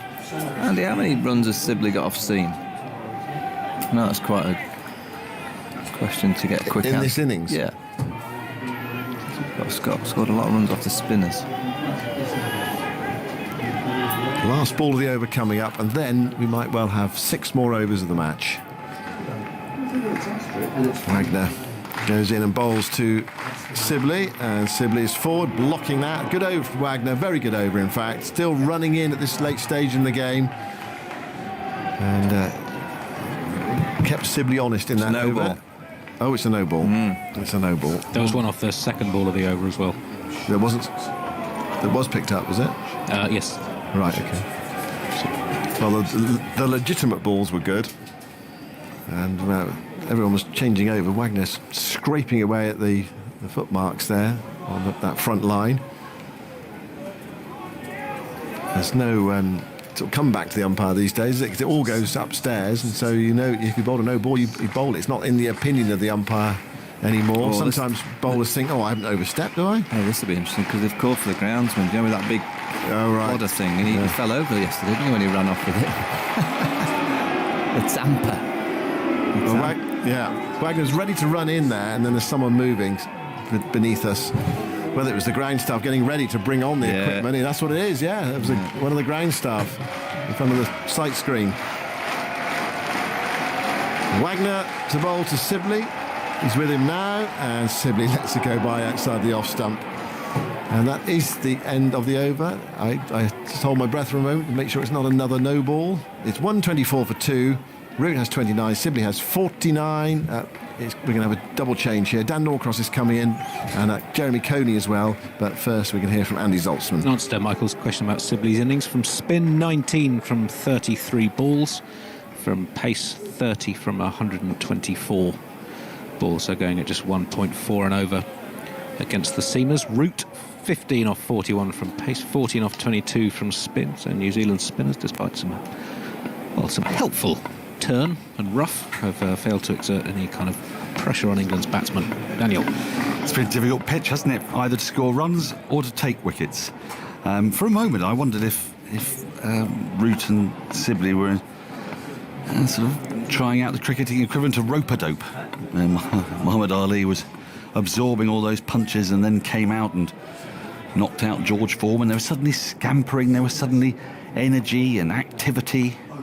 But, well, the Tampa's out there now, and he's banging away on the crease, the Tampa that tries to sort of bring, to flatten out the footmarks that have been pounded into over the last 5 days, one of which had no play at all. That's another issue, of course. I mean, we have to try to be proper balance and perspective on this match. It feels disappointing, doesn't it, when a game peters out into a draw, which would be the third consecutive draw in England. And Andy Zaltzman will tell us about how rare that is. But a day has been lost to rain, 20-odd overs have been lost to not being bowled. And if they do shake hands at the end, then actually, with 15 overs to go, there'll be 36 overs not bowled. So it's difficult to get a result with two teams of high-quality players on a pitch that, whilst not easy to score, is also not easy to take wickets.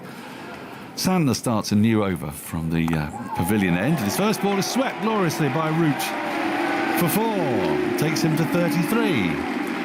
If you're interested in maintaining hope of an exciting finish, then I'll try to keep you up to date with the run rate required. It's a little bit over 7 at the moment.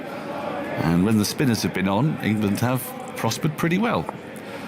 But the over from Neil Wagner showed just how difficult it is to get the seamers away on this pitch. 6.96 is the required rate at the moment. Thank you, Andy. Root to 33, 128 for 2. And Santner is in, and Drew drives, and it's stopped at a short extra cover by Tim Southey. You can watch highlights of the day on the BBC Sport website and app, or from 7 p.m. on BBC Two in Today at the Test, with the likes of Jonathan Agnew, Isha Guha, Ali Mitchell, Craig McMillan, all the stars. And another sweep from Root, this time for 4. Through deep mid-wicket. Those of you who are listening to and or watching the series down in Sri Lanka will remember that Root swept Embaldenia over and over and over again, and he's shown much the same acuity today. He's got the sweep out on plenty of occasions. With that, he's moved to 37, and 8 runs have come from this over. They're up with the rate. I just a little bit of a thought experiment. If they get another 30 runs in the next 5 overs and needed 110 from 15 overs with 8 wickets in hand, surely worth a dart then, would it be? I don't know. Santner, full toss, swept again out to deep mid-wicket, but there are now fielders back covering the leg side boundary. A bit of a chastening experience this for Santner on a day when no bowlers have... I mean, Wagner's gone 11 overs, 1 for 11. And England's approach has been pretty stolid, but Santner is going at over 3.5 and over. There is a World Test Championship final on the horizon. A decision will have to be made if Trent Boult comes back into the side, which we expect. Who would drop out? Might there be another spin option for New Zealand? Here's Santner and Sibley. Let's just go by outside the off stump. No run. Sibley on 49, don't forget, from 158 balls. He's in danger of being left high and dry at the moment. With 5 overs to go after this before we reach the final hour, which is the point at which the teams can shake hands if they want on a draw. And Sibley does essay an attacking stroke, a square drive, but he can't beat Conway at backward point. And there's no run. End of the over, 9 from it. Root 38, England 133 for 2. 140 more to win in 20 overs with 8 wickets in hand. There will be people, and I do realise that this has vexed a lot of listeners. There are essentially 2 camps here, Jeremy. Our listeners fall into the camp well, I'll come to it shortly, because commentary continues on 5 Live Sports Extra, digital radio, online and via the BBC Sounds app, but Radio 4 long-wave listeners are leaving us ever so briefly for the shipping forecast. Yes, there are 2 camps in our listeners, and they are, this is a test match, and test matches are sacred, and you do not give anything up, and it's a 2-test series, and England, we're always going to struggle to get their highest score of the match on a slow, difficult, grabby surface against a very good side that are in the World Test Championship final as Wagner starts a new over from the nursery end, and Root lets this go by outside the off stump. No intent there. It's taken by Watling. And since the chances of victory were so low, the correct, prudent thing to do is to ensure they don't lose. So when they go to Edgbaston, it's tied at 0-0. We've got a 1-test shootout.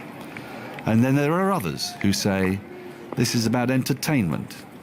We've been waiting for cricket for ages. The sun is shining. We have a crowd back at Lord's. It was only 3.6 and over. There are young players in the team of flamboyant stroke makers like Pope and Lawrence. They want to see something of Bracey, perhaps, as Wagner is in. Left arm over. Worked nicely through the onside by Root. It's running up towards the grandstand. It might be cut off with a dive. It is cut off with a splendid dive. And I think they've only come through for 2 there. Is that right, Andy? It was just the 2. I thought there was an option of a 3rd there. But anyway, a Root to 38, 2 more to the total. And our listeners have been polarised. Jeremy, what's your perspective on England's approach to this, I say chase, this sort of stalk, this sort of suspicious glance at 273 to win? Oh, dear. Look, I don't mind a blocked out draw. Wagner is into Root.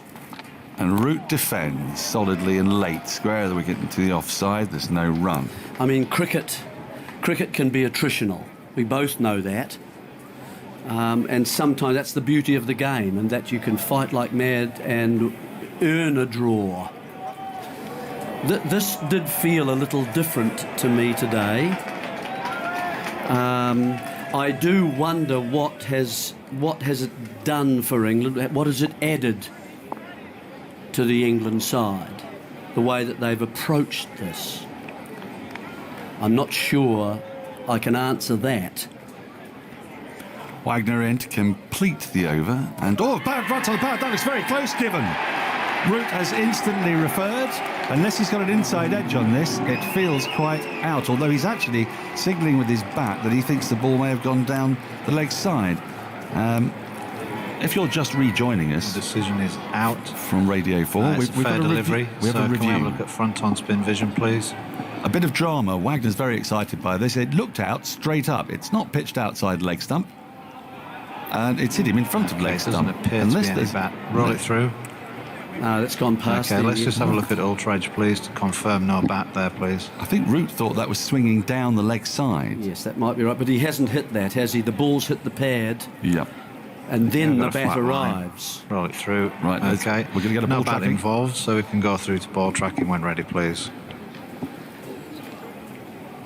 It's pitched in line. Pitching in line, impact in line. Hitting. Wickets Yes. hitting. Very, very out. It looked out We'll go at back first to Michael glance. on field to stay with his original decision. You're on screen now, Michael. We have a wonderful view here at Lord's, absolutely beautiful view from bowling from the nursery end, and that just looked out. Root seemed convinced that it was actually going down the leg side, or maybe he thought that it had pitched outside leg stump, because it was quite tight on pitching according to the ball tracking. But with Root gone for 40, New Zealand have their breakthrough, and they've got an opportunity here in the next 4 overs before we get to the last half. They pick up another wicket or 2. We might not be finishing with 15 overs to go, because they're very mindful of England's long tail. But let's resume our conversation. Root goes back, walks up the pavilion steps, LBW to Wagner for 40 from 71 balls.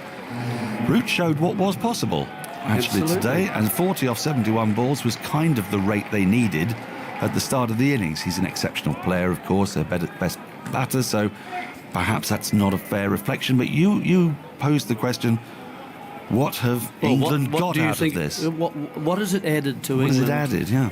in the way that they approached the task. And I'm not sure we really we can be so clear about that. I mean, as a captain, you've captained in many situations, and can you say hand on heart that your approach in a similar situation with your team would have been different? And if so, why would you have adopted a different approach? The answer to that is I would have had a go at this total, and I would have been prepared to set little targets along the way for players, and I don't think that would have stretched them too much. Wagner has got another delivery left, and it's Pope who's facing it, and he's been beautifully. Oh, what a lovely ball from Wagner to get that first up. Pope, that has swung back towards him, and it's just beaten his outside edge. There's still another ball to go. This feels like there's still two more balls to go. Yes, you jumped ahead of yourself. Also, I really did. There was a no ball. Oh, there was a no ball. That's thank you, Andy. I'm so sorry. I'm so fixated on trying to get to the bottom of England's approach with Jeremy Coney that I've completely forgotten to count how many balls there are in the over. But there are two more balls left, and they could be testing the way Wagner's getting the ball to swing.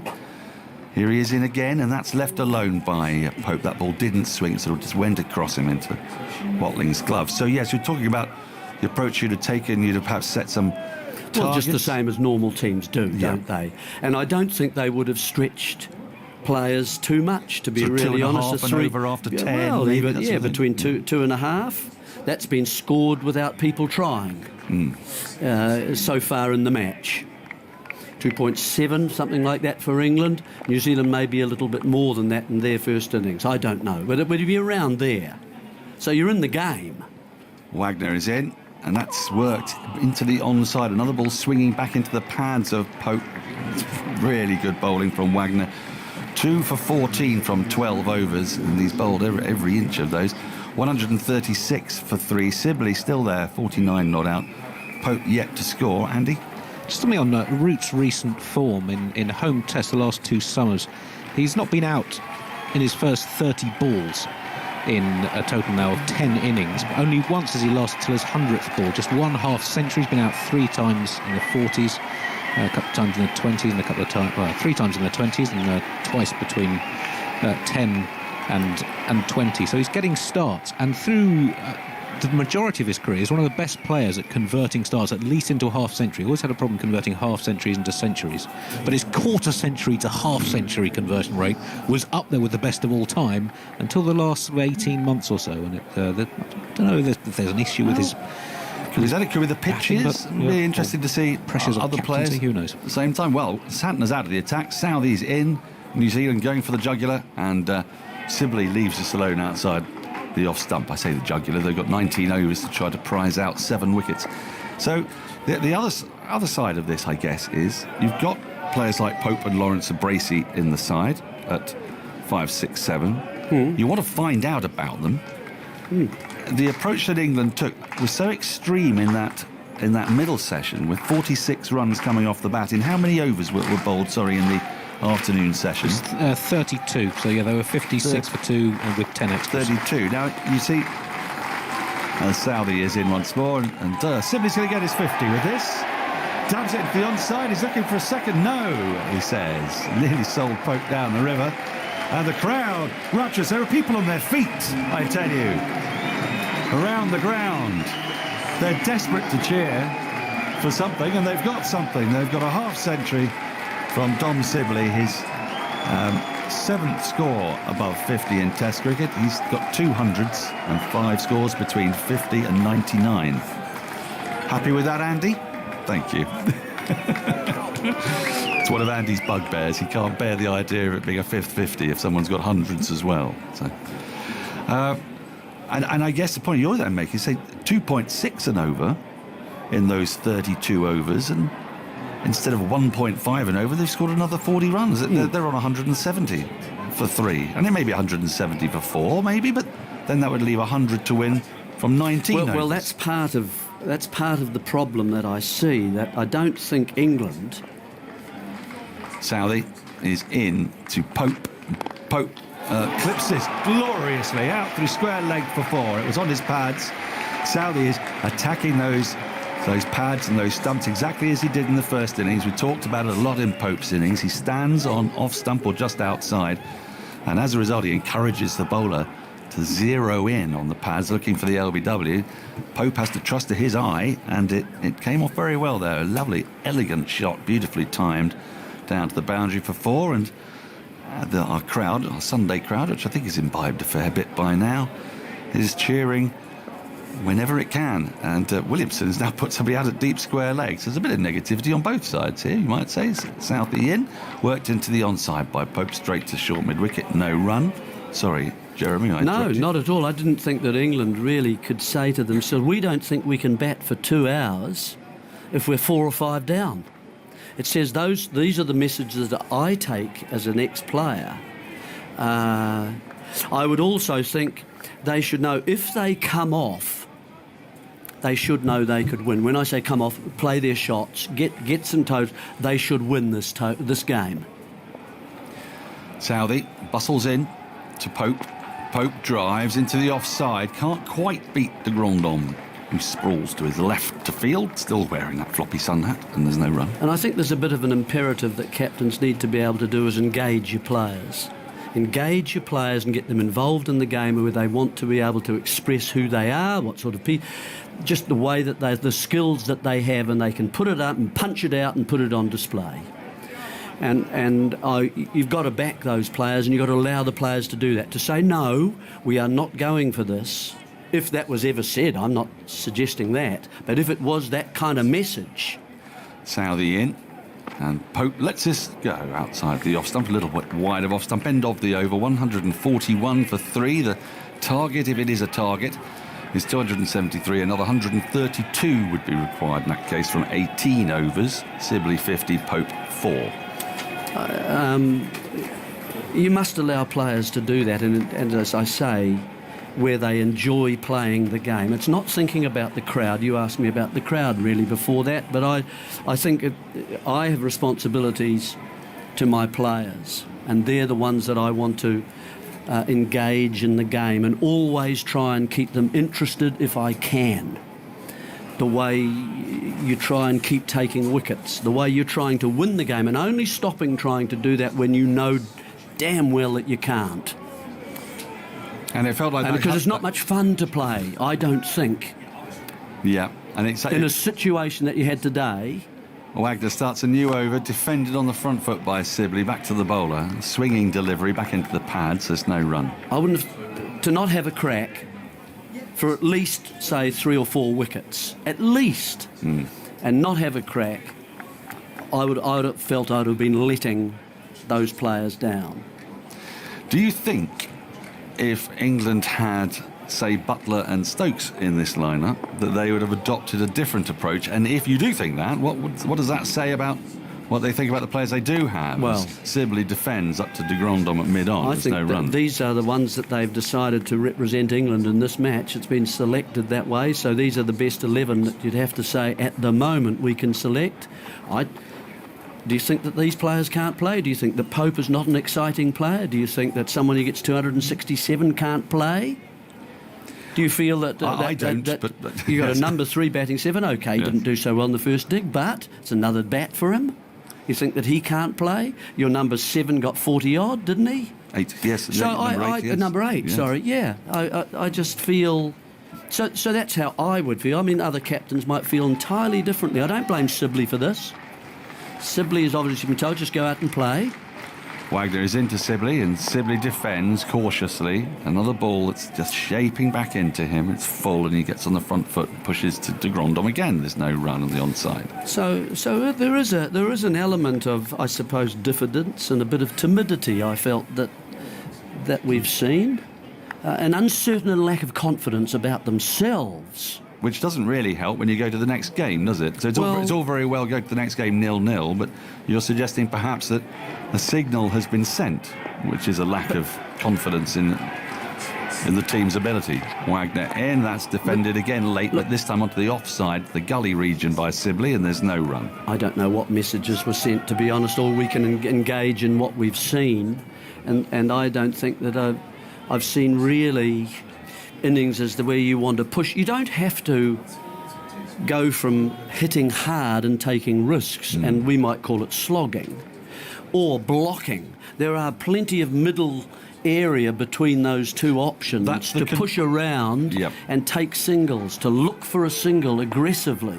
I think that is the gripe, I think, if it can be summed up. Full and dug out by Sibley to de Grandhomme. There's no run that, as I think we amply demonstrated, 46 runs off 30-odd overs off the bat.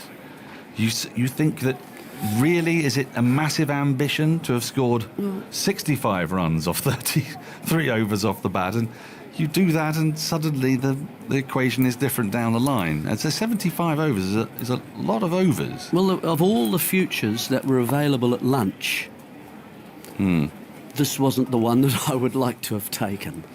Wagner in again, comes forward. Sibley pushing out into the offside, fielded by Santner in the covers end of the over, a maiden over.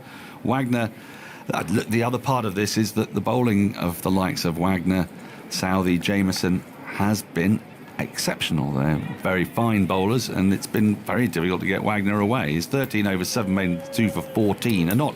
Well, have we seen entirely anyone try and come out of the true. batting crease? That's true. They are bowlers that bowl along the pitch because they are swing bowlers. They bowl a different length than England bowl. England bowlers come in and they'll bowl 1.5 feet to 2 feet shorter. They hit from up higher and they hit the track harder, and they get movement and they get up and down movement because they are like that. Our bowlers, and when I say our, the New Zealand bowlers bowl much more hitting the pitch, more of a, you hear of kissing the wicket, don't you? You hear kissing, of those, and that's the style of bowling it is, which you can drive. You can start affecting if you move out of your crease, then you go back and you move around. Once you get yourself set a bit more, you can get drives away. It is possible to score. It's an attacking length, isn't it? Exactly. Southey in from the pavilion end, and Pope works his ball into the onside. He's still looking busy, as he always does. It's the way he plays, and he'll get a single for it as Jameson has to move from mid-on to mid-wicket to field. He goes to 5, 142 for 3. It brings Sibley back on strike. He has 50. So I've said enough on that. Well, you know how I feel about this. I thought we had an excellent, just even a view of a team like New Zealand who was struggling a bit. Taylor and those people, but they gave it a crack. He ended up with 30. It might improve his game, it might not. But he got 30. Would have scratching round for 9, batting properly.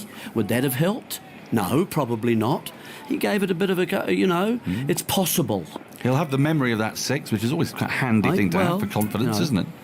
Southey into Sibley, bouncer, very high bouncer, over shoulder height, signalled by. But Sibley may get a lot of confidence from this innings. Well, also he'd come in very poor form. That's 47. Well, he hadn't played much, had he? Well, he hadn't played much this season. He had a poor end to the winter after a couple of decent half centuries. Well, who had a good one? Well, Root, and that was it. Yeah, but not so much after that first test. No, well, he did in India. I'm talking about India. So 3 big hundreds to start England's winter, 2 in Sri Lanka, 1 in India, and then no one scored a run. No, that's right. On difficult wickets. Southey in again, and Sibley just defends up to mid-on off the front foot. No runs. Jameson picks up.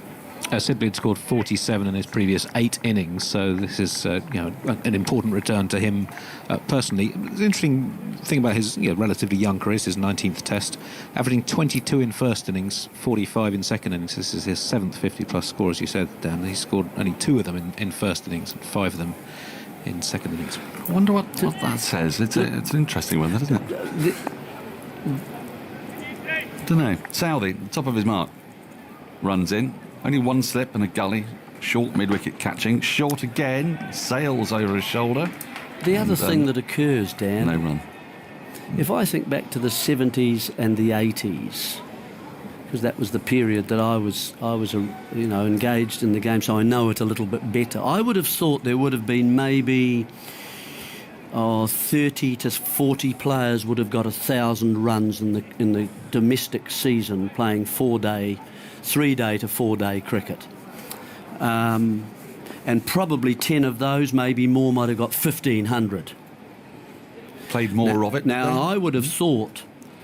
Southey in. Sibley lets it go by outside the off-stump, goes too low to Watling, no run. Nowadays, in 2020, 2021, you might get 4 players get 1,000 runs in a Domestic county season. Yep. They play about or 4 or 14 5 games, maybe. And I don't know how many of those will get 15. Probably not any get 1,500 runs in the season. Sangakkara, I think, was probably the last. Overseas player. Yeah. So, if you are going to push your game to an area where it's very difficult to score runs for opening batsmen, if we're talking about Sibley, to April and May and September. Southey in to complete the over. Sibley works this out to deep square leg for a single, means he will keep strike.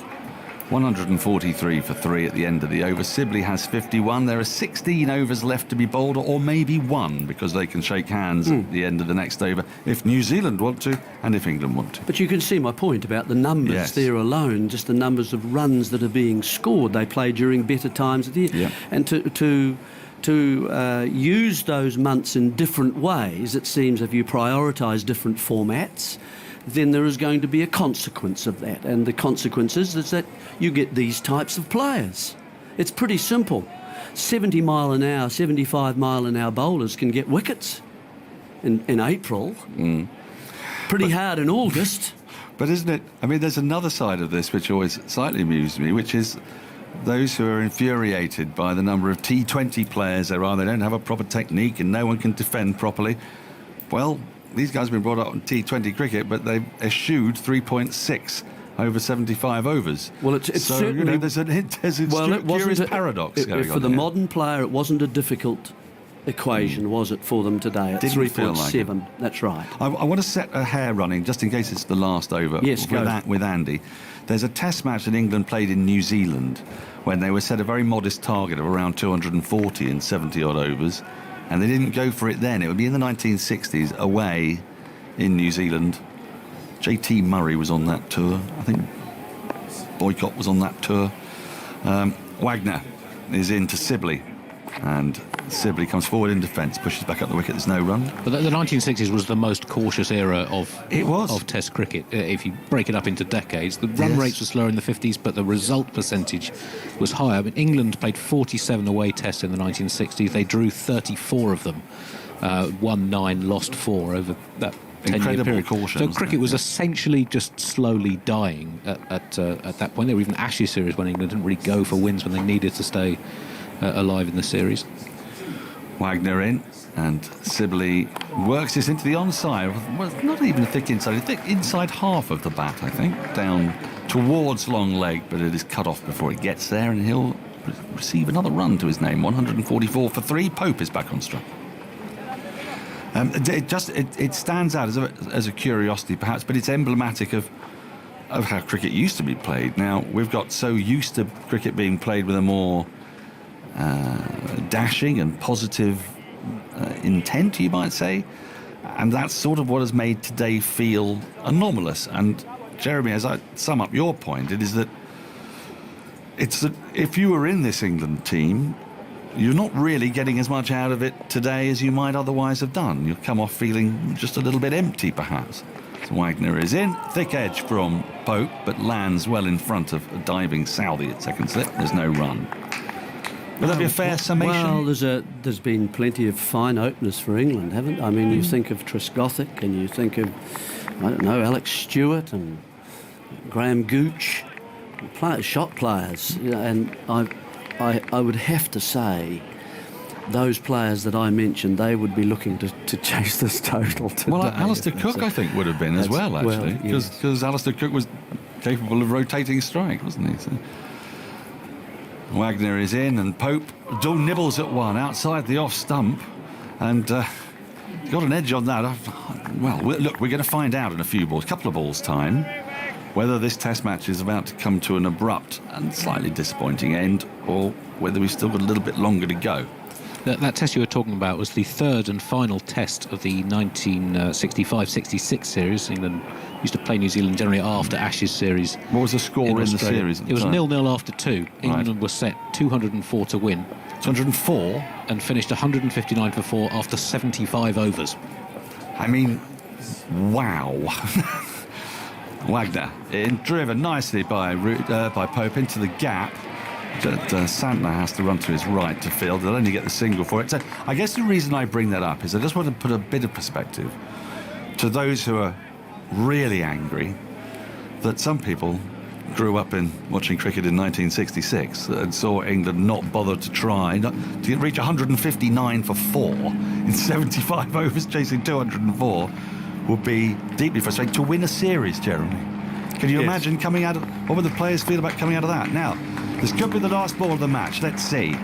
Wagner is into Sibley. Sibley works this off his pads down towards deep backward square leg. They're scampering. He's thinking of a second. They're not going to take it. Just the one run, 146 for 3. Sibley has 53, Pope has 6. That's the end of the over. The tamper is being called for. Players are milling around. There are men with tabards coming down the steps, and I'm not sure that the game is about to end, actually. There's gloves are being taken off, drinks are being produced.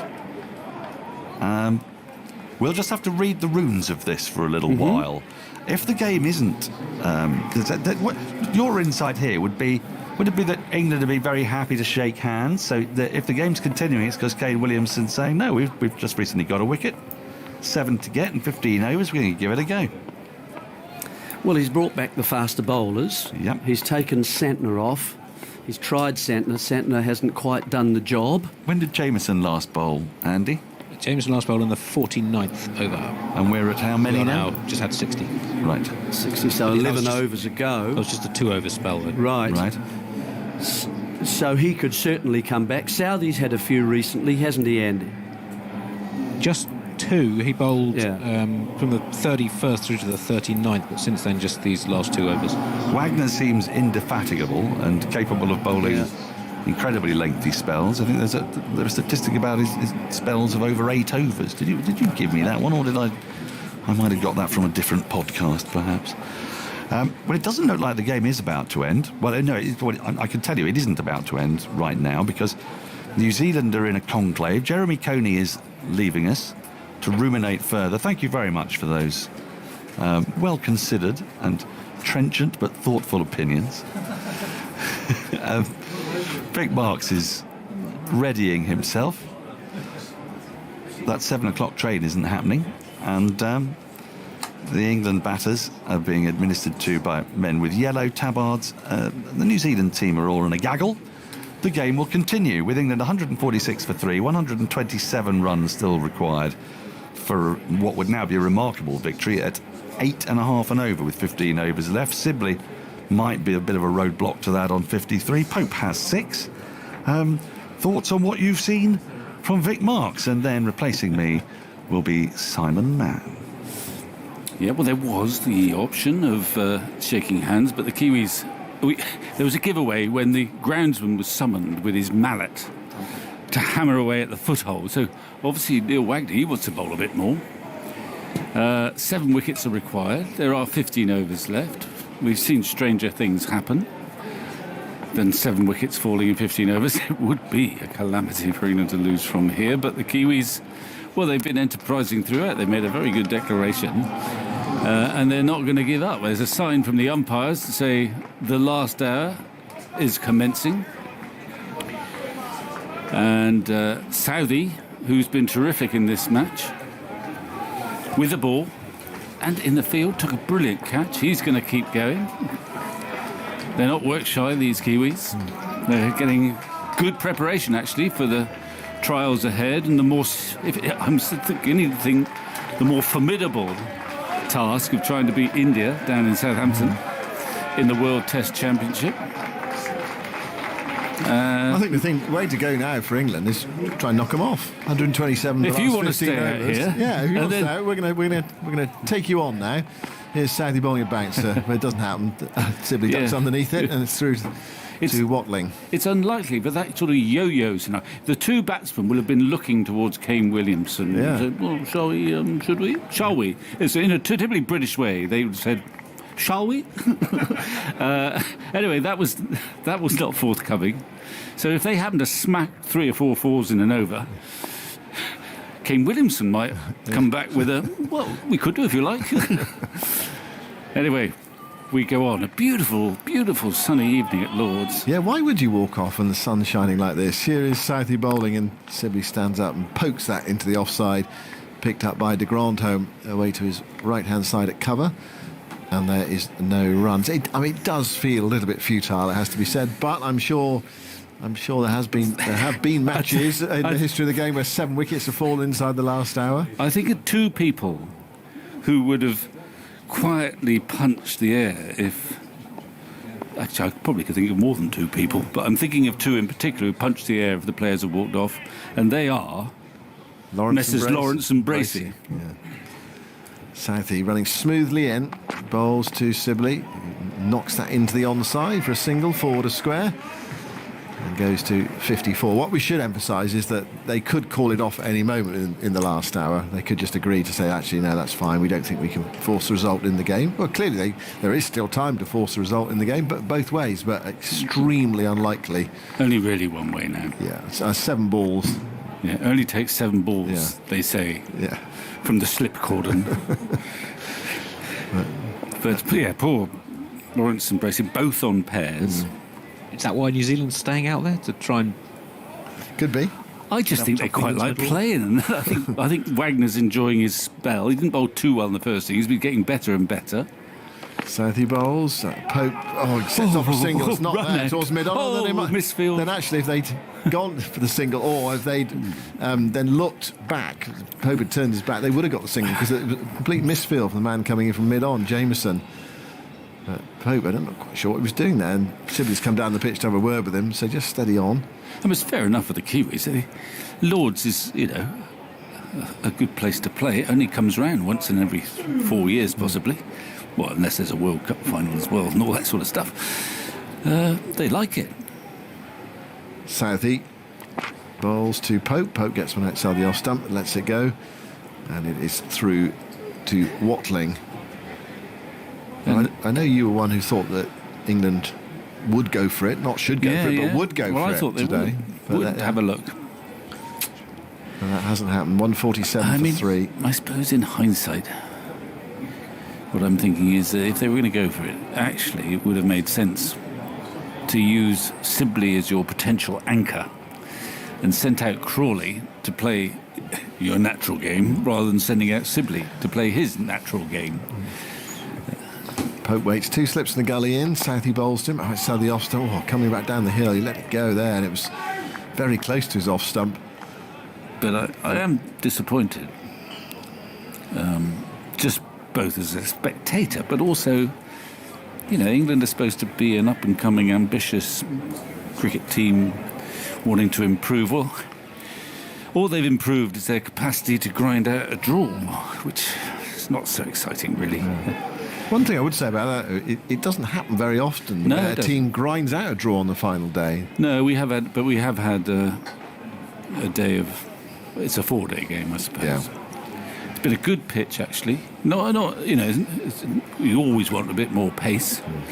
But there's been always just something there for the bowlers. It's turned a little bit today. We haven't seen much quality spin at all. I mean, I'd quite like to see Leach bowling on this last day. See what he would have got out of it. Wagner bowls to Sibley. Sibley turns this uppishly past short leg towards deep back of square leg for 1. They're coming back for the second. Jameson hurls the ball, a difficult one for Watling, takes it very efficiently. It was just in front of him in the rough as well. And not a very sympathetic return from Kyle Jameson from the deep, out of the shadows as well, cast by the Warner stand. They've actually scored more freely too, England, in the last hour, and it kind of makes it look worse. If they end up at 180 for 3, you'll think, well, couldn't you have been a bit more ambitious here? Wagner to Sibley. Sibley knocks a defensive shot into the offside towards cover. What do you think about Edgbaston? I asked Michael his thoughts about the team for Edgbaston earlier. What do you think they will do, should do, could do? Well, I think Robinson will be absent. And we'll just see how they present that at some point, I guess. There is going to be a statement after play today regarding the Ollie Robinson situation. We don't know when exactly. Unprecedented set of circumstances. They've had plenty of time to mull it over now. Wagner bowls short, Sibley ducks underneath it, goes through to Watling. I mean, once they decided not to take what would have been a very striking action, which was to withdraw Robinson from the match after the first day, which would have sent an extraordinarily powerful message, but it would have been quite a radical decision to make, with all the queries of, well, do we play with 10 men then? Well, probably they would have done.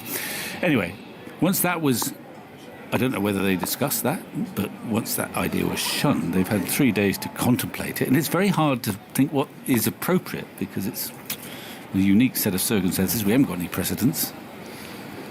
Wagner bowls full, Sibley comes forward, plays a poking shot into the, well, intended to go into the offside, went into the onside towards mid-on, no run. And we've listened to Robinson's statement, which suggested that he has recognised, if you like, his stupidity way back. I mean, but they'll take some action. Whilst logging that he got 7 for 101 in quite a lot of overs, as well as getting 40 odd in his Test debut. Wagner ball short again, Sibley right underneath a skiddy short ball. I mean, I'm hoping it's. Actually, I think it would be in England's interest to turn up and find a pitch that spun a bit, because I would back Jack Leach certainly against Santner, to have an impact with Joe as a second spinner. I prefer Root as the second spinner.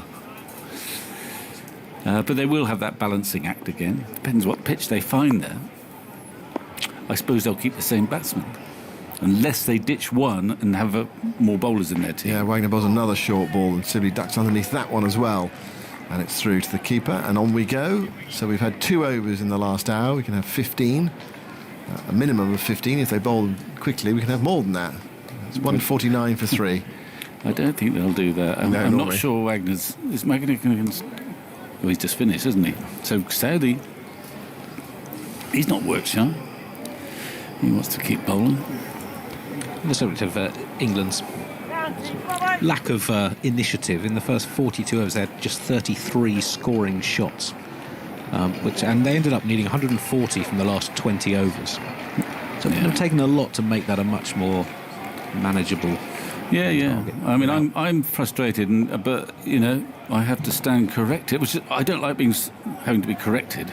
Southey bowls outside the off stump, no straight from Pope, taken by Watling. Because I think this was your gut feeling, I think, was that they'll play for the draw, and I know a few of the guys down below automatically felt that. But somehow my antenna, I thought, hang on, this is a rare opportunity, this sort of declaration, and a great challenge for the team, albeit a young team, but who cares? It's not the end of the world if a run chase had failed here and they'd been beaten. I don't get the... Do you think there would have been a sympathetic press, wouldn't there? Of course there would. Yeah. If they'd lost by 15, 20 runs or whatever. And we'd had a great afternoon of nail-biting cricket.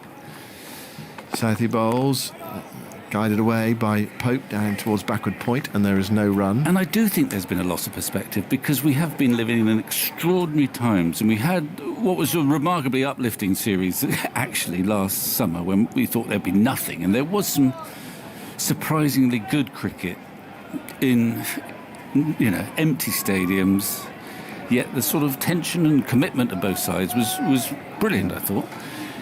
And you thought here was the chance to sort of celebrate, not exactly a return to normality, but spectators in the ground enjoying an old pleasure.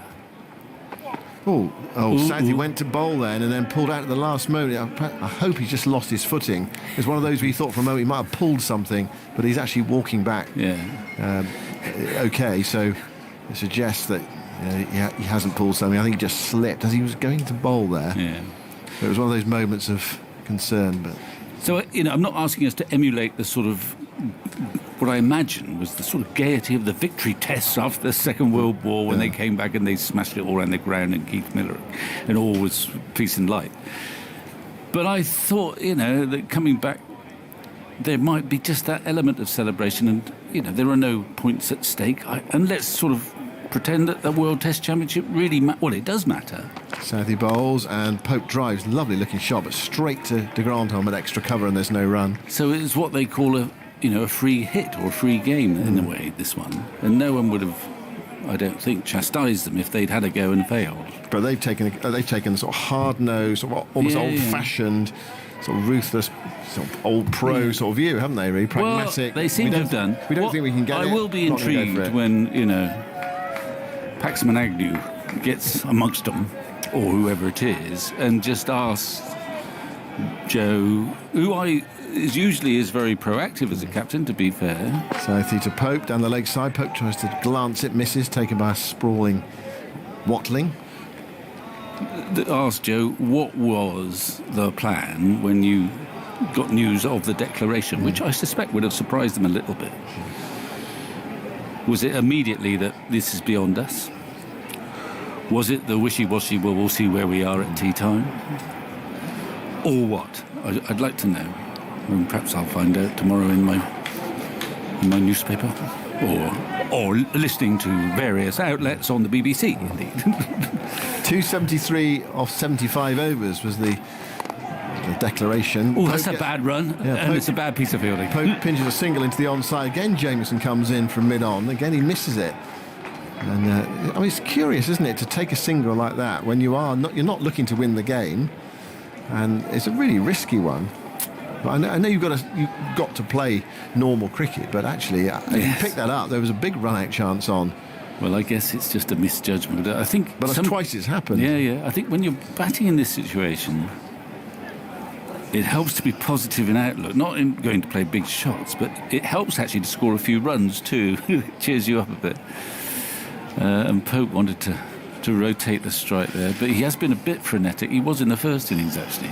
He just needs a big long innings to calm him down, I think. He's on 7. Sibley's on 56. It's 150 for 3. We're in the third over of the last hour. It's 123 to win. Southey bowls, full to Sibley, who clips it straight to mid-wicket, and there's no run. There's a leg slip in now rather than an orthodox slip. Well, there was for that final ball, the over. Ross Taylor went over.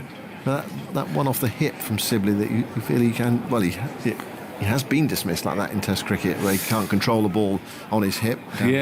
But having said that, that's his big run-scoring area, so I don't think he needs to restrict that greatly.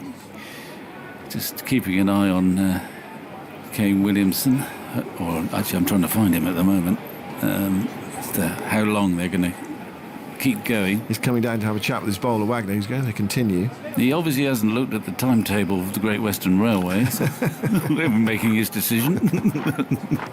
Not that it concerns me greatly. It's all right, Victor. There's one about... I know. There's one about 10 o'clock that gets in at 3 in the morning. Yes, indeed. It's the sleeper to Penzance. So if you end up getting that one, don't fall asleep. No, I'll try not to. Wagner begins the new over from the nursery end and bowls to Pope, who's forward, playing it up towards straight mid-off. There's no run. Williamson runs to his right, I think, to pick up. I think Wagner's enjoyed this afternoon's play because he's found a lovely rhythm bowling. He's barely bowled a short ball actually, but he has got the ball to swing a little bit, and he's beaten the back quite a few times, and he might think, well, I've got 2 wickets, I could have easily had 3 or 4. Man's going out now. He might just have a little dart at the short pitch ball now. Against Pope, out towards square leg. It's Conway who's gone out there. Here's Wagner bowling full, and Pope drives him through the offside gloriously for 4. Well, it was the bluff. He sent the man out, he pitched it up, and Pope crashed it down into the tavern stand past Santner for... I mean, it's a delicious shot from Pope, the best of Pope. It was in the air a fraction, but he really went after that. And I mean, it's also, I suppose, where he's vulnerable as well. Yeah, but I think, it's a good risk reward for him, I suppose. Yeah, 154 for 3, and Pope moves to 11. And the ball is back with Wagner. And he goes in now to bowl to Pope. It's short, and that's smashed away out to that man, Conway, on the deep forward square leg boundary. The poor old short leg fielder was in danger there for a moment. And Latham, Conway, who doubtless will be named player of the match. Yep, I mean, there are, I would have thought, 4 candidates for the Conway, obviously. Southey, possibly, from the Kiwi side. Rory Burns, and probably the 33 to 1 outsider, Ollie Robinson. I would actually get 500 to 1 outsider on that, to be honest. Well, we were recalling, weren't we? It's a different set of circumstances. 155 for 3, Sibley on strike. Wagner goes in and bowls full, and well, if he'd missed that would have been LBW. But Sibley didn't. He turned it away, playing across that front pad down towards fine leg. Throw comes in on the bounce to Watling, who takes it. The return beautifully. Another one that bounced in front of him, whips off the bails, but Sibley was home. 159 for 3, or have they already added the 2 runs? 157 or 159? 157. 157, sorry. We were recalling the Man of the Series award in the Pakistan series of a few years ago when Charles Clarke gave Mohammed Amir the trophy inside the pavilion, as it happens. Don't know why I mentioned that. I think we can all read between the lines. Here is Wagner. Up on his toes goes Sibley and shovels it into the leg side to the right of square leg for a single. Conway picks up 158 for 3. Sibley goes to 59. Pope 12, men out today. Burns 25, Crawley 2, Root 40. Well, the men out in the England innings. And then for New Zealand today, they were 2 down overnight. Wagner was out for 10, Taylor for 33, and Nichols for 23. New Zealand getting on with it before lunch. Oh, and Latham for 36 as well. Wicket for Root, wicket for Wood, Robinson, and Broad at last. That long barren spell. Here is Wagner bowling full to Pope, who comes forward and pushes that towards Williamson at extra cover, and there's no run. That is the end of the over, so we've now had 4 overs of the final hour. It's 158 for 3, so 11 overs left if New Zealand want them. I'm sure England will walk off at any moment. 115 runs away from victory, though. And 158 for 3, stalemate out there. We're heading towards that draw. England drew the last 2 tests of the 2020 summer, both games heavily affected by rain against Pakistan. This will make it the 3rd consecutive draw. There'd only been 3 draws in the previous 42 tests played in England. For the last time, there were 3 successive draws in this country. You have to go back to the final test of the 1989 Ashes. Wow. Which was drawn to get England a heroic 4-0 defeat, and then the first 2 tests of the 1990 summer against New Zealand were both drawn. Well, that's another very good stat. It just demonstrates sort of how the game has changed, and the draw has become a rarity. We have lost 1 day. Generally need some rain around, though, to force the draw. We had that day out. Was it 3rd day now, Friday? Right, on we go, and here's Jonathan. Thank you. Change of bowling up the far end, with Jameson coming on, 2 slips in the gully waiting, and he bowls to the redoubtable Sibley, and that's a bouncer outside the off stump, and Sibley ducks underneath it, and it's collected by Watling. Some of the crowd remaining. I think a number have retired now, but New Zealand deciding, well, possibly to get some overs into these bowlers' legs that might not play in the next game. That's one thought, that maybe Southey won't play, and Bolt will probably get a game. Do you think so? I'm not so sure. Is he sort of match fit? Well, he's arrived, is he? Oh, yeah, he's been training. I mean, I think there was there's a thought that he might play at Edgbaston. In comes Jameson again and bowls outside the off stump, and Sibley ignores it. But, otherwise, it seems odd that a captain would bowl his frontline seamers into the ground in a situation which looks unlikely to force a win, but maybe he's got in his mind who's going to play in the next one, and that well, he's given them all a fairly good workout. He certainly has. But you know, they like playing cricket at Lords. They only get the chance every 4 years. And in comes Jameson from the pavilion end and bowls short. Doesn't get up very high. Sibley has to duck all the way down, almost to ground level, to get underneath that one. And I'm sure they'd rather get their overs in. Everyone has a sort of quota of overs. Yep. They'd rather get them in the middle at Lords, with the possibility of getting the odd test wicket, than in the nets at Edgbaston, I should think. Yes, that's true. 158 for 3. Target 273. Pope has 12. Sibley 59 not out from 190 balls. And he's over his bat again. You're building up for the grilling. Here comes Jameson and bowls another bouncer, and Sibley ducks underneath it. I think I was ready about an hour ago. Oh, right. I think I've gone off. No, the adrenaline will be back, don't you worry. Well, Once you get that microphone in your hand, I think stare them in the eye. Yeah. Try and get and you might have to, desert the. What would you say to those who say intro? I don't know. We've slightly given that one away. There it is. He doesn't know it though. No. I don't Well, think he's back in the pavilion now. He could be framing his response. Yeah, he could be. Jameson on his way, bowls to Sibley outside the off stump. It just stopped on him a little bit. And Watling had to move forward to gather that. Michael Ablewhite. Hello, Michael. Good evening, TMS. Is it really evening? Yes, it is. It's 7:15. On the subject of agreeing to finish early if a result isn't likely, surely that's the same as a slow over rate. The paying public are being deprived of an hour's cricket that they have paid for. Or perhaps I'm being naive. Yeah, it used to be half an hour, didn't it? It used to be 8 overs. Well, it used to be half an hour to start with. Then overs, of course, came into it all. So it became 8 overs. Comes Jameson outside the off stump and nothing from Sibley. And then I don't know what prompted to move it to an hour. The last hour could be halted. But I think the players were quite keen that when the game was absolutely moribund. There were, I think, a series of really, really dead games played. Yeah. And that was when they decided, look, perhaps we'll extend it to an hour rather than just a half hour.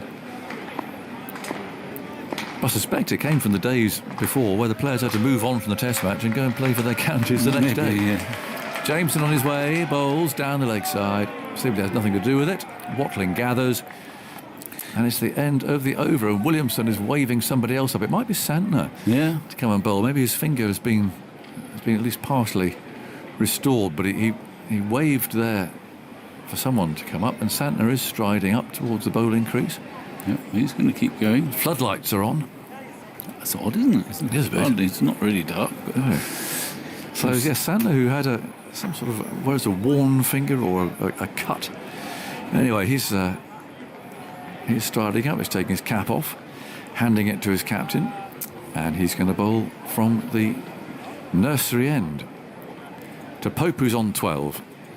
We've got 5 of the last 15 overs. Williamson can at any stage say thanks very much and shake hands and walk off.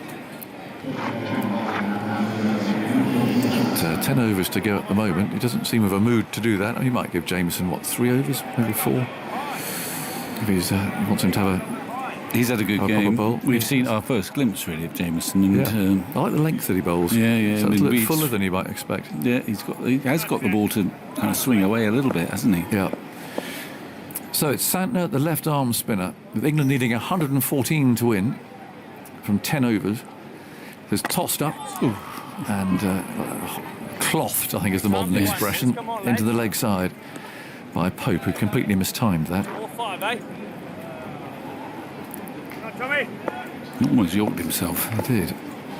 Santner again goes creeping in, no leading arm. That one turns very sharply. It's very well taken by Watling. That really spat. Makes you wonder again if it had been a full 5 days. Yeah. Without the third day washout, what might have been a very interesting game. I think you've gone the distance. There's another one outside the off stump. It doesn't spin so much. Trims the off stump area.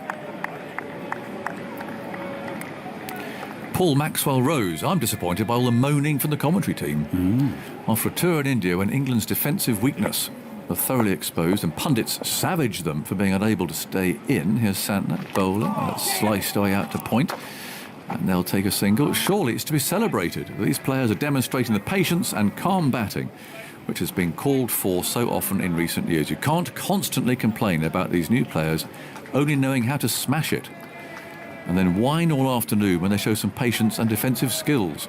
Well, that's another alternative view. Thank you, Paul. 160 for 3. I don't think anyone suggested anyone goes out and smashes it. And goes Santner, left arm round the wicket. So that's ignored by Sibley, who's on 59, Pope on 13. That's the whole point, isn't it? They didn't need to smash it. No. Well,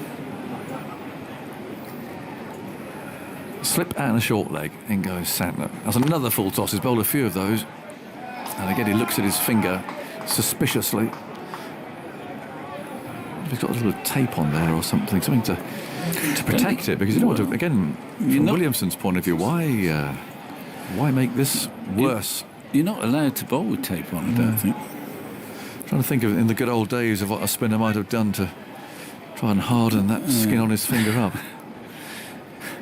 It's funny that I bowl a lot of overs, and in the 80s in particular, and at the end of the 80s, there's barely a mark on my index finger at all. It's a bit of a puzzle, that. It is a puzzle. That's very surprising. Jameson continues into the evening. Yeah. And he comes from the pavilion end. He's carrying some shadows of the floodlights now. That's worked away into the leg side, possibly off the pad. He comes running away down here to Matt Henry, who's on here at fine leg. Adrian, as an Englishman, I'm ashamed of our complete lack of ambition or enterprise and not attempting to chase down the total. What are we achieving? A grinding out a paint-dryingly dull draw. The word paint has featured a lot this afternoon, hasn't it? It shows complete lack of imagination or confidence and a lamentable lack of consideration for England fans. Here the team have a wonderful opportunity to do something amazing and something they can tell their children about. But instead they retreat into their shells, fearful of failure. As a bouncer simply ducks underneath it. Well, two very eloquent polar opposite views. They are. We'll put them out there, but I don't know. I think I'm leaning towards the latter myself. Well, I'm hoping that we've just been fairly honest about a situation, and particularly when the captain has said at the start of the game that the ambition is to win all 7 Test matches. Well, there was an opportunity. I'm not saying that England would have won today.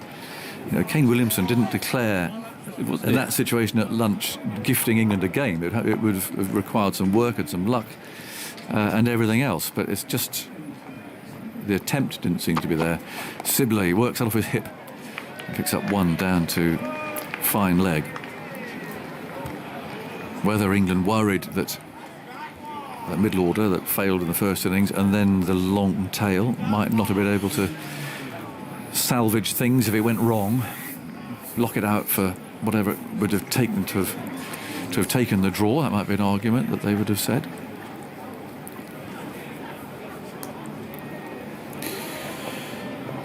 We'll find out. You'll find out. 162 for 3.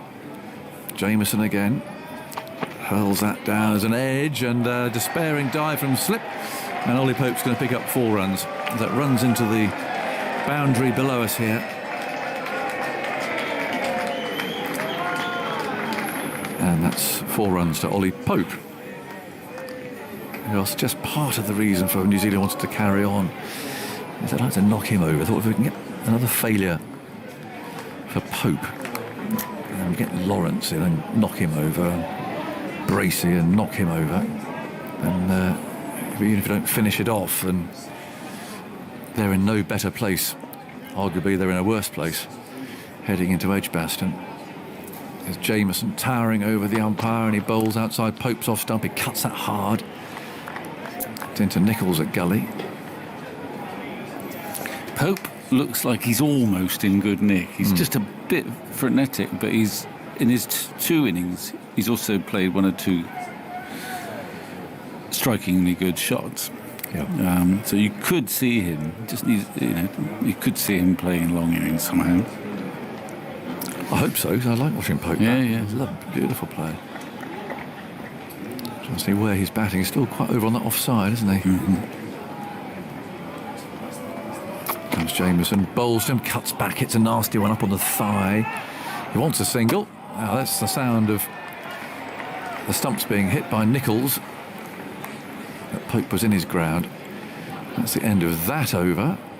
And you can almost see the batsman looking to Kane Williamson, saying, "Have you had enough? Is that it? Are we done?" But no. On they go. I think he just likes being out there, Kane Williamson. He does. And it seems like most of his team. I mean, the real gnarled old pros would be wondering out in the field, the real gnarled old pros who don't belong in the Kiwi team, would be thinking, I know I could be on my first pint by now. But that's a 20th century view. Yes. Well, Santner is carrying on, so whatever this finger injury is, he keeps looking at it, and it was bleeding quite obviously very long ago. They feel is something that's not going to be made worse through bowling, I guess. It does grip the ball very hard. Round the wicket he goes, spins harmlessly away. No stroke from Sibley, who's on 60 now. The ball somehow has run away into the offside. A misdirected throw from Watling, I think. On 66 for 3. Do you think he'll come off when there are only 6 balls left? Which would make it impossible for them to win.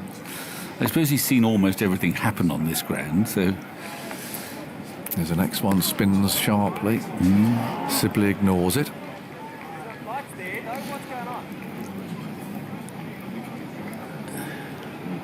Bit of chatter there, not sure what that's all about. I heard that sounded like Southey to me, chattering away. Santner round the wicket again, bowls a quicker one to Sibley's forward. It's picked up by Latham at short leg with the helmet on. On 66 for 3. Williamson drops back a shade at mid-off. He's going to toss this up, saying, come on, Don, drive it. And he goes, bowls. He has floated it off a bit, actually, but he's not driving it. He's blocking it. And again, Latham fields. On 66 for 3. Lovely evening. Sun still high, but behind some clouds is why the floodlights are on at the moment.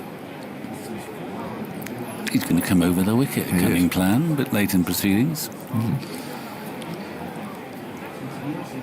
So Southey goes to leg slip. The short leg. We may have the slightly unedifying side of Sibley now, kicking it away. Let's see where he lands it. Yes, he might. Santner on his way in. Bowls, that's outside the off stump, and Sibley reaches for this and pats it away out to cover. 166 for 3. Hardy souls still here. There are 2 stewards patrolling the grandstand. Santner again bowls. Oh, he does kick that one away. Pitching outside the leg stump. Can't be LBW, so it has presented a large pad. And the ball bounced away harmlessly into the offside. All eyes on Williamson. No, he walks up to Santner, gives him his cap, sunglasses. Free chat with Ross Taylor. Yes, that's interesting. A senior pro, 37 years old. What he thinks. He's going to slip. Yep. Jameson's going to keep going. His first time at Lord's. Trying to work out, for future reference, which end do I like the best, perhaps. Just having a look at that LBW show, and do you know that's very close? It's just missing off. Yeah. It pitched in line. It did pitch in line. He's going to be careful of that. It's missing the stumps by a long way, but it's it did sort of spin. But if he could get an arm ball pitching there, might be in business. 166 for 3, heading towards 7 o'clock, and there's 8 overs. The last 15 have been bowled, and here's Jameson bowling, and that's worked away into the leg side. Dive from de Grandhomme there, does well. Dive from Watling, hurls the ball as to well. Watling. I mean, the wicketkeepers really have had a difficult game, and that's possibly not what Watling wanted at this stage. A low, flat, skimming half volley to the keeper, really. In the popping crease. Yes. And he got there. Well, he won't be playing again at Lord's, I don't suppose. No. And nor will Wagner. Has he announced anything, or is he? No, I think of Test matches. Well, Watling has announced. Yes, he has. Isn't he? I suspect with Taylor. I mean, they could pop up in hundreds and T20 blasts and things, but Test match-wise, I don't think we won't see New Zealand here for another 3 or 4 years, I don't suppose. Jameson from the pavilion end bowls, and Pope on the back foot plays out to Conway. Well, he won't forget the experience. We might see him again. Yes. What an innings that was on that first day for a debutant, anyone actually. It didn't matter that he was a debutant, it was a high-class innings. It's the best comfortably of the match. Beautiful timing, great poise, and fascinating to see how he progresses. I mean, can he progress from here? Well, it's not a bad start, is it? 166 for 3. Pope's on 17. Jameson. Over the wicket, bowls outside the off stump. Pope allows that to pass through. Watling's again down on his hands and knees as that doesn't carry. 2, I think, have had enough and they're off. Is that a no ball? I think it was. No ball, yeah. It's a third umpire no ball.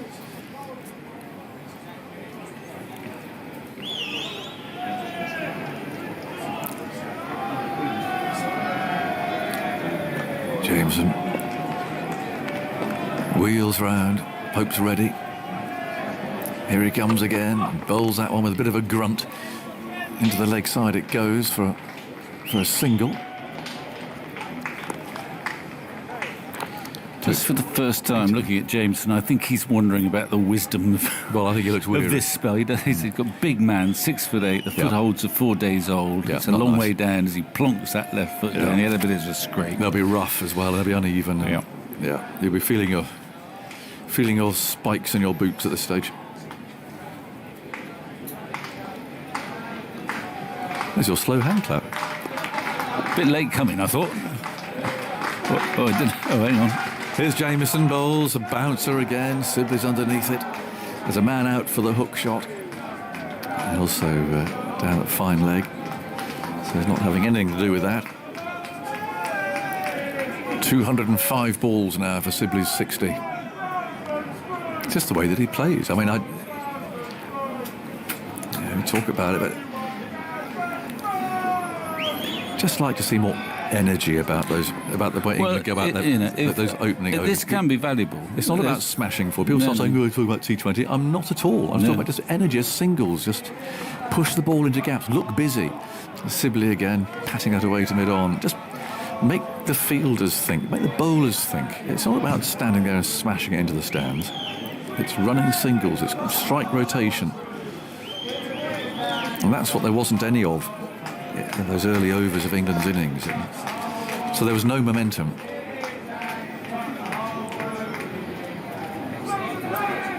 .168 for 3. Sibley waits for Jameson, who does cast a weary figure now, mopping his brow. He's got 1 ball to go in this over. And in he comes. He bowls it. Oh, it's another short ball outside the off stump, but Sibley ignores. And I think really Williamson ought to say to Jameson, that's it, thank you, you've tried very hard.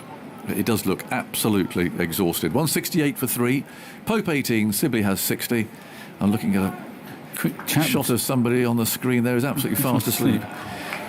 But there we go. Who's going to bowl now? It looks as if Santner's going to continue. Victor, more thoughts from you, and then Simon Mann's coming back. Yeah, well, I'll keep looking at Kane Williamson, who has a chat with his senior citizen Ross Taylor, who's happily poodling off to slip. Santner's going to continue. He's actually bowled 2 or 3 really quite vicious deliveries. And I feel we're leaving here tantalised. The ball has turned, but we haven't had quite enough spin bowling to see it leaping and bouncing. We might have had a run chase of great excitement. Here is Santner bowling to Pope, who drives, but straight to mid-off, and there's no run. I must say, I'm surprised to be seeing you again, Victor. Yes. Next to you in the commentary box in front of the microphone. There is a sort of sense of futility here, really. I agree with Jonathan that New Zealand, perhaps they want the full practice before the final. Well, there's something rather endearing about the fact I think they quite like being out there. I mean, they're on tour, they come to play cricket, they're at the home of cricket, they're at Lords, they quite like it out there. 168 for 3, Santner bowls, nudged away by Pope down towards fine leg, should get 2 here. Taylor after it from slip. The lights are on. There's plenty of blue sky above, but there's a dark cloud away to our right, which is obscuring the sun, but it's been a benign day of weather. It's just a big shame, actually, that the third day was knocked out Yeah, I think that would have led to a really good game. A really good game. Yeah. We thought we had a really good game at lunchtime. Yeah. We were wrong. 170 for 3. Santner bowls, and Pope turns to mid-wicket, and there is no run. So we have, after this over 5 overs left. When did the last hour start? And did you put the clock on it? It's about 20 past 6, I think. About a while ago, Simon. Oh, right. Okay. Santner bowling that keeps low, and Pope gets the bat down just in time. Goes out towards mid-off, and there's no run. I think the thing I was concerned about is whether they might bowl more than 15 overs. I don't think so. Right. So that's some useful batting practice for Pope, I suppose. He might not have wanted it, but he's getting it, and at the moment he's making the most of it. Pope drives towards mid-on, picked up by de Grandhomme. And there is no run. Spin has been possibly the one weakness in this New Zealand team of late. Santner bowling at the nursery end into Pope, and Pope is forward. Ball it turns a fraction, but he covers it, goes out into the offside. There's no run. It's the end of the over, so 10 of the last 15 have been bowled. Again, we're just looking at Williamson. What's he doing? Just wait and see. Go on, just make the point about spin, Andy. Is Watling coming on to bowl? I think it could be. You didn't say that with any great excitement. You said that with a hint of disgust. There was a test match in which he is. Oh, no, hold on. They are shaking hands now. Yeah. Yeah. I think Watling has taken a decision. He'd take my pads off. I'm going to bowl unless you call this game off. Yeah. Anyway, it's all over. Yeah. There's lots of shaking hands. So what? 10 overs into the final hour, was it? England finishing on 170 for 3, with Pope 20 not out and Sibley 60 not out. New Zealand made a game of it on this final day, but England didn't accept the challenge. They felt the challenge was too difficult, and that is up to them to make that decision. But it made for some unsatisfactory cricket, I think, in the afternoon session and into the evening session. I don't know what the crowd made of it, whether they could understand England's sort of hard-nosed professional approach, that if they'd gone for it they'd have risked losing, might well have lost the game. Hard-nosed, but I'm not so sure about professional, really. Because I think there was so much to gain for such a young team to explore what might be possible. Instead, a really challenging, a really quite brave, I thought, declaration from Williamson has tantalised us and then left us a wee bit disappointed. However, the match is drawn, the series remains all square with one to play. Edgbaston just need 5 days of fine weather. They're two pretty well matched sides. I think the Kiwis come out, even though they only got the 3 wickets this afternoon, it transpired with the only game that would win it in the last 90 minutes or so, 2 hours. And they had outplayed England without dominating them entirely throughout. Conway is the headline cricketer from this match. We've seen a new cricketer for us, and a new cricketer in Test cricket for New Zealand, who looks the ready-made product. And he came out in the second innings, batted okay, but 200 in his debut Test, showing a lot of poise, a touch of class too. Lovely timing. And I suspect we'll see a lot more of him in the immediate future. As for England, well, quite a few newish players, and don't quite know when we'll see Ollie Robinson again, who had a good game with the ball and did something with the bat as well, but we won't go into all the details of his problems on that first day and beyond, indeed. So he will return, but not probably at Edgbaston. Yeah, well, there's going to be a statement released about Ollie Robinson after this game. Sometime this evening, we are promised. Yeah. I think probably it's time for me to say goodnight. Head off. Well, it's nice to see you, Victor. Safe travels. See you later in the summer. And Michael Vaughan is coming alongside me. Jonathan's down there in the distance. He's going to be speaking to various personalities from this game, including the England captain Joe Root. Jonathan, all yours. Yes, thank you, Simon. Just wandering around the boundary edge on our way down to conduct the interviews here, so we can start our review of this Test match, which has ended in a draw with England 103 runs short of their target that was set about lunchtime of 273 from 75 overs. There'll be lots of debate, I'm sure, about England's reluctance, shall we say, to attempt that target. And we'll be hearing from England's captain in a second. You'll hear some noise. I'm walking around in front of the mound stand. But anyway, there was certainly runs for Dom Sibley, who finished 60 not out. Ollie Pope was 20 not out, and Joe Root at least made 40. But the match was drawn, England finishing on 170 for 3 from 70 overs. Michael Vaughan, I think, is in position now to run us through a review of this game. What's your take on what happened here this afternoon, Michael? Yeah, I think it was disappointing. I thought it was a real opportunity for the England side to show a bit more intent. I think the declaration did surprise us all by Kane Williamson at lunchtime. He wanted to have a go for it. Just a little bit busier. I'd like to have seen the England team. I completely understood the start. You try and see off that new ball, the 15 overs. They did that, Burns and Sibley. I always felt that was going to be the real danger period. From then on, I'd like to have just seen just an up. I'm not saying go to 6th, 5th and 6th gear, but just a little bit busier, just to see if they could have got themselves in a position to have a dip in the final session. I think it tells us a little bit about the kind of mentality in the England side, that they've got a very inexperienced batting lineup, and I think Joe Root and the coach Chris Silverd has erred on the side of making sure that they didn't lose to potentially give these younger players even less confidence going into Edgbaston in a few days' time. They've opted for the draw. They had to graft and work hard for that draw, so they've opted for that to make sure that they go to Birmingham 0-0 with a chance of winning the series still. So disappointing for many of the fans in the ground. When you've got crowd back for the first time, you have an opportunity. You've got to remember the interview that Joe Root, the captain, gave you, Aggers. It was a very positive one just a few days ago. He said, we want to win all 7 Test matches. Well, the first time of asking, an opportunity was thrown his side's way, and they decided to take the I won't call it negative, but they decided to take the defensive kind of approach to make sure that they go 1-0 down in the series, rather than think, wait a minute, we can go 1-0 up in the series and have a great spectacle here at Lord's. Just going to interrupt you because Joe Root is standing in front of me. Joe, there are some disappointed listeners, I'll be honest, about that this afternoon. How do you explain no obvious attempt, at least attempt the target? Well, I think if you look at the conditions, you look at the surface, it was very challenging. It was slow, it was hard to time the ball, and it's hard to sort of get any sort of rhythm when you were batting out there. And of course, yes, you look at the target and the amount of overs that we did have, but it wasn't quite as straightforward as that. Having batted on that wicket first innings, knowing that more time had gone into it, it was always going to be quite difficult.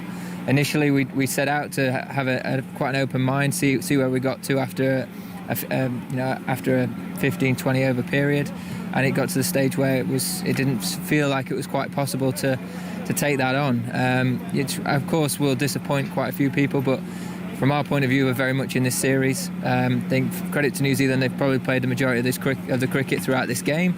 And we leave here level, and we give ourselves a great chance to win the series at Edgbaston. Yeah, that's when I spoke to you before the game, you said that you really wanted to win all 7 Test matches this year, and it doesn't really seem as if that was attempted there. Well, we didn't attempt to win it towards the back end of it. I mean, for as long as we could, when we started the day with the ball in particular, we were trying to hold the game, make that decision as difficult as possible for New Zealand, try and leave it so that we had an opportunity to chase something down, and unfortunately that didn't quite materialise. Felt that in the grand scheme of things, winning the series was bigger than potentially giving them a 1-0 lead going into the second game. So that's how we saw it from our perspective, and as I say, the series is very much alive, and we've got an opportunity to win it there. Yeah. Will you look back on it, tomorrow or the next day, and reflect on what happened this afternoon a bit? I mean, will the team learn from it? I think we'll learn a lot from this game, and I think from a batting point of view, you look at some of the dismissals in the first innings. We spoke quite honestly and brutally after that first innings and talked about being a little bit more disciplined, and I think one thing that we can definitely say that we did do in the second time around was be more disciplined. We were harder to get out. We made a lot more difficult for them to break us down as a batting group, and that should hold us in good stead for the rest of the summer and for the next game. runs for Rory Burns at least. He'll be delighted he's got his third 100. Yeah, he played brilliantly. I think, as I say, it was tricky conditions throughout the whole game.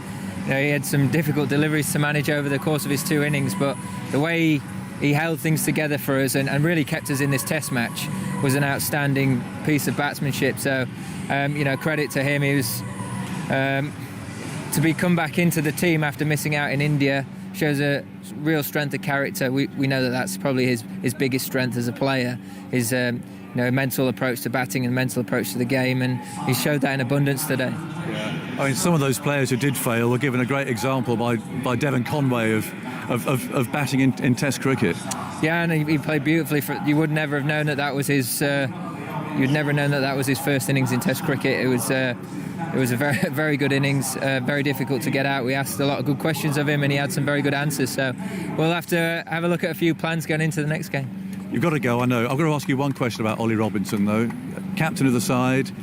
I mean, he bowled really well and batted well, but the off-field stuff, what's your reaction to that? Yeah, it's not acceptable within our game. Ollie's made a huge mistake. He knows that. He fronted up to the dressing room and to the rest of the world straight away after day one, and he's very remorseful. And I think it's a lesson for everyone in the game. More has to be done. More, that continued education and learning about how to behave in society and within our sport needs to carry forward. We've started doing a lot of good work in and around the cricket as a team, and we'll continue to do that. We want to make the game as inclusive and as diverse as we possibly can, and we'll continue to keep looking at finding ways to make that possible. Thank you, Joe. Thanks for talking to us. We'll see you at Edgbaston. There we go. So that was Michael. What did you make of what Joe Root had to say there? Yeah, I thought he spoke really well. I mean, I question whether they did have an intent from that 15th over. I'm not too sure there was ever an intent from the batting unit this afternoon. I understand it's it's a 2-match series, and I think England thought and Joe thought he didn't want to offer the opportunity to New Zealand by playing so riskily. My issue is that the situation of play with his batting unit, I'm not too sure they read the situation. In the first innings there was too many expansive strokes when the ball was swinging around. That was the kind of innings that you would like to have seen with the ball leaving and going through to the keeper. Today was an innings where you thought, come on, just be a bit busier and you can play a few drives, and they didn't do so. So situations and playing the situation and reading the game, I think needs to improve. They're young and they're just starting out in their Test match career, so I'm sure Graham Thorpe, Paul Collingwood, Chris Silverwood, Joe himself will sit down with the batters and go through dismissals, mindset of what they were thinking at the times of dismissal and the situation and the right way to play. So it's a learning curve, but I think sometimes we sit up here and say, go and go for it. But it was really a genuine chance today, and I think there wasn't many in the ground and many up here that would have been too critical if England would have just had a bit more of a focus of being a bit busier and a bit more aggressive, and if it had failed, I don't think they'd have got criticised for doing so. But Joe Root's never lost a Test series in the UK as a captain, and I think he just wants to make sure he's got that opportunity to potentially win the series at Edgbaston starting on Thursday, and he didn't want to risk too much today. Yeah, I guess I'm thinking particularly of the opening batsman. I mean, Dom Sibley that's just the way he plays, isn't it? I mean, there isn't another gear to go to, and I just wonder, if you think, in a similar situation in an Ashes match or something, whether there is, there is that ability, perhaps, to actually be able to push things along. And if you do actually have to, in a really important game, to get that sort of positive start, the impetus to the beginning of an innings that you might need further down the line. Yeah, well, I don't think they have the style of players at the top of the order that could do that. I think they've got players, and they've decided to go with players that are more in the attritional way, wear the opposing team down, bat for long periods of time. I don't think... I think Rory Burns, he showed when he got his 100, I think he's got a couple of gears that he could go up to. Dom Sibley, I don't think he has. I think he just plays the way that he does. He's going to bat for a long period of time. He's going to be frustrating.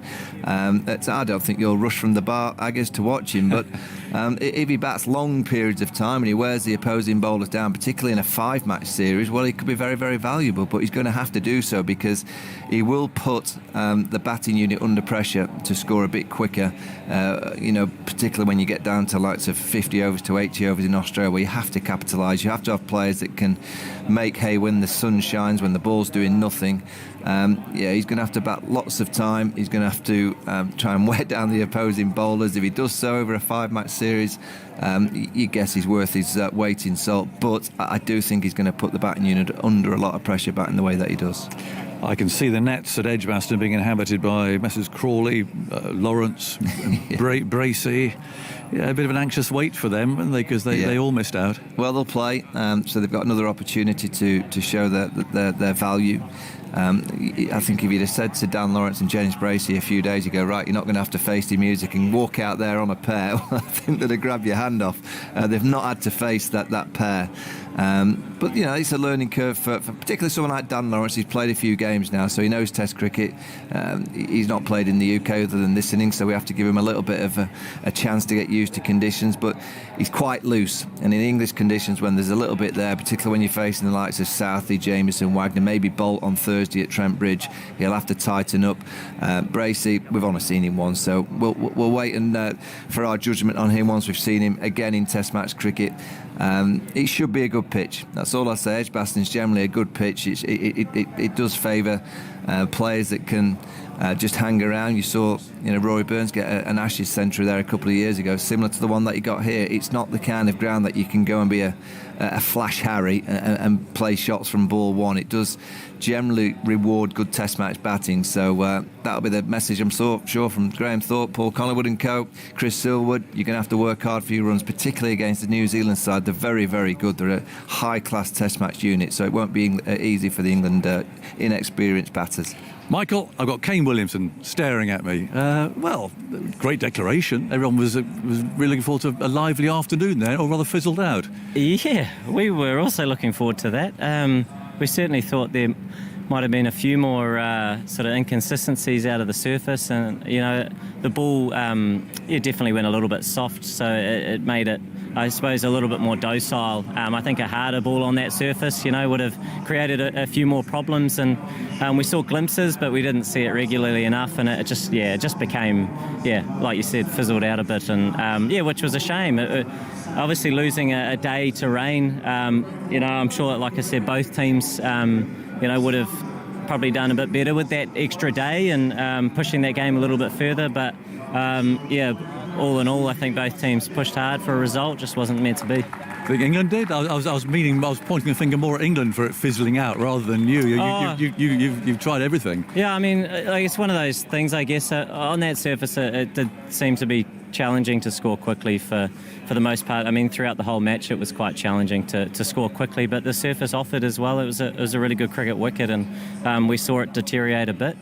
So we were relying on that, and no doubt, the England camp would have wanted to get a really strong base to have a good crack to chase it, and it's always I guess a fine balance, when you're chasing on the last day in a Test match. So. I mean, you might better off to ask Joe, but I've asked him. Yeah. I'm sure it crossed their mind throughout that chase, but we were worrying about what we were trying to do. Yeah, well, in modern cricket terms, it was a very generous declaration. I mean, did you always have that sort of figure in mind, or was the early lunch and so on all part of that calculation? In and around-ish, there-ish. Yeah, no, I guess you never have the perfect situation, and then there was a bit of weather, and we thought declaring at lunch gave us an extra couple of overs, and we'll see how we go. And we saw throughout the game that it did offer to the seam bowlers in particular. And we thought with a hard ball on that wicket, things could happen quite quickly, but they didn't. and here we are. Yeah. But obviously losing a day to rain didn't help that cause either. Devon Conway, new fella on the block. Tim Southey, been around a bit. Doesn't feel like the new fella on the block, that's for sure. He didn't play like it either. She's an absolute class act, and he walked into the side and he just continued what he's been doing for so long, and the comfort and how he went about his business, and anytime you can achieve a score like that, special. But in your first game for your country and at the home of cricket, obviously something to remember, and I'm sure many more to come. Yeah. This last one, have you enjoyed being back? Enjoyed being back at Lord's? Yeah, it's great. It's always special, you don't get too many opportunities to be here, so you do have to appreciate that. It's a little bit unique with some of the COVID restrictions and we're eating lunch in different rooms, but yeah, I mean, at the same time, there's so many guys in that dressing room that have never had the chance to play here, so it is a very special place. Stuart Birmingham, thank you, Kane, Cheers, for talking thank to us. you. There we go, Kane Williamson, New Zealand's captain. We've got another few minutes. I don't think we're going to see anyone else to interview down here. Just some thoughts, Michael, of what you heard there. Oh, he's a class act. You know, he hasn't got the runs this week, but he's a class act. He's a tremendous leader of the New Zealand side. So humble. I think in Devon Conway they've found a real player. We saw that straight away. We've seen it in white ball cricket, but to find a player like that at first time of asking and an opening player, which they so desperately needed, he'll be delighted with that, Kane Williamson. Look, Edgbaston, we know England are powerful there. I know the Aussies beat England there a couple of years ago, but historically England have had great success there. And I think maybe that was in the back of Joe Root's mind today. Offer nothing today. Go and win the series at Edgbaston. And I do think if England can win at Edgbaston, we'll look back at today and go, you know what, they may have got it right, not offering too much to this New Zealand side, who are very good, and they've had the better of the week. But I do think they'll take some beat in New Zealand. England are inexperienced. Let's see, how they go about selection. I'm sure Ollie Robinson may miss out. Will they rest one of Broad and Anderson? Will Ollie Stone come in for Mark Wood? We'll have to wait. Will Jack Leach get a go? We'll have to wait and see. But England will have to play a lot better to beat this New Zealand side, because they're high class. They've pretty much got, apart from the spin, they've got every single aspect covered. Jeremy, you've been listening to the two captains there as well. Has anything enlightened you? No, not really. Obviously, Kane Williamson isn't prepared to criticise in any way the English attempt, and it's not for his place to do that. So that's fine. I didn't actually hear Joe say about his response about how they batted today. So I can't really comment on that, Aggers. But look, New Zealand got some things out of the game, as I'm sure England did. Yeah, New Zealand did. I mean, as we heard Kane Williamson talking there about Devon Conway for a start. Oh, well, fantastic, wasn't it? I mean, solid defence, try and get past that. If you pitch up a little bit too far, he's a good driver of the ball. He had a couple of uncomfortable moments with Mark Wood's pace and perhaps the lack of pace in the pitch. But he decided, that's where you see the strength of sometimes the strength of mind that someone like Devon Conway does have. And I noticed some of the older players, actually, Williamson himself and also Taylor, sitting beside Devon Conway up there on the pavilion, up there in the changing shed, and sort of listening to what he had to say. They've got things to learn as well from this guy. And I mean, he's nearly 30 now, and we forget that he's had 100 first-class games as well, and he's played some tough cricket in South Africa. Yes. And Michael, what have England got to do? I mean, is it a mindset thing? I did ask Joe Root, and he said, look, they will reflect on what's happened this afternoon, go away and have another look at it. I wonder if it's difficult to see them beating Australia with a mindset like that. Yeah, I mean, the positive thing, Rory Burns was excellent. He needed that score. Obviously, Ollie Robinson, I thought he just looked every bit a Test match cricketer. It's the batting, and it's going to be the talk of the summer for me, is how England try and get a bat in. I know Ben Stokes will come back in, Butler will come back in, but it has been a problem of them getting big scores against high quality bowling for a period now, and that is going to be the challenge for this England side. Can they get enough runs against India first and foremost, and can they give themselves that belief and confidence and gather partnerships amongst the batting unit to get to Australia in November time to get big scores, because they're going to need them. As we speak, the one thing that I will say is that slightly concerned is these younger players that have played 10 and 20 games, they don't seem to be getting much better. And that's a concern. I think in Test match cricket, you're looking for your first 10 games. You get, you get all the time in the world really for those 10 games, because you can make mistakes and you can have one or two aspects of your technique question. But then you've got to improve and you've got to get better, because quality bowlers, which there are some quality bowling units around the world now, they will expose either your mental frailties or your technical frailties. And just one or two of the England players now, having played a bit of cricket, just need to get that little bit better. And Jeremy, I mean, options for New Zealand. It seems as if Kane Williamson was giving a number of fast bowlers there a lot of overs, possibly with a view to giving others a go in the next game. Looks like Southey, who was brilliant here, wasn't he? He might get a rest, I would think, and maybe Bolt coming in for him. And I know it breaks up that sort of Southey-Bolt partnership that they've always had, but that's okay. Jameson, I would think, would continue. And then you've got, obviously, Wagner. Wagner I got a bit concerned about Aggers because of the slow nature of the pitch, that he couldn't really reference his method, which is coming from a different area of the pitch. That short-pitched bowling that he's found so successful wasn't getting up high enough, and so he had to then resort to pitching up. And it didn't work in the first innings, but today he got it to swing. So that's going to be an interesting one. And could there be a change in the spinner, Ajaz Patel, coming in for Santner? Lovely. Jeremy, thanks for your company. We'll catch you at Birmingham, and you too, Michael. Of course, you can watch highlights of the day from 7 o'clock on BBC Two in Today at the Test. I'm reading a script. That's half an hour ago, so it's on the air at the moment. Check out the BBC Sport website and the app for much more reaction. Tuffs and Vaughan are on air from 9 o'clock on 5 Live tomorrow. And look out for a TMS podcast on Tuesday with Joss Butler. Looking forward to the T20 Blast. It's been lovely to be back at Lord's again. 6,500 spectators. There'll be more than that at Edgbaston, and they'll be back on air on Thursday at 10:25 for the second test. I look forward to your company then. Till then, from all of us here at Lord's, we'll say goodbye.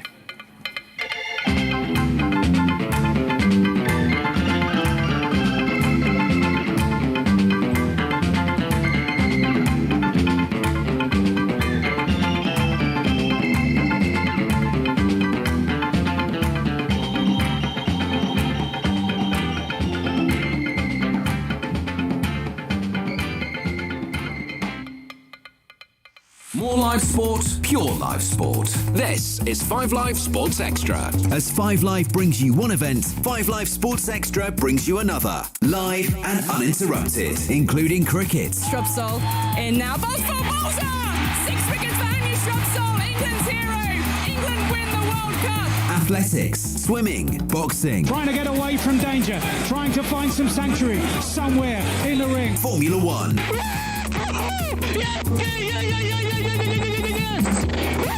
Golf, rugby league. Luke Gale tries this time. Luke Gale! Rugby union, tennis, football. Wigan with a cross from the left. Will Grigg! Goal! It's Will Grigg to put Wigan 1-0 up in the FA Cup. Visit bbc.co.uk/5live for full listings. More live sport, pure live sport. You're listening to 5 Live Sports Extra.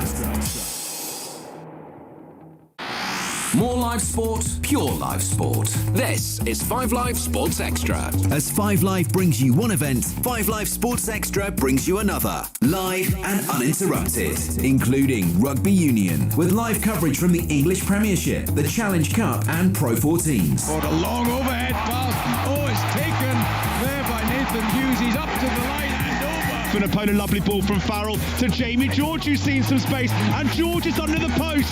Plus, international fixtures, including the Six Nations, Rugby World Cup and Autumn Internationals. The underdogs have barked loudly. What a take though! It's taken by Gareth Davis. Gareth Davis is going to go and interception from Gareth Davis. He's run 3/4 of the length of the field. Visit bbc.co.uk/5live for full listings. More live sport, pure live sport. You're listening to 5 Live Sports Extra. More live sport, pure live sport. This is 5 Live Sports Extra. As 5 Live brings you one event, 5 Live Sports Extra brings you another. Live and uninterrupted, including Formula One. He's about to do his first ever Formula One start. All the drivers are now lined up at the front of this Albert Park circuit. The Australian fans are all on their feet. With full coverage of practice rounds and qualifying. Max Verstappen then across the line to start his flying lap. The sparks fly from underneath the Red Bull in the pitch darkness of the Singapore night. Here comes Vettel, faster still. Plus, live action and analysis from across the F1 calendar. All 5 lights are on and the first Grand Prix of the season is go.